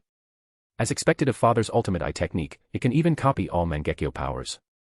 As long as the sage suffered, Black Zetsu was delighted. 80 Gods Vacuum Attack. With a cold shout, Kaguya concentrated her chakra into her palms and unleashed countless powerful strikes into the air. Simultaneously, lightning crackled around Shirou. In a flash, he appeared above the sage and Obito, and his fearsome Susanoo swung its sword down at them. Boom. With a thunderous crash, the two were slammed into the magma below. This relentless assault came from the perfect teamwork of Kaguya and Shirou. The sage was shocked. Back then, he had only sealed Kaguya because of sealing jutsu and one other reason: his mother, Kaguya, was not skilled in combat. Despite her immense power, she utterly lacked battle experience. She often missed chances in battle, and her inexperience sometimes put her in danger. But now, he could see her combat experience had improved. Yet beyond experience, there was also talent, and Kaguya had none. But with Shirou's support, her weakness was fully covered. Uchiha Shirou. With a furious roar, an enormous Susanoo emerged from the magma. This was the sage's own six-path Susanoo. He glared at Shirou, shouting, "Don't you know this woman will bring destruction to the world? Her goal is to annihilate everything." Feeling threatened, the sage erupted in rage. In Shirou's sleeve, Black Zetsu was also furious. "Father, don't trust him. He's a traitor." Ever since sealing Mother, he sought ways to absorb her power. He and Hamura tested it. They are also incarnations of the God Tree's energy, and could absorb Mother to become truly immortal. Black Zetsu exposed all the sage's years of schemes and hypocrisy. The sage did not deny it. Instead, he shouted back. "What's wrong with what I did? Why should they have eternal life? Even you, a monster, have it, but not me and Hamura. She calls us her sons, but in truth, we're just seeds to be harvested into new chakra fruits when we mature." The sage's rant was filled with jealousy. Why should even Black Zetsu have immortality, while he and Hamura faced aging and death? So that's how it is.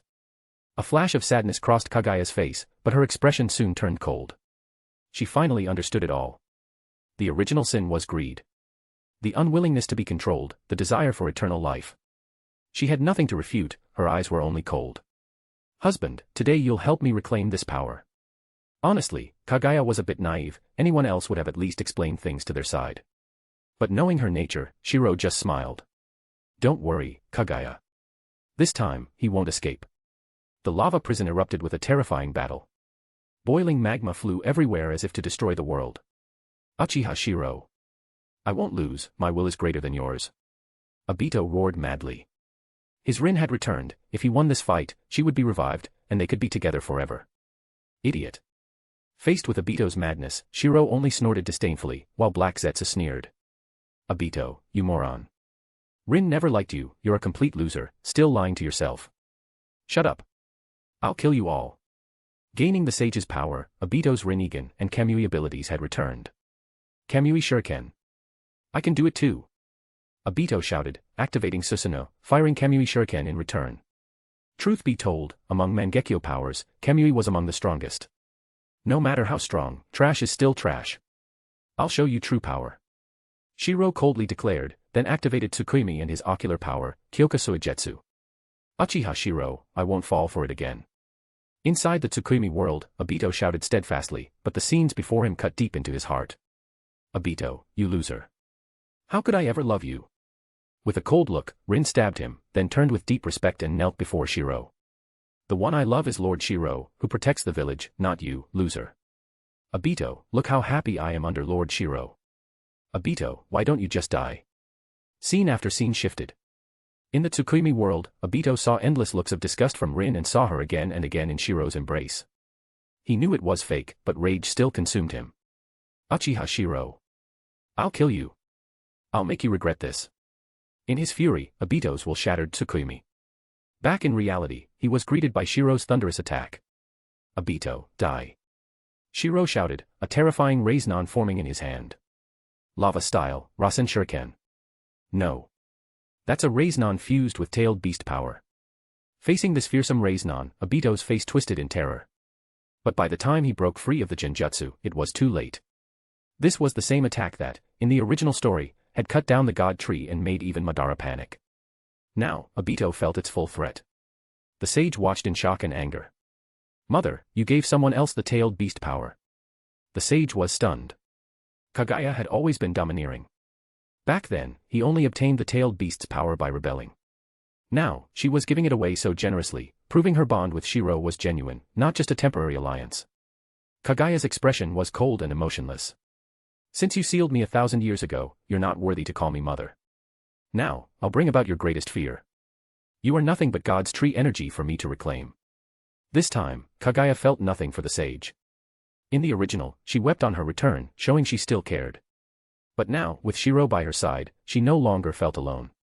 Why care for an incarnation of the god tree's power, when she would have real children in the future? Boom.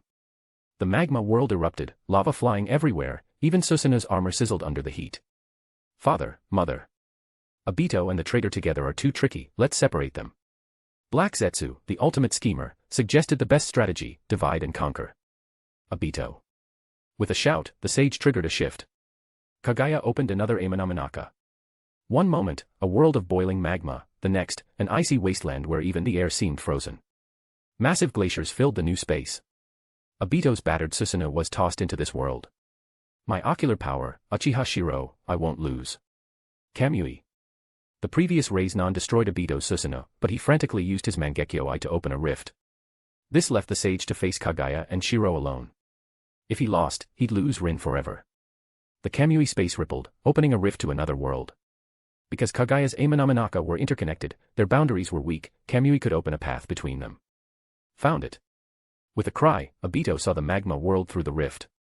Lava raged everywhere, and the sage was being beaten down.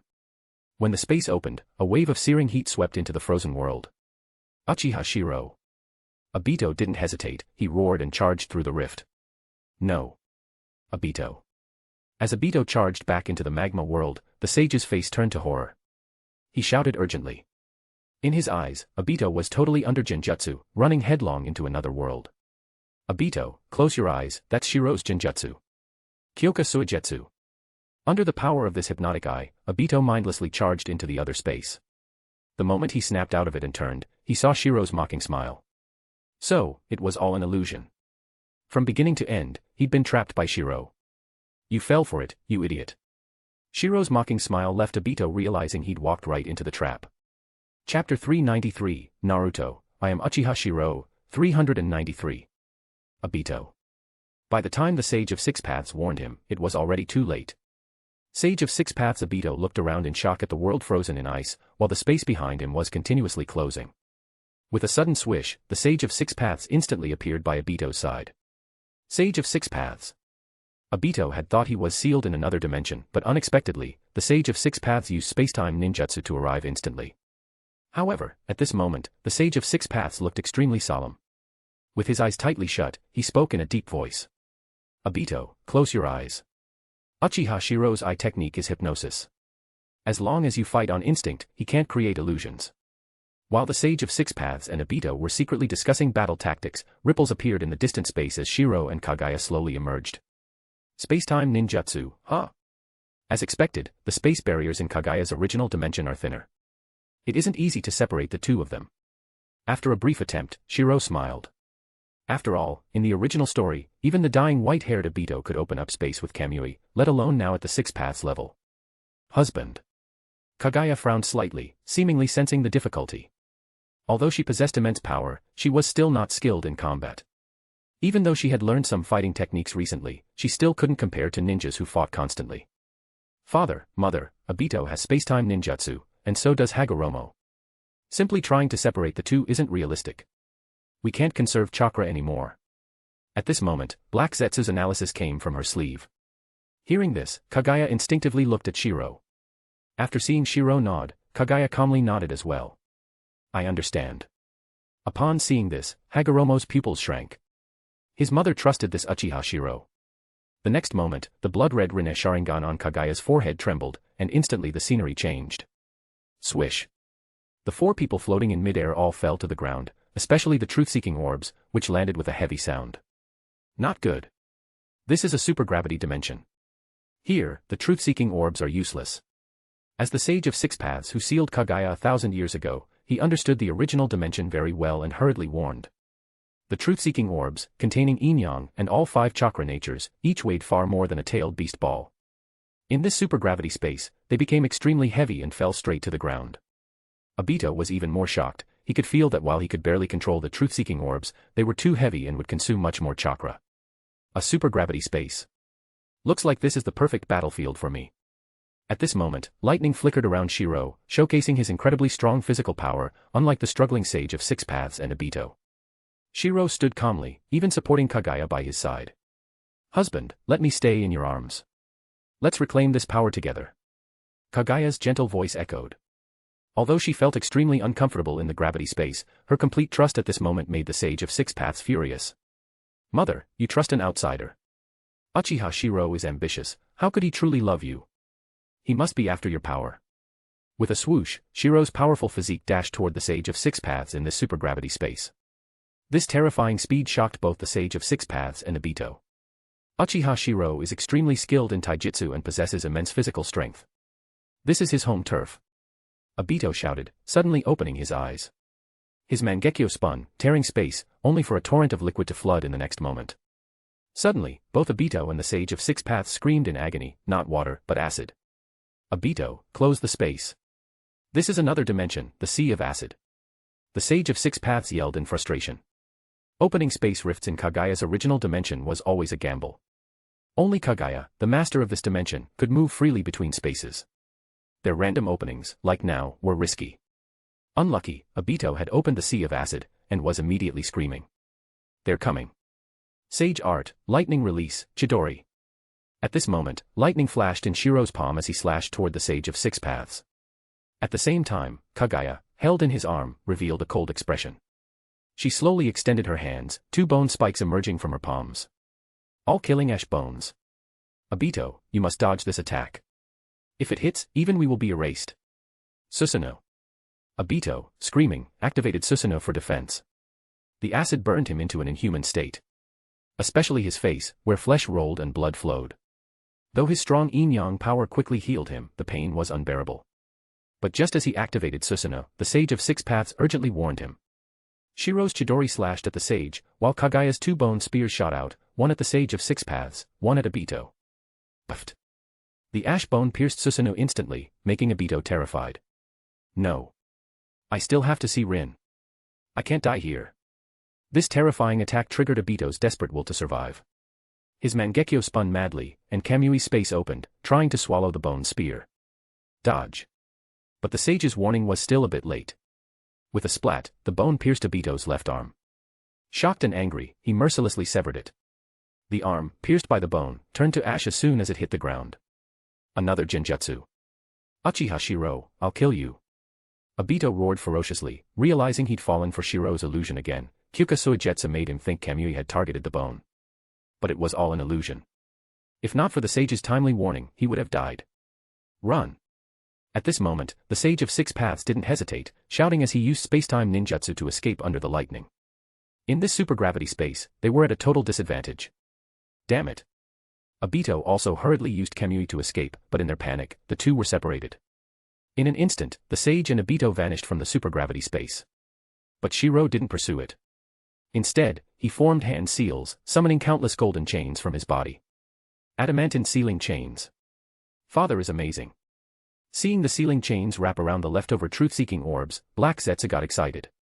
Now's our chance to seal their truth-seeking orbs. Hagoromo and Obito will have to keep tearing open space to find each other, which will use up more chakra. Black Zetsu excitedly explained the tactics. As a millennium-old schemer, he instantly understood Shirou's plan.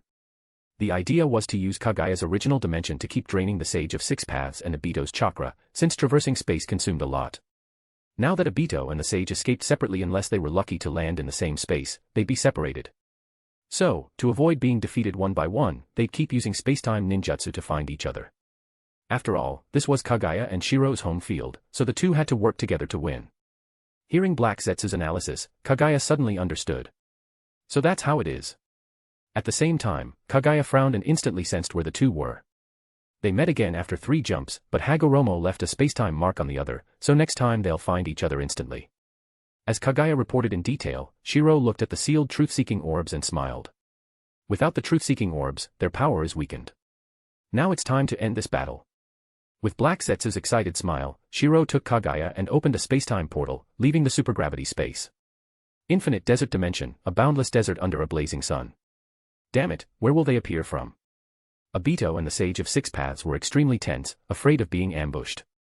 Seeing Obito so nervous, the Sage looked very gloomy. Obito's too unstable. Even with his power, they're at a disadvantage. The Sage was already secretly considering escape plans. Suddenly, disaster struck. Not good, it's Amaterasu. The next moment, the terrifying black flames of Amaterasu rose from the desert, surging toward them. Uchiha Shirou. I'll kill you. Being toyed with like this enraged Obito, especially since he'd been forced to see Rin's hateful face over and over with genjutsu. He appeared calm, but inside, he was twisted. Hagoromo, it's been 1,000 years. This power that doesn't belong to you should be returned. Yamatsu Hirasaka. As Kaguya stepped out from the space with authority, she fired an ash bone, making the Sage of Six Paths extremely wary. He knew better than anyone how terrifying the ash bones were, he couldn't afford to be hit. Hagoromo. Taste Father's iron fist. At that moment, Black Zetsu's excited laughter rang out. Hagoromo's face changed drastically. A terrifying shockwave struck, instantly sending the sage flying and spitting blood, his eyes wide with shock. Impossible. Blood splattered everywhere. At this moment, lightning surged around Shirou, but a red chakra could faintly be seen. This is. The sage stared in shock, and Shirou's overwhelming aura made him fearful. Seeing the sage's fear, Shirou sneered. Over these years, my taijutsu hasn't been standing still. 8 gates released, Gate of Death. Seeing the red chakra, the sage was terrified. Evening Elephant. With a roar, Shirou's pure taijutsu ripped through the air. His speed was so great, that the sage couldn't react and was sent flying. Splurt. Blood sprayed everywhere, and terror appeared in the sage's eyes. Such speed and power, you're insane, opening the 8 gates. With one punch, he blasted through the sage's abdomen, blood splattering as the sage genuinely felt the threat of death. Before he could react, Shirou's speed increased. He kicked the sage away, then launched a relentless series of attacks. 8 gates Death Gate. You're not even worthy. Shirou shouted. His hair fluttered, and his silver lightning turned blood red. All these years, he'd developed his taijutsu. By fusing the 8 gates and Yin seal, he stored chakra in his heart, releasing it at critical moments for power comparable to the 8th gate. A normal body couldn't withstand it, but after reaching the 6 paths level, his body had evolved completely. His terrifying regeneration just meant he'd run out of stored chakra. Seeing the sage being beaten senseless, unable to even use space-time ninjutsu, Black Zetsu laughed wildly. The sage kept spitting blood, and after a brutal beating, finally roared. I will never let you bring disaster to the Shinobi World. 6 paths, Super Shinra Tensei. With a roar, a terrifying repulsive force swept out, but Shirou, with his taijutsu, broke through instantly. He appeared before the sage and roared, take my strongest attack. 8 gates released formation, Red Knight. Though his path was unique, Shirou's explosive combat strength was terrifying. The sage, who had hidden for 1,000 years and could seal Kaguya, was no weaker than an Otsutsuki. But in this mode, Shirou completely overwhelmed him, leaving him no chance to fight back, showing just how strong Shirou was. Such chakra. After Shirou's strongest blow, even the sage was shocked by the aura, his eyes showing a fear not seen in 1,000 years. The scent of death. With this attack, he would die. The next moment, as the sage tried to use space-time ninjutsu, his pupils shrank in fear, looking at the twisted space. The space is distorting. With Shirou's ultimate kick, a roaring red dragon erupted, twisting the space and making space-time ninjutsu useless. Red Knight. With a thunderous boom, the aftermath shook the entire space, even Kaguya was shocked. Even she wasn't confident she could withstand that attack head-on. Next goal, 1500 PS, 2 extra chapters. Chapter 394, Naruto, I am Uchiha Shirou, 394. No. As the Crimson Dragon roared, even space itself began to distort. This left the Sage of 6 Paths with a look of terror, and 6 Paths Obito, facing Otsutsuki Kaguya, filled with dread. This is bad. If something happened to the Sage of 6 Paths, there was no way he could handle these two alone. Just as Obito was about to use Kamui, Kaguya snorted coldly and shot a bone spike at him. All-killing ash bones. Sage of 6 Paths. Facing Kaguya's attack, Obito hurriedly dodged, barely able to look after himself. But just as he was still worried about the Sage of 6 Paths, a surge of energy suddenly erupted from within him. In an instant, his figure vanished from the spot, causing Kaguya's attack to miss. When Obito reappeared, his pupils contracted in shock and fear. No. Obito had appeared directly in front of the Sage of 6 Paths, or rather, the Sage was using Obito as a human shield. Obito. I cannot die yet. If I die, the entire Shinobi World will plunge into disaster. This is all for the Shinobi World. Roaring, the Sage reminded Obito that all his power was a gift from him. The distorted space made escape impossible. But summoning Obito to his side was still within his power. With the Crimson Dragon's roar, an explosive force shook the entire space. Boom. The boundless desert was gouged by a deep ravine from the attack. In the distance, amid the thunderous roar, six paths of Obito's despairing screams echoed. As the smoke cleared, the terrifying heat from the attack crystallized the surrounding desert. The harsh breathing of a survivor echoed across the silent desert. In the ruined pit, the Sage of Six Paths still bore an expression of lingering terror, gasping for breath. I was almost killed. His lower body had been blasted away, but it was quickly regenerating under the power of the Six Paths. Obito, who had shielded him, had lost his lower body entirely. Sage of Six Paths, you. Only half a body left. Obito stared in disbelief at the sage, who had used him as a shield at the last moment. This blow had been so powerful that it exhausted all the Six Paths' power within him. Now, the Six Paths' power was visibly draining from Obito, revealing an ugly, lifeless face with white hair. Useless. Seeing Obito lose his value, the sage looked at him with some irritation. For the Shinobi World, dying in my place is your honor. Now that Obito had lost his value, the sage didn't even glance at him, instead looking grimly at Shirou and Kagaya in the distance.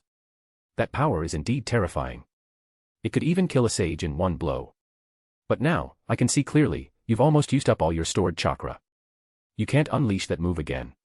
The Sage of Six Paths roared, seemingly angered that he was almost kicked to death, even finding his own fear humiliating. In the distance, Shirou panted as the Six Paths' power rapidly healed his body. How cold-blooded. Just now he was your comrade, and in the next instant, a meat shield. Shirou's mocking smile echoed. The technique had heavily taxed his body, but thanks to his constitution, he was recovering quickly. If it had been the sage or Kagaya, their bodies couldn't have handled the overload, and recovery would have been impossible in a short time. That was just a test of my taijutsu. Seems like it was a success. Even though I can't use that move again for now, it's still 2 against 1. Shirou's mocking grin lingered. Kagaya, beside him, looked on in shock at the destruction caused. With that level of destructive power, even Otsutsuki Ishiki would probably be killed. At this moment, Kagaya, godlike in strength, was stunned, her mouth slightly open, but there was more joy than fear. It seemed she had glimpsed the power to face the future Otsutsuki. 1 against 2. The Sage of Six Paths lifted his head, looking at Shirou and Kagaya in the distance, a smile on his lips. Shirou frowned. Did he have another trick up his sleeve? Father, now's the time. Destroy Hagoromo. With Black Zetsu's excited shout, Shirou's expression hardened as he transformed into lightning and charged at the sage. I'll send you on your way now. Shirou's ultimate speed closed the distance, but just as he reached the sage, he saw a strange smile appear on his face. Uchiha Shirou, do you think you've won? Not good. A wave of unease rose in Shirou's heart. Sure enough, a familiar voice echoed from the distance. Multi-Shadow Clone Jutsu. Six Paths Grandpa. Uzumaki Naruto is here. At that moment, Naruto from another world leaped onto the scene, unleashing countless shadow clones. Seeing Naruto, the sage burst out laughing. Uchiha Shirou, since you knew I wandered between 2 worlds, did you think I'd have no backup? Naruto has inherited Asura's will. It turned out that when things changed in the other world, the sage had noticed something was off and secretly contacted the isolated and outcast Naruto. He told Naruto the truth of the Shinobi World's disaster and passed on the Six Paths power to him. Now, knowing the truth, Naruto glared at Shirou and roared. Uchiha Shirou, you liar. You released Kagaya, this world's disaster, and your ambitions, I, Uzumaki Naruto, will never accept. I'll team up with the Six Paths Grandpa to stop you. I, Naruto, will win everyone's recognition again. Naruto's passionate shout brought a wave of disgust to Shirou. He hadn't expected this Naruto to make a comeback. I'll stop you no matter what. With countless Narutos shouting, determination burned in the real Naruto's eyes. He realized it was all Uchiha Shirou's plot. If Shirou had never come to his world, he wouldn't have been isolated, the third Hokage's clan wouldn't have been destroyed, and Konohamaru wouldn't have died. All because of Uchiha Shirou's ambition. Multi-Shadow Clone Jutsu. In an instant, the space was filled with countless clones of the sage and Naruto. Uchiha Shirou, it's not 2 against 1 anymore. The sage shouted, using clones to confuse the enemy, part of his and Naruto's battle plan. Father, be careful. Hagoromo and Naruto's target is Mother. Black Zetsu cried in alarm, suddenly realizing something. Shirou unleashed a terrifying lightning that obliterated countless clones. But taking advantage of the chaos, even Kagaya, fast as she was, got trapped in the sage and Naruto's tactics. With countless clones as cover, the sage and Naruto raised their yin-yang seal hands, shouting as they aimed to seal Kagaya. The two had already appeared in the sky, hands raised, ready to seal Kagaya. Boom. We did it. Just as they were about to touch Kaguya, the sage looked excited. With Kaguya sealed, Uchiha Shirou would be nothing. Luckily, he had a backup plan, or he would have lost this time. 6 paths Grandpa, we did it. Seal. As the power of Yin-Yang struck Kaguya, Naruto cheered. But the sage's face suddenly twisted in horror. No. You're not Mother. As their hands landed and the seal activated, smoke cleared to reveal, it was Black Zetsu. Ahahaha, Hagoromo, did you forget? Your enemies aren't just father and mother, but me too. This is what you get for ignoring and looking down on me.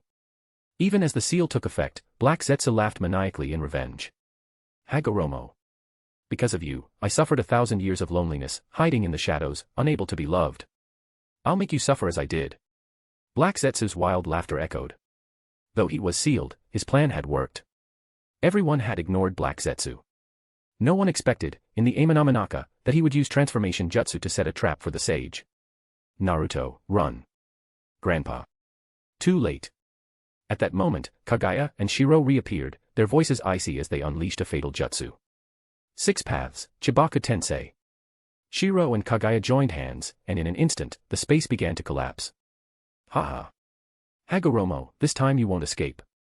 I'll be rescued by mother and father, but you, enjoy endless darkness sealed away. Black Zetsu's crazed laughter echoed as a terrifying suction surrounded him. Hidden in his palm was a concentrated black sphere, the core of Chibaku Tensei. No one expected Black Zetsu to hold the Chibaku Tensei sphere conjured by Shirou and Kaguya, just waiting for the trigger. No.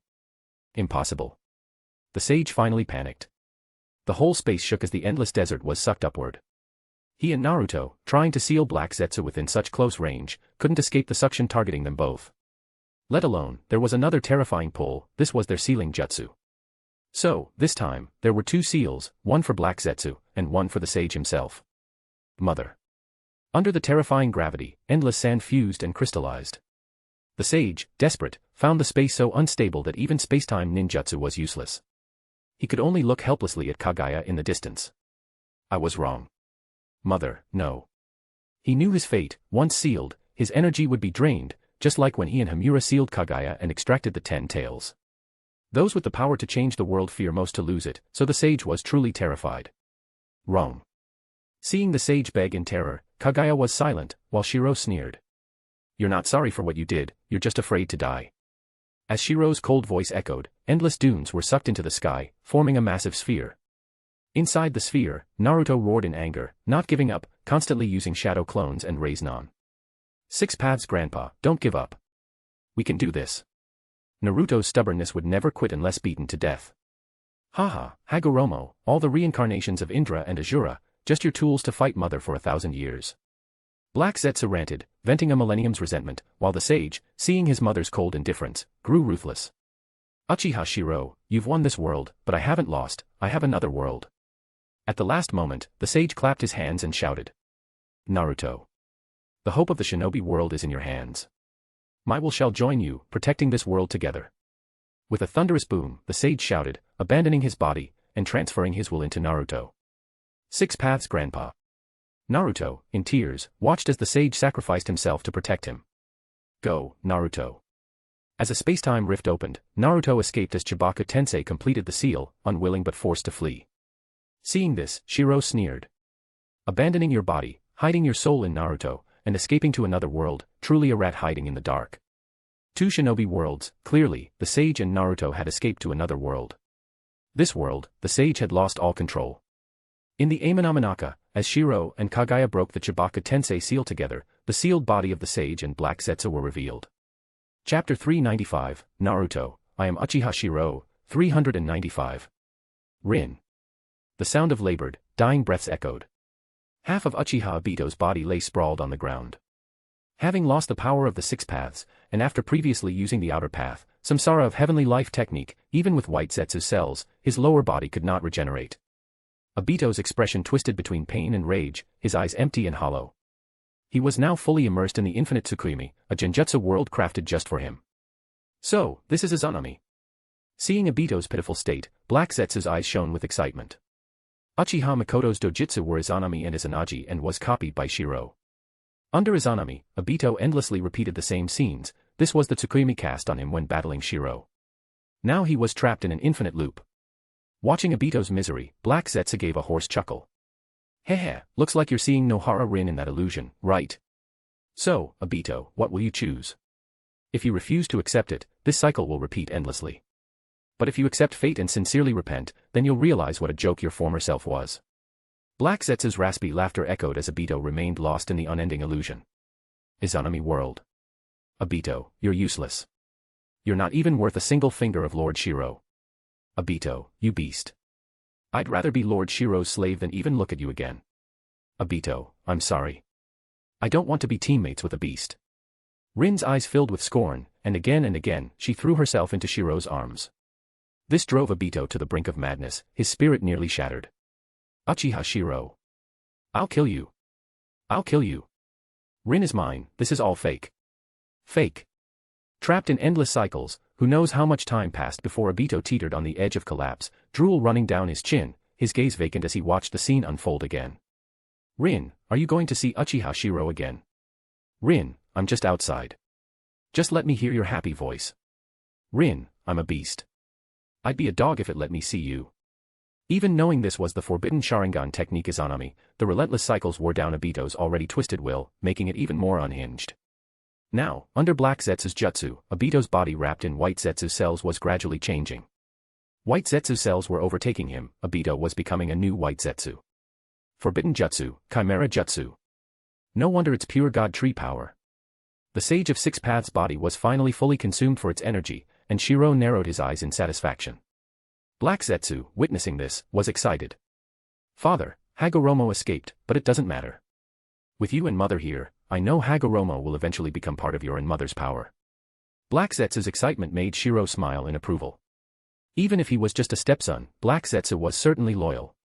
Black Zetsu was also a manifestation of the God Tree's power, but after betrayal, Kaguya made sure to instill absolute loyalty in his soul when she created him. This war is finally over. Outside. With the Sage of Six Paths, Otsutsuki Hagoromo, escaping, and Obito gradually turning into White Zetsu, the Edo Tensei summoned by the sage lost control. Haha, Lord Shirou has won. Seeing the powerful Edo Tensei return to white light, Shisui was the first to cheer with excitement. The war was over. They'd done it. Banzai. Someone cried out, and the whole battlefield instantly erupted in cheers. Anoki secretly wiped the cold sweat from his brow. Thank goodness I was wise enough to have Kuratsuchi stay in Konoha, otherwise our village might not have survived. On the battlefield, countless ninjas of the allied shinobi forces cheered, some shouting about the will of fire. Lord Shirou's will of fire will burn through the entire shinobi world. Banzai. Banzai. They won. Madara murmured. Now at death's door, the Ten Tails' power drained from him, he still managed to smile seeing Shirou's success. Hashirama, beside him, scratched his head and laughed. Madara, the future of this world is not for us to decide. Big brother. Tobirama glared at his older brother in frustration. The state of the world now was a little different from if Madara had won. He he ha ha ha ha. Madara's laughter rang out. As he saw it, whether he or Uchiha Shirou had won, in the end, he was the true victor. Especially seeing that annoying white-haired guy so frustrated, proof that Hashirama's way was wrong. He had won. At that moment, a black spacetime tunnel tore open in the sky. Uchiha Shirou and Otsutsuki Kaguya returned to the shinobi world, and the battlefield erupted with a thunderous roar. Lord Shirou, Banzai. Banzai. In the sky, Shirou smiled. We've won. But Otsutsuki Hagoromo, the one who toyed with the shinobi world for 1,000 years and caused endless wars, has escaped to another world. This world is unified, but our battle isn't over. Until Hagoromo is eliminated, our peace will never be secure. Lord Shirou, Banzai. Especially among the Uchiha, the cheers were wild and crazed. No one was more excited than them. Although the Senju and Hyuga were also descendants of the sage, Uchiha Shirou was their clan head. With Uchiha pride, their excitement was overwhelming. Spread the word. From today, the shinobi world is unified. The ninja corps will conquer all nations, there will be only one voice in this world. The battlefield was filled with excited shouts.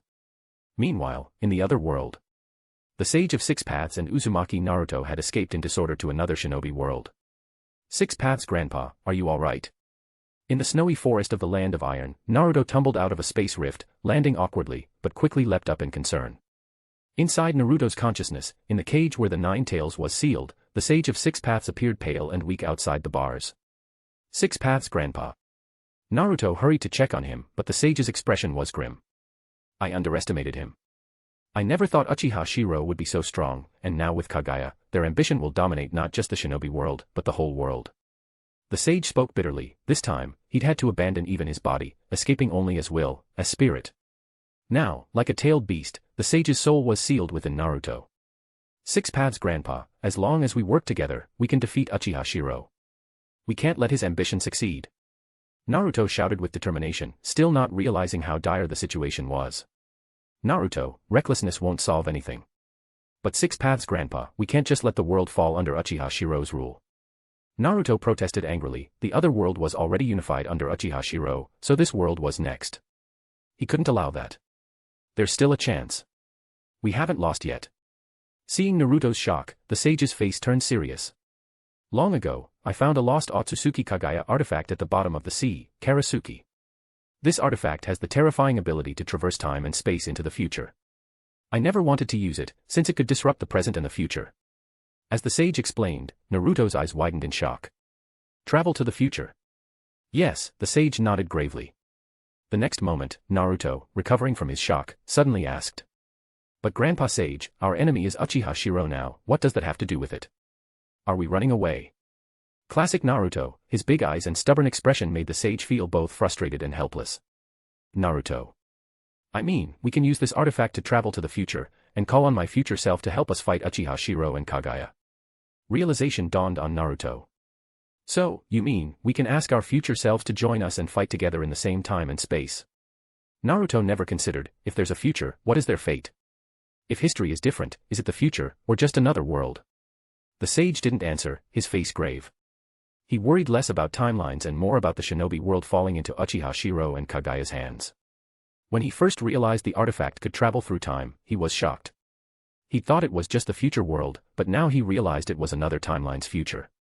I never wanted to use this artifact, but for the future of the Shinobi world, I have no choice.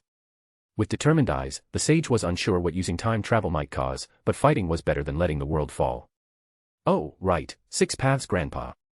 Naruto suddenly shouted in anger, as if remembering something. This is all a conspiracy. We should tell everyone and unite to face the coming war. Hearing this, the sage nodded seriously. That's right. We need to unite all of this world's strengths. We can even win over this world's Akatsuki, Obito, and the other villages. That's our advantage. And Konoha. And Sasuke. Naruto yelled excitedly, thinking first of his old friends and Sasuke. This was a conspiracy, he had to tell everyone and unite to destroy it. The 5 great shinobi villages were preparing an allied shinobi force to fight Akatsuki. Even Obito was mobilizing 100,000 white Zetsu for war, never expecting Naruto to come knocking on his door. Konoha. MMMPH, slurp gulp, Tsunade moaned around his cock, her honey eyes glazed with lust as she worshipped every inch. Her skilled hands pumped his shaft in rhythm with her mouth, coating him in her warm saliva. Shirou gripped the armrests of the Hokage chair, his muscles tensing as Tsunade deep-throated him. Her throat muscles massaged his length as she took him to the base, her nose pressed against his pelvis. Fuck, that's it. He groaned. I didn't expect your world to be unified so quickly. Tsunade looked up seductively, stroking his cock with her hands. She'd just started preparations for the allied shinobi force, yet in the other world, unification was already complete. It wasn't a matter of time flow, both worlds' timelines were now synchronized.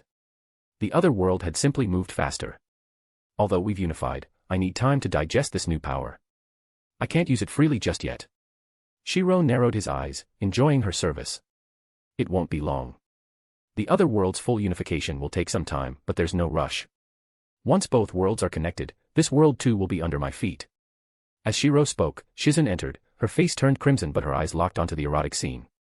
Tsunade beckoned her apprentice over with a cum-glazed smile. Soon both were on their knees, their tongues dancing together as they shared his cock. Let's show him what these babies can do, Tsunade purred, pulling open her robe to free her legendary breasts. Shizen followed suit, her impressive chest spilling free. They pressed their soft mounds together around his shaft, creating a tight channel of warm flesh. Their nipples brushed against each other as they moved in tandem, their breasts bouncing and jiggling. Tsunade and Shizen took turns sucking his tip when it emerged from their cleavage. That feels amazing, Shirou groaned, watching his cock disappear between their heaving breasts. The two women moaned and gasped, clearly aroused by using their assets to pleasure him. When his climax approached, Tsunade eagerly took him in her mouth, swallowing his first hot load with satisfied moans. She quickly passed his still hard cock to Shizune, who sucked him desperately until he erupted again, filling her mouth with his seed. Both women showed him their cum-filled mouths before swallowing. Shirou relaxed in the chair, thoroughly satisfied by his two eager women. Nothing better for post-war stress relief, he smirked, watching them clean his cock with their tongues. P.S. Hey guys, please subscribe to our patreon.com/absolutecode for advanced chapters. Chapter 396, Naruto, I am Uchiha Shirou, 396. Akatsuki Organization Base. In this world, Uchiha Obito has one Rinnegan in one eye and a Sharingan in the other, as well as an army of Edo Tensei soldiers. While he was dreaming his ambitious dreams. On this day, Uzumaki Naruto came to his doorstep. Impossible. In the dark base, Uchiha Obito forced himself to maintain composure, but in front of Naruto floated the Sage of Six Paths, and Naruto himself was emitting the power of the Six Paths. These two were completely beyond his strength. The old man of the Six Paths would never lie to you. In another world, you were already killed by Uchiha Shirou. If we fail in this world too, we'll lose for good. Naruto, his face full of determination, began his infamous talk no jutsu.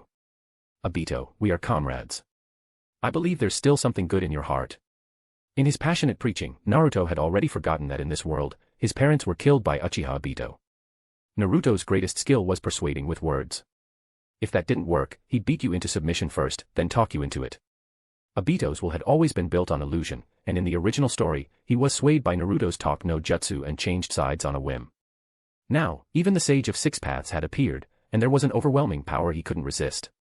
All this made Obito start to reconsider. Uchiha Shirou. At the mention of this name, Obito recalled the time at the Five Kage Summit, in that Tsukimi world, where he had witnessed countless breakdowns. Damn it. Just thinking of Uchiha Shirou filled Obito with killing intent. Seeing this, the Sage of Six Paths also showed a look of melancholy. Obito, don't worry. As long as we can resolve the root of the disaster in the ninja world, I will help you resurrect Rin Nohara, so you can be together forever. The biggest trump card against Obito was always Rin Nohara. As expected, this statement moved him deeply. But that's still far from enough. The enemies we face are Kagaya Otsutsuki, once the source of disaster in the ninja world, and Uchiha Shirou, who is now stirring up chaos. These two are too powerful. The Sage of Six Paths, expression grave, began to lay out the plan. Hagoromo Otsutsuki, Sage of Six Paths, Naruto Uzumaki, and Obito Uchiha, the beasts of the ninja world, now join forces. I will use a time-traveling artifact to find my future self. By then, we will surely achieve victory.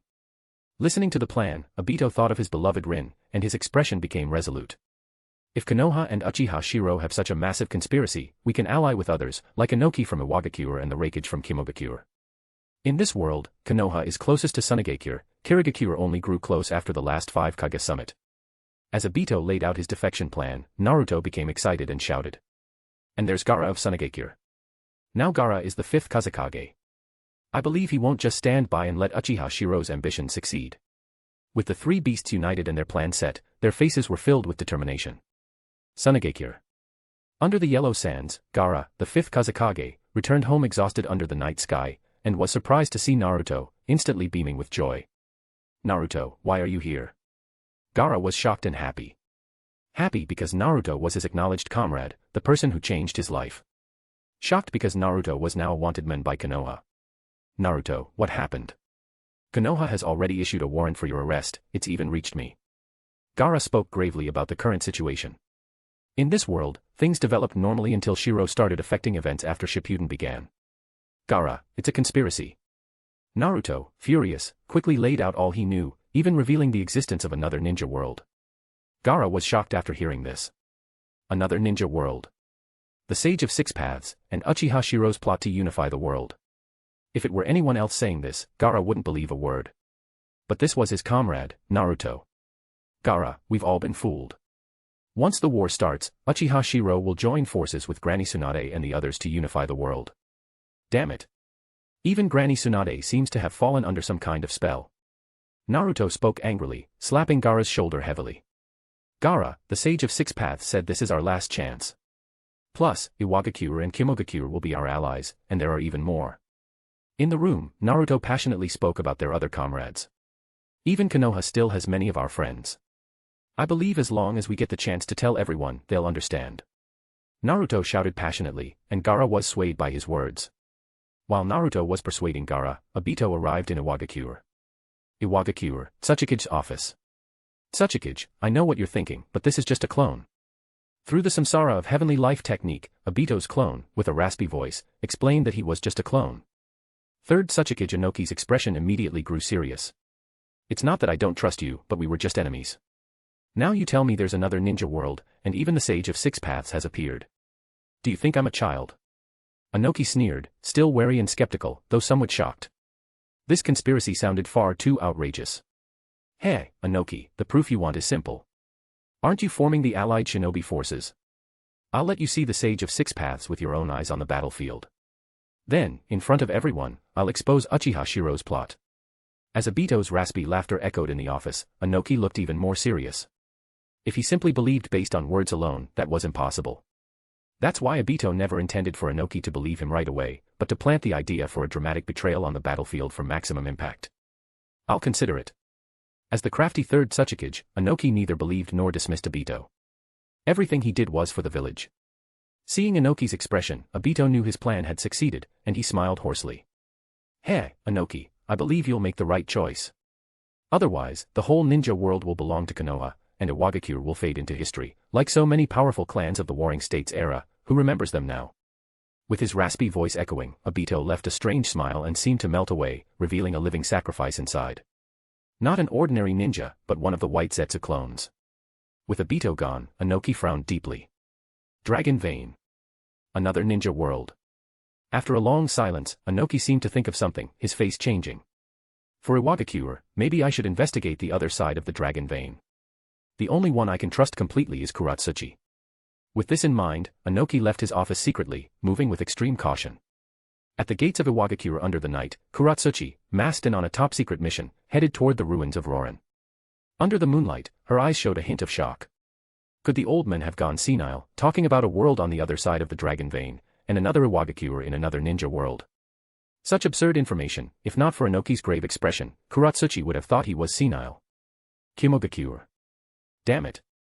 Bastard. The fourth Raikage, A, was furious at the person before him, but this time, Obito and Naruto came together. Calm down. Raikage, you need to calm down, this is all a conspiracy. Fourth Raikage, your brother Killer B, according to intelligence, died at the hands of Konoha ninjas. With Obito, Naruto, and the Sage of Six Paths, most importantly, their strength. After the Sage of Six Paths and Naruto demonstrated power that could easily destroy Kimogakure, the hot-tempered fourth Raikage had to hold back his anger. You're saying this so-called Five Kage alliance is just a conspiracy? The fourth Raikage questioned darkly, but Naruto nodded firmly. That's right. It's all Uchiha Shirou's ambition and plot. If he releases the other half of Kaguya Otsutsuki's power from this world, no one in the ninja world can stop him. Even the Sage of Six Paths nodded gravely. When Hamura and I sealed Kaguya, we caught her off guard while she was still mastering her power. In another ninja world, the seal was released, but only half of her power returned. The other half of Kaguya's power is still sealed on our world's moon. If that seal breaks, after 1,000 years of imprisonment, I can't even imagine how strong she'll be. Kaguya Otsutsuki, sealed on the moon for 1,000 years, had power that even the Sage of Six Paths secretly feared. Damn it. The fourth Raikage's angry voice echoed, but he ultimately chose to believe, even if only out of fear of their power. If even the Sage of Six Paths was this wary, the enemy must be terrifying. Fourth Raikage, we can stop this disaster from happening. Seeing the Raikage soften, Naruto grew excited. Only the Sage of Six Paths and Obito knew, whether the Raikage believed their story or just feared their strength, it didn't matter. Heh, Raikage, with the allied shinobi forces forming, all we need is your full support. On the battlefield, we'll present the evidence. Then, you can decide, help Konoha and let their ambition succeed, or stop the disaster and save Kimogakure. The choice is yours. Obito's raspy voice made the Raikage even more serious. Indeed, exposing the plot in front of everyone would be the best time to choose sides. With the three departing, the Raikage began to secretly gather his trusted followers for a secret meeting. Akatsuki Organization. Naruto, time travel is extremely dangerous. This time, I'll split some chakra to activate the artifact. My future self will sense it, so I'll have to go into deep sleep for a while. The Sage of Six Paths gravely instructed Naruto on the plan to seek help from the future. Sage of Six Paths, let me go with you, it's too dangerous for you alone. Naruto looked concerned, but the sage just smiled and shook his head. It's all right, Naruto. Just remember to be patient and lay low for now. When I return with help from the future, we'll stop this disaster. If you act rashly and give Uchiha Shirou an opening, even if I return, our chances of victory will be slim. Naruto nodded firmly and thumped his chest. Don't worry, Sage of Six Paths, for the sake of peace in the ninja world. Finally, the sage turned to Obito and solemnly instructed. Obito, I believe in the love in your heart. Just act as if nothing is happening for now, stick to the plan, delay as much as you can, and wait patiently. All right. Obito nodded firmly as well. The three beasts were resolute, determined to save the ninja world. Yet, unknown to them, the world had already been infiltrated by Uchiha Shirou. Kimogakure. The fourth Raikage had just held a secret meeting with his top jonin, their faces heavy as they left. Inside his office, the Raikage gravely instructed. Mabui, there may be many changes with the allied shinobi forces. You'll stay in the village and select a reliable ninja to protect it. Yes. Mabui nodded seriously, but as she turned to close the office door, her solemn expression turned cold.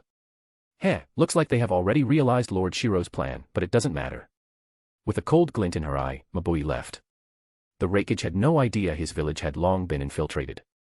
This time, with the Raikage and his elite away, Mabui would seize the chance to leave many white Zetsu in the village, preparing for a coup, just like Lord Shirou, to overthrow the corrupt regime. Chapter 397, Naruto, I am Uchiha Shirou, 397. Land of Lightning, Kimogakure, Cloud Village. The fourth Raikage has already led the ninja army out. Report, our stockpiles of war materials in the village. As each report came in, Mabui, who stayed behind to oversee the village, nodded calmly and continuously issued various logistical orders. From the Raikage's office, through the huge glass window, she could see countless Kimo ninjas pouring out through the gates of Kimogakure.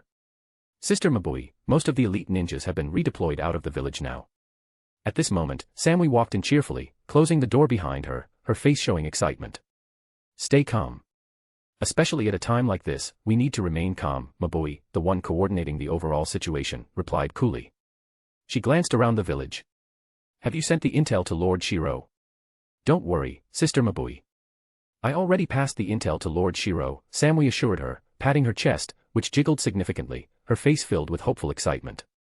That damn Sage of Six Paths and Uzumaki Naruto, those beasts, have escaped to this world and even teamed up with this world's Obito. Just as Lord Shirou said, beasts attract beasts. Samui said disdainfully, utterly contemptuous of what those three had done. In her eyes, calling them beasts would be an insult to beasts. As long as Lord Shirou knows, that's enough. Mabui nodded slightly. Now, with the Raikage and Obito joining forces, they all thought their plan was flawless. Little did they know this ninja world had long since been infiltrated. Should we start the next phase of our plan? At the mention of the plan, Samui's face became even more excited. She had been waiting too long for this and couldn't wait to overturn Kimogakure. Not yet. Take it slow. The Cloud Army has only just set out. For now, let's create a few major incidents of racial conflict, to incite outrage. Once I've sent most of the black Kimo ninja to the front lines, that will be our time to change Kimogakure.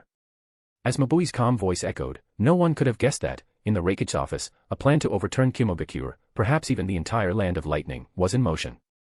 Standing by the window, Mabui gazed out at the beautiful land of Kimogakure. This desk is filthy. Replace it later. Turning to look at the large desk in the Raikage's office, Mabui's face twisted with disgust as she demanded its replacement. Samui, instead of objecting, gave a delighted smile. I've never liked it here. When we rebuild the new Kimogakure we deserve, we'll tear down the entire Raikage's office building and start fresh. Saying this, Samui glanced around to make sure no one else was present, then smiled lightly and slowly took something from her bag. Sis, this is a gift from Lord Shirou, sent by summoning. What she produced was a brand new Raikage hat. Lord Shirou. Seeing the symbol of the Raikage, Mabui's face lit up with excitement. The Kimogakure collapse plan, activate. This was the plan Mabui, Samui, and Yujito devised together, the Kimogakure collapse plan. After the fourth Raikage left with the Cloud Ninja army, Mabui issued seemingly normal orders from the rear. But, unnoticed, the elite Kimo ninjas in the village grew fewer and fewer, either sent on missions or assigned as escorts. In just 3 days, Kimogakure seemed peaceful on the surface, but its internal forces had become dangerously weak. During these 3 days, several incidents of racial conflict occurred. Raikage's office.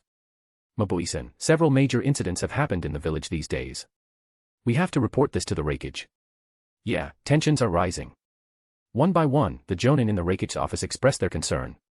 No one had imagined that so soon after the Raikage left, so much chaos would erupt. Temporarily in charge, Mabui put on a show of self-blame in front of them. Sorry, I've let the Raikage down. I'll send word to him immediately. But please, trust in our lightning will, this will soon be resolved. With Mabui's reassurance, the Jonin didn't press her further. Seeing her take responsibility alone, they secretly breathed a sigh of relief. Someone to take the blame, now they could wash their hands of it. But after they left, in the office, Mabui, who outwardly seemed remorseful and hard at work, revealed a cold glint in her eyes. Sending word to the fourth Raikage. She did, but only she knew what the message said. Meanwhile, the fourth Raikage, leading tens of thousands of Kimobikure ninjas, sat in his tent reading the letters from the village and smiled in satisfaction. Haha. Looks like those guys back in the village are itching to get on the battlefield. According to Mabui's intel, the village was full of restless villagers, eager to fight, causing a few incidents. To the Raikage, this was a good sign. He never suspected the intel was fake, or that the forger was his trusted Mabui. Her report was full of holes, and would easily be exposed in a week or two, but by then, her plan would already be complete. But this allied shinobi force, how will it turn out? In his tent, the fourth Raikage frowned deeply. Konoha was ambitious, and Obito and the Sage of Six Paths might not have good intentions either. Land of Wind, Sunagakure. On the sofa. Shirou's strong hands kneaded and massaged Temari's full, sensitive breasts, his fingers expertly rolling and pinching her hardened pink nipples as she rode him with increasing urgency.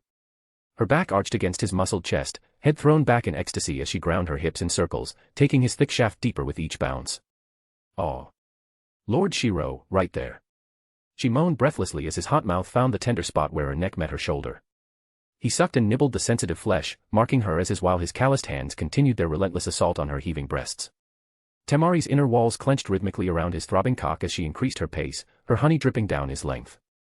The lewd wet sounds of their coupling filled the room along with their passionate moans and gasps. Fuck, you're so tight. Shirou growled against her neck, pinching and tugging her nipples harder. Oh God. I'm getting close. Temari whimpered, her thighs trembling as she bounced faster. One of Shirou's hands slid down to rub tight circles around her swollen clit while the other continued fondling her bouncing breasts. The dual stimulation was overwhelming. Come for me, he commanded hoarsely, biting down on her shoulder.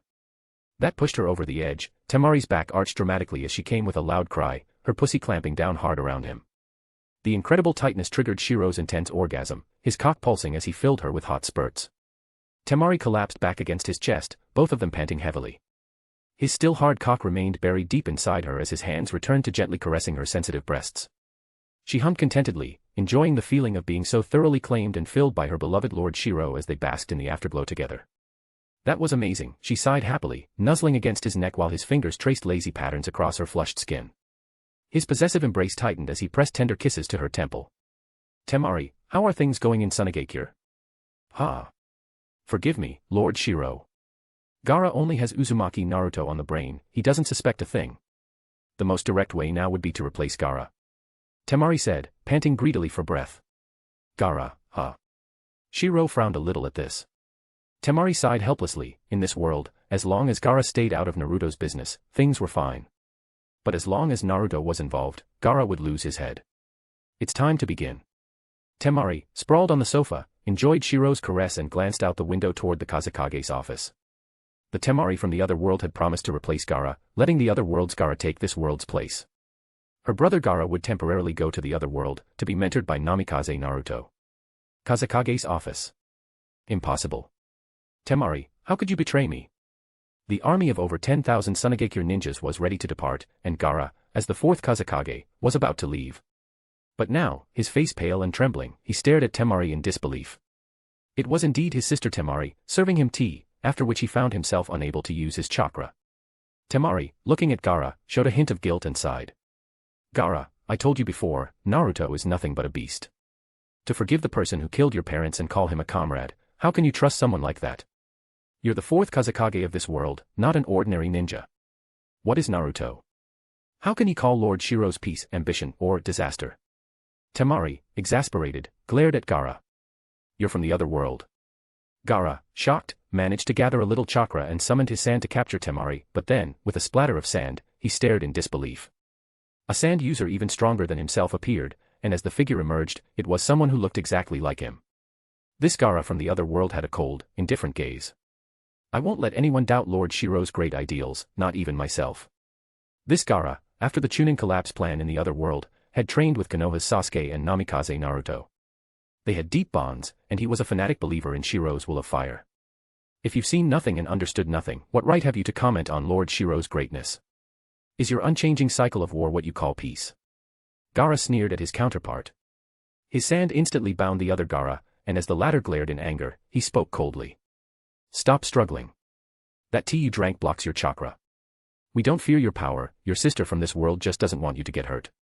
Just then, a flash of golden light appeared, and the bound Gaara's eyes widened. And Naruto. With short golden hair, wielding a three-pronged kunai, and using flying thunder god, Namikaze Naruto looked up. Seeing this world's Gaara, he smiled. I'm Namikaze Naruto. Now I'll trouble you to team up with me for a while.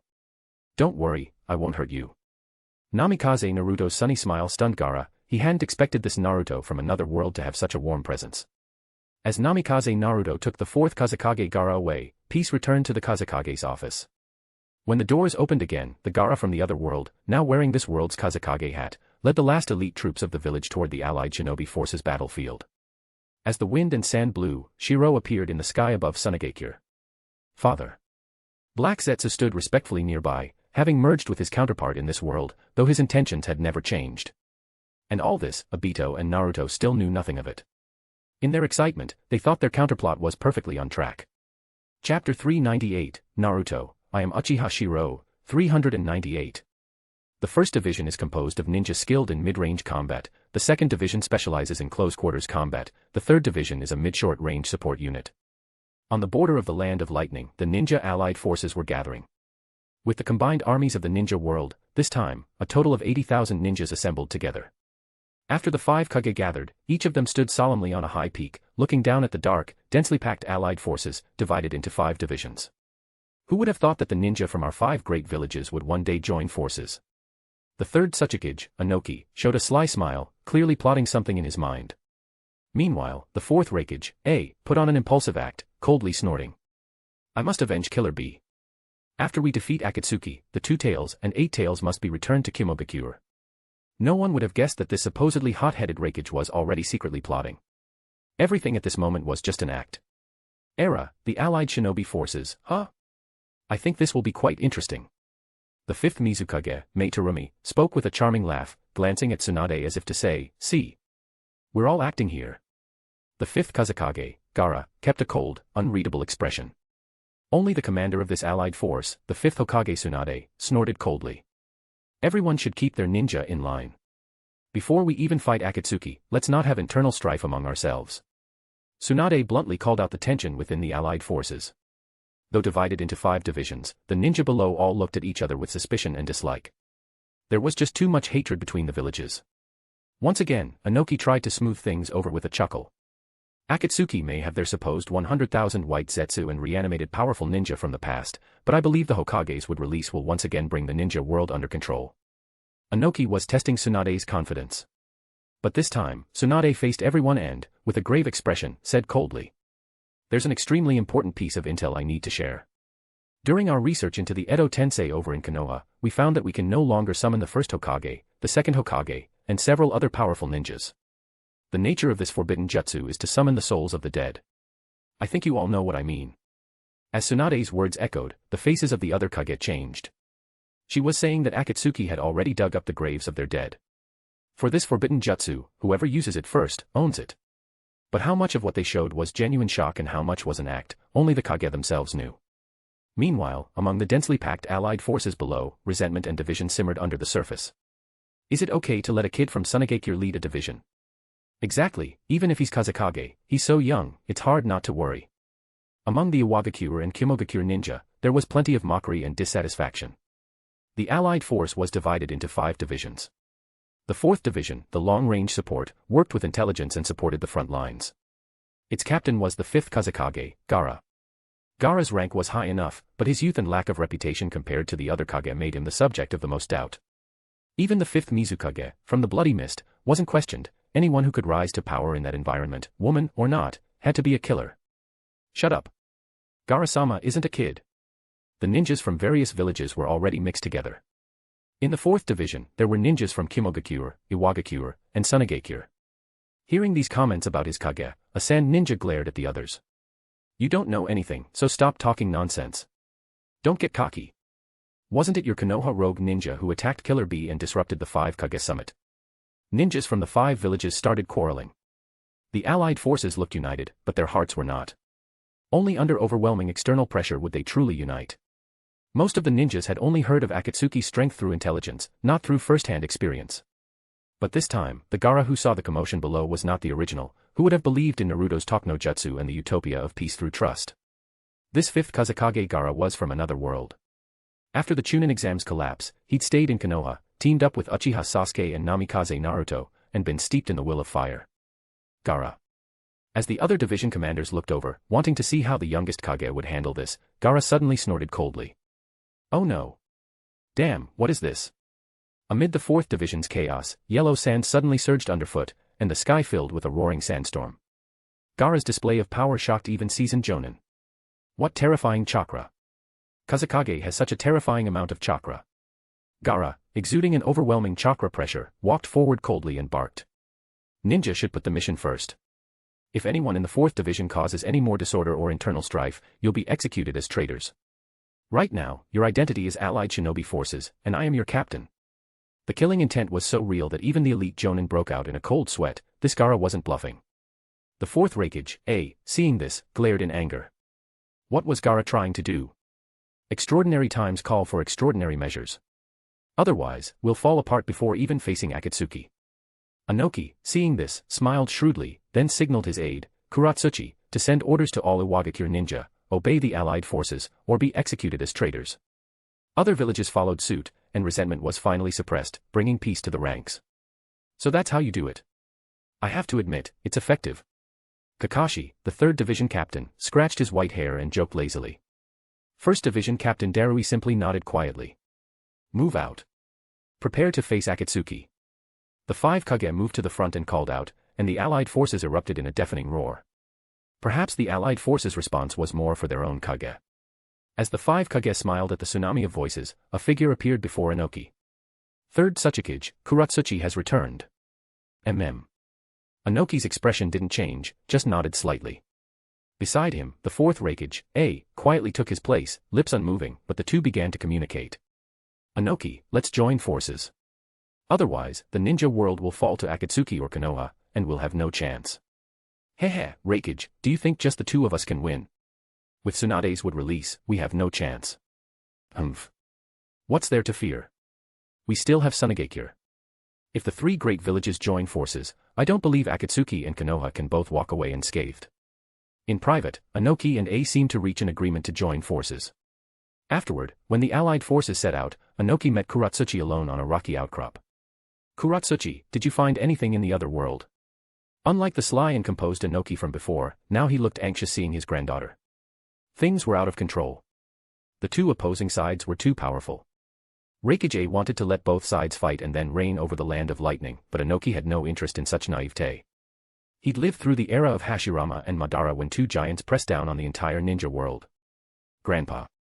Kuratsuchi looked helpless, and to Inoki's shock, another Kuratsuchi appeared from behind a rock. Hey, old man, don't stare. We're both Kuratsuchi. 2 Kuratsuchi. Inoki's eyes widened, another world existed, otherwise this would be impossible. He also noticed changes in his granddaughter's clothes. She wore more refined garments and had a curse mark on her neck. Grandpa, everything you said is true. The other side of the dragon vein is a ninja world just like ours, with 5 great villages, but after the Second War. As Kuratsuchi explained, with the other Kuratsuchi chiming in, Inoki's worldview was completely overturned. So, you're the 4th Tsuchikage over there. It took him a long time to recover.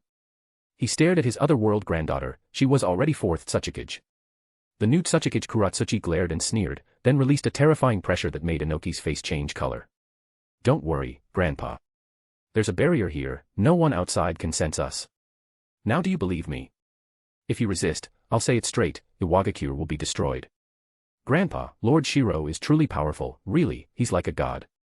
At the mention of Uchiha Shirou, Kuratsuchi's eyes showed fanatical devotion, especially the curse mark on her neck. Within the barrier, Inoki talked with his 2 granddaughters for a long time. Finally, he sighed and nodded. Looks like I'm old, out of touch with the times. But I have one condition, Iwagakure will support Uchiha Shirou unconditionally, but my granddaughter Kuratsuchi must be the 4th Tsuchikage, just like you. Inoki was decisive in major matters. While Inoki learned about the other world, the fourth Raikage was quietly approaching the Kazekage Gaara. Kazekage, now we face an enemy so strong that our 5 great villages must join forces. The fourth Raikage, though frustrated, had to admit, they did need to unite. He tried to win over Gaara, feeling they were comrades in misfortune, but he misunderstood one thing. Even if this Gaara was from this world, he still firmly believed in Uzumaki Naruto's philosophy. Join forces. The fifth Kazekage, Gaara, looked coldly at the Raikage, a flash of killing intent in his eyes. But thinking of Lord Shirou's plan, he restrained himself. That's right, old Mononoke has already agreed to join me. When did I ever agree to team up with you, Raikage? Suddenly, a teasing voice, it was Inoki. Inoki, you. Raikage glared. This old guy was ruining his pitch. But Inoki just smiled slyly, glancing at Gaara. But a 3-village alliance wouldn't be impossible. None of us wants a god over the ninja world. Seeing the Raikage smile, Inoki couldn't help but feel contempt. Raikage, you still don't see the situation. You're still thinking about your interests. Faced with such powerful forces, you can only pick a side, not play both. If you can't see your position, you'll be dealt with by whichever side wins. If you hedge your bets, you have a 50-50 chance. But if your ambitions are too big, both sides will get rid of you first. Konoha's already been taken by the Uchiha and Senju clans, even Kirigakure may have been propped up by Konoha. Mei Terumi absolutely can't be brought in, at least not before the final battle. The Raikage was resolute. With their 3 villages allied, he thought they could survive. As for the Mizukage, he suspected she was just a Konoha puppet. All right, I agree to the alliance. But Raikage, you should at least explain the plan. After all, it's 3 great villages, not just us 3. Inoki put away his usual sly smile and grew serious. But inside, he was helpless. Of the 3 in this alliance, 2 were already Shirou's people. How could the Raikage hope to win? Inoki also felt a little lucky. Having seen divine power firsthand, he wouldn't have the 4th Raikage's naive courage. Chapter 399, Naruto, I am Uchiha Shirou, 399. Yellow sand filled the sky, with weathered rocks standing everywhere. When is Grandpa Sage of the 6 Paths coming back? Everyone's been bewitched by Uchiha Shirou now. In the desert, Naruto Uzumaki spoke unwillingly, surrounded by Uchiha Obito of the Akatsuki and a group of people summoned by Edo Tensei. Sage of the 6 Paths. The disaster of the ninja world. The previous Kage resurrected by Edo Tensei all frowned, especially Tobirama Senju, who looked seriously at his elder brother. Big brother, it seems that after our deaths, the ninja world has fallen into disaster. Hashirama Senju nodded solemnly, but the next moment, he let out a big laugh, speaking to someone else who had just stepped out of the coffin. Haha, Madara, I didn't expect you to waken the Rinnegan and even plan the infinite Tsukuyomi. Hashirama's hearty laugh echoed, making the recently resurrected Uchiha Madara's face look extremely ugly as he snorted coldly. Obito, is this the surprise you prepared for me? At this moment, Madara's face was very unsightly. He had plotted for so many years in this world, only for Obito to tell him after being resurrected that even the Sage of 6 Paths had appeared. Obito even claimed infinite Tsukuyomi was a 1,000-year conspiracy to revive Kagaya Otsutsuki. Madara. Seeing Madara, Obito's face was also grave as he said in a deep voice, we are now saving the ninja world. Everyone, we must stop this conspiracy. For now, let's hold them off to buy time. When Grandpa Sage of 6 Paths returns, we'll succeed. With his top no jutsu skills, Naruto excitedly rallied everyone, as if saying that if they didn't resist, the world would be ruled by the enemy. The entire ninja world would again fall into the hands of a disaster like Kagaya Otsutsuki. Behind them, the dense army of White Zetsu and innumerable Edo Tensei summoned stood. Under Naruto's persuasion, especially as he revealed the power of the Sage of 6 Paths. Many hesitated and finally began to waver and nod in agreement. Don't worry, many of our friends are also in the allied shinobi forces. As long as we trust each other, their conspiracy will never succeed. With Naruto's excited gaze, the allied shinobi forces were not a problem. After all, Gaara from the sand would surely help him. Both Iwagakure and Kimogakure had defected to their side too. Now, what he needed to do was to show everyone on the battlefield, his former comrades, the true face of Uchiha Shirou's conspiracy. By then, everyone would join forces and defeat the enemy. As Naruto was passionately persuading everyone, the allied shinobi forces had already engaged the White Zetsu army. Each division of the shinobi alliance encountered some resistance, but not much. Moreover, the White Zetsu army and Edo Tensei elites were fighting and retreating, drawing the battles toward the weathered rock formations in the sandstorm. Inside a forest, the sounds of battle rumbled on. But within one wooded area, the Konoha rookies of this world all looked in awe at the person before them. Naruto, you've grown even stronger. Lee exclaimed excitedly. Choji, looking at the short golden-haired, warmly smiling Namikaze Naruto, couldn't help but sigh. Namikaze Naruto, if only the Naruto of our world could be half as good as you. However, among the crowd, Kiba Inuzuka exploded with anger upon hearing this. Don't mention that bastard Uzumaki Naruto to me. Akamaru died because of him, and he had the nerve to say it was just a dog. Now he's even siding with the ones who killed our parents and caused the Nine Tails disaster. Naruto is already a missing nin as decreed by the Hokage. He's no longer my comrade, and I don't recognize such a bastard as my comrade. Thinking of Akamaru's death, Kiba seethed with rage, and the others fell silent. Even Ino Yamanaka hesitated, finally sighing and shaking her head. How did Naruto become like this, siding with those who caused the Nine Tails disaster and killed so many of us? Niji Hyuga was silent, but the coldness in his eyes showed that after the last incident, all bonds with Naruto were severed. This time, his actions had completely split them apart. Konoha had even issued an S-class missing nin notice. Naruto. Sakura Haruno also sighed softly, shaking her head. Maybe it's because Naruto grew up without parents, he can't understand this kind of hatred. Don't be so sad, everyone. From Lord Shirou, we know the Naruto of this world has always lived under a conspiracy. Even his character and will have long been influenced by Azura's will, that's why. With golden hair and a warm smile, Namikaze Naruto gently explained, making everyone smile. Uzumaki Naruto simply could not compare to Namikaze Naruto. Namikaze Naruto's appearance had even replaced Naruto's position. If Naruto saw this, one wonders if he'd break down. With two flashes of lightning, two Uchiha Sasukes appeared. The older was this world's Sasuke, calm and nodding slightly at his former comrades. The White Zetsu army ahead has retreated. Our next step is the final battle. The younger Sasuke was from another world, and grew up together with Namikaze Naruto, also a Jinchuriki of Kurama, and much sunnier by comparison. Don't worry, everyone. The people from our world have entered this one, and will give everyone a big surprise in the final battle. Sasuke and Naruto exchanged a hearty smile. Meanwhile, each allied force division was advancing rapidly, and intelligence from the front was constantly coming into headquarters. Allied Shinobi Forces Command Center. Hokage-sama, our forces have won at the beach. We've repelled the enemy in the forest area. In the large command center, 5th Hokage Tsunade, 5th Mizukage Meitarumi, 3rd Tsuchikage Inoki, and 4th Reikage sat in command. Listening to the reports, Tsunade rested her chin on her hands, showing a satisfied smile. It seems our battle has achieved initial victory. Inoki, however, frowned slightly and said in a deep voice. Hokage, we can't get careless. According to the front reports, the enemy's clear aim is to gather our forces in one place. This is the true final battleground. Indeed. 5th Mizukage Meitarumi nodded solemnly. The three of them were acting, while only 4th Reikage was clueless. So, what are we waiting for? Now's not the time to sit at the rear. According to Konoha intel, all previous Kage will be at the final battlefield. It's time for us to go together. 4th Reikage roared impulsively, seemingly trying to take the lead. Secretly, he was coldly plotting to give Konoha and Kirigakure a big surprise at the front lines. But he didn't realize that Tsunade and Meitarumi were secretly sneering, and Inoki's eyes held ridicule. He thought he was tricking Konoha and Kirigakure, but little did he know, he was all alone. Alright, pass down the order, all divisions converge, this is the final battlefield. As the Supreme Commander, Tsunade stood up and directly gave the order for the decisive battle. Seeing this, A smiled, and so did Inoki. The two exchanged glances, their smiles widening. Meitarumi's exposed green right eye curved like a crescent moon as if she was looking forward to something.